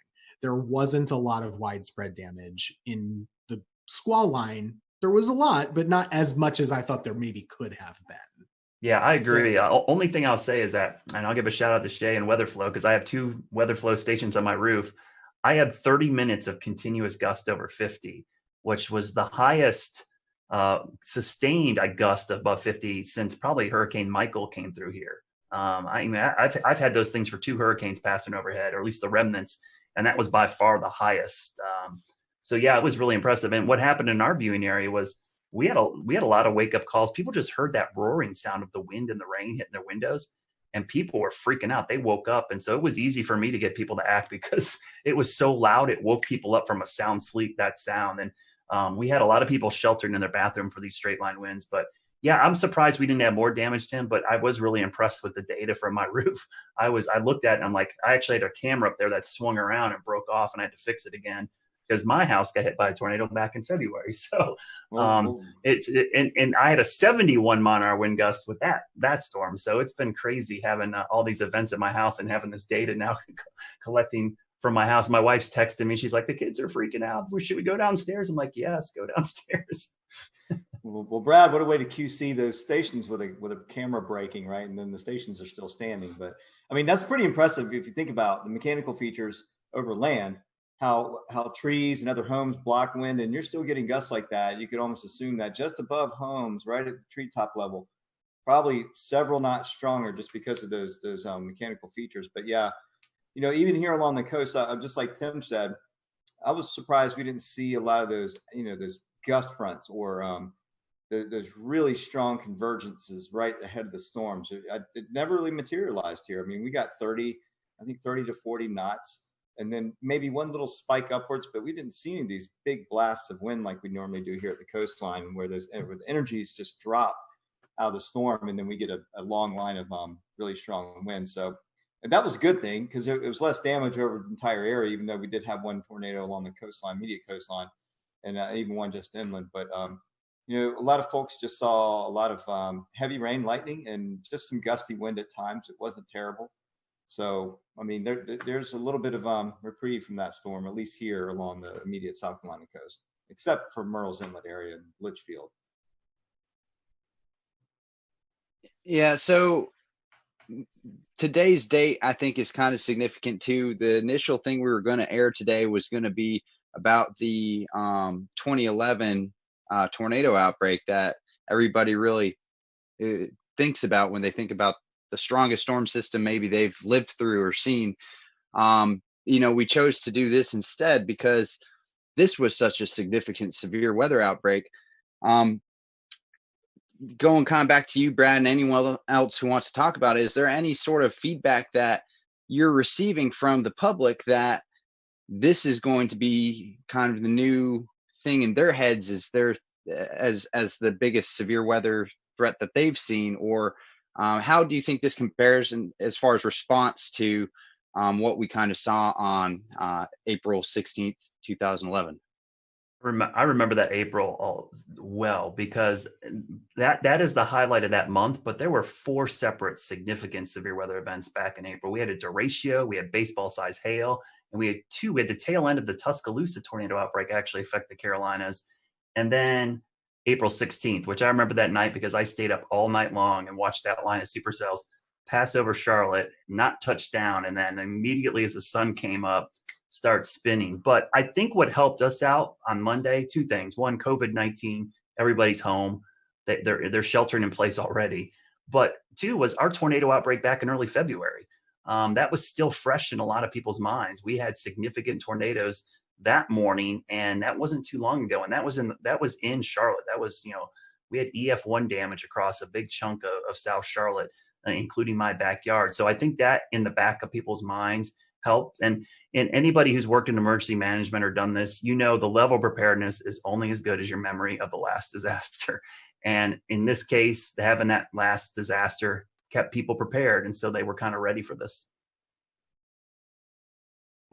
Yeah, for here, this one is not going to be remembered for years for most of the Piedmont area, and at least near the Triad, I wouldn't say, except for the folks who actually were in the tornado path in Alamance County.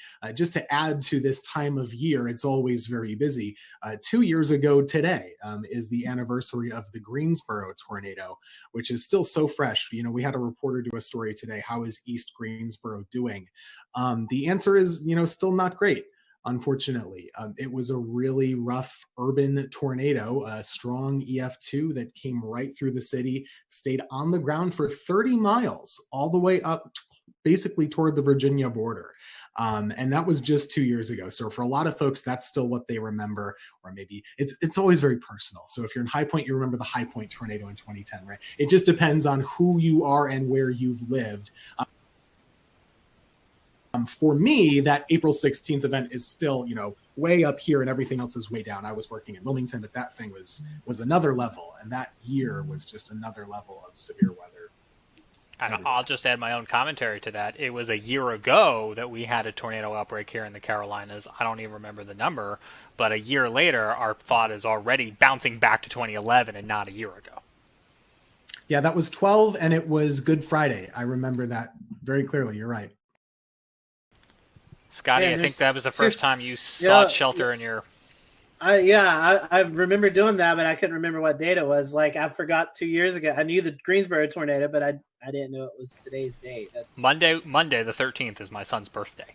And I remember on his first birthday, we were doing severe weather coverage, and on his second birthday, we were doing severe weather coverage. Yeah, I was in the basement live on this show when that happened. So yeah, crazy times. But anyways, guys, thank you so much for coming on. As Tim was talking about, I'll go ahead and kind of let the secret out of the bag. We pre-recorded the April 16, 2011 look back. So next week we're going to be airing that. So you'll see Tim back next week on our show. He'll be with us with a lot of other great meteorologists who kind of look back over that event. So we just hope all those, especially who are affected by this tornado outbreak, our thoughts and prayers are with you guys, and hopefully you'll recover quickly.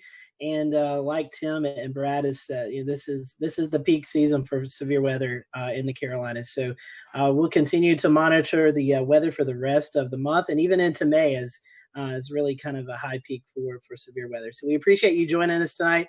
Big thank you to all of our guests tonight. This was a last minute show, and we got coverage from every market except the Raleigh market, but I don't really think there was much going on in severe weather-wise with tornadoes in that market. So we appreciate everyone coming on tonight, and we will see you back here next Wednesday night for another edition of the Carolina Weather Group, and we hope you have a safe and happy weekend.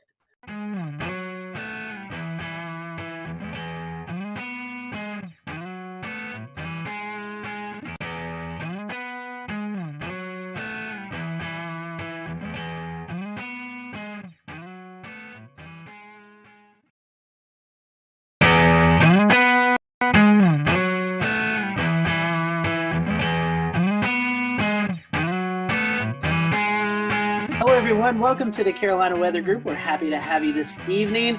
Tonight we're going to be talking about the 9-year anniversary, April 16, 2011. If you live in North Carolina, anywhere around that time period, or even now, you remember the major tornado outbreak that occurred. And tonight we're going to be looking back at that event. We have with us tonight Mike Mays, Chief Meteorologist at WRAL. We also have with us Dan Whitaker and Jeremy Gilchrist. They were out in the field chasing these tornadoes, and so we're going to get their perspective. Also with us, we have Tim Buckley, who is the chief meteorologist at WFMY, but at the time was working in Wilmington, North Carolina at WWAY. And we have Gannon Medwick on with us, who is chief meteorologist at WECT in Wilmington, but at the time was working at WNCT in New Bern, North Carolina. And we have with us Jeff Orrock, and he is the meteorologist in charge at the NWS office in Wakefield, Virginia. But at the time, he was also working at the NWS in Raleigh. So we have a big group of guests with us tonight. So looking forward to each and everyone's perspective of this event. I do want to hand it off to Mike first, kind of let him give a brief background of his recall of this event, because he has to run and get some things done. So Mike, I want to kick it off to you first, and tell us a little bit about your perspective. I know you was on the air during the event, so kind of talk to us about the lead up to the event and any memories during covering the tornado that you remember. First off, I'll apologize. We got our cleaning crew coming into the studio, so it's probably going to get loud because he's pushing his garbage can around. I recall a few days prior to the event, which happened on a Saturday, SPC putting us in a risk. I believe it was moderate on that Friday, and then Saturday morning I woke up to a high risk. Now, at the time, Greg Fischel, who was the chief meteorologist at the time, was out of town. He had a family emergency up in Pennsylvania, so he had to leave. So I have never covered an event as massive as the one that happened on that Saturday without him being here. So it's kind of like he's Batman, I'm Robin, and then Batman's gone and Robin has to take over. So for somebody who's never been in the lead, it was kind of nerve-wracking. But I had Nate Johnson with me, who had tornado coverage experience. He was the chief meteorologist in Abilene, Texas. You guys probably all know Nate. So that morning, just the way the atmosphere felt, you could tell something was coming.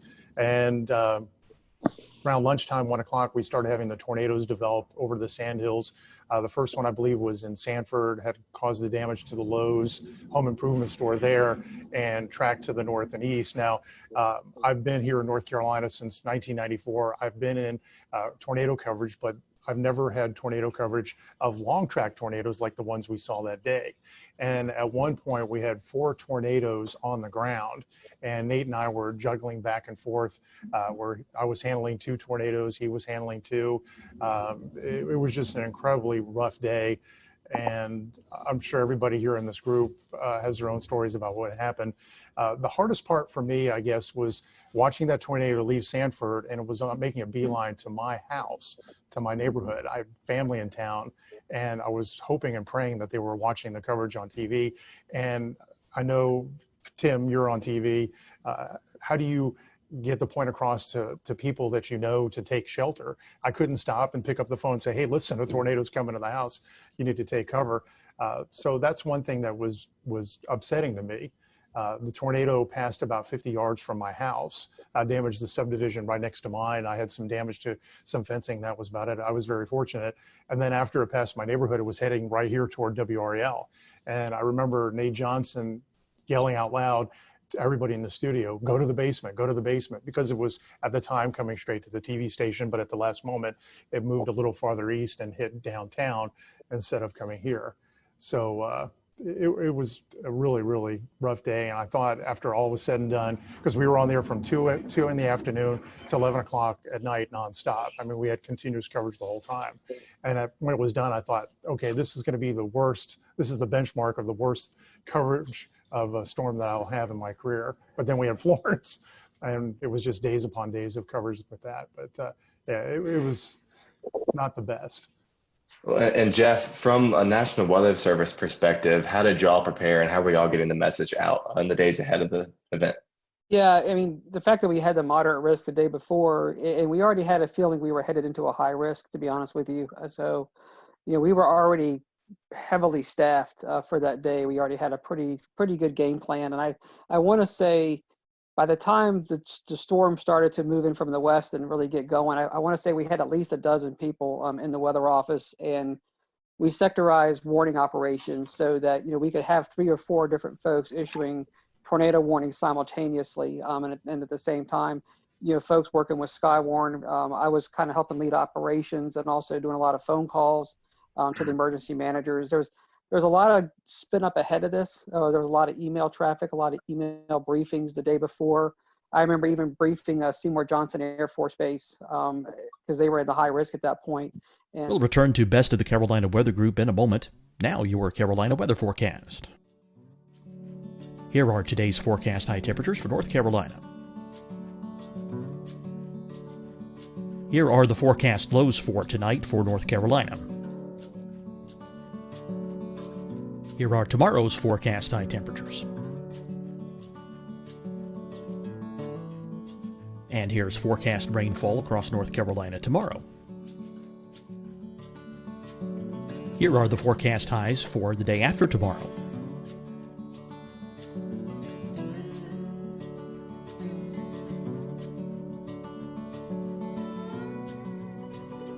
And here's the forecast rainfall across North Carolina for the day after tomorrow. This is the total rainfall forecast across North Carolina for the next 3 days. Here's the severe thunderstorm outlook for today from the Storm Prediction Center.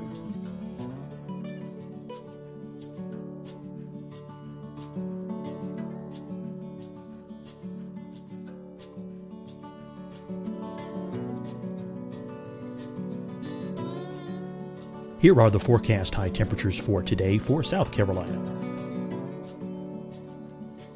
Here are the low temperatures for today for South Carolina.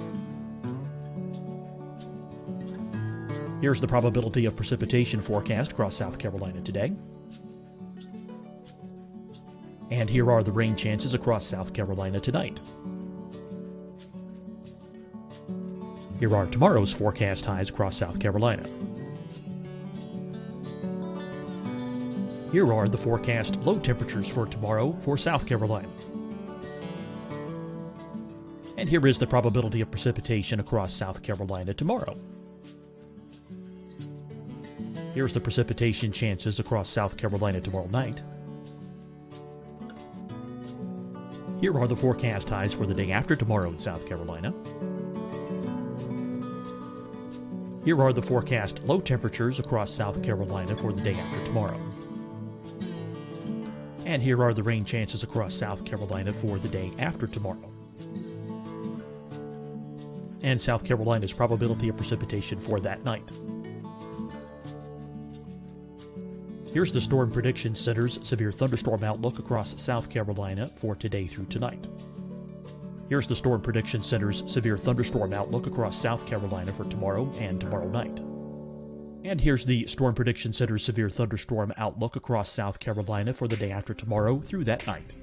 Here's the severe thunderstorm outlook for today from the Storm Prediction Center.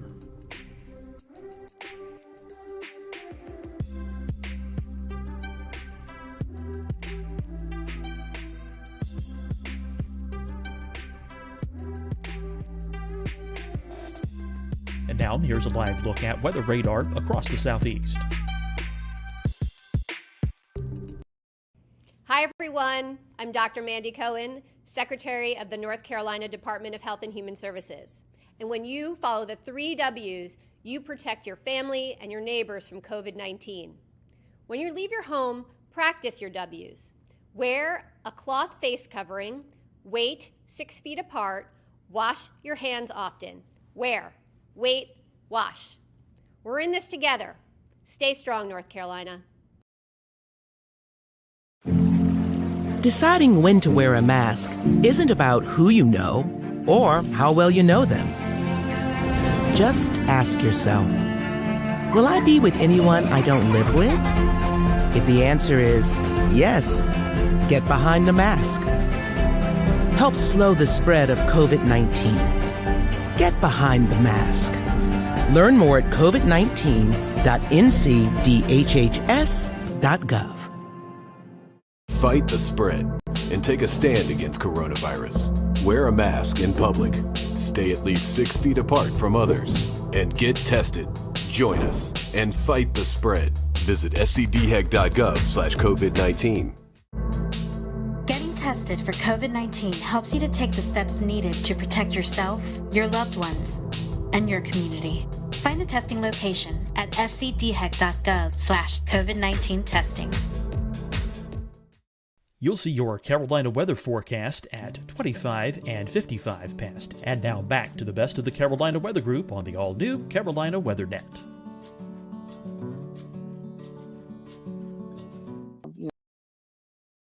In the east, so there was a lot of preparation for it. It's kind of one of those things where, like Mike was saying, everybody knew something bad was about to unfold. And I had been through Gerald, Texas, the tornadoes out there, and so going into this event, that was kind of in the back of my mind that we're headed into something pretty big. And I do remember talking with Wake County and trying to explain what does a high risk day mean. I mean, the way we taught this in Texas was that someone's going to die today. I mean, these are going to be big, long track tornadoes. And this is going to be some serious stuff. Jeff, you're talking about Skywarn, the Storm Spotter group, and Jeremy and Dan, I want to bring you in here in just a second. But I imagine, like we were talking about, social media, not really that big of a thing at the time, with tweeting in reports, giving Facebook reports of the storm. How key were the Skywarn Storm Spotters for you that day? Yeah, and we've always had a great network across central North Carolina, so they've been outstanding. So we were getting a lot of real-time reports from spotters. They were calling on the phone. We actually had ham radio operators. I want to say we had 2 or 3 in the office ready for this. So the network was just lighting up. We were getting a lot of reports, almost to the point where as it approached Holly Springs, I mean, you couldn't keep up with them all. So that was a huge asset, and just a lot of people just calling in on the phone. It wasn't. We didn't have the social media like we do today, but we really pretty much knew what was going on. We had heard the Lowe's had been destroyed. About the time it was getting into Wake County, we'd already heard that the Lowe's hardware had been severely damaged or destroyed down there. And of course, you could see the debris ball on radar. So you kind of had a sense that this was really serious stuff going on. But there was a lot of great real-time reports, not only across the Raleigh area and down towards Sanford, but also with the Fayetteville up to a Wilson tornado. I mean, we had a lot of great reports with that as well. Mike, one question for you made me think. You're saying that before Florence, this was the biggest event you covered. Do you see any storm fatigue, even from 9 years from now, people kind of comparing severe weather events to April 16th? There was a lot of anxiety every time a risk would come up. You'd feel that. You'd feel what happened on April 16th. I would worry every time we had like an SPC 3-day outlook, and on the 3-day outlook there was like an enhanced risk or maybe just a slight risk, and what it would be when we finally got to that day. And I got to the point where I was dreading severe weather coverage because of what happened that day. I'd get anxiety, I'd get scared, but I've gotten past that, and that's a good thing. I remember that day when we had the 4 tornadoes on the ground at one time. I was worried about, okay, how are we going to cover this? You can't show everything at one time. And we had to make sure, Nate and I had to make sure that we spent enough time on each storm to let people know that, it was coming to their communities, that they had to remain safe. But how do you juggle 4 tornadoes, inform everybody in their paths, and make sure you allot enough time so they know what's going on? We tended to hang with the one that went through Raleigh more and Fayetteville more because it was affecting larger populations, but that was the hard part and the worrisome part, that we weren't giving enough, coverage to one tornado and giving too much to another one. Tossing over to Tim and Gannon as well real quick. This was a career-defining event, one of the biggest, or definitely the biggest in North Carolina. Are there any specific memories or stories that you remember hearing about that day from viewers? So I was in the Wilmington area, and if you look at the map, the kind of the final one with all the red lines, it confirms where all the tornadoes were. Oftentimes the worst stuff doesn't quite get to Wilmington, right? And in this case, it didn't either. So city of Wilmington was fine. A lot of the populated coastal centers were fine, but on the periphery in the rural areas, most of the tornadoes that we were covering for about 8 hours that day Robeson County, Columbus County, Duplin County, Onslow County, those counties inland were the ones we were talking about the most. Bladen County had I think a 4-fatality storm. We, as always we do, actually got a lot of angry phone calls that day because most of the people in our area, they weren't seeing much other than blue sky. It was a really nice April morning. It was close to 80 degrees, I remember, breezy. There were NBA playoffs on at the day, so we were kind of fighting that battle in the newsroom, right, keeping people at bay a little bit while we were doing tornado coverage. Now later on, people understood how serious it was, especially once you started to see like the destroyed those foods and everything. But that was my first time ever really doing tornadoes, to be honest with you. It was my second year in Wilmington. Prior to that, I was in college, so I didn't know a lick about tornadoes. I grew up in upstate New York. I went to school in Pennsylvania. We don't get tornadoes. I mean, not really. So this was new for me too. But myself and Jerry Jackson, we were there for about, I think we went on TV at 2 and we went off at about 8. So it was a while covering these things. And it was just amazing to me how there were very few, if any, false alarms. There were 1 million tornado warnings and there were 1 million tornadoes, to use hyperbole, but they were pretty much each cell produced as it was going through, and it was just boom, boom, boom, one after the other, and a lot of damage was done, especially to the rural areas in Southeast North Carolina.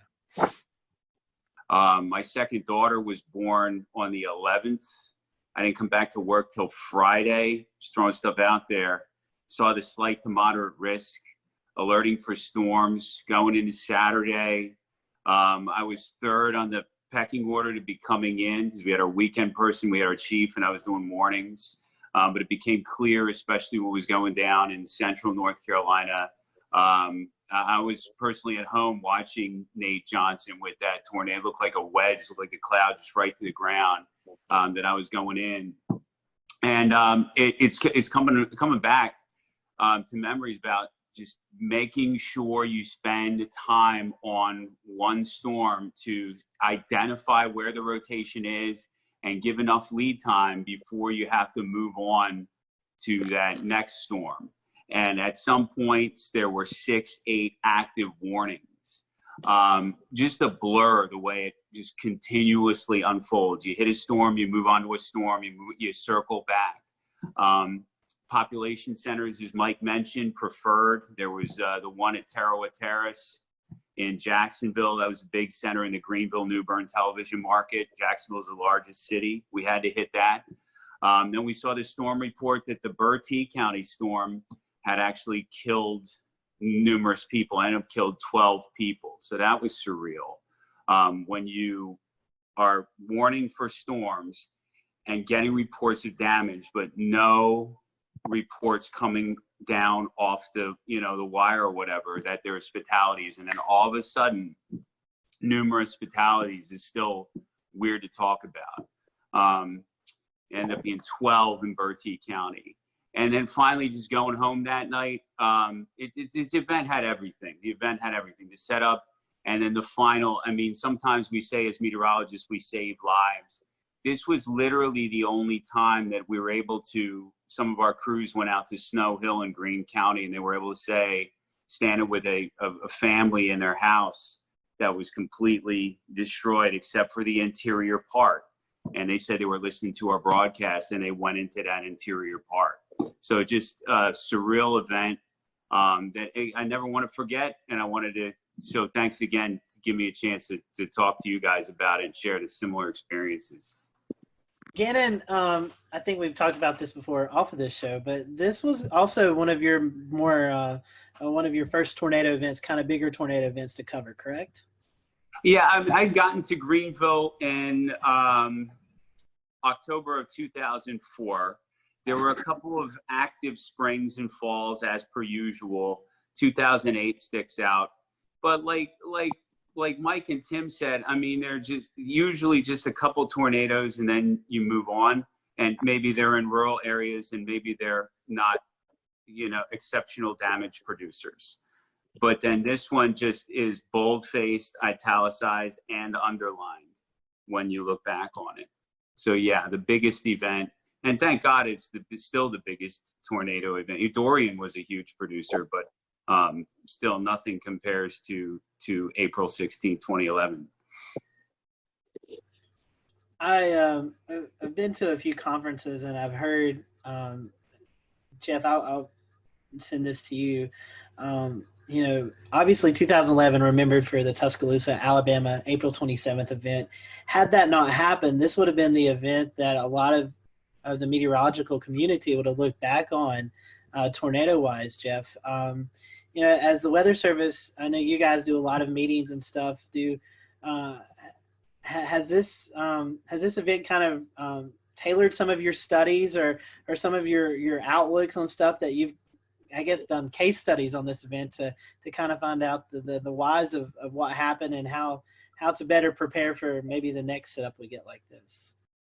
Yeah, I mean, there's no doubt this event, I mean, it still stands out, even though, like you're saying, the later event was even larger than this one. For our region, this is still, what our benchmark, storm. And, it even went up, not even just the Carolinas, eventually went up into Virginia and did a lot of damage up there too.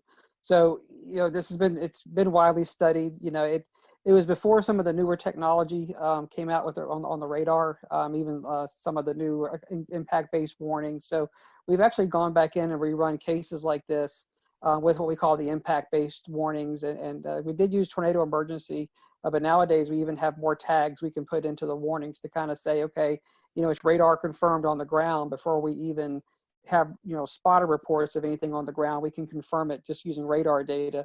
And so we've actually used cases like this and kind of run back through them with some of the new products and new ways that we issue tornado warnings, as well as some of the different dual pole products. So, we do go back in and kind of practice and relive some of these events like this, putting them more into, I'd say, the current time.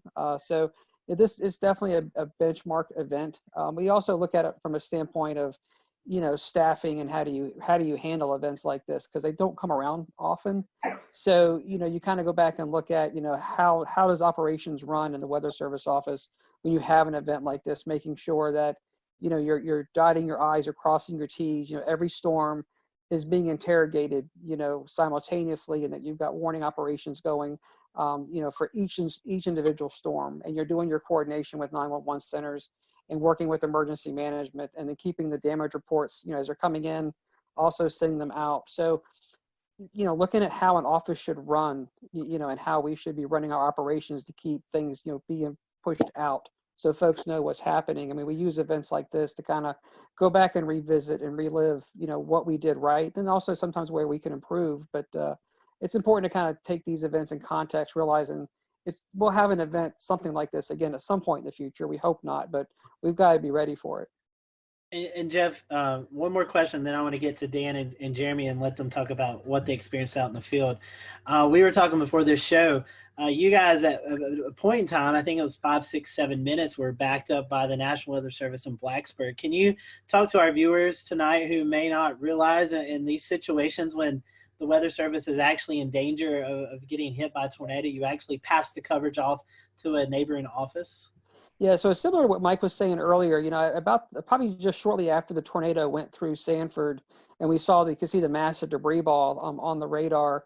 Before it got to Holly Springs, we realized that this thing was coming into most likely Southern Wake and eventually the south side of Raleigh, where the Weather Service office was. So I remember I picked up the phone and talked to the Blacksburg office. So we're paired so that a neighboring Weather Service office can really kind of basically restart their computer system, and they can come up as if they're, the Raleigh Weather Service office. So we called them probably almost half an hour out and just said, hey, look, we may get to the point where we've got to be backed up if this thing gets too close, so be ready to go, giving them a chance to get the radar up and running, the warning system up and running, things that they would need. And I think we called them back, I want to say about probably 15 to 20 minutes later, and we basically said, okay, this thing may really come get us now. And so I remember saying, if you hear from us again, you've got it. And so then what we started doing is we had 12 people in operation. So as it got closer, we started funneling some folks downstairs into the lower part of the building.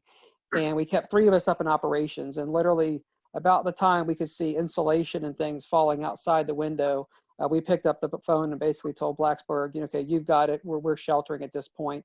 and we had already issued the tornado emergency for Raleigh. So the warnings were already out for Raleigh, and then we sheltered downstairs, like you're saying, for probably about 7 minutes, and then came up, and the tornado passed just to our east, going up South Saunders Street.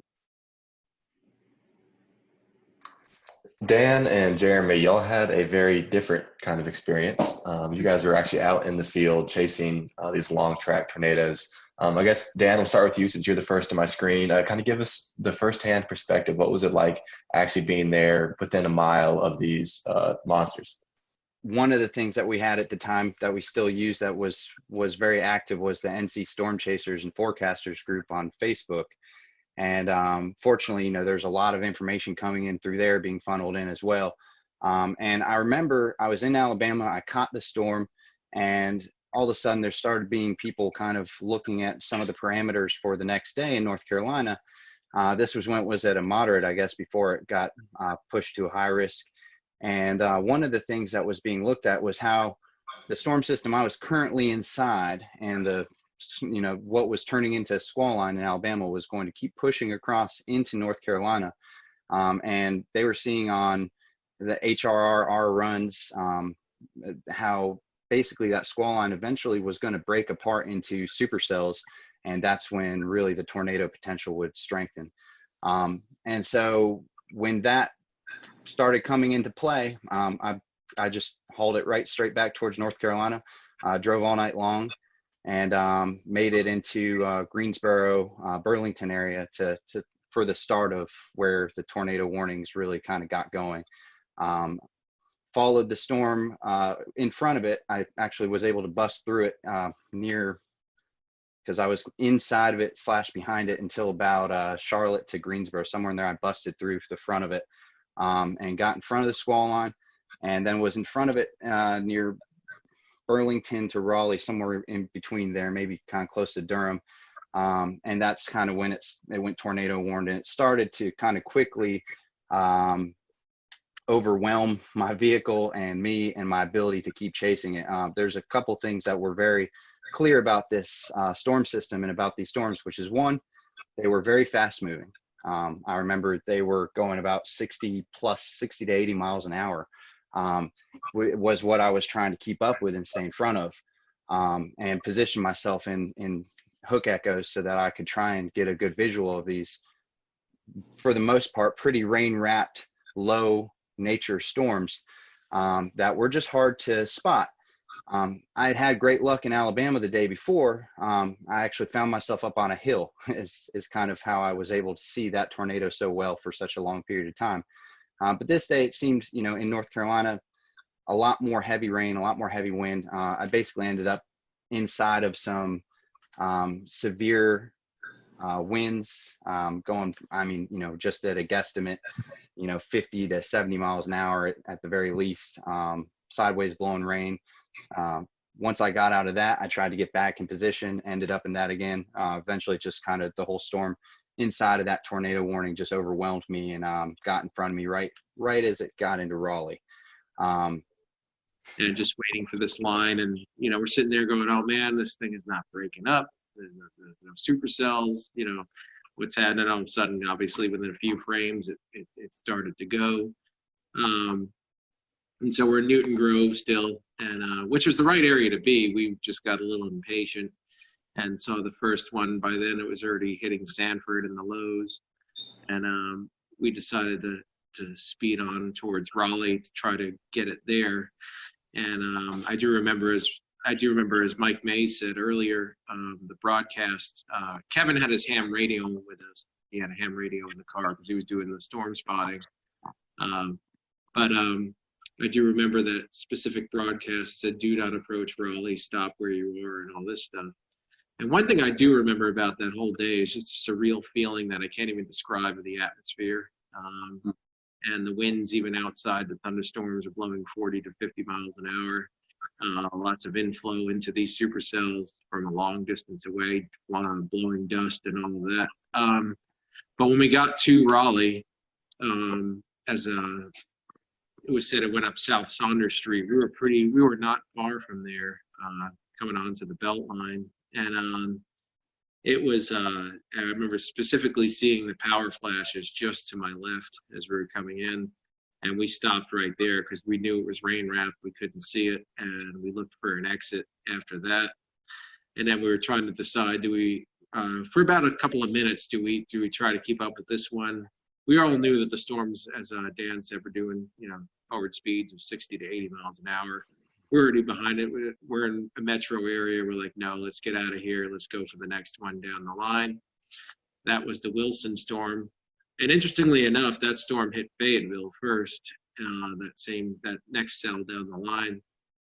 And I have a friend there who was in contact with me pretty much before we were chasing the Raleigh one, saying, do I need to take shelter? Is this the real deal? And I looked and the couplet was almost on top of them. And I'm like, yes, get in, And they got into a closet, and the tornado did hit their house. Fortunately, at that point, it was the start of that tornado's path. So it was weaker. They had a few shingles gone, but up the road from them, it turned into EF3 damage. So, but they were, they did take precautions and they were fine. I didn't find that out till later, but so then I had to beat the forward flank of that next cell. So coming out of Raleigh, so I was speeding definitely to beat that forward flank to get. I didn't want to get cored and then stuck and miss it, knowing how fast these storms were moving. So I was driving a Volkswagen Beetle at the time, and finally made it to 795 area. I got just a little bit south of it, and because I did want to get a clear view if there was a tornado. And then we were going up 795 northbound, so we get a straight on look at it, and I looked to my left, and I saw the rotation. I looked to my left and like, is that what I think it is? Because it was there wasn't that much contrast at that point, and it was an open field, and so we just decided to stop there. And then it came out for some trees, and sure enough, that's the tornado, which many of you have probably seen the video of. Marker 5.5, looking north-northeast. Large tornado on the ground, all the way to the ground. Multiple times. Kevin called it in. I think the tornado was about 100 yards wide at that point. We were about a mile and a half away. I could have gotten a lot closer to it, but I did not know the area that well, so I didn't know if I was going to pull up. This is the only reason I didn't.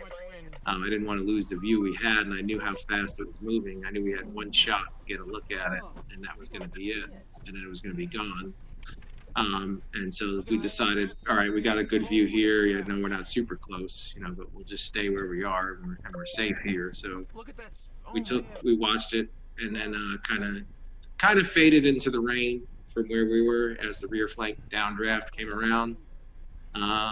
And we got hit by that a little bit. And then after that point, we took off for the next cell down the line, which we ended up in Farmville outside of Greenville. And we just missed it. We weren't fast enough. These storms were moving way too quickly. So we just had to find we actually had to use an escape route and go into the rain and hail so we get away from the couplet and let it pass because we weren't going to be able to see it from where we were. And then, so we did. And then we went into Farmville, and we saw the damage there. It just happened, but immediately, amazingly, the emergency crews were there. They were probably there within a minute or two after the storm passed. And so we took a look for a minute, and I remember letting, again, cell phone. I mean, smartphones were relatively new, but I did have one, Pickle 3. And I remember just letting a guy whose house got damaged use it to call his family. And then we wanted to get out of the way of the emergency services as quickly as we could. So then that was it. And then there was a squall line behind that. But that was it. And then we went home after that. And then the last thing I remember is going to the NC State Library to upload my footage to YouTube, since I had the super fast connection as quickly as I could. And I think I remember emailing Mike Mays and sending him the link or something like that right away. And then Ariel, I know, put it up. And then it actually ended up in a few things, like a National Geographic did a special on that whole spring because as Dan said, there were a number of outbreaks that spring. Everybody remembers Tuscaloosa and all that.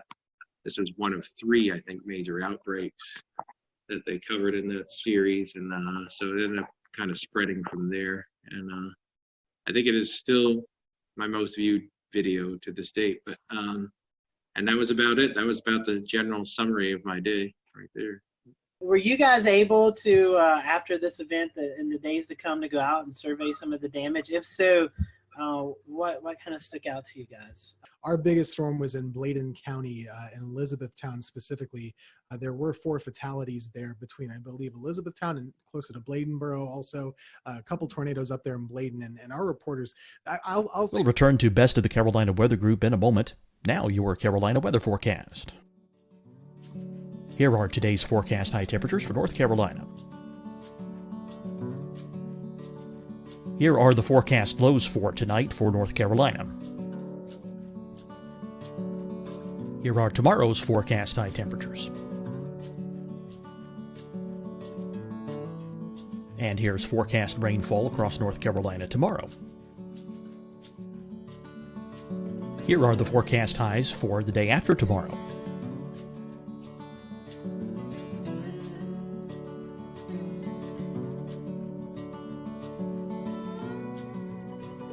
And here's the forecast rainfall across North Carolina for the day after tomorrow. This is the total rainfall forecast across North Carolina for the next 3 days.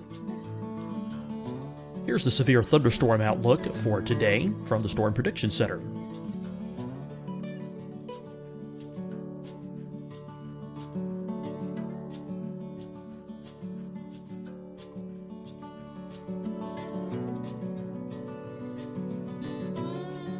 Here are the forecast high temperatures for today for South Carolina. Here are the low temperatures for today for South Carolina. Here's the probability of precipitation forecast across South Carolina today. And here are the rain chances across South Carolina tonight. Here are tomorrow's forecast highs across South Carolina. Here are the forecast low temperatures for tomorrow for South Carolina. And here is the probability of precipitation across South Carolina tomorrow. Here's the precipitation chances across South Carolina tomorrow night. Here are the forecast highs for the day after tomorrow in South Carolina. Here are the forecast low temperatures across South Carolina for the day after tomorrow. And here are the rain chances across South Carolina for the day after tomorrow. And South Carolina's probability of precipitation for that night. Here's the Storm Prediction Center's severe thunderstorm outlook across South Carolina for today through tonight. Here's the Storm Prediction Center's severe thunderstorm outlook across South Carolina for tomorrow and tomorrow night. And here's the Storm Prediction Center's severe thunderstorm outlook across South Carolina for the day after tomorrow through that night. Here's the severe thunderstorm outlook for today from the Storm Prediction Center.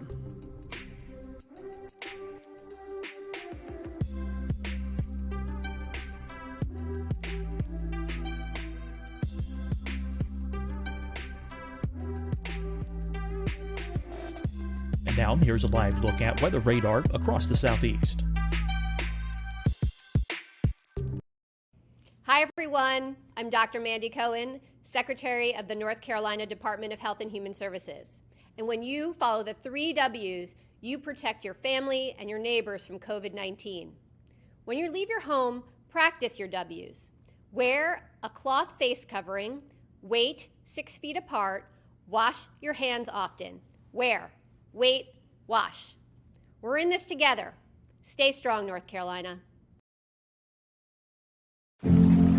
Deciding when to wear a mask isn't about who you know or how well you know them. Just ask yourself, will I be with anyone I don't live with? If the answer is yes, get behind the mask. Help slow the spread of COVID-19. Get behind the mask. Learn more at COVID-19 www.ncdhhs.gov. Fight the spread and take a stand against coronavirus. Wear a mask in public. Stay at least 6 feet apart from others. And get tested. Join us and fight the spread. Visit scdhec.gov/COVID-19. Getting tested for COVID-19 helps you to take the steps needed to protect yourself, your loved ones, and your community. Find the testing location at scdhec.gov/COVID-19 testing. You'll see your Carolina weather forecast at 25 and 55 past. And now back to the best of the Carolina Weather Group on the all-new Carolina Weather Net. A lot of the structures really were just torn apart. It was EF2 damage, but a lot of mobile homes, a lot of weakly built structures there didn't stand a chance at all. Based on the strength of the storms that day. So like we usually see in North Carolina, a lot of times the tornadoes are short-lived and on the grand scale rather weak. This was just, there were a ton of tornadoes and most of them were really strong ones by our measure, at least too. So the damage was much worse than we usually see in a tornado outbreak. It was tough to watch. I remember a lot of people really, if they weren't personally affected by it, emotionally they certainly were, and there was a big outreach to try and help folks in the weeks following. So I have a question, Tim, coming back to you. How do you think the public responded as these warnings were going off and folks were being warned, hey, look, stay inside. These tornadoes are canvassing a wide area. There's no exacts, but do you feel like a majority of the public really responded well to that, or do you think maybe it was a learning lesson for a lot of folks? Well, I think it is difficult. Every event is different, right? And I think after this event, probably people took warnings more seriously because this was such a significant one and really a generational one. On that day, I can't really speak to how individual folks reacted. I think it was hard for them to understand. It was such a beautiful, bright, and sunny day in most of the areas until those storms got right up on top of you. So it was almost difficult to understand to the layperson how serious the weather really was. So a lot of these tornado warnings, like Dan was saying earlier, these storms are going 60, 80 miles per hour. The polygons were pretty big to account for that size, and you might have the warning going off and you're still in the sunshine, right? So that's not a typical response where you're going to shelter right away. You might take your time. So I do think that there was, number one, a challenge with it being a midday on a Saturday, a little harder for folks to maybe be paying attention normally. I guess it was always a case-by-case basis, but you look at the fatalities, there were a lot. There were just a lot. So I do think it was a learning lesson for a lot of folks after. After all these storms had passed and the days following the event, you guys had to go out and conduct storm surveys. What did that look like, and how busy were y'all? Because that was a lot of tornadoes to cover. And so within the first day, we knew we needed to get the fatal tornadoes that were long track. We needed to get those really well defined. And so we got those done. And then there were still some additional surveys on those two, but then really you spent the rest of the week going out into different areas. It took about a week to survey the entire area to get all the tornadoes in.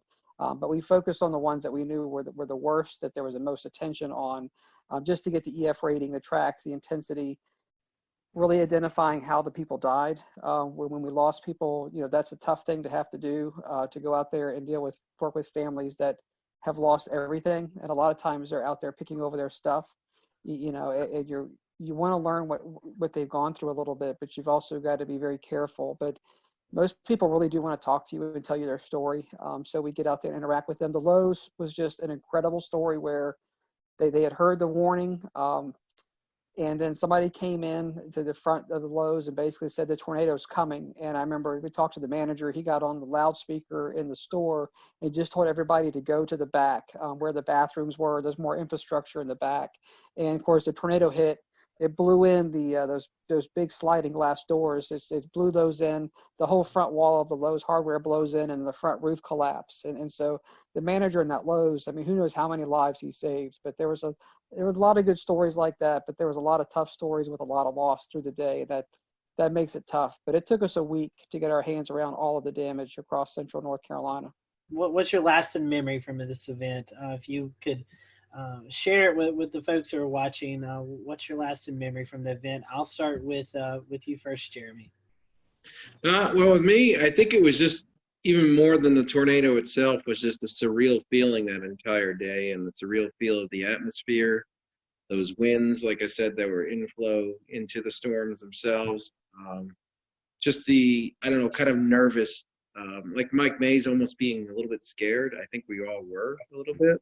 I mean, at least I was at the same time as being, you know, excited to possibly see a tornado. Of course, I don't want to see anyone get hurt.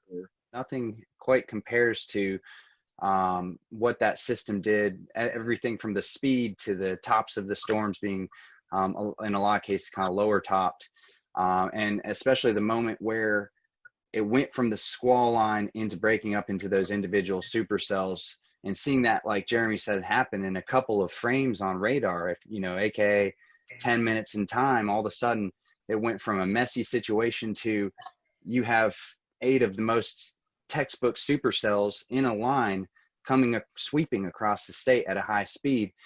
Being in the middle of that and seeing the actual sun break through the squall line as those storms separated was just a surreal moment, something that I haven't seen happen in North Carolina since, or anywhere really for that matter. I mean, every now and then a strong storm system will separate from a squall line to supercells, but I've never seen anything to that degree. This was a long week event for us because it took a long time to get all the surveys done. But I mean, going back to that day, you know, things I remember, obviously being in the office, but just how well everything did work. You know, we did lose, you know, more people than obviously you never want to lose anybody.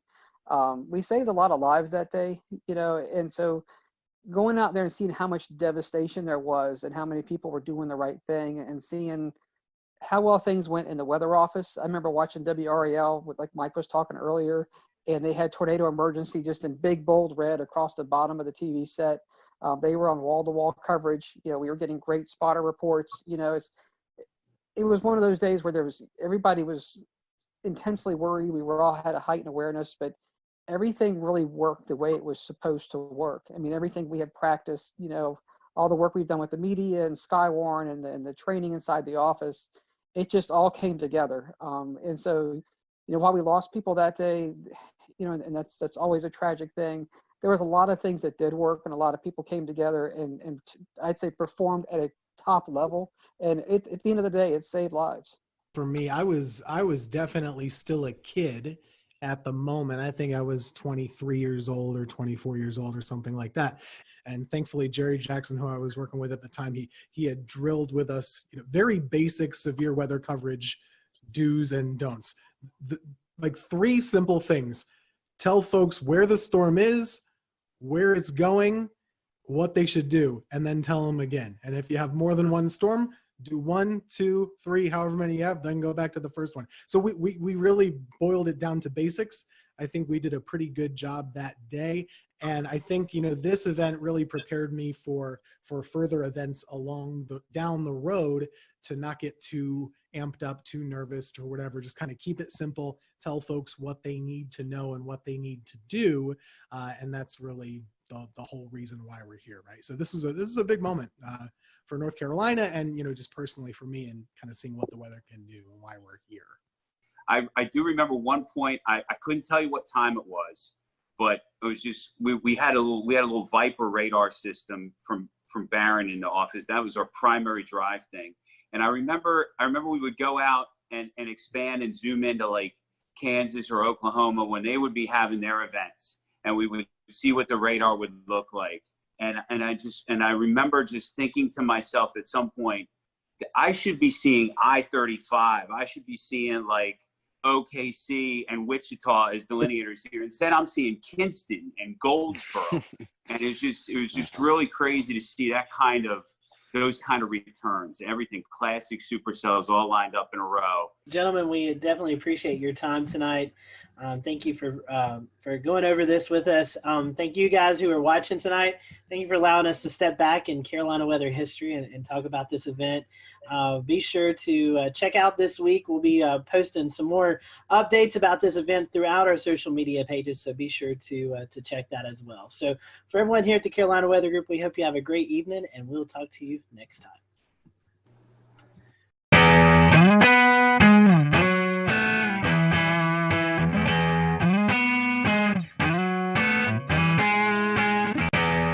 I'm James Brierton in Matthews, North Carolina. This tree, one of many that has fallen here in Matthews and across the two-state region of North Carolina and South Carolina following last Thursday's tornado outbreak.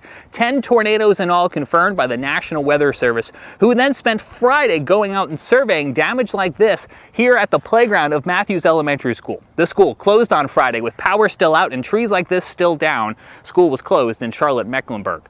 Now, the National Weather Service happened to be celebrating its 150th anniversary this week.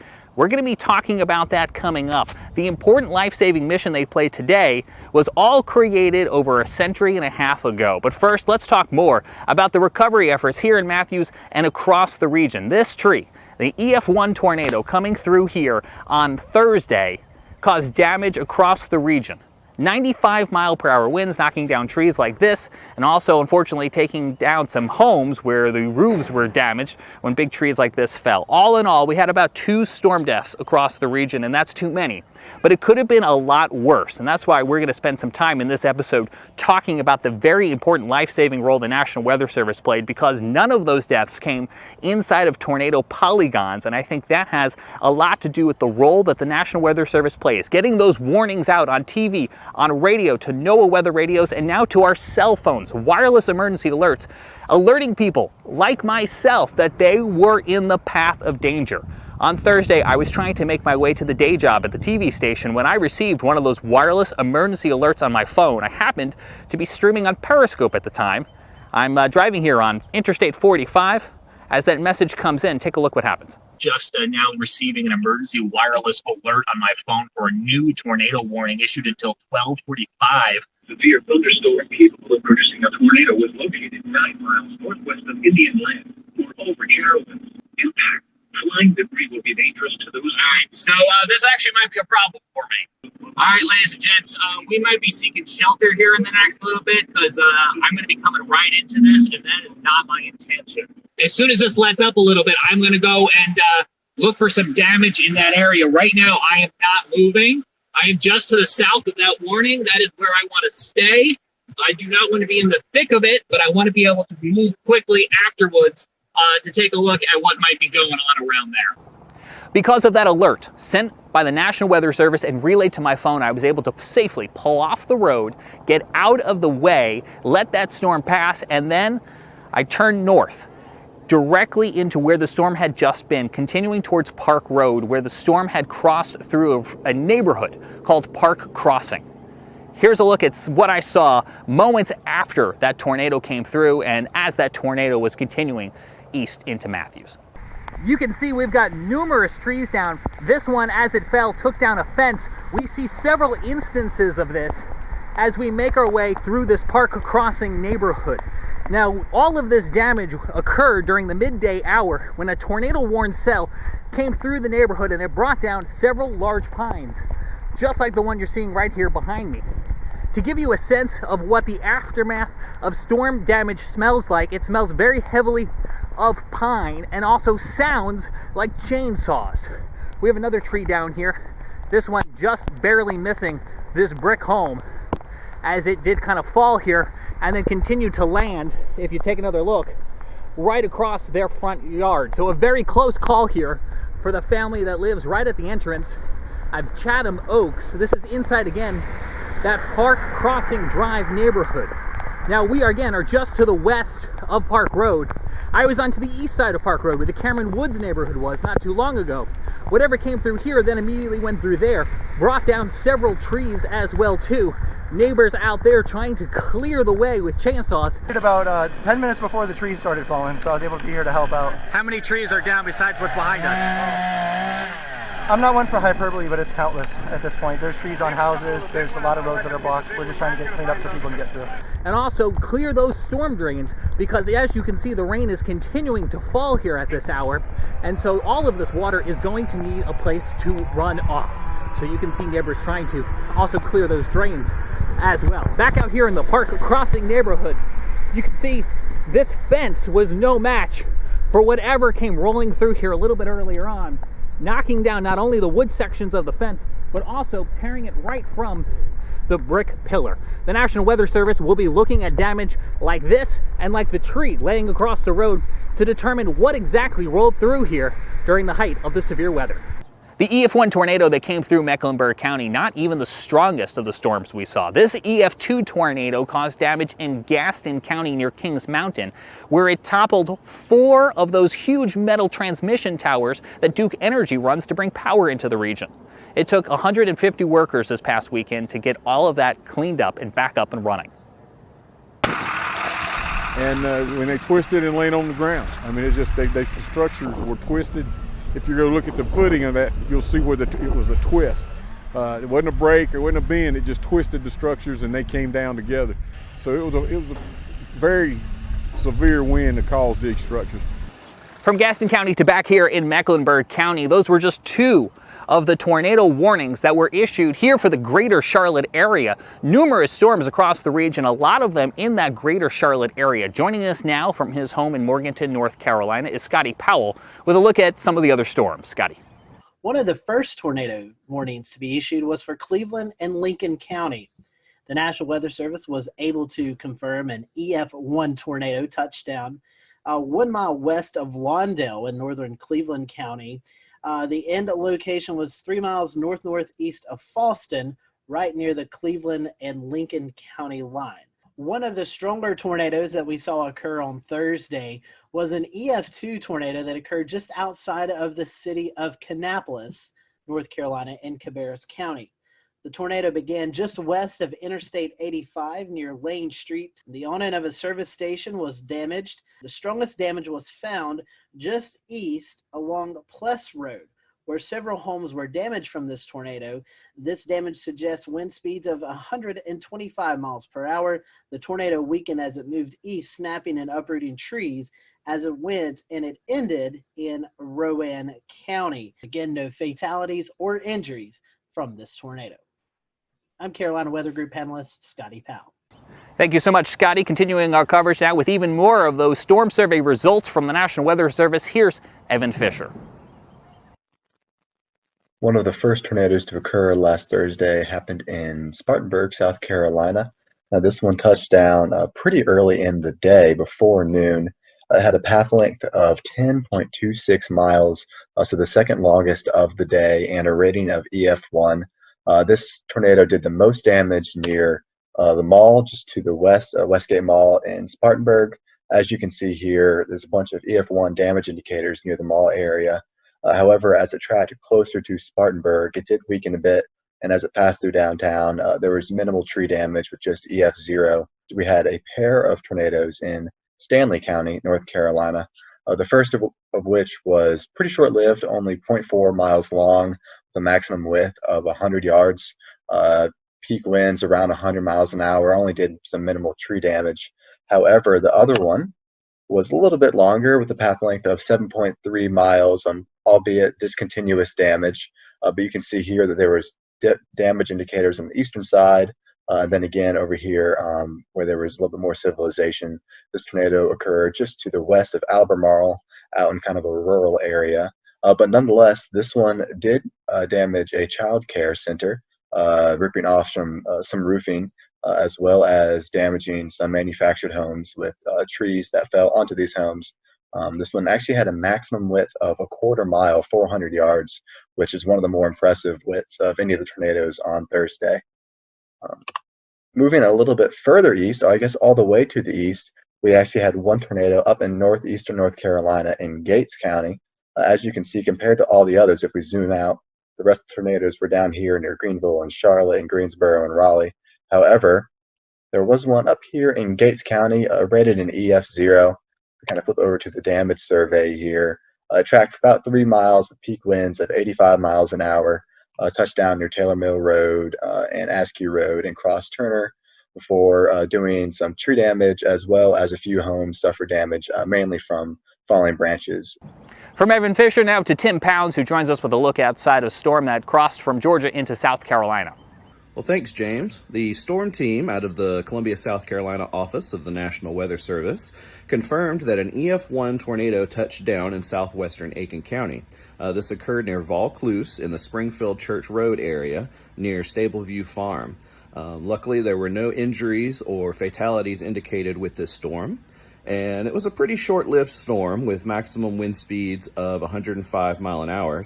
The tornado only had a path length of about 1.15 miles and a maximum width of 75 yards. Another area of concern in the Augusta area was the Savannah River. The U.S. Army Corps of Engineers indicated that there was going to be a lot of extra flow from all the rain that occurred in the area, and they had opened the floodgates on the Strom-Thurmond Dam, releasing almost 30,000 cubic feet of water per second. So it was going to be a lot of water going down below the dam in the next few days. But other than that, that's about the extent of the storm report here in Augusta. James? Also had a lot of water that fell. A lot of water that fell from the sky, making it possible for big trees like this to fall in very spongy soil, but also challenging the water systems, the watersheds, the rivers, the creeks that now have to take all of that water that fell and eventually funnel it out to the Atlantic Ocean. We're watching rising waters along rivers and creeks and waterways that are now having to try to cope with all of that water. When you take a look at the debris that remains days after the tornado outbreak of last week, you have to pause and think for a moment and realize that it could have been a lot worse.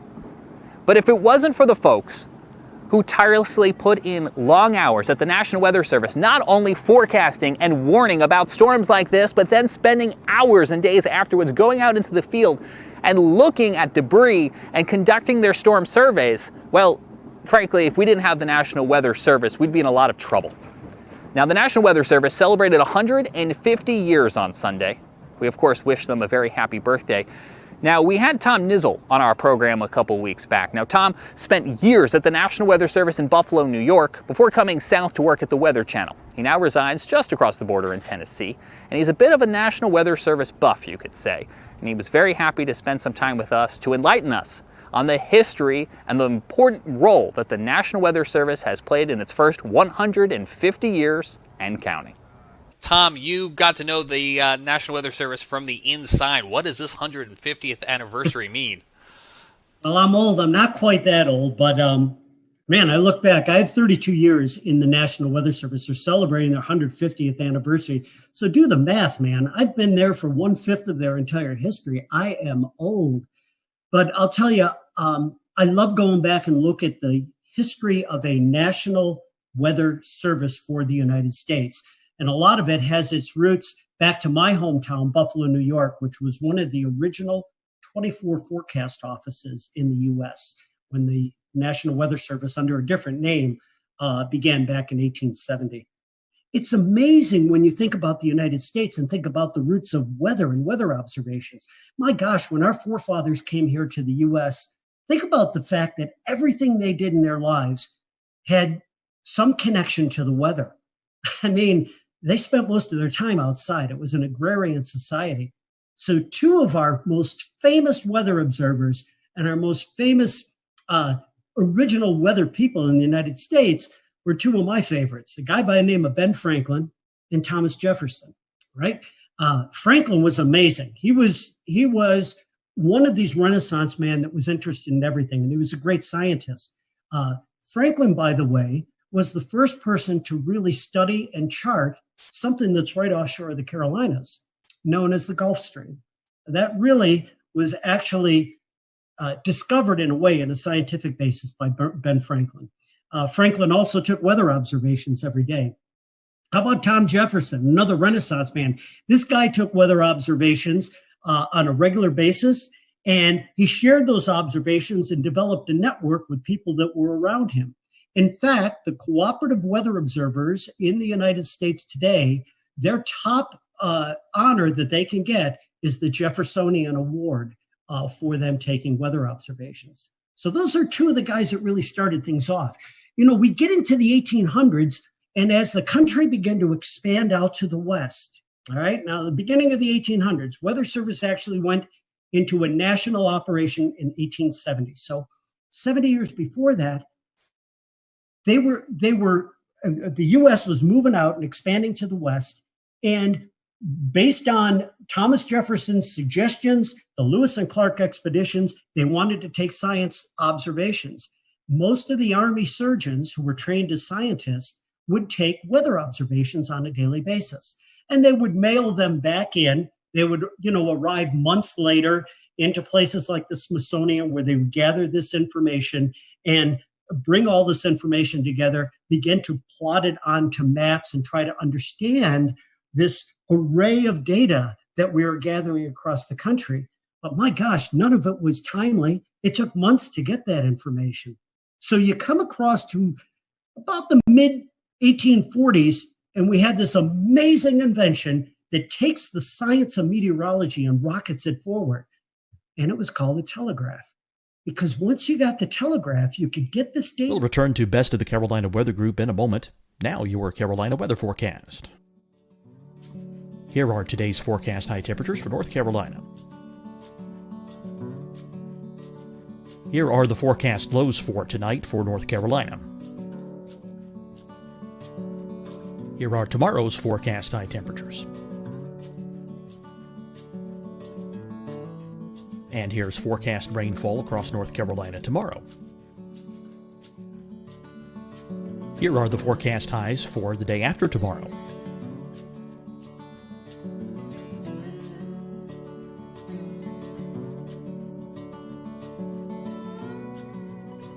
And here's the forecast rainfall across North Carolina for the day after tomorrow.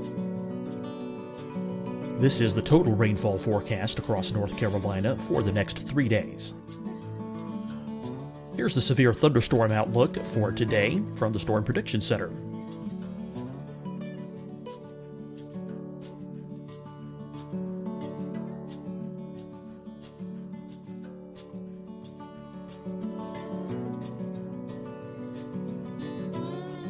Here are the forecast high temperatures for today for South Carolina.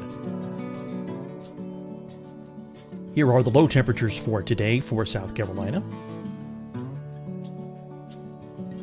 Here's the probability of precipitation forecast across South Carolina today. And here are the rain chances across South Carolina tonight. Here are tomorrow's forecast highs across South Carolina. Here are the forecast low temperatures for tomorrow for South Carolina. And here is the probability of precipitation across South Carolina tomorrow. Here's the precipitation chances across South Carolina tomorrow night. Here are the forecast highs for the day after tomorrow in South Carolina. Here are the forecast low temperatures across South Carolina for the day after tomorrow. And here are the rain chances across South Carolina for the day after tomorrow. And South Carolina's probability of precipitation for that night. Here's the Storm Prediction Center's severe thunderstorm outlook across South Carolina for today through tonight. Here's the Storm Prediction Center's severe thunderstorm outlook across South Carolina for tomorrow and tomorrow night. And here's the Storm Prediction Center's severe thunderstorm outlook across South Carolina for the day after tomorrow through that night. Here's the severe thunderstorm outlook for today from the Storm Prediction Center.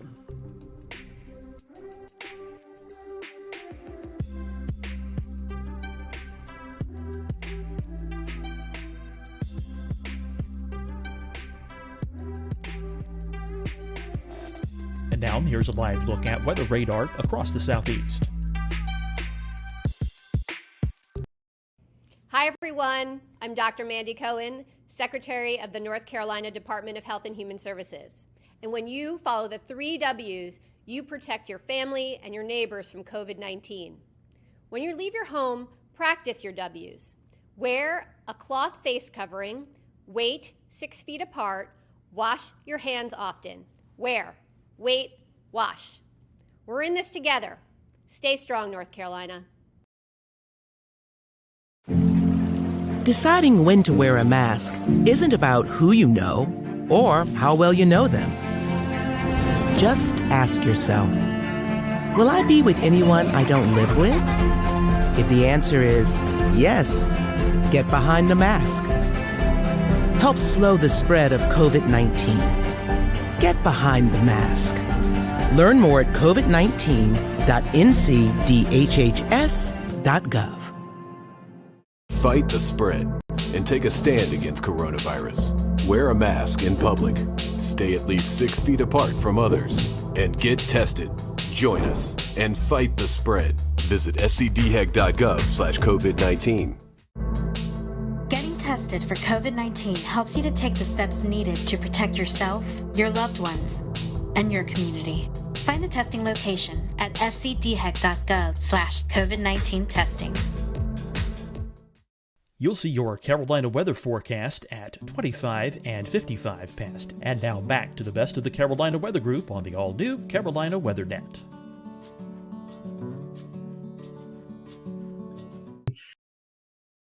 And in almost real time, you could get it to one central area where that data could be compiled. You'd have the data quickly, you could analyze it, and then understand what was going on a more real-time basis. And this was all done at a place called the Smithsonian Institution. And Joseph Priestley was the guy that was there that was gathering all this information and beginning to plot weather maps. Well, we get into the Civil War, and that kind of detoured in some way the expansion of science as far as weather was concerned. But boy, the Civil War brought a lot of technical expertise and other inventions that would then help propel all of this technology and science forward. So let's get into the late 1860s now. And we're a couple of years beyond the Civil War. And the railroad transportation really wasn't coming into its own at that point. So a lot of the transportation that occurred between the inland parts of the country and getting out to the coast in the northern half of the United States occurred on the Great Lakes. There was a tremendous amount of shipping that occurred on the Great Lakes and moving not only goods and materials, but moving people and passengers around.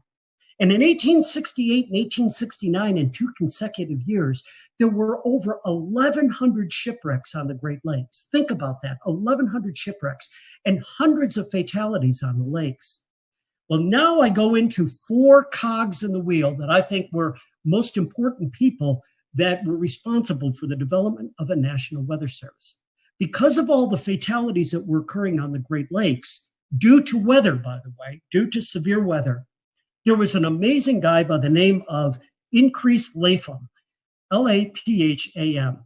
This guy was, again, another Renaissance man. He was a geologist, and he was, at that point in Wisconsin, very interested in the weather. Again, a scientist by many, many means. He plotted weather maps, and he sent a lot of news clippings to his congressional representative about all these fatalities that were occurring on the Great Lakes. And there has to be something done to develop some type of weather warning system for these bad storms that were coming across the Great Lakes.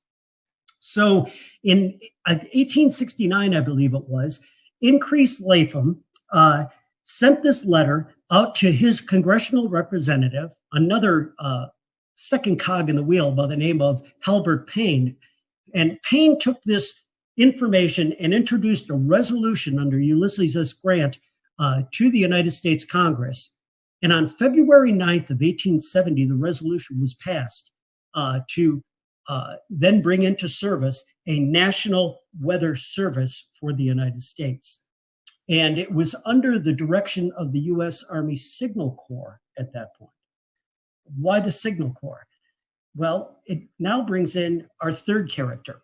Our third guy that was in big responsibility and a big part of developing a national weather service was a guy who was in charge at one point for the Signal Corps in the U.S. His name was General Albert Meyer.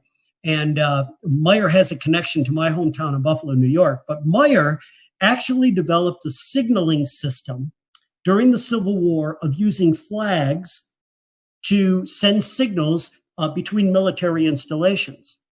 And this signaling system or wigwag system was in play, and it was in place during all of the Civil War. Meyer was an amazing character because he had a great military background.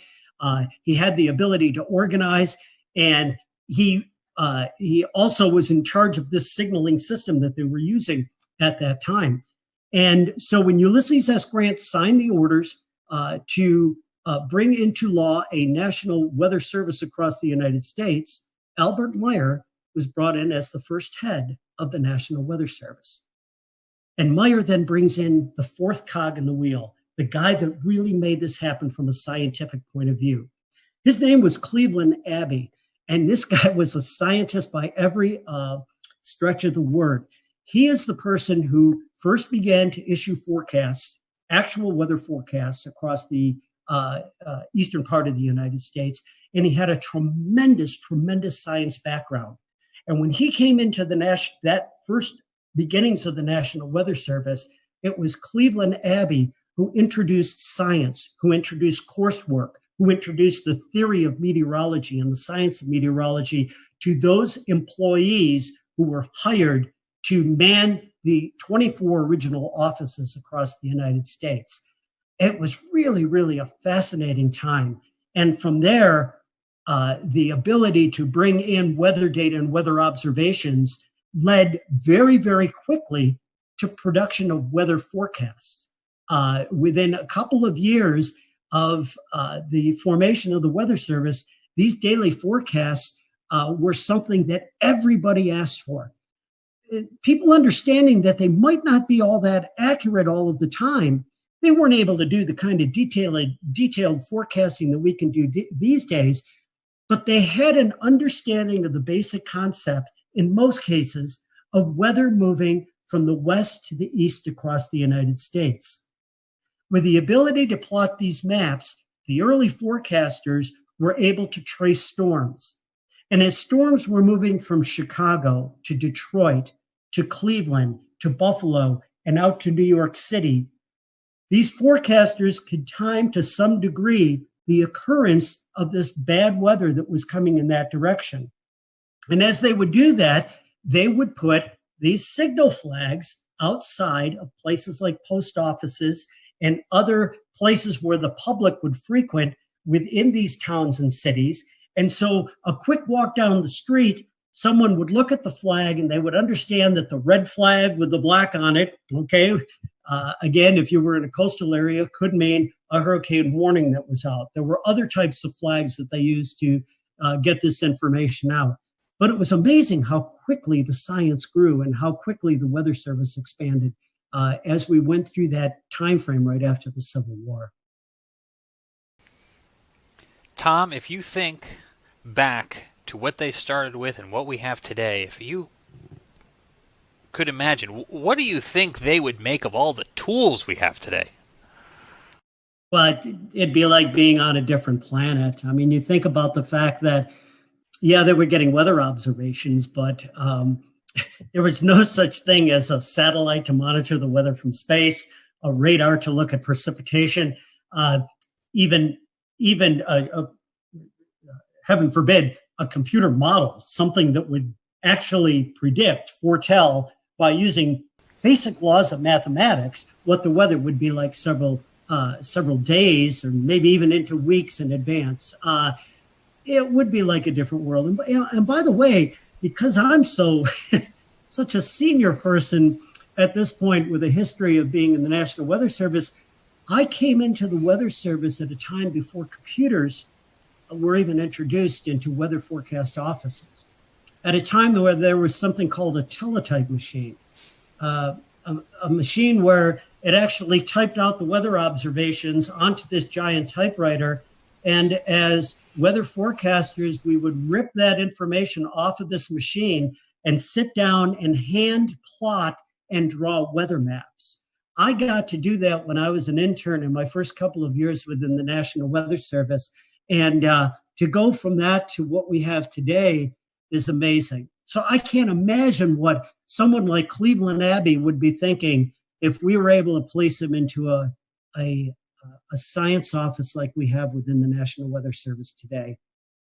This is a very specific reference, and I'm not sure how many of our listeners will know it, but if you've ever been in the New York metropolitan area, and Tom, you're obviously from the state, and you listen to 1010 Winds AM, they have that tick tick tick tick tick tick tick tick tick tick tick. That's what I'm imagining when you say teletype, just all of that constant automatic typing. So the RFK bridge getting up to the Bronx is also very slow, and because of that, leaving Manhattan. That brings back memories for me, because that was the background noise in the Weather Service. It was like the old newsroom where you heard that, and that was the teletypes rattling away. I'm going back to my history. Only 35, 40 years ago in the National Weather Service, when I first came online, that's when we were first beginning to get satellite pictures, we'll call them, into the National Weather Service office. Now, we get satellite data today at minute intervals. It comes in on the computer. We run these huge loops at any resolution in any part of the globe on a regular basis. Everybody can do that online these days. In the weather office back then, we would get one image that would come in every hour. And if you wanted to do an animation of what was going on, all those images were placed on a clipboard. And you literally would take your fingers and take the pictures and let them go. And you could see the clouds moving across the eastern part of the United States.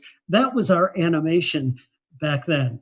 And that was after a tremendous increase in science and technology. It's fascinating because, as we all know, wars are terrible. War is hell. But wars also bring out tremendous advances in technology. And, World War II pilots, they were responsible for discovering the jet stream.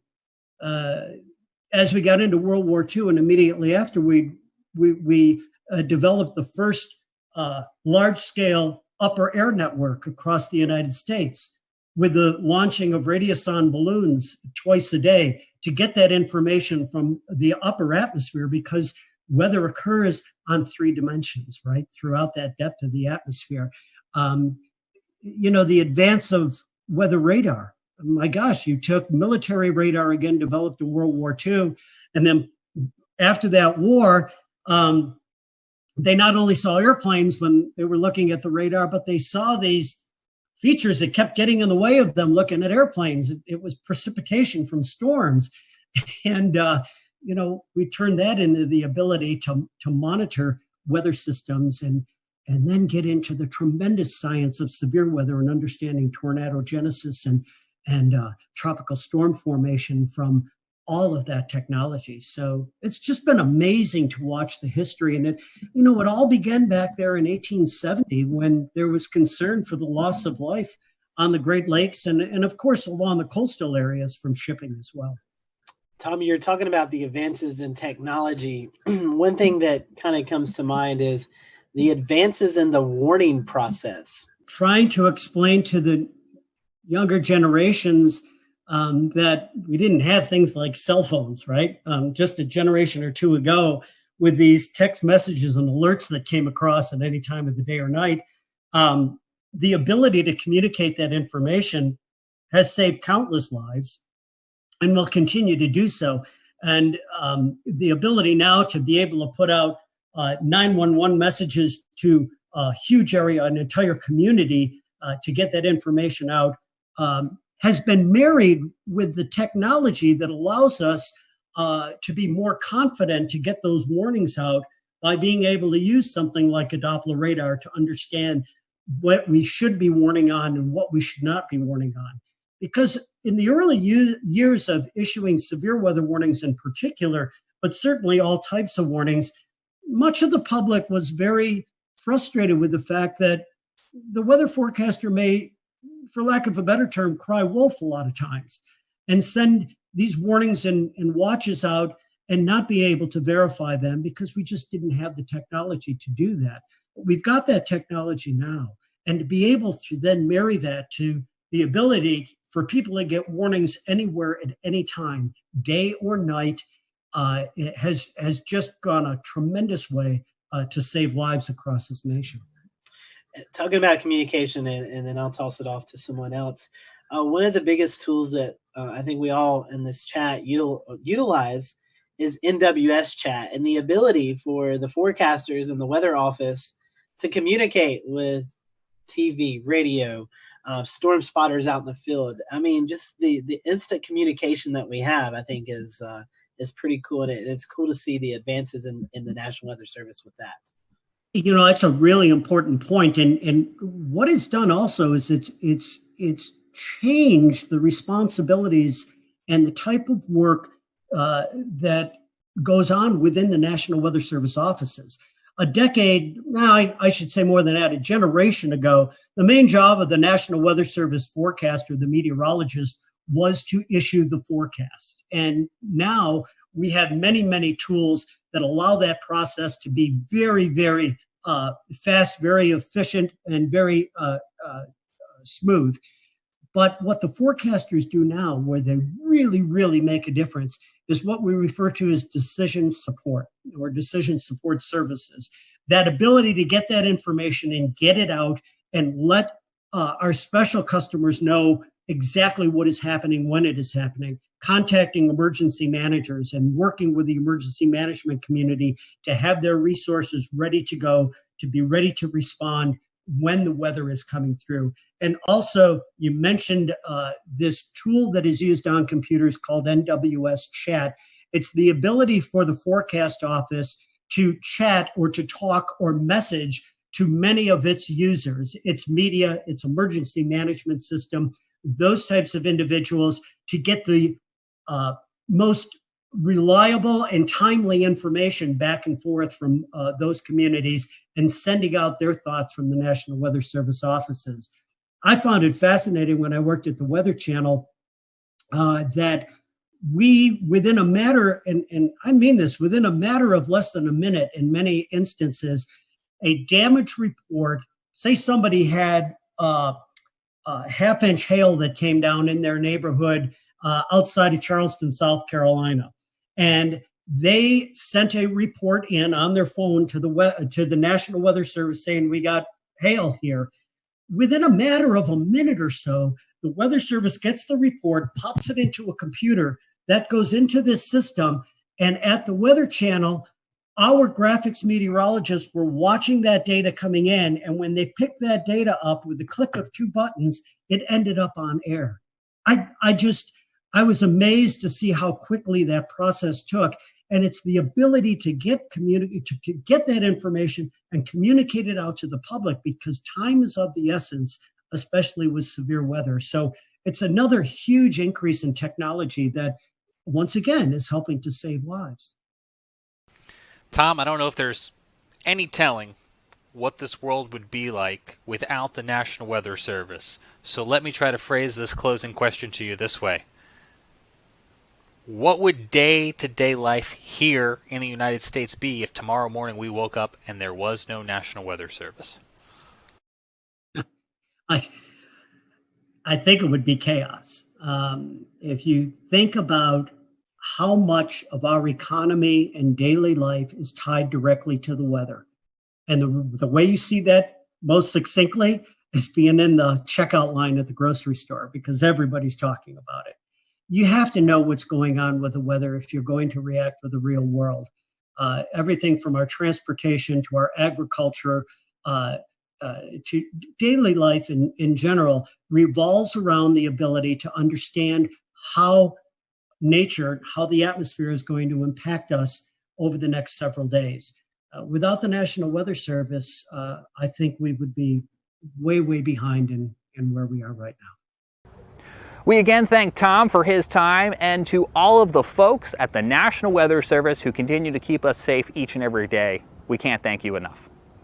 And to you at home, thanks for joining us for this special edition of the Carolina Weather Group.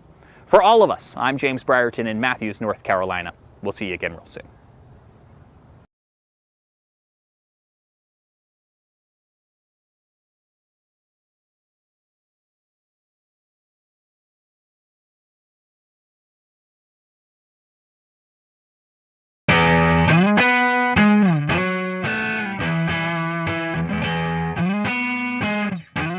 Hello everyone. Welcome. We are here with the WFMY weather team. We have on with us Tim Buckley, Christian Morgan, and Teran Kirksey, and we're going to be getting to know them over the next few minutes. This is a new segment that we are rolling out and hope to do, but we're going to spend a little time just getting to know our local meteorologist, and everyone has been kind enough to donate some time. So we're just going to do a few quick hitting questions. These are just you guys can elaborate if you want, or you can just give a quick answer. So our first one is Twitter or Facebook? Which do you prefer more, Twitter or Facebook?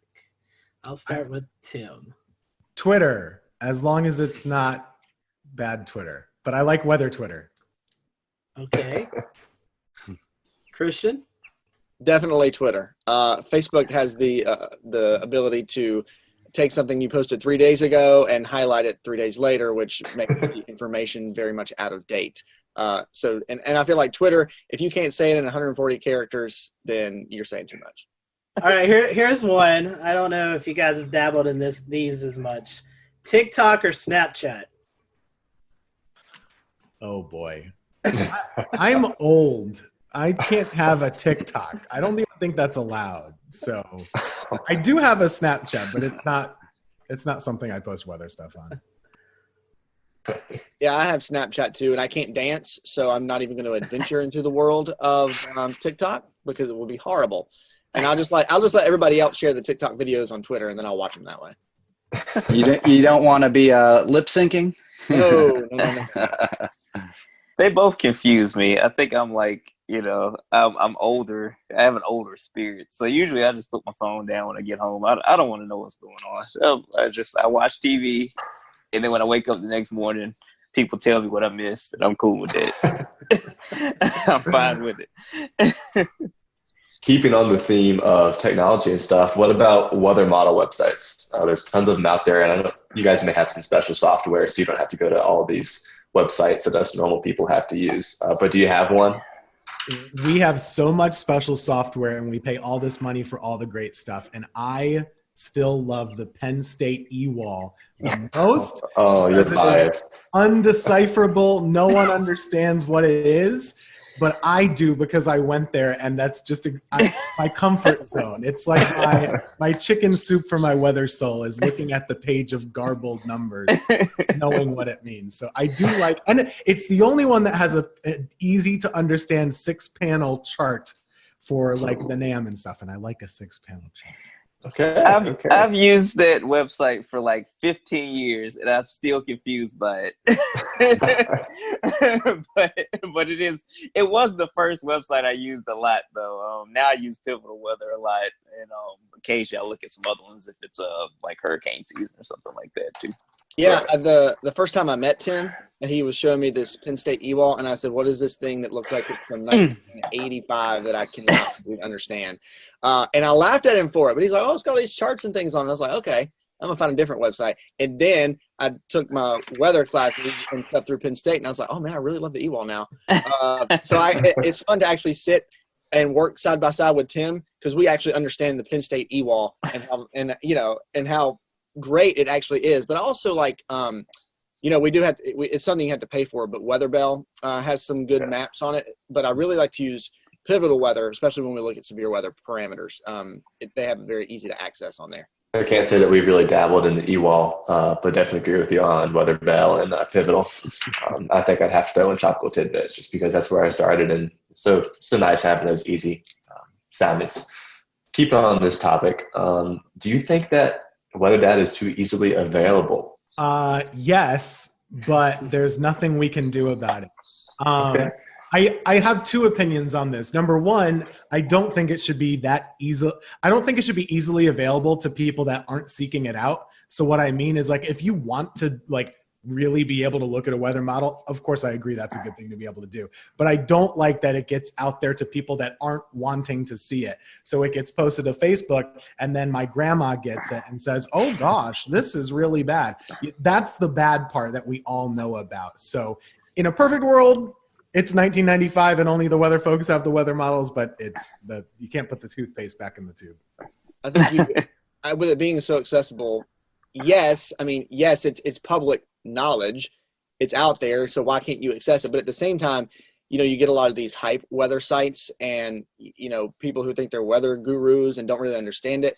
And they like to, screenshot things and then post hype weather stories based on looking at one model.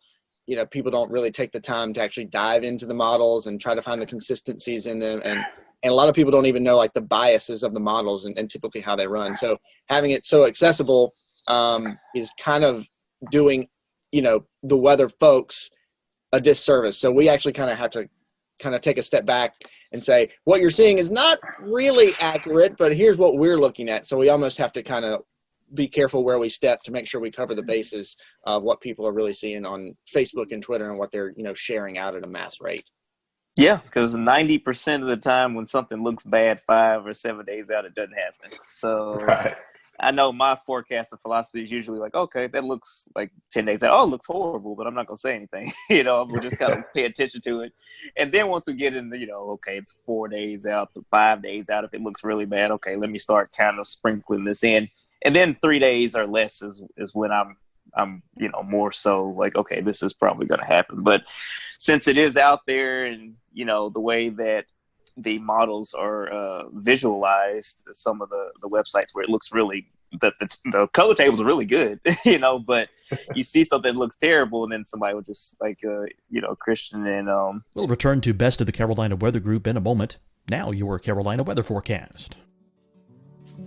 Here are today's forecast high temperatures for North Carolina. Here are the forecast lows for tonight for North Carolina. Here are tomorrow's forecast high temperatures. And here's forecast rainfall across North Carolina tomorrow. Here are the forecast highs for the day after tomorrow.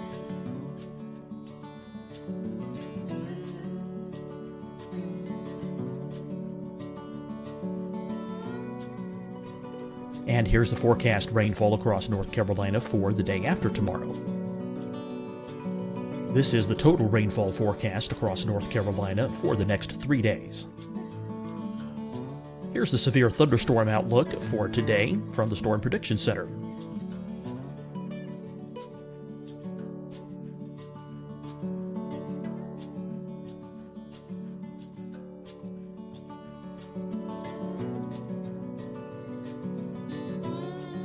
Here are the forecast high temperatures for today for South Carolina. Here are the low temperatures for today for South Carolina.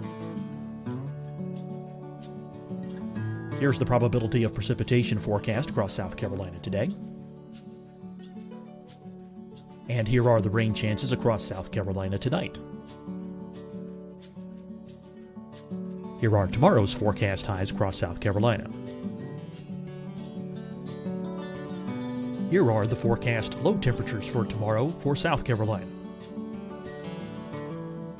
And here is the probability of precipitation across South Carolina tomorrow. Here's the precipitation chances across South Carolina tomorrow night. Here are the forecast highs for the day after tomorrow in South Carolina.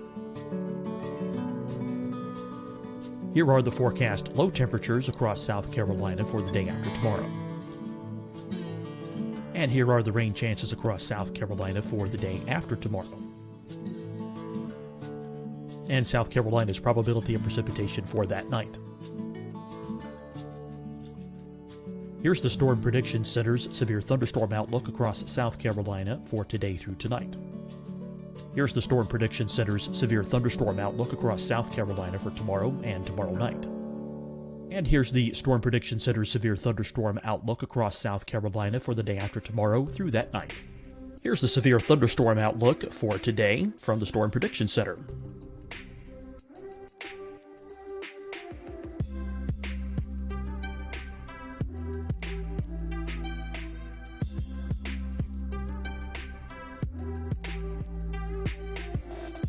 And now here's a live look at weather radar across the southeast. Hi, everyone. I'm Dr. Mandy Cohen, Secretary of the North Carolina Department of Health and Human Services. And when you follow the 3 W's, you protect your family and your neighbors from COVID-19. When you leave your home, practice your W's. Wear a cloth face covering, wait 6 feet apart, wash your hands often. Wear, wait, wash. We're in this together. Stay strong, North Carolina. Deciding when to wear a mask isn't about who you know or how well you know them. Just ask yourself, will I be with anyone I don't live with? If the answer is yes, get behind the mask. Help slow the spread of COVID-19. Get behind the mask. Learn more at covid19.ncdhhs.gov. Fight the spread and take a stand against coronavirus. Wear a mask in public. Stay at least 6 feet apart from others. And get tested. Join us and fight the spread. Visit scdhec.gov/COVID-19. Getting tested for COVID-19 helps you to take the steps needed to protect yourself, your loved ones, and your community. Find the testing location at scdhec.gov/COVID-19 testing. You'll see your Carolina weather forecast at 25 and 55 past. And now back to the best of the Carolina Weather Group on the all-new Carolina Weather Net.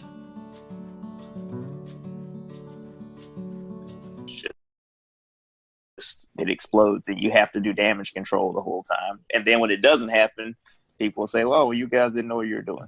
So that's the way it goes. Yeah, exactly. Coran has lobbied for us to change our 7-day forecast to a 3-day forecast. All my career, I've been like 7-day forecasts. I don't like them. I don't like 7-day deterministic forecasts because most of the time, the temperature 7 days out is going to be at least 5 or 8 degrees different, than what I said a week before. But that's just, again, my old man grumpiness. I've been complaining about that for my entire career, and it has not changed anywhere I've worked. So it's not gonna happen. I did a little personal case study not long ago. I was like, okay, I'm gonna take my forecast sheet and I'm gonna keep it. And here's what I put for day 7. And when I get to day 7, I want to see how much it's changed. And I mean, over those 7 days, the conditions change, the temperature changes. It's it's an evolving thing, especially once you get past 3 and 4 days. Yeah, I even tell kids when I do school talks, like, okay, days like 5 through 7, don't worry about those. It's more of here's what we're looking at down the road. This is kind of a suggestion of where things may go. Exactly. Yep. And heavens forbid you put a snowflake in day 5 or 6 and it doesn't happen. Never do that. That's a rule of thumb. Never do that. I could think it could be a blizzard. I'm not putting a snowflake on day 7. Dig your own grave. Mm-hmm. Kind of bringing it back around for your viewers here. What was it that kind of jump started y'all to want to become weather people? Was there a defining moment, or was it something you kind of always knew you wanted to do? Most people have like one weather moment that they saw or they lived through or they experienced. For me, I don't really have one of those, but I did grow up in probably the snowiest part of the country that people live in, which is upstate New York, right along Lake Ontario. We got like 200 inches of snow a year. And so weather was just hugely controlling of your life for about 4 to 5 to 6 months every winter. So I always wanted to know what the weather was going to be. I always watched the Weather Channel and told my mom what they were saying, even if she didn't care. And that's just what I was interested in.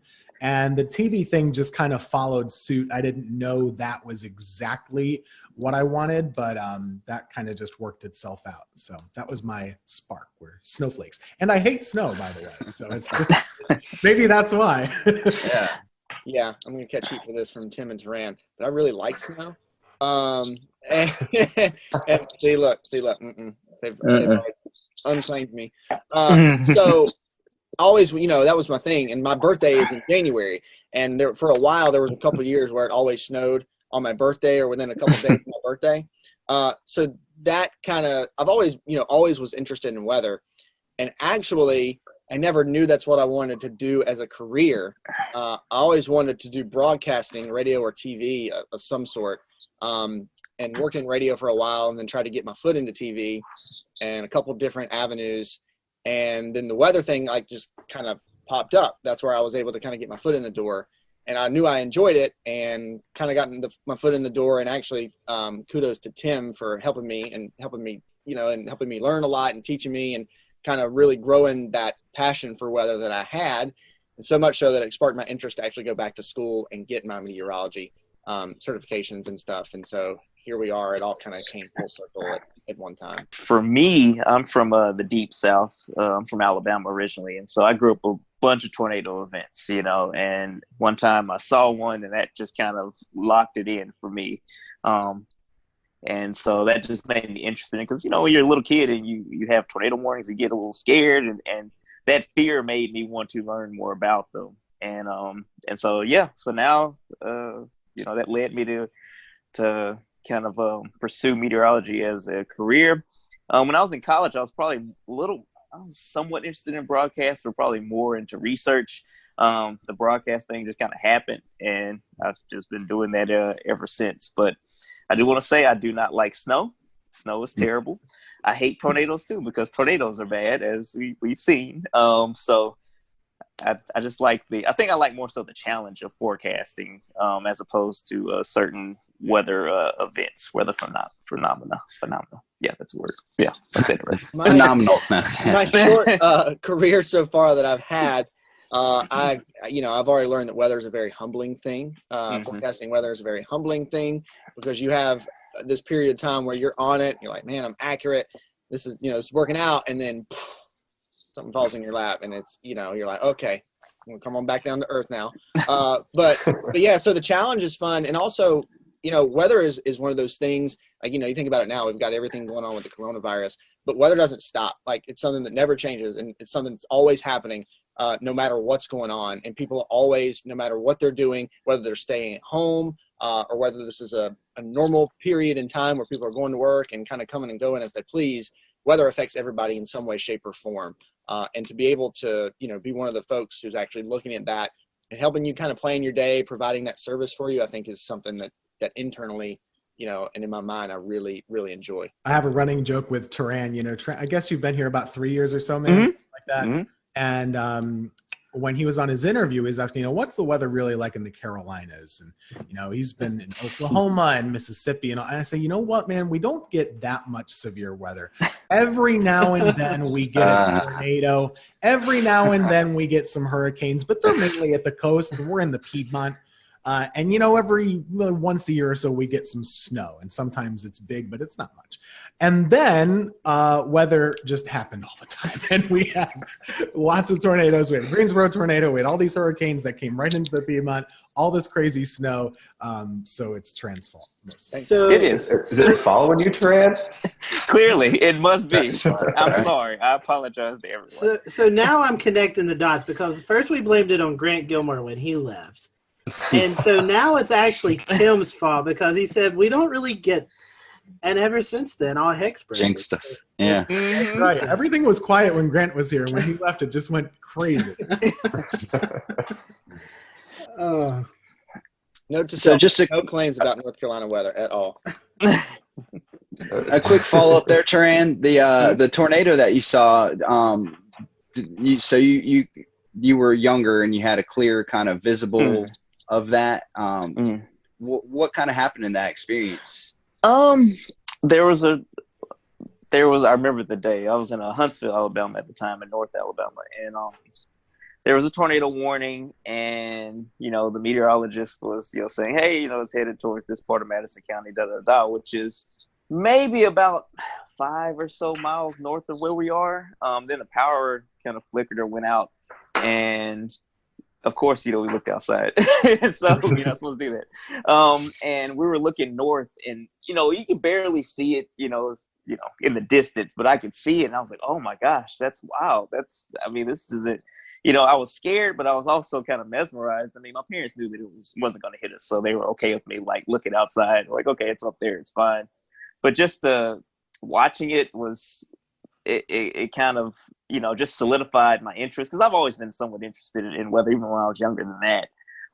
But there was a meteorologist in town that would do such a great job kind of teaching the meteorology. I know some people don't like that, but for me, I would always sit in front of the TV and watch the severe weather coverage, and I would learn so much about how to look at radar. What are you looking for? You know, these are different, you know, variables that, you know, you can look at using the radar. And again, this is in the 90s. And so it's been a huge explosion of different things now, but it made me more and more interested. And then, you know, obviously, you know, I reached out when I got in high school, and he was gracious enough to let me, intern from when I got in college, but to let me shadow him when I was in high school. And it just kind of went from there.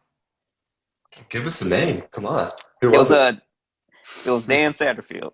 Okay. I know that's a name that, yeah, some people have different opinions, but yeah, he was awesome. And even to this day, he's, you know, just so gracious. You know, if I ever have a question or anything, you know, or, you know, he has always been one of those people that I could, you know, like, hey, you know, I don't understand this, I don't understand that. And he's one of the big reasons I ended up going to Oklahoma. You know, he started telling me about, oh yeah, you know, a lot of tornadoes out there, you can learn a lot. I'm like, okay, sure, I'll try it. So yeah. Well, that's great. I think you're reading right off our question sheet. One of the next ones I was going to ask is, do you guys have a weather role model? So, Corinne, we just got your answer. Tim, Christian, a weather role model? I wasn't that active. I mean, it was hard. It seemed crazy back, you know, when I was growing up, which is not that long ago in the 90s. It seemed crazy that you would actually be able to like reach out and talk to your meteorologist locally. That is so accessible now with social media. So I didn't really have any interaction with any of my local meteorologists, but there's a guy by the name of Dave Eichhorn up in central New York who was on Syracuse television for a long time. And I would always watch him and Dave Longley and Jim Teskey. Two of them are still there. And they really geeked out about the weather. And I wouldn't say they got excited about the weather when it was bad, but they really did have like a professorial approach and really explained it a lot. And I liked that. And I thought that was really interesting. And they would really tell you, you know, if this lake effect band isn't here and it's there, there's a reason why. We're not able to predict it that precisely. And so those were definitely the folks that inspired me, even though I didn't really interact with them much. The funny part about now being in the position that I am and having social media is we interact a lot on social media together now, just chatting about local weather, and they know I'm from my little small town that they cover and all that stuff. So it's cool. That's neat. Yeah, for me, so I actually grew up in this market. So I was very in tune with all of the weather folks in the market at the time. And so there was one person that I won't name because we're with, you know, a competing station right now, but I watched them all the time. And, you know, and that's just kind of, I would always, you know, that would always be the thing. And when they were calling for snow, you know, that's what I wanted to know about. That's who I wanted to see. And I wanted to learn, you know, why it was happening, and also more so to know how much we were going to get. But at that point, you know, like Tim said, you know, I never really thought that, you know, when I was in middle school, that you could actually reach out to those folks and actually, you know, have a conversation with them. And, you know, some folks, you know, that I've learned over the years, some folks are more gracious of giving their time than others are. But I will say, you know, and again, Taran and Tim can probably speak to this because they've been in it longer than I have, of course, but maybe the way that social media and has kind of groomed us over the last, you know, in this age that we're in, I think that the connectivity, you know, being able, you know, whether you're competing stations or not, but kind of the network of meteorologists and kind of being able to toss ideas back and forth and discuss those things. There's a more of an open line of communication, I think, than there used to be, which is definitely a good thing for not only the folks who are in it now, but the people who are aspiring to be meteorologists as well. We're here right now. That's a testament to having more access to your local meteorologists than perhaps there was back in the 90s, like you said, Tim. Everything has changed so much. I didn't even know what a computer model was or that they existed until I got to college. Like, I didn't know any of that really. And I don't know that I was unique in that either. Once you got to school, you're like, oh, there are these tools that I didn't know that existed. Here's how we use them. And then I kind of, you know, learned it very quickly. But before that, I mean, the amount of information that 12-year-olds know now that are weather enthusiasts is about the same as like what I had like as a sophomore in college. It's amazing. It really is. Oh yeah, same for me. I mean, the first time I saw a forecast model was when I shadowed that time. They had the DIFAX maps or whatever. It's like, oh, okay, this is printing out. So this is how you all figure out the forecast weather. Oh, okay, cool. Before that, I had no idea. I actually have some of those DIFAX. Eric Thomas. I went to visit Eric Thomas in Charlotte, and I have them somewhere in the basement. I need to pull them out, see if I can find them. But I have a question. It's going to kind of tie 3 or 4 questions that we have together. It's kind of the future of meteorology, working from home, and the role of social media, which we all 3 are experiencing right now in the COVID-19 pandemic. So what are your thoughts on the future? Do you see working at home maybe more of a thing to come and doing a lot more via social media? I think that, I mean, obviously, kind of hate the reasons why, we've gotten to this point, where a lot of people are working from home, hate that there's, the virus is kind of causing all this disruption. But with that said, a lot of friends I've been talking to over the past, somewhat talking to, I'm kind of introverted. Occasionally I'll ask them a question. I got to have one conversation a week with friends. But basically we were talking about, hey, it's 2020. The idea of going into an office every day in many industries is antiquated. If you're in sales or something like that, why do you have to go into an office building when you can just make your calls from home, or you can go and drive to your different sales spots from home and work out of your home office and maybe go to the office once a week. I think a lot of employers are seeing that their employees can be just as productive or even more productive at home, depending on how they work or what works best for different people. I know everybody's different though, so for extroverts it's probably important that they go into the office regularly to get that social interaction. For introverts, they might work better in solitude. So I think that as meteorologists, when you look at it, most weather days are fairly benign, fairly quiet. And I feel like on those days, working from home should be more of an option for all meteorologists. But you also have days where there's the threat of severe weather where that's not probably the best method. That's just kind of my 2 cents on that. I don't know what you think, Tim. I mean, I definitely do miss being able to interact with folks at the station. However, typically meteorologists aren't interacting with one another personally face-to-face because we're on different shifts. So it doesn't change that much between us working together. Christian and I do have a lot of overlap at the station just because of our schedules. But aside from that, the main difference is just being able to show things in front of a wall and explain things by pointing them out and maybe some interaction with other anchors and stuff like that. I don't think that I'm surprised at how much we've been able to do at home, and I do think that this might continue to be an option in the future on quiet days. I don't see why not. So we'll see what happens. It's new for everybody. So what we did learn this past week, though, and whenever this is aired, we had a tornado situation back on this past Monday. That is something that very much needs to be at the station. Mm-hmm. And just the reason for that is, we don't have backup power at home. Mm-hmm. The building does, and we can explain it. And I think there's a comfort to folks at home who are able to actually see us at work. On top of it, we got it covered. Don't worry. Agreed.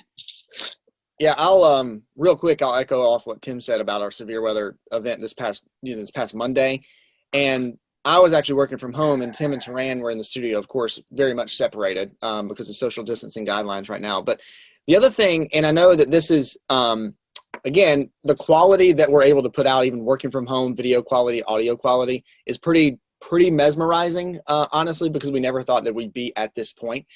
But the other thing, there's also still a lot of downfalls with it. And one of those being the fact that when you remote into whatever weather software you have, there's going to be some sort of latency at whatever rate, which does, I noticed this working from home on Monday.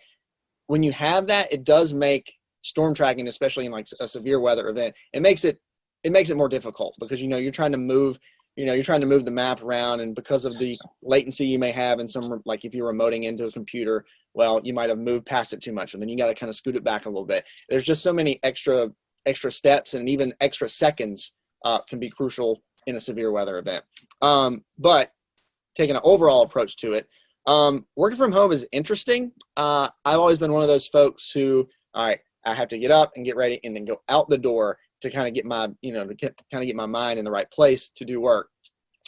So working from home has been a challenge for me to kind of get into that groove. It's not so much a challenge anymore just because we've been doing it now, for a month at least.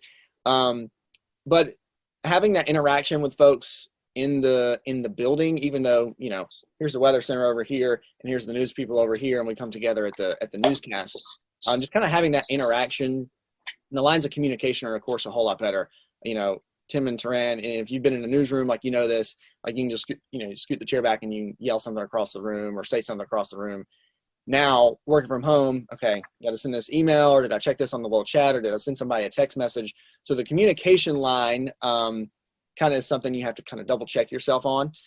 But I think there's something about, if the weather's nice, of course, we can forecast from anywhere. Yes, we have some tools at the station, but we can do a forecast from anywhere as long as we have internet. We can even look up stuff on our phone, if we need to do that. But working from home and putting the forecast together, is easy. But I think when things return to normal, if we are seeing more work from home situations, I think just being in the station, being in the studio, at least for the shows, has a value to it that you can't replace. No, absolutely. It's amazing all of the just how much we've seen this working from home thing develop over the last 2 months. Who would have thought that every single meteorologist, just about every single meteorologist in the nation, would be broadcasting from their office with their cat in April. So it's just unreal. So we only have a few minutes left, y'all. So we're each going to ask you one kind of silly, lighthearted, fun question. So I guess, Tim, I'll start off with you and we'll go around. What is your favorite non-weather hobby? Favorite non-weather hobby? Getting outside and hiking and taking pictures. That's it. Great choice. And I know it's supposed to be fast, but I got this hobby, I think, by a product of working weather. And the reason is when I moved to Greensboro, I was working weekends. My days off were Wednesday and Thursday. No one in the world, let alone in our building, has days off on Wednesday, Thursday. So I had nothing to do. So I got in my car and I would drive to pretty places like Hanging Rock or the Blue Ridge Parkway or something like that. I would drive a long way and get to know the area. And then I got to know hiking. And at the time, I was just taking pictures on my iPhone. And then I kind of, started getting a better camera. I don't take as good pictures as Dan, but I try. He's my inspiration for good photos as well. So that's my hobby. Christian, Taran? Music for me. I'm a drummer in a 10-piece party and dance band that plays across the Southeast quite a bit. So music is my outlet. And then I love being outdoors. So even though I'm not that great at it, I love going golfing. And that's a nice thing from working from home. Like, even on these days, if I don't go in until the afternoon, the days working from home, I can just, walk out or go to the golf course and walk a couple holes and kind of get my fresh air for the day. And so, yeah, but music is my main hobby. Golf would be the second one. I like to spend time outside as well. Just kind of sitting outside is always nice. And I like the barbecue, which is a verb and a noun. Okay. It's a verb and a noun. Contrary to popular belief, read the dictionary, it's a verb and noun. Sorry, anyway. That's true. But Southern thing. It is, yeah. It's a verb and a noun in Alabama, and it's a verb and a noun in North Carolina too. Do people up north not think that it's a verb? Well, they use it much differently. Yeah. Lord. I can run out the clock on this if you want to. Go for it. The actual thing that you cook with, the barbecue instead of the grill. So this is a cookout up north is called a barbecue as well. Yes. I'm telling you, that's the way it is up there. Yeah, once all this social distancing stuff clears up, I'm waiting for some Taran ribs. Every Saturday I see a post of Taran cooking. I've had extra time on my hands, so our next lightning round will be in person. Yeah. There you go. Taran, I gotta ask you, vinegar or tomato-based sauce? Well, I mean, that's the big debate here in North Carolina. Man, she about to get me in trouble, man. All right, so again, I'm from Alabama, but I spent most of my life in North Alabama. So Memphis-style barbecue is what I'm used to. And then when I lived in Oklahoma, Texas-style barbecue is kind of, one of my big things too. I like more tomato-based barbecue sauce. Like, you have to put, for me, I do put like, some apple cider vinegar as I'm cooking it, but I don't just like douse it in it. Like I just want a little bit of tang and then more sweetness. That's just what I prefer. Very nice. Very nice. We'll give that to you. Rant on that. I'm with Rand on that. Even though I'm from North Carolina, I don't want to eat barbecue and have my throat burn. A good mix, a good middle of the road barbecue. Well, Christian, I didn't, because we need the viewers to still like us after that. Disparaging barbecue or whatever. And these are the fun questions. Yeah. Christian, I didn't know you golf, so next time I'm in the air. We'll have to go hit the course. We'll do it, absolutely. All right, so one last, question before we wrap. Do you have a favorite weather or disaster themed movie? And if you all three say Twister, Yahtzee. Yeah, that was what I was gonna say. It's so bad, but it was so entertaining. And growing up, I was like, oh man, this is awesome. So, yeah. There was a volcano movie too that was really bad. What was the name of it? It was Volcano? Dante's Peak? Yeah, in the 90s.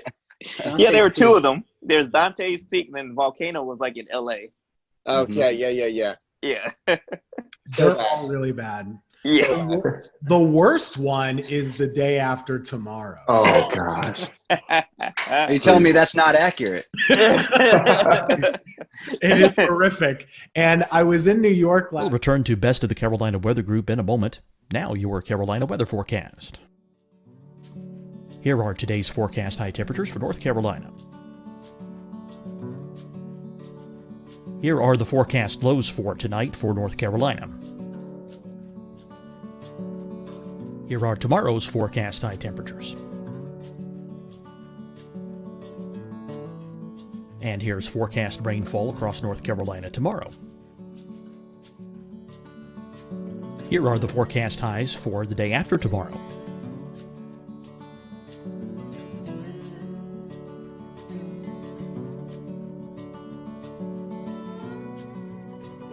And here's the forecast rainfall across North Carolina for the day after tomorrow. This is the total rainfall forecast across North Carolina for the next 3 days. Here's the severe thunderstorm outlook for today from the Storm Prediction Center.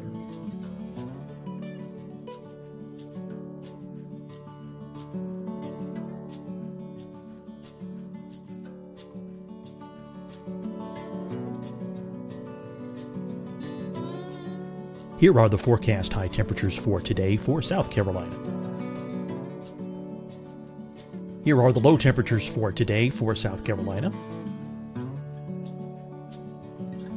Here's the probability of precipitation forecast across South Carolina today.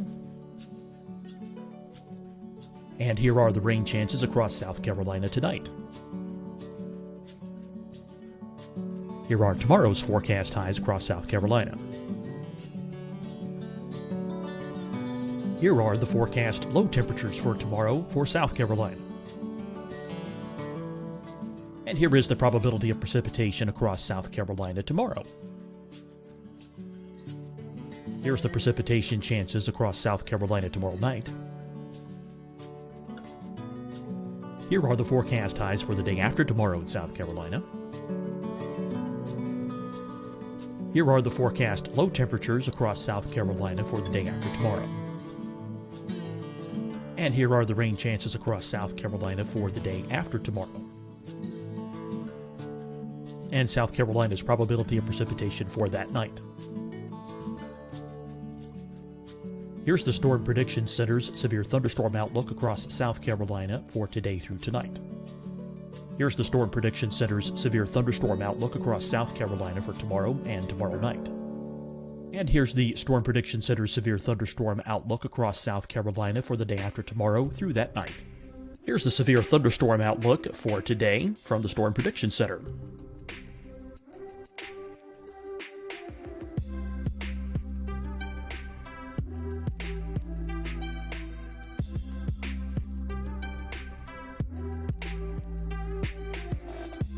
And now here's a live look at weather radar across the southeast. Hi everyone, I'm Dr. Mandy Cohen, Secretary of the North Carolina Department of Health and Human Services. And when you follow the 3 W's, you protect your family and your neighbors from COVID-19. When you leave your home, practice your W's. Wear a cloth face covering, wait 6 feet apart, wash your hands often. Wear, wait, wash. We're in this together. Stay strong, North Carolina. Deciding when to wear a mask isn't about who you know or how well you know them. Just ask yourself, will I be with anyone I don't live with?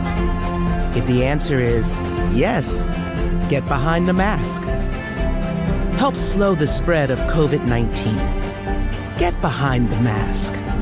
Learn more at covid19.ncdhhs.gov.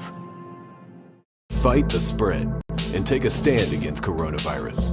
Wear a mask in public. Stay at least 6 feet apart from others. And get tested. Join us and fight the spread. Visit scdhec.gov/COVID-19.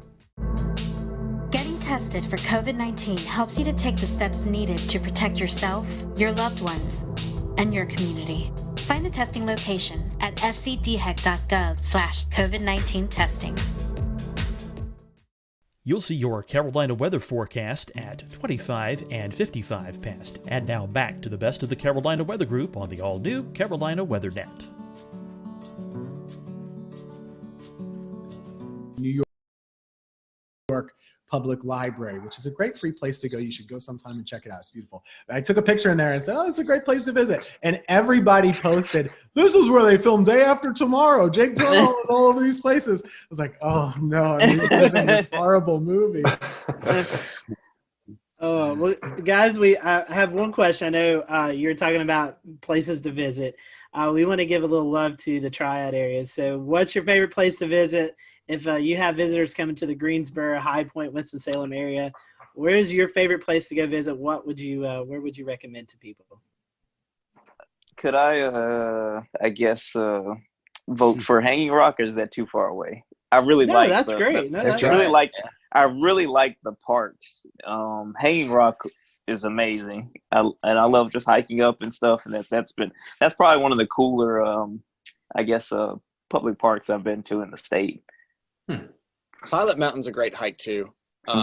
It's in the Triad, and it's probably, if we're talking Triad specific, that's probably my favorite. But if somebody's visiting the Triad, a couple, it's a quick shot up to the mountains and the Blue Ridge Parkway too. So we have a lot in our backyard. That's the nice thing about being in the Triad. We got a lot of great places here, but also a quick drive in a car, and you can take a quick day trip, whether beach, mountains, whatever it is. All those places are great. I will be like the ambassador. If you guys have any questions about where to eat, where to drink, where to go, outside, there are so many good parks here, seriously. And just having lived in multiple states and multiple places, most places don't have as many parks as we do and as many good parks as we do. And I really appreciate the dedication to saving outdoor spaces. City of Greensboro, every lake, there's a trail around it at all points. That's crazy. And there's really great opportunity to get outside, and we don't have traffic, and we have good food, good and stuff. So come on down whenever you're allowed to, and we'll give you a good recommendation. I'm sold, Tim. Dan likes it here. Okay, good. We certainly appreciate your time today. We talked about social media, so I'd feel bad if I didn't say, hey, give your guys a plug. How can they follow you guys on social media? Sure. Twitter or Facebook. Of course, mine is Tim Buckley WX. Just search Tim Buckley Meteorologist on Facebook. You can find me there. Instagram too, but I don't post much weather there. And mine is just TK Weather, like weather spelled out. So TK and then weather spelled out on, the internet. So I'm on there. On the Google machine, just Google it. Just Google it. Yeah, Twitter, Facebook, Instagram for me too. C Morgan WX on Twitter, and then you can just search Christian Morgan WFNY on Facebook, and then C Morgan WX on Instagram as well. Awesome. Well, we appreciate your time. Thank you guys for watching. Hope you enjoyed it. We'll do another one of these soon. Thanks, guys. Yeah, thanks, y'all.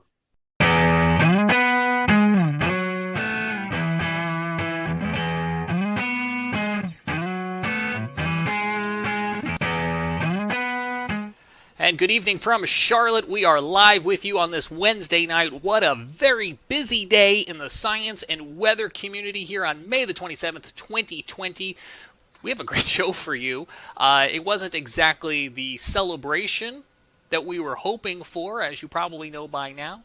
SpaceX Demo 2's launch from the Kennedy Space Center in Florida scrubbed today due to weather, so we were going to talk a lot about the weather. We also had a surprise appearance by a tropical storm named Bertha, who suddenly came together off the coast of South Carolina, came ashore, and then brought flooding rains here to Charlotte. So we'll have Chief Meteorologist from WCNC, Brad Panovich, on to talk about that, and also geek out with us about space. And we're also joined by Tony Rice, our go-to friend of the show and space expert, and we're so happy that you all are here. Let's get right on into it. If you're joining us live tonight on Facebook, on Twitch, on YouTube, or Periscope, you can comment along with our show. If you're listening to the audio podcast or you're happy to catch this replay on the new Looping Carolina WeatherNet, hello to you as well, too. Tony, let's just start with the elephant in the room. Not the day we were necessarily hoping for.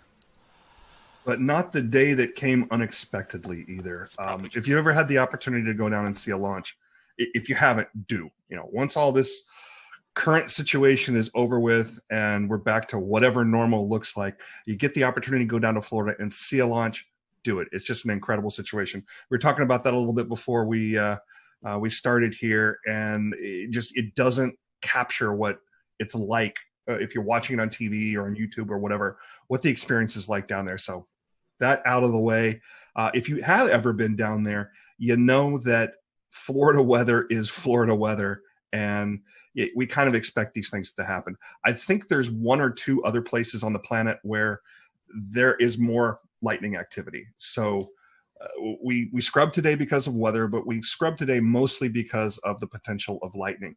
And that's something that we learned back during Apollo 12, even when the Saturn V was hit by lightning on ascent and basically rebooted the rocket several hundred feet above the pad. We learned more about that through subsequent launches. So there's some very specific weather launch criteria, and we can get into that. But basically what happened today is we violated one, maybe more, and definitely know of one of those launch weather criteria that has to be met before we're going to go fly. I just pulled a Scotty and forgot to unmute myself. We're certainly going to get into some of that weather criteria, and we're going to break it all down because we got some really interesting information. I don't want to get too far into the program for anyone who doesn't know. Tony, let me have you explain it. What is the significance of this mission? So this is the first time in basically 9 years that we attempted to launch astronauts from U.S. soil. So at the end of basically construction of the International Space Station, we retired the space shuttle. Space shuttle, the best way to compare it, and the reason that we didn't continue flying the space shuttle to take astronauts back and forth, astronauts stay about 6 months on board station before they come on back home. So we're continually rotating people through there. The best way to compare it is you wouldn't take a tractor trailer to go get groceries. And that's about the volume of space that was in the back of the shuttle's payload bay. If you're just taking supplies, well, we can send an uncrewed mission up there. SpaceX has been doing that for a while. We've got some other ways of getting cargo up there. But to take people back and forth, we've been buying seats on the Soyuz, launching them from Baikonur Cosmodrome out in Russia, actually in Kazakhstan. But we really wanted to get that capability back onto U.S. soil.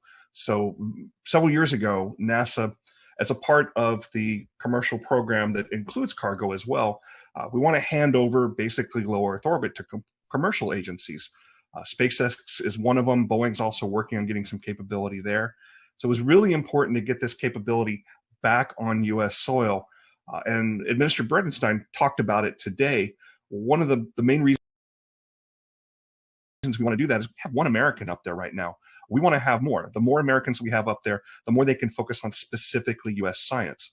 So the Dragon capsule that we attempted to launch today, we're going to give it another shot on Saturday, weather willing. Has the capability of taking 4 up at once. That's even a better option than using the Soyuz, because the Soyuz can only take up 3, and those are at most going to be 2 Americans, and it's generally only 1. The Soyuz as well, and I don't know if others feel this way, but when I watch it, I feel like it's something straight out of a James Bond Soviet Union era technology, and that is like the complete opposite of what SpaceX has developed here, because they not only did hopefully a very efficient rocket based on what we've seen with the uncrewed missions, but also, and Brad, you were touching on this before the show, there's a little bit of style that they incorporated into not only the spacecraft but also the suits we're seeing here. Yeah, they're very interesting. I love the helmets. The rest of it, I don't know. It almost looks like some kind of weird like leisure suit, and then they've got like shrimping boots on or something. Those were actually designed by a Hollywood costume designer. Elon Musk went out and specifically got one of the costume designers that was working on Marvel films and said, you go sketch us up something. You tell us what these are supposed to look like. Then they handed it over to the geeks who actually made it work and made it functional so it can protect the astronauts when it needs to protect them. But yeah, the helmets are cool. Those cool helmets, I love. They do look pretty cool, don't they? I will say one thing about the Soyuz, though. If you've ever seen pictures of the outside of the space station, you can pick those Russian elements out really, really easy. They're bulbous. And the reason they're bulbous is because a sphere is a very strong thing and can hold pressure really well. But the thing about Soyuz and the thing about those older rockets and those older capsules is the thing that you really want to have underneath of you and around you when you're in space is something that is well tested. And those rockets have been around a long, long time and are very well worn and have had the bugs worked out of them. We had an incident a couple of years ago where one of the solid rocket motors that come off during ascent bumped into the capsule, and they ended up having to going into an abort mode that they hadn't done in I don't know for how long. But previous to that, we really hadn't had any incidents with the Soyuz.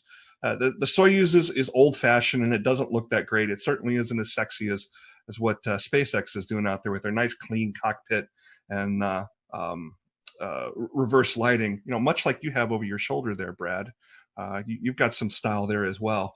But it's very functional and it's very reliable. Can you talk to us? We know you've been following this SpaceX progress probably a lot closer than most. Can you talk to us about what SpaceX has had to overcome to get to be the first commercial operator to take astronauts back, and what are some of the challenges that they may still face as somebody who's not as well seasoned?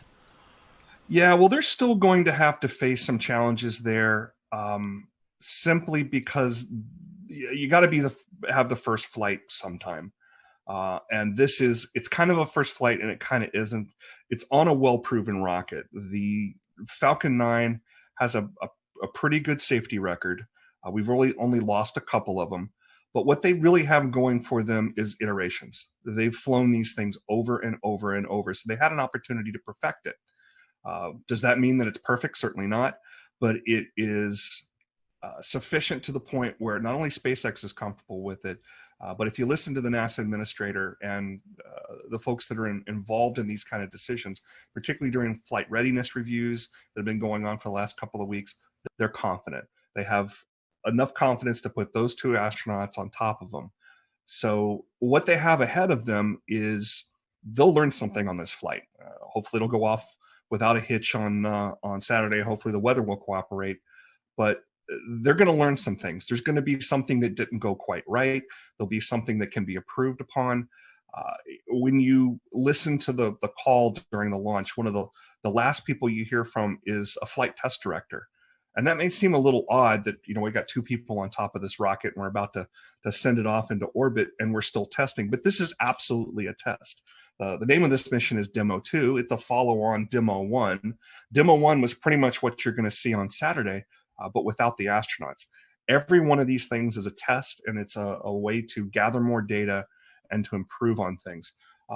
The setback that SpaceX had I don't even remember how long ago. It was sometime last year or maybe even the year before that, where they lost one of the Crew Dragon capsules on the pad because of some of the hypergolic fuels that that are used on orbit. They're fuels that basically, if you put part A and part B together, you create an explosion. You point that explosion in the right direction, you got thrust. There was, I believe it was a leak that they basically lost that capsule. That capsule was all but pulverized. So that was a bit of a setback to them because they didn't get as much data as they would have hoped from something like that. You learn more from your failures than you do from your successes. So this is some of the most instrumented spacecraft ever. They're gathering tons and tons of data from it. So once we do get this launch off, they're going to be gathering lots of information and improving things. So Tony, what's the relationship between NASA and SpaceX? Who's kind of responsible for what? NASA is the customer. They put out the requirements, and SpaceX is the contractor fulfilling those requirements. It's kind of a similar relationship as the DoD would have with any of their contractors, if you're familiar with that world at all. That being said, though, there's a fair amount of oversight that NASA still has in this, particularly because of the human spaceflight aspect here. There are people on board this thing. There are former astronauts that are involved in all of those reviews. And somebody asked during one of the press conferences this week, who in NASA, if anybody, can raise their hand and say, no, something's not right, something's not safe. And the answer that was given by the administrator was anybody involved in the review panels. And SpaceX reiterated that they have a culture that they're trying to promote there, where anybody that's involved in building something can and should raise concerns as well. How much that actually happens, that remains to be seen. I don't know of any specific reports of it, but that's at least the story that they're telling. Tony, in a moment, we're going to listen to some of that audio communication today as they came to the realization that the weather was going to be a no-go. Set this up for us. Who's doing the talking here? Is it NASA or is it SpaceX? If it's the clip I think you're talking about, you're actually hearing an Air Force officer. So there is a wing of a part of the 45th Space Wing down at the Cape Canaveral Air Force Station that is responsible for forecasting weather all along the Cape Canaveral Air Force Station, where there's additional launch pads. SpaceX is using one of the launch pads there in addition to the one that was in use today, the historic 39A launch pad. That's actually on the Kennedy Space Center side of things. They're responsible for forecasting weather involved in launches. They also provide weather forecast for the station itself whenever they're moving around equipment and want to know about things like winds and rain and that sort of thing. The person you were hearing there was called the launch weather officer, and they are on equal footing with anybody else that is giving the go, no go call during that final pull before they decide to actually light it or scrub and wait until the next opportunity. But they are someone who is speaking for a larger team of experts. And many of those experts are very focused on looking at things like lightning. And that's kind of how things shook out today. There was a lightning concern that we can get into. Yeah, let's listen to the audio here, and then we'll talk about that exact lightning concern.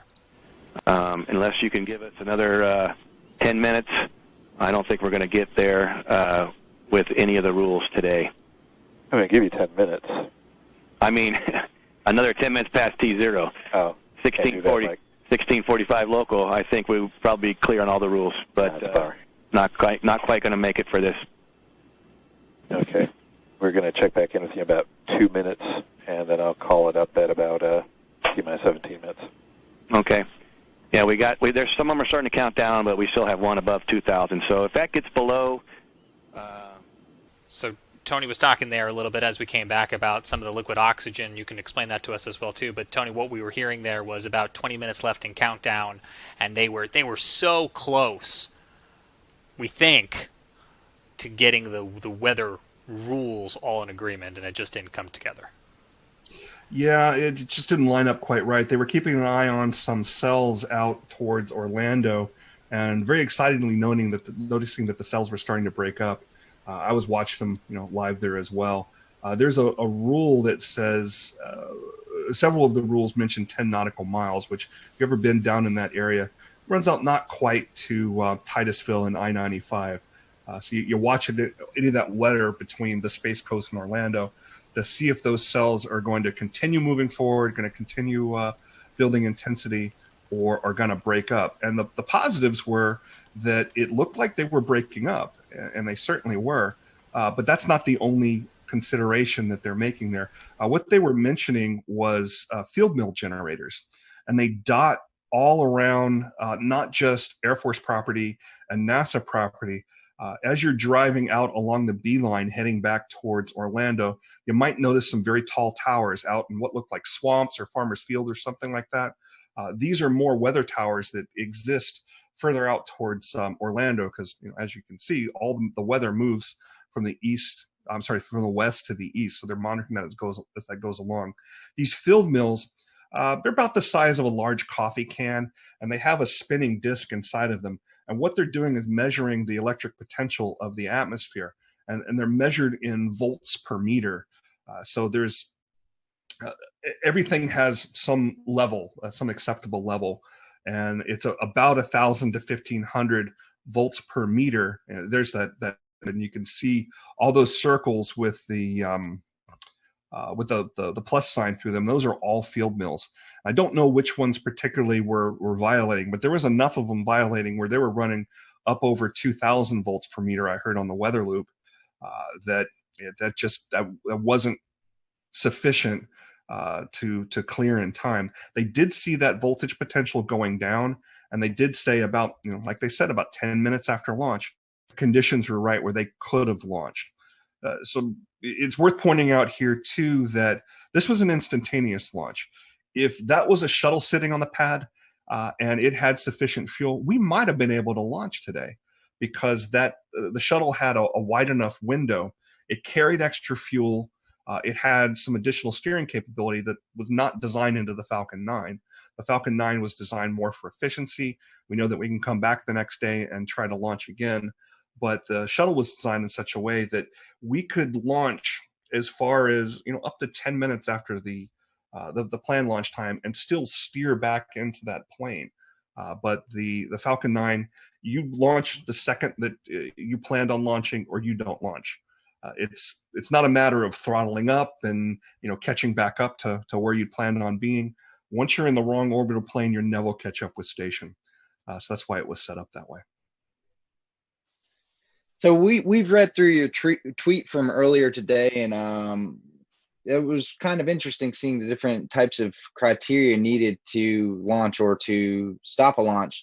Mm-hmm. Do you want to kind of speak to more of some of these different conditions that can get in the way of a launch occurring, or what it takes to actually? If you don't mind, bring that graphic up, and you guys are the weather weenies here, so feel free to jump in on anything you see here that catches your eye. There's basically, we'll call it three things that they're looking at. Precipitation is one of them. We don't want to launch through precipitation. That's just a no-go. The other thing is clouds, and the clouds kind of go two ways. There's a thick cloud rule that's in place. We have launched other missions through clouds, uncrewed missions, and you see a really brightening of the cloud as the plume goes through it. But for a crewed mission where we want to keep eyes on the vehicle, particularly during a test like this, where the high definition video, they're basically shooting through telescopes that are on these. They look like old World War II guns that can elevate and follow the track of the vehicle as it goes up. We want to keep eyes on that. So that thick cloud rule is another one. But the rest of the cloud rules, when you really look at them in depth, they are all about lightning. Anvil clouds. Once a cumulus cloud has matured and a storm has matured to the point where you start seeing those overshooting tops as it's touching the bottom of the stratosphere, that's the kind of thing that really worries a launch weather officer, because it's got the potential to generate a lot of lightning. Lightning's very bad for rockets. I mentioned that earlier, how Apollo 12 was struck by lightning. Smoke in the area can trigger lightning. The rockets themselves can trigger lightning.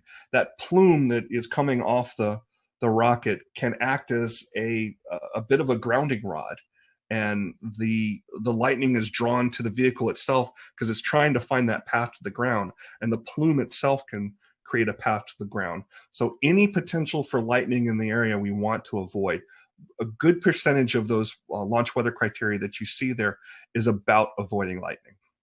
Yeah, Tony, I was going to say the lightning's concerned, but I can see 2 or 3 other ones, especially the convective debris one and the within 10 nautical miles of an anvil.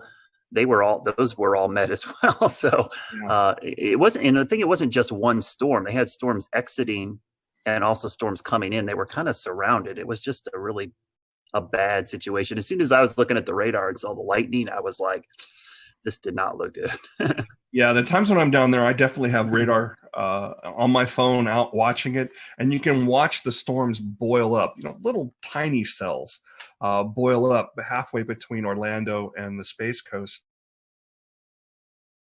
And it's that convective action as the sea breezes come on that really can create some of that.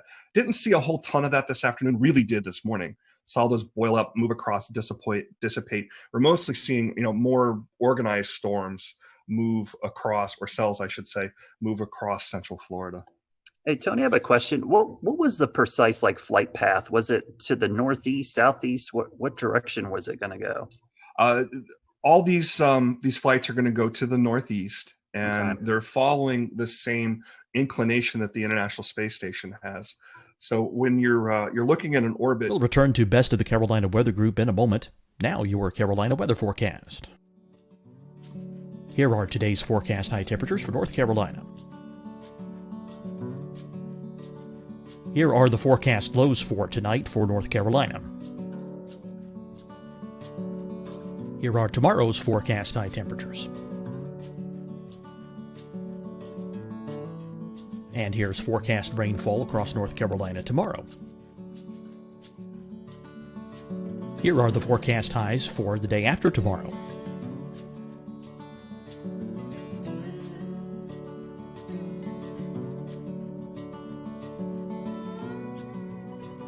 And here's the forecast rainfall across North Carolina for the day after tomorrow.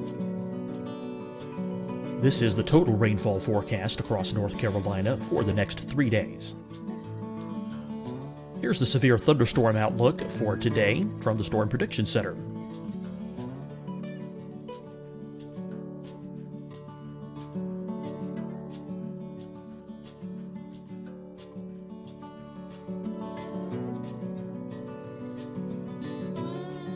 Here are the forecast high temperatures for today for South Carolina. Here are the low temperatures for today for South Carolina.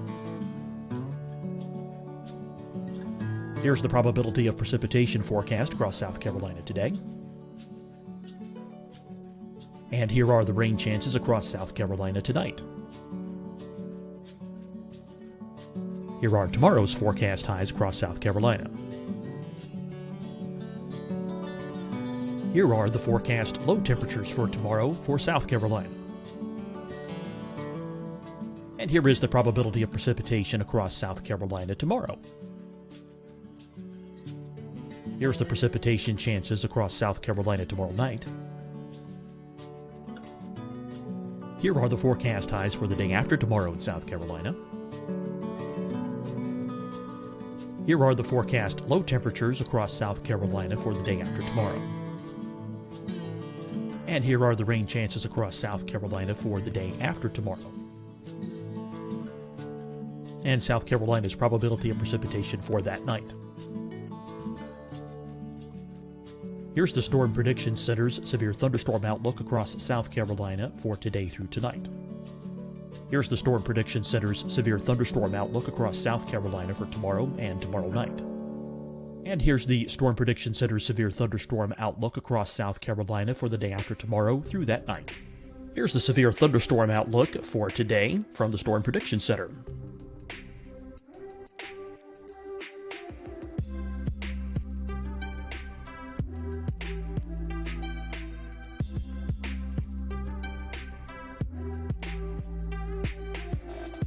And now here's a live look at weather radar across the southeast. Hi, everyone. I'm Dr. Mandy Cohen, Secretary of the North Carolina Department of Health and Human Services. And when you follow the 3 W's, you protect your family and your neighbors from COVID-19. When you leave your home, practice your W's. Wear a cloth face covering, wait 6 feet apart, wash your hands often. Wear, wait, wash. We're in this together. Stay strong, North Carolina. Deciding when to wear a mask isn't about who you know or how well you know them. Just ask yourself, will I be with anyone I don't live with? If the answer is yes, get behind the mask. Help slow the spread of COVID-19. Get behind the mask. Learn more at covid19.ncdhhs.gov. Fight the spread and take a stand against coronavirus. Wear a mask in public. Stay at least 6 feet apart from others. And get tested. Join us and fight the spread. Visit scdhec.gov/COVID-19. Getting tested for COVID-19 helps you to take the steps needed to protect yourself, your loved ones, and your community. Find the testing location at scdhec.gov/COVID-19 testing. You'll see your Carolina weather forecast at 25 and 55 past. And now back to the best of the Carolina Weather Group on the all-new Carolina WeatherNet. Equator, and you measure that angle between the equator and wherever your flight path is, and it's I have the exact number. It's 50-some degrees, so it kind of runs up the East Coast, almost parallel to it. So anybody out in Eastern North Carolina, the next time we have a good launch, especially one at night, it's easier to see these at night because you got that plume to look for. But we should be able to see them definitely out from the easternmost part of North Carolina. But I think you've actually seen them a time or two in Charlotte. Yeah, we got lucky with that sunrise launch because the sun was coming up and it illuminated the plume on the horizon, and it was spectacular. It freaked people out, but as soon as I saw it, I knew right away. I'm like, oh, this is awesome. It was just the perfect setup of lighting and angle and everything. Brad, Venus freaks people out, so. Well, Tony, I have a question. We're talking about the weather, and it kind of scrubbed this launch. So what happens now? I mean, what do you think the mindset of these astronauts are? I mean, now you get pumped up for this, and now it's kind of wait a few more days. I think this is a bit of muscle memory for them. It is not built up in their mind, maybe to the point where we think it might be, because they've done this so many times. There's a comment made on the broadcast today. Well, we got another good dry run. And in their minds, that's probably what this was, a more organized dry run with more cameras and more attention. They saw this as a positive thing. This was another chance to check out the suits.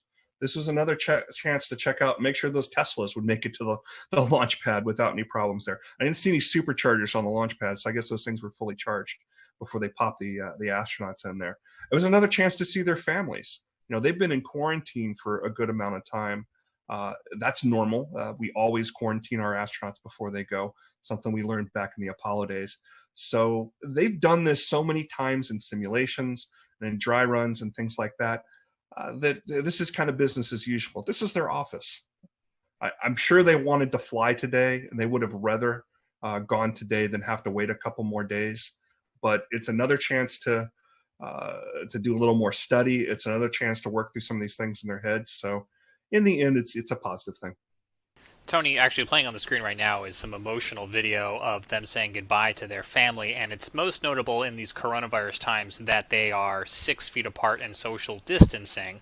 But I think you just hit upon it too, in that space is a very sterile environment, and there typically are some separation and some quarantine. Can you talk at all about, did coronavirus amplify that?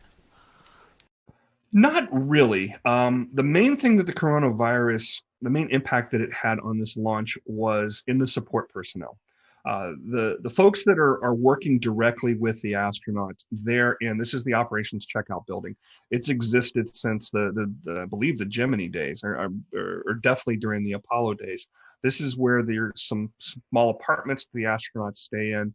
There's some dining facilities. There's of course a kitchen there, and there's folks that support that. So there's fewer people involved with that, and the people involved with that were in their own quarantine as well. But this that distancing you saw there, there used to be when the astronauts would arrive from Houston into the Kennedy Space Center, near that landing strip where their aircraft would come in, there was this drainage ditch, that the families would be on one side and the astronauts would be on the other. And that was where they said their goodbyes. So it's very common for the families to be separated from the astronauts just for their safety. One thing that's worth noting in that great video where you saw the two boys, the similarities with these two astronauts are kind of fun. They both have two boys about the same age. Both the astronauts are about the same age. They joined NASA. They were accepted into the astronaut class of 2000. So there's a similarity there. They're both test pilots. One was in the Air Force, one was in the Marine Corps. They both married astronauts as well. And both of their wives have PhDs. One's an oceanographer and the other is a mechanical engineer. But they're kind of similar in that regard. So it's really cool that they got to see their families here. And the one thing I really like about the Tesla is once those doors are shut and those guys are sealed in, the boys got to go up and wave goodbye to their fathers a little bit closer. You didn't get that in the Astra van. They just hopped on board and headed out there. Kind of brings us right back around to that whole stylistic difference we're seeing now with SpaceX in 2020. Did we think Elon Musk was going to put them on a motorhome and send them out there? No, he's going to send them out there like this. I did like the addition of the worm logo too, the old worm logo type. I was going to ask you that. That was going to be my end question. But is that your preference over what I learned today is otherwise called the meatball? The meatball, NASA has 3 logos. The meatball is what you see on the door there, and each one of those little items on there, the red swoosh represents aeronautics. You see some stars back there. Obviously, that's representing the space aspect of NASA. NASA's covering both aeronautics and space exploration. But the NASA logo, the stylized logo type, the worm logo we call it, I remember that from when I was growing up, so it's kind of nice to see it back. I don't have a preference personally. I think it's great to see them both. Tony, is there anything maybe we didn't ask you about that was on your mind today that you think would be important to include in tonight's conversation? Something to look for in the future. Well, obviously, we will keep an eye on the weather on Saturday and Sunday. The next launch opportunities, Saturday at 3:22 p.m. NASA's TV is going to start about 12:15 with coverage. So there'll be plenty of things to see there. There's a backup opportunity on Sunday at 3 o'clock. So hopefully we'll be able to get this thing off this weekend. But once that's finished, the next set of astronauts that go up on this Crew Dragon, I believe they're going to use all 4 seats. So we'll see this really starting to meet the demands that it was set out there for. And keep in mind that this isn't the only commercial human spaceflight effort that is out there that NASA is partnering with a commercial entity. Next, we're going to see Boeing. And we don't have dates on when that's going to be, but Boeing has a Starliner, is what they call their capsule. And it's going to be on top of an Atlas rocket, which is put out by United Launch Alliance. SpaceX builds both their capsule and their vehicle, and the launch vehicle, the Falcon 9. But there's an additional partnership with United Launch Alliance, which NASA has a long, long history with. Just about every uncrewed mission, all the robotic missions through the Jet Propulsion Laboratory that are out there studying the sun, studying Mars. We're going to have a launch of the Curiosity rover's twin, Perseverance, here in July. That's going to be on a United Launch Alliance rocket as well. That's a very well-proven rocket, too. It's actually the rocket I've seen launch the most. The times I've gone down there, mostly to see uncrewed launches. So keep an eye out for that as well. Is the plan here to get some commercialized versions of the International Space Station up there orbiting? That's one of the things that's being discussed, and it's certainly not going to be the last station up there. It is the most expensive, most complicated things humans have ever built. So I don't think SpaceX is going to be putting up their own version of this anytime soon. Are there commercial benefits to having an ability to do science and do manufacturing in low Earth orbit and taking advantage of the microgravity? Absolutely. We're doing things like we're even 3D printing human organs on station, something that you just can't do in the normal gravitational environment of Earth. You have to be up there in microgravity to do it. So there's applications. That's something that's going to happen. Is it going to happen in short order? Probably not. But there's definitely applications in space, and that's the direction things are going. Tony, we appreciate your time. Our fingers are crossed that we can get this off the ground this weekend and return United States astronauts to the space station from U.S. soil. Hopefully the weather cooperates. And I think you've got some TV obligations coming up there in the Raleigh area. And so we'll let folks in that area know they can catch you here in a little bit on TV. And we appreciate you squeezing us into your very busy day. Does anybody want to go on record and make weather predictions for Saturday? Or are we gonna launch on Saturday? It's Florida, like you said, Tony. Someone asked me, what's it look like? Hey, if you, especially that time of day, mid-afternoon in Florida, basically at the end of May, early June, it's a 30-40% chance you can pretty much, write it down. I think it'll be a lot like today. I think, they just got to get lucky that they'll be in between storms right at that time. And the weather's very different in Florida than it is here in the Carolinas, in that stuff will spin up and it'll move through. Florida's not a very wide state, so it can move through in just 2 hours time from coast to coast, and it'll be a bright sunny day. It's the same reason I always cringe when people have trips to Florida and they look at their app and go, oh, it looks like it's gonna rain every day, and I'm that's every single day during the summer. And like you said, Tony, it'll pop up and be gone. You just got a 30-minute shower. Our challenge again with these instantaneous launches is the weather's got to be right at that time. So what I tell folks, there's going to be another launch weather forecast that comes out here. The 45th Weather Squadron will put another one out probably on Friday. We'll definitely see one on Saturday. And when you see that go, no go percentage, follow me at RTP Hokie on Twitter. I always tweet these things out because they're a great source of information about what to look for. Don't get too wound up if the no-go percentage, is too high. I've seen things be canceled for weather, again, because of what you described with Florida weather, in the high 90s for go. And I've seen things be canceled for exactly have the ability to launch with absolutely horrid looking conditions a day before or even the morning before. There is truly a 50-50 chance that we will launch on any given day, and it's either we go or we don't, and it's based on what the conditions are right then and there.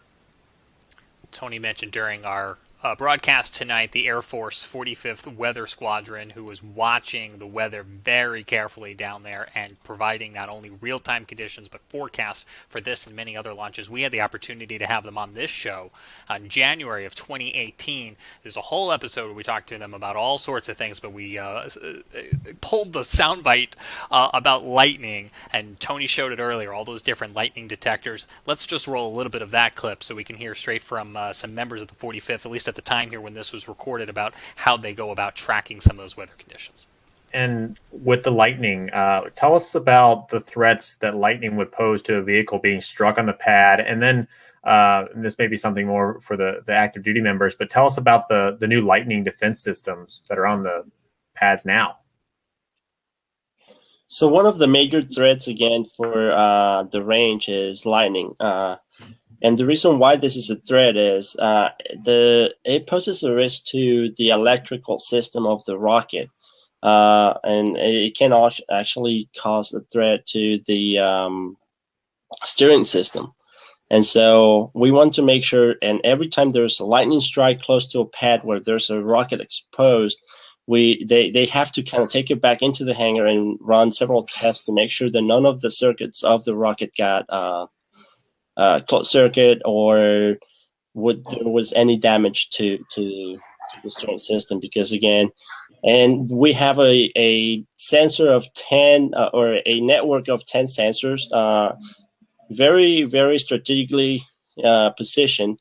And they are using the radio frequencies to be able to localize the different lining step leaders. And so each step leader is sending out a signal, and via triangulation, we are locating that step leader. So with those sensors, we can start pinpointing cloud to cloud or cloud to ground lightning strikes. Right now, the resolution that we have is 50 meters. So we can localize, or we can pinpoint a lightning strike within 50 meters of the actual location where it struck. Some very interesting stuff. You can find that show in the Carolina Weather Group archive. We also have it looping this week if you're checking out our new nonstop Carolina Weather Net channel on YouTube and on Twitch. We want to switch gears now and talk a little bit about the surprise that was Tropical Storm Bertha today. We'll bring in Brad in a minute to talk about some of the lingering flooding concerns. It looks like we still have one of the 2 flash flood warnings right now at this 9 o'clock hour here in Charlotte, but I know Jared Smith in Charleston is on a tight time crunch as well too. And Jared, you guys woke up in the bullseye of this thing this morning. Yeah, it started as we knew that something was going to happen. So I think that's the most important thing to note, is that the surprise was the naming. It wasn't necessarily the fact that we were going to have heavy rain, that we were going to have gusty winds, that we were going to have a marginal tornado threat. All of those things, we went into this knowing that was a possibility. And we went into this knowing that there was a 20 to 30% chance that this thing could turn tropical. The Gulf Stream, much like you two, moves in mysterious ways. And so it was again this time. It just absolutely took off like a rocket. It started as a very strong velocity cup with the Weather Service in Charleston. It actually put out a special marine warning that ended up acting like a cone of uncertainty. Because during the time of that special marine warning, the National Hurricane Center bumped the probability up to 70%, and then by 8:30 they had classified it as Tropical Storm Bertha, just 30 miles offshore. And so we're like, oh, okay. So this is happening, and yeah, it came ashore. It was had some pretty good wind gusts. The buoy at the Edisto buoy went to 59 miles an hour, which was pretty good. 30, 40 mile an hour wind gusts, some scattered power outages, especially as you got into Myrtle Beach. Wasn't that bad. We've had way worse. We had tornadoes last week, right? And we had even heavier rain. Of course, we had flooding downtown, as we often do, but we had that even worse last week. So. Again, we kind of knew that there was going to be something here. The fact that it got named when it did, was kind of like, okay, but you could see it. I mean, you could see it coming together on the radar, and that guy, it started developing a little eyes. Like, wait a second. You start to see that it's expanding out from being this water spout producing supercell to something a little bit more, a little bit broader. So. It was caught us by surprise a little bit as far as that development. But again, we knew that this was going to kind of be how it went. There was nothing really surprising about that part. No major problems here in Charleston aside from the flooding that we're used to. But now it's just going to go up the gut and send a bunch of rain up there. We did set a rainfall record at the airport today, 2.08 inches, new record. Breaks a record set in 1977 of 2 inches straight on the dot. So we got another pretty good deluge of rain after the bone dry start to May. So yeah, it was an interesting day. I'm still getting comments tonight on Twitter and Facebook saying, "Is like, oh wait, there was a tropical storm? What?"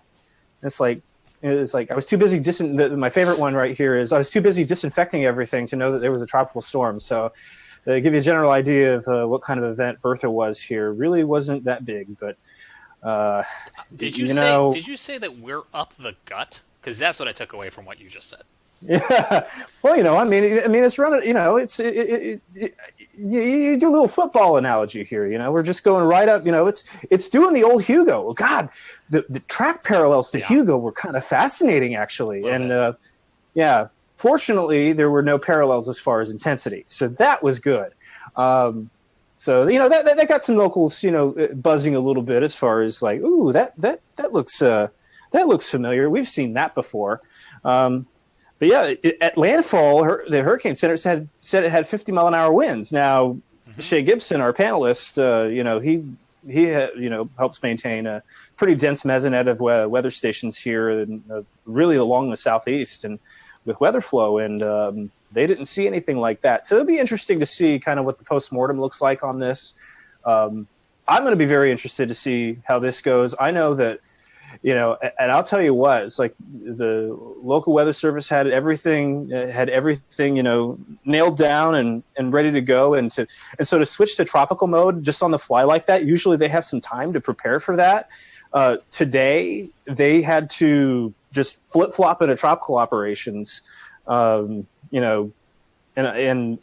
kudos to the weather service in Charleston for making that just so seamless. They did such a wonderful job. Keeping everything flowing, keeping everybody informed. So not an easy day for anybody in weather, to put it mildly. Well, Brad, your colleague to the south, Chief Meteorologist Efron Alfante at WLTX, had a graphic. I was just looking to see if he tweeted it. I saw it on the air earlier that kind of just did a timeline, and I'm going to paraphrase because I don't have it in front of me, but it was essentially 5:30 advisory, 20% chance, 7:30 advisory, 70% chance, and then somewhere at like 9:30 it was like landfall. Jared mentioned the tornadoes. I think when that 70% came out, it was probably already a tropical system. Probably. They needed to get a little bit closer for all those sensors, I guess. Yeah. It brings up a good point. I think Jared was exactly spot on. It's funny how this just getting a name makes a big deal of it, but literally the forecast and impact, nothing changed. It's like I joked all day. It's like, hey, our rain now has a name. It's like pretty much, we were forecasting the flood threat. The timing was exact. I was calling it a tropical low for the last 3 days. I really wasn't referring to it as a tropical wave because it looked like it was going to have some spin to it. All those short range guidance had some rotation. But it is interesting that it gets a name, and it's, the B storm, it's weird. It's the third time in the last 10 years we've had the B storm before June 1st. So that is rare, but it's happened a lot more frequently in the last 10 years. And I looked it up today, and I'm pretty sure, I think it tied for the third or fourth earliest B storm on record, at least formation-wise. But it's probably going to set a record for the shortest duration tropical system because I think it was last year we had the A storm. Was it Andrea? Only like 3/4 of a day did it maintain tropical characteristics. So this will be interesting to see what kind of longevity stats it's going to come up with. But the thing to remember about these is, I think as a communicator with the public, is the name really isn't important. It's the impacts. And I think if people focus on the impacts more, the name is not that big of a deal. For instance, everybody was freaking out about this today, but it honestly did less damage and issues to us than a cutoff no-name low last week, which plagued us with flooding for 4 days, tornadoes, straight line winds. So it's a really good wake-up call about how we communicate weather impacts. I know for insurance purposes, especially on the coast, that the naming is a big deal for deductibles and stuff. But in the grand scheme of things, the overall impacts did not change at all just because we gave it a name today. Can you talk about how last week's weather, and I don't mean to make any assumptions in the question, set us up for the flooding risk today, how it all kind of came together? Oh, I've been fascinated by watching the flooding. We had a lot of flooding in Charlotte, a lot of creeks, and I saw a couple creeks come up with only 1.25 inches of rain. That's almost, I never seen that happen. The problem was everything's saturated. That 1.25 inches of rain went right into the creek. Nothing soaked in. So we had several creeks flood almost instantaneously because of the 4 to 6 inches of rain we had last week. There's just, it's like a wet sponge, trying to clean up a wet table with a wet sponge. You just spreading the water around. You're not really soaking anything up. And so today we actually set a rainfall record as well. I'm glad Jared brought that up because I had to check. in Charlotte, we did set a rainfall record for today as well. 1.55 broke, or 1.64 broke the old record of 1.55 in 1981. So I think that's the 9th or 10th 1 inch or more rainfall in a day this year. I think that's a record for this early in the year as well. So yeah, last week's rain really set the table for the flooding issues today. And we're going to see a lot of the creeks and streams continue to rise in the next 24 hours because this is all running off back into the Catawba, the Rocky River. It's flowing into the PD. I bet you're going to see some pretty substantial and surprising crest on some of these rivers because people don't expect the little bit of rain we got today to cause a quick jump in water levels. And just watch any of the storms that pop up the next 2 days. They'll be more scattered, but any one of those is probably going to produce flash flooding pretty quickly. I've been doing a lot of talking this episode. I want to just pause for a moment and see if anyone else wants to hop in so I don't steal all the questions.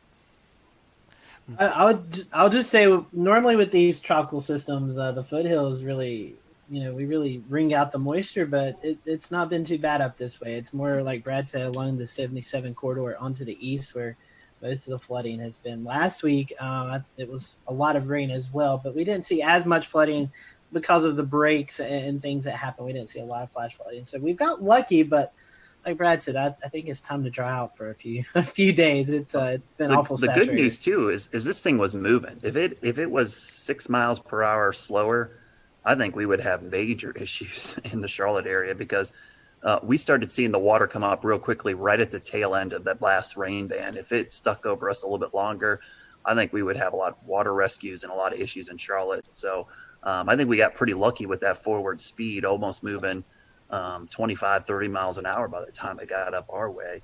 I think what's interesting is one of the comments I've been getting a lot today, and I think this is always one that's kind of the public sees these early storms and they go, uh-oh, looks like a bad season. And then honestly, it doesn't really mean a whole lot for the season. I mean, we might go 2 months now without seeing another tropical system, though. I don't know. Next week in the Gulf looks kind of interesting. But I think it's one of those things, these homegrown systems. We'll return to Best of the Carolina Weather Group in a moment. Now your Carolina weather forecast. Here are today's forecast high temperatures for North Carolina. Here are the forecast lows for tonight for North Carolina. Here are tomorrow's forecast high temperatures. And here's forecast rainfall across North Carolina tomorrow. Here are the forecast highs for the day after tomorrow.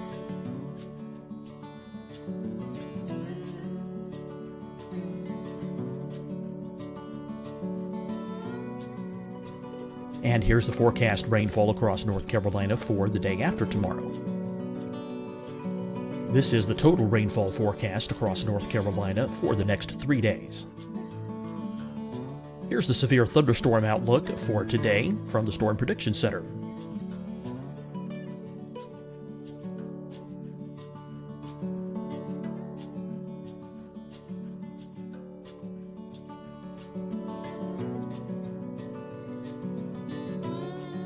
Here are the forecast high temperatures for today for South Carolina.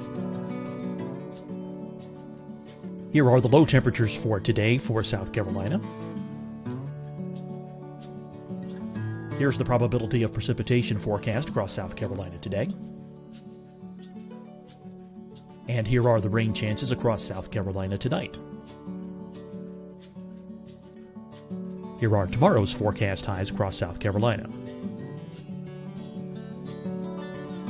Here are the forecast low temperatures for tomorrow for South Carolina.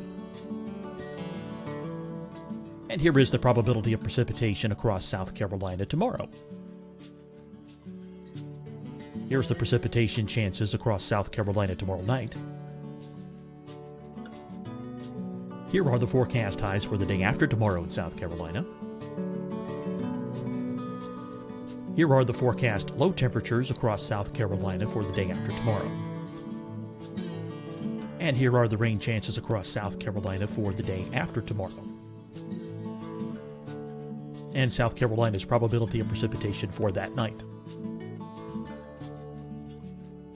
Here's the Storm Prediction Center's severe thunderstorm outlook across South Carolina for today through tonight. Here's the Storm Prediction Center's severe thunderstorm outlook across South Carolina for tomorrow and tomorrow night. And here's the Storm Prediction Center's severe thunderstorm outlook across South Carolina for the day after tomorrow through that night. Here's the severe thunderstorm outlook for today from the Storm Prediction Center.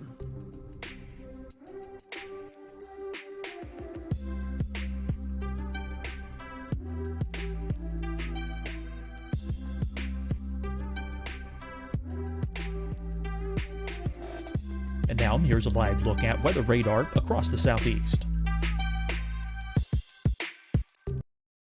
Hi, everyone. I'm Dr. Mandy Cohen, Secretary of the North Carolina Department of Health and Human Services.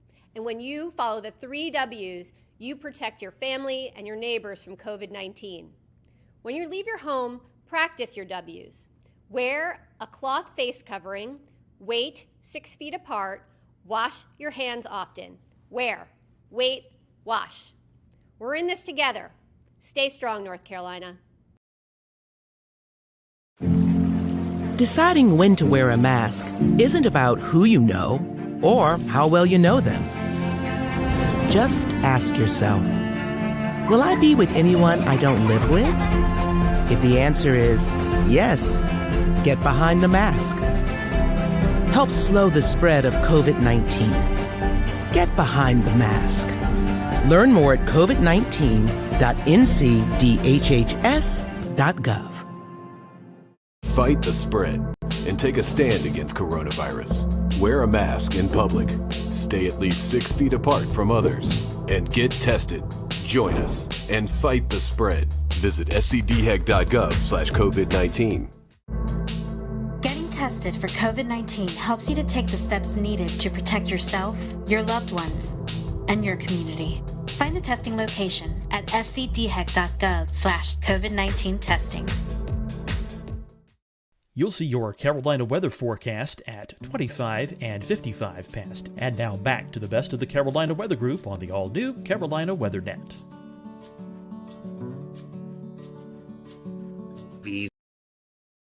That are over water.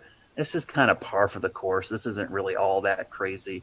The only thing that would have me concerned, and Jared brought this up, is how warm the water is in the Gulf Stream and in the Gulf of Mexico. I think the sea surface temperatures are something I'll be watching a lot this hurricane season. But, you know, if we have a busy season and they're all fish storms, nobody's going to say anything about these later on in the season.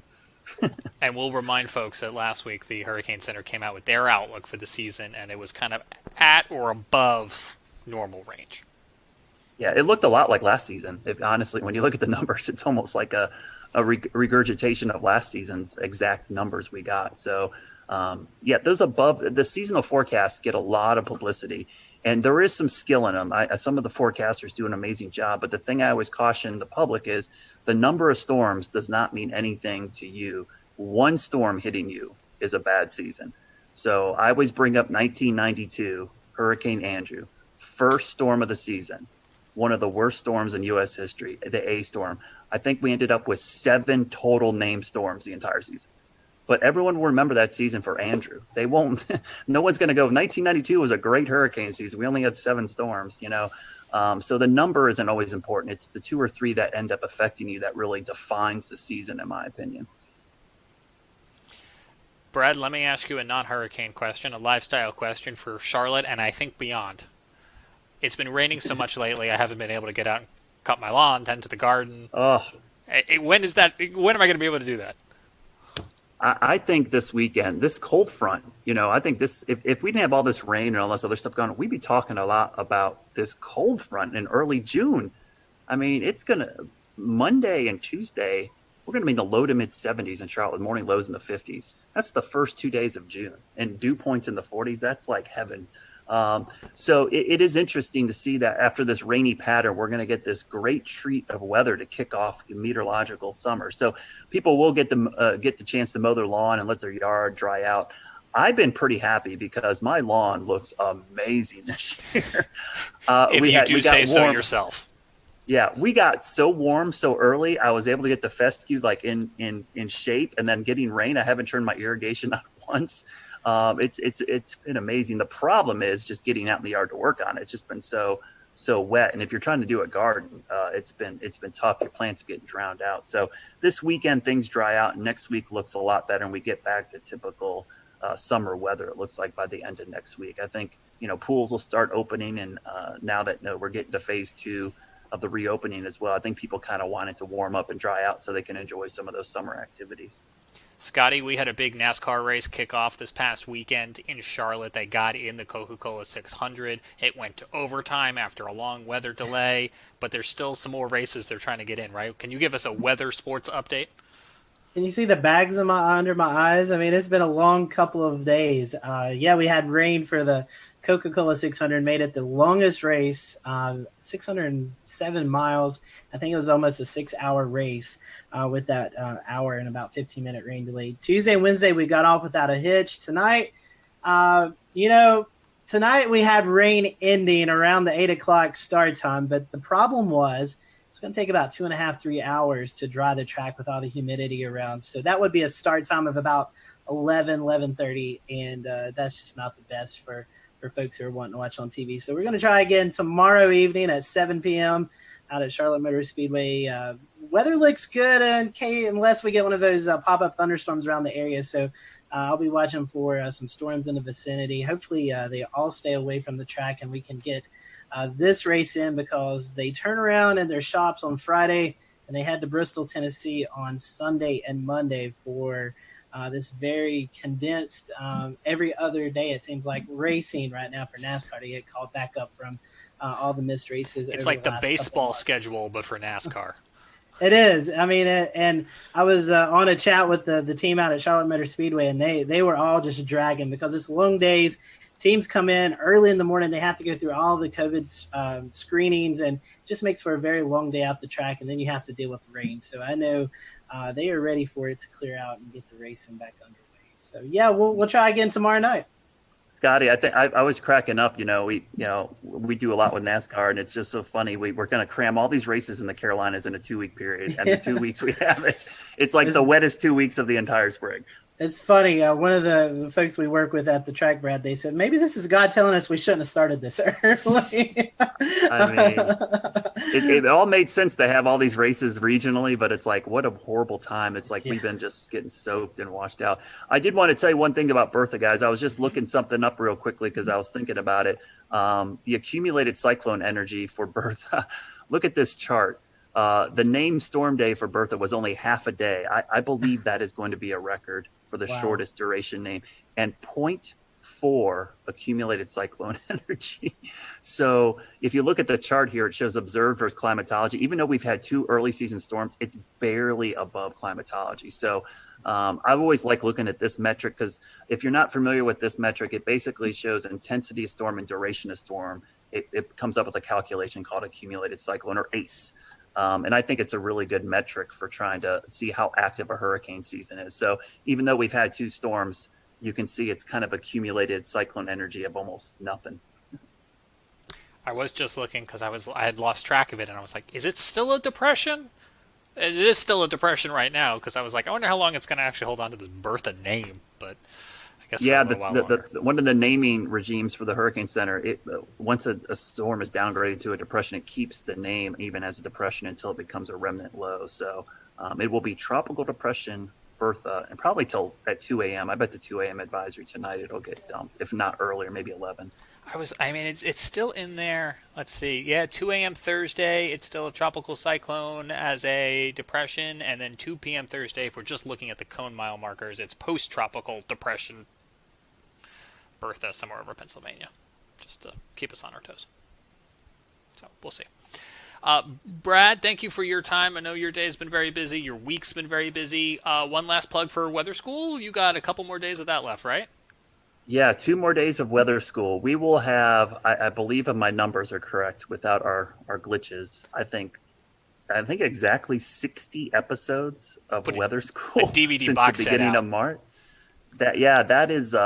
That's pretty impressive that we've been able to do that every single day at 1 o'clock. We've done a weather segment online live and on YouTube. So 2 more days of the school year. I will be happy. I love doing them, but I'll be honest with you, it's made for some long days.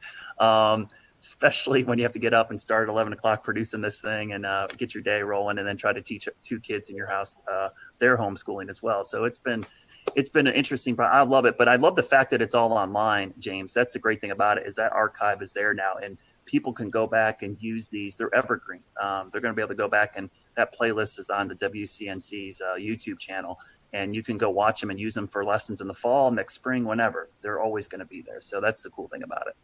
Absolutely do want to acknowledge you guys have been working real hard on those. You've been doing some long days because you've still got television due until 11:35 at night. But yeah, WCNC.com/weather school will take you over to that playlist, and they'll live there forever. And so a lot of hard work, and now you've got this great archive that folks can utilize at any point. We'll let folks know that, as always, you can check out the Carolina Weather Group podcast, the audio version of the podcast, on Spotify or on Apple Podcasts. If you're on Apple Podcasts, we'd love for you to leave us a rating and a review. It certainly does help. You can always watch the show live when we do these roundtable discussions by joining into the conversation on YouTube, Facebook, Periscope, Twitch, and as I mentioned earlier, we're experimenting with a new nonstop channel called the Carolina Weather Net on YouTube, so you may see episodes just like this one repeating at a future time in a wheel. We will be back on all of our streaming platforms this weekend for the launch of SpaceX Demo 2, and we leave you tonight with some sound from astronaut Christina Cook. She spent almost a year aboard that International Space Station starting in 2019, and she is a graduate of NC State, and she had this to say about the mission, and she spoke earlier today with NASA TV. Thank you, Marina. I now have the distinct pleasure of being joined by one of NASA's record-setting astronauts and a recent resident aboard the International Space Station, Christina Cook. Christina, thanks for joining us. Great to be with you, Dan. Christina, we're coming up on 20 years of continuous human presence on the space station, and you were one of those humans. What's it like to see a new milestone like this launch unfold after so much history already? So much history indeed. It is really just such a testament to NASA. Not only are we pushing the boundaries of knowledge and discovery and exploration, but we're pushing the boundaries on how we accomplish that mission. We're bringing in commercial partners. We're fostering a space economy. So we're making sure that we're always pushing forward, always taking that next step. I think it's such a privilege to be part of an organization that recognizes if we're not actually making steps and innovating every single time we do this, then we're not truly answering humanity's call to explore and to push those boundaries. Christina, I know Bob and Doug are veterans themselves, but what advice do you have for Bob and Doug, given your experience as a long-duration station crew member? Well, being able to live on board the International Space Station and work there is just such a privilege. You know, you're a steward of this amazing laboratory that's bringing so many benefits down to Earth and also learning how we can push farther into the universe. So it is quite an honor, and I think that's the main thing about how it feels to be up there for a long duration. You know, in terms of advice, Bob and Doug have been great mentors for me. They've given me advice for so many years. It's strange to be the one who could be in a position to offer them anything. But I would say that as, you know, shuttle flyers, they used to participate in missions that were really, really intense, go, go, go all the time. Long duration space flight is more of a marathon than a sprint. So I would tell them to take that moment, enjoy it, and, you know, really welcome the opportunity to have part of your mission be taking it all in and sharing that with the people that got you there. Thanks again, Christina. Always a pleasure to hear from you, and fantastic words. Thank you for sharing. Thank you. My pleasure.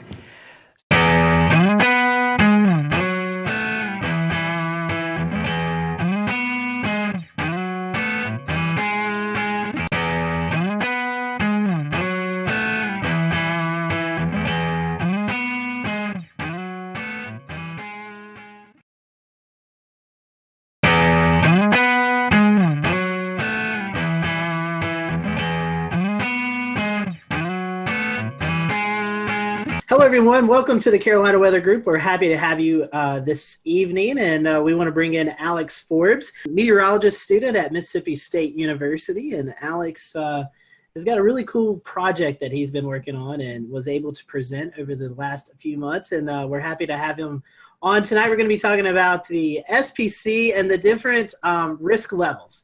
You know, sometimes you hear us talk about marginal, slight, moderate, all that good stuff. Well, Alex was able to interview you all with some assistance from some meteorologists and kind of get a better understanding of when we mention these things, what do you actually learn from it? So tonight we're going to be talking about that and some of his findings. We'll let Alex promote his social media towards the end of the show. So if you do have any questions that you'd like to tweet towards him, you can send them his way, and he can maybe help you out a little bit more with some of his research. So Evan, I know you and I, we're excited to talk about this. We saw this project a couple of weeks ago presented, and we're ecstatic to have Alex on with us tonight. So Alex, before we kind of get into the meat of the subject, first time guest with us. So we want to thank you for that. And we always ask the first time guest question. How did you decide this is what you want to do? How did you catch the weather bug?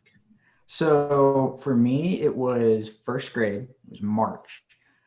There was a line of severe storms that came through Metro Atlanta, and I still don't know to this day whether or not it was a tornado or straight line winds. We were never surveyed, so I don't know. But a tree fell on the corner of my house, right over there. And it fell on the house and it fell on the ground, woke me up at 4 a.m. And that was what planted the seed. But I didn't really start to get into weather and meteorology until about 4th or 5th grade. And it just evolved over time. It started off with, or it continued with me doing the weather for the elementary news. And then, in middle school and high school and so forth, it just kept building and building and building. And lo and behold, I'm a senior now at Mississippi State. So something worked out. So in Georgia, I know Georgia has a meteorology program. What made you decide to go to Mississippi State? Yeah, so I want to do TV. Georgia has a fantastic geography program of which meteorology is a part of. They just recently added the meteorology degree, but Mississippi State is known for broadcasting, and that makes a difference. Plus, it's not exactly far from me. Mississippi State's or Starkville is about 4.5 hours. It's close enough, and their scholarships they offer for out-of-state students is fantastic. So it really became a no-brainer. As a Florida Gator fan, I'd much rather cheer for Mississippi State than the Georgia Bulldogs. I know James won't be happy about that. But. Well, it's a matter of fact. So that's right. That's right. Well, let's before we get in trouble, let's talk about what you've done some research on. The Storm Prediction Center, Alex. We see these outlooks posted, especially in the spring and summertime, thunderstorm outlooks with severe weather. So you decided to kind of dig into it and kind of ask the public what they think of these words that we tossed out. But before we kind of get into your research, let's briefly go into each category. I know you had to do some research about those categories and basically kind of what kind of weather we see with those. Can you talk to us a little bit about those categories and what they mean, and maybe then we can lead into some of your research. Yeah, so the Storm Prediction Center issues convective outlooks. You might know them as the avocado maps. Typically, it's a green region with a yellow region inside of that, with an orange region inside of that.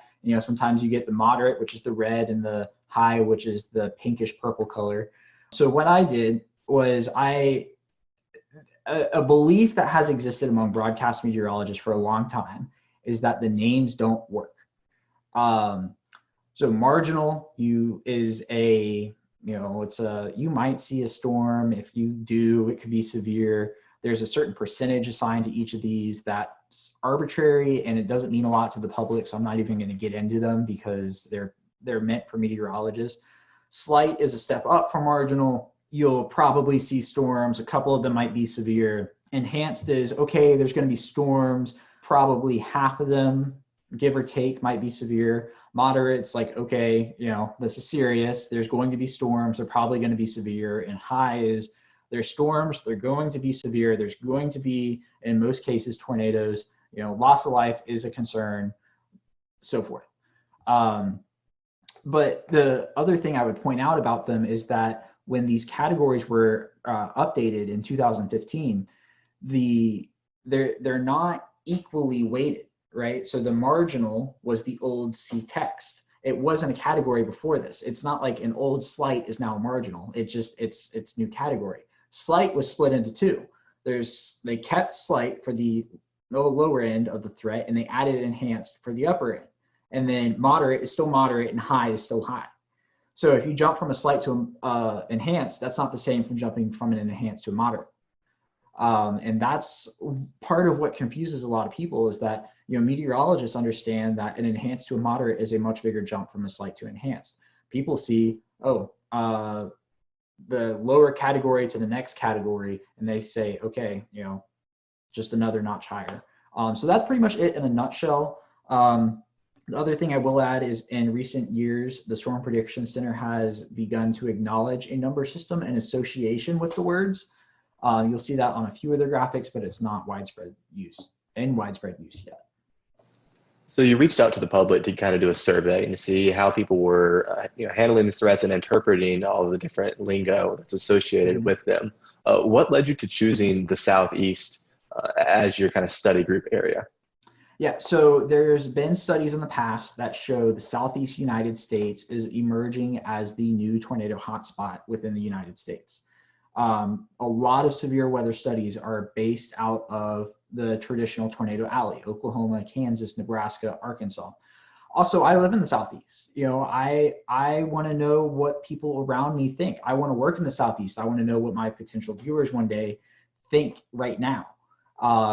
I think there's a tremendous value added about knowing that the data is from a specific region, so such that, you know, I am not conflating people's understanding of the outlook terminology in Georgia versus New York, because we get convective outlooks almost every day in the spring and summer. In New York, they get them 5-10 times a year, maybe. That's, you know, an estimate. I don't know for sure.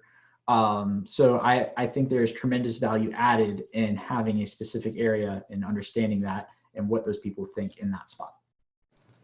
So what'd you find? I know that's kind of a big question with a big answer, but tell us about it. 4,000 responses culminated into this. And the headline is that what meteorologists, the hierarchy of the words that the Storm Prediction Center uses, that the meteorologists understand, is not understood by the public. Now, I will throw this caveat in there, in that the convective outlooks technically are not designed for the public. They never were, they still aren't. They are designed for meteorologists to take and then interpret and relate to the public. But that does not negate the fact that they are used on TV channels, social media, everything that the public sees almost in terms of weather on a regular basis. So what the biggest thing is that the current hierarchy, the marginal, slight, enhanced, moderate, high, is what the SPC uses, and what the public perceives as the hierarchy of those words with no context is slight as the first level, marginal, which is the second, moderate, the third, enhanced, which is the fourth, and the fifth being high. So the high is the only category that translates from one to the other. So it's a problem. I mean, the results even surprised me to an extent. I expected the moderate and enhanced flip, but I did not expect the slight and marginal flip. It's something that needs to be taken into account, because whether we like it or not, the public has become the primary consumers of the convective outlooks. And if there's a disparity in what people believe, especially when, you know, it's conveying life-threatening information, perhaps days in advance, you know, it matters. So that's the SPC part in a nutshell. There were some other pieces of the puzzle that was good news. Over 95% of people correctly identified alerts like a tornado watch, tornado warning, severe thunderstorm watch, severe thunderstorm warning. 82% either agreed or strongly agreed that a severe thunderstorm, the term severe thunderstorm, means that the storm is capable of causing as much damage as a tornado. So, you know, something's getting through to these people with those terms. So that just brings up another conclusion that I had, that people should use the term severe thunderstorm, you know, warning watch, as opposed to thunderstorm warning or watch, which I see on occasion. It's not widespread use, but I just thought I'd throw that in there. And, you know, how people receive alerts was also measured in this. Close to 70% of people received an alert through their mobile weather app. So, I mean, That is more than 2/3 of the respondents to this survey who, keep in mind, are weather savvy because they most likely found this on a social media channel through a meteorologist. But still, we are at 70% of people now. Now, I will include that I did not specify the wireless emergency alerts as a different option because I don't think people know the difference. But still, 70% of people are dependent on their phones for an alert, and that's where they receive it first. And when an alert is issued, 61.8% of people say they turn to local television, which is a meaningful number. So if somebody's getting a tornado warning on their phone, they're turning on the TV to whatever meteorologist they follow and trust for information. So that's an interesting point because social media, especially weather Twitter, we're all involved in weather Twitter. We're like, we get our weather information from Twitter a lot of the times. Yes. But the vast majority of the general people out there in the Southeast aren't on weather Twitter. They're not like us. They aren't going to see your tornado warning post or, whatever post you're doing. So it's interesting that, TV really still is the primary mode for those people to get those warnings. Yeah. And the other interesting thing about TV is that even among 18 to 24-year-olds, 51% of the respondents of that age group said they still turn to local television, which is huge. Wow. Because, I honestly expected that number to be low, but not for the same reason I think that a lot of other people think. It's that, people have this mantra of people our age aren't going to watch TV. And I don't know that to be the case because I think even now with millennials, it's not that we are never going to watch TV. It's that we aren't going to watch local news until it matters to us. And in most cases, that's not until you're in a established routine with a family, living in the suburbs, something along those lines. And I think the groundwork is there for local TV to prosper, actually, within, as our age group becomes older, if 51% of people now are already turning to local television whenever they receive an alert like this. And off of that, Alex, with local television, most of the time they are breaking in, but they're also simulcasting per se on a Facebook Live or on a Periscope or something like that. So,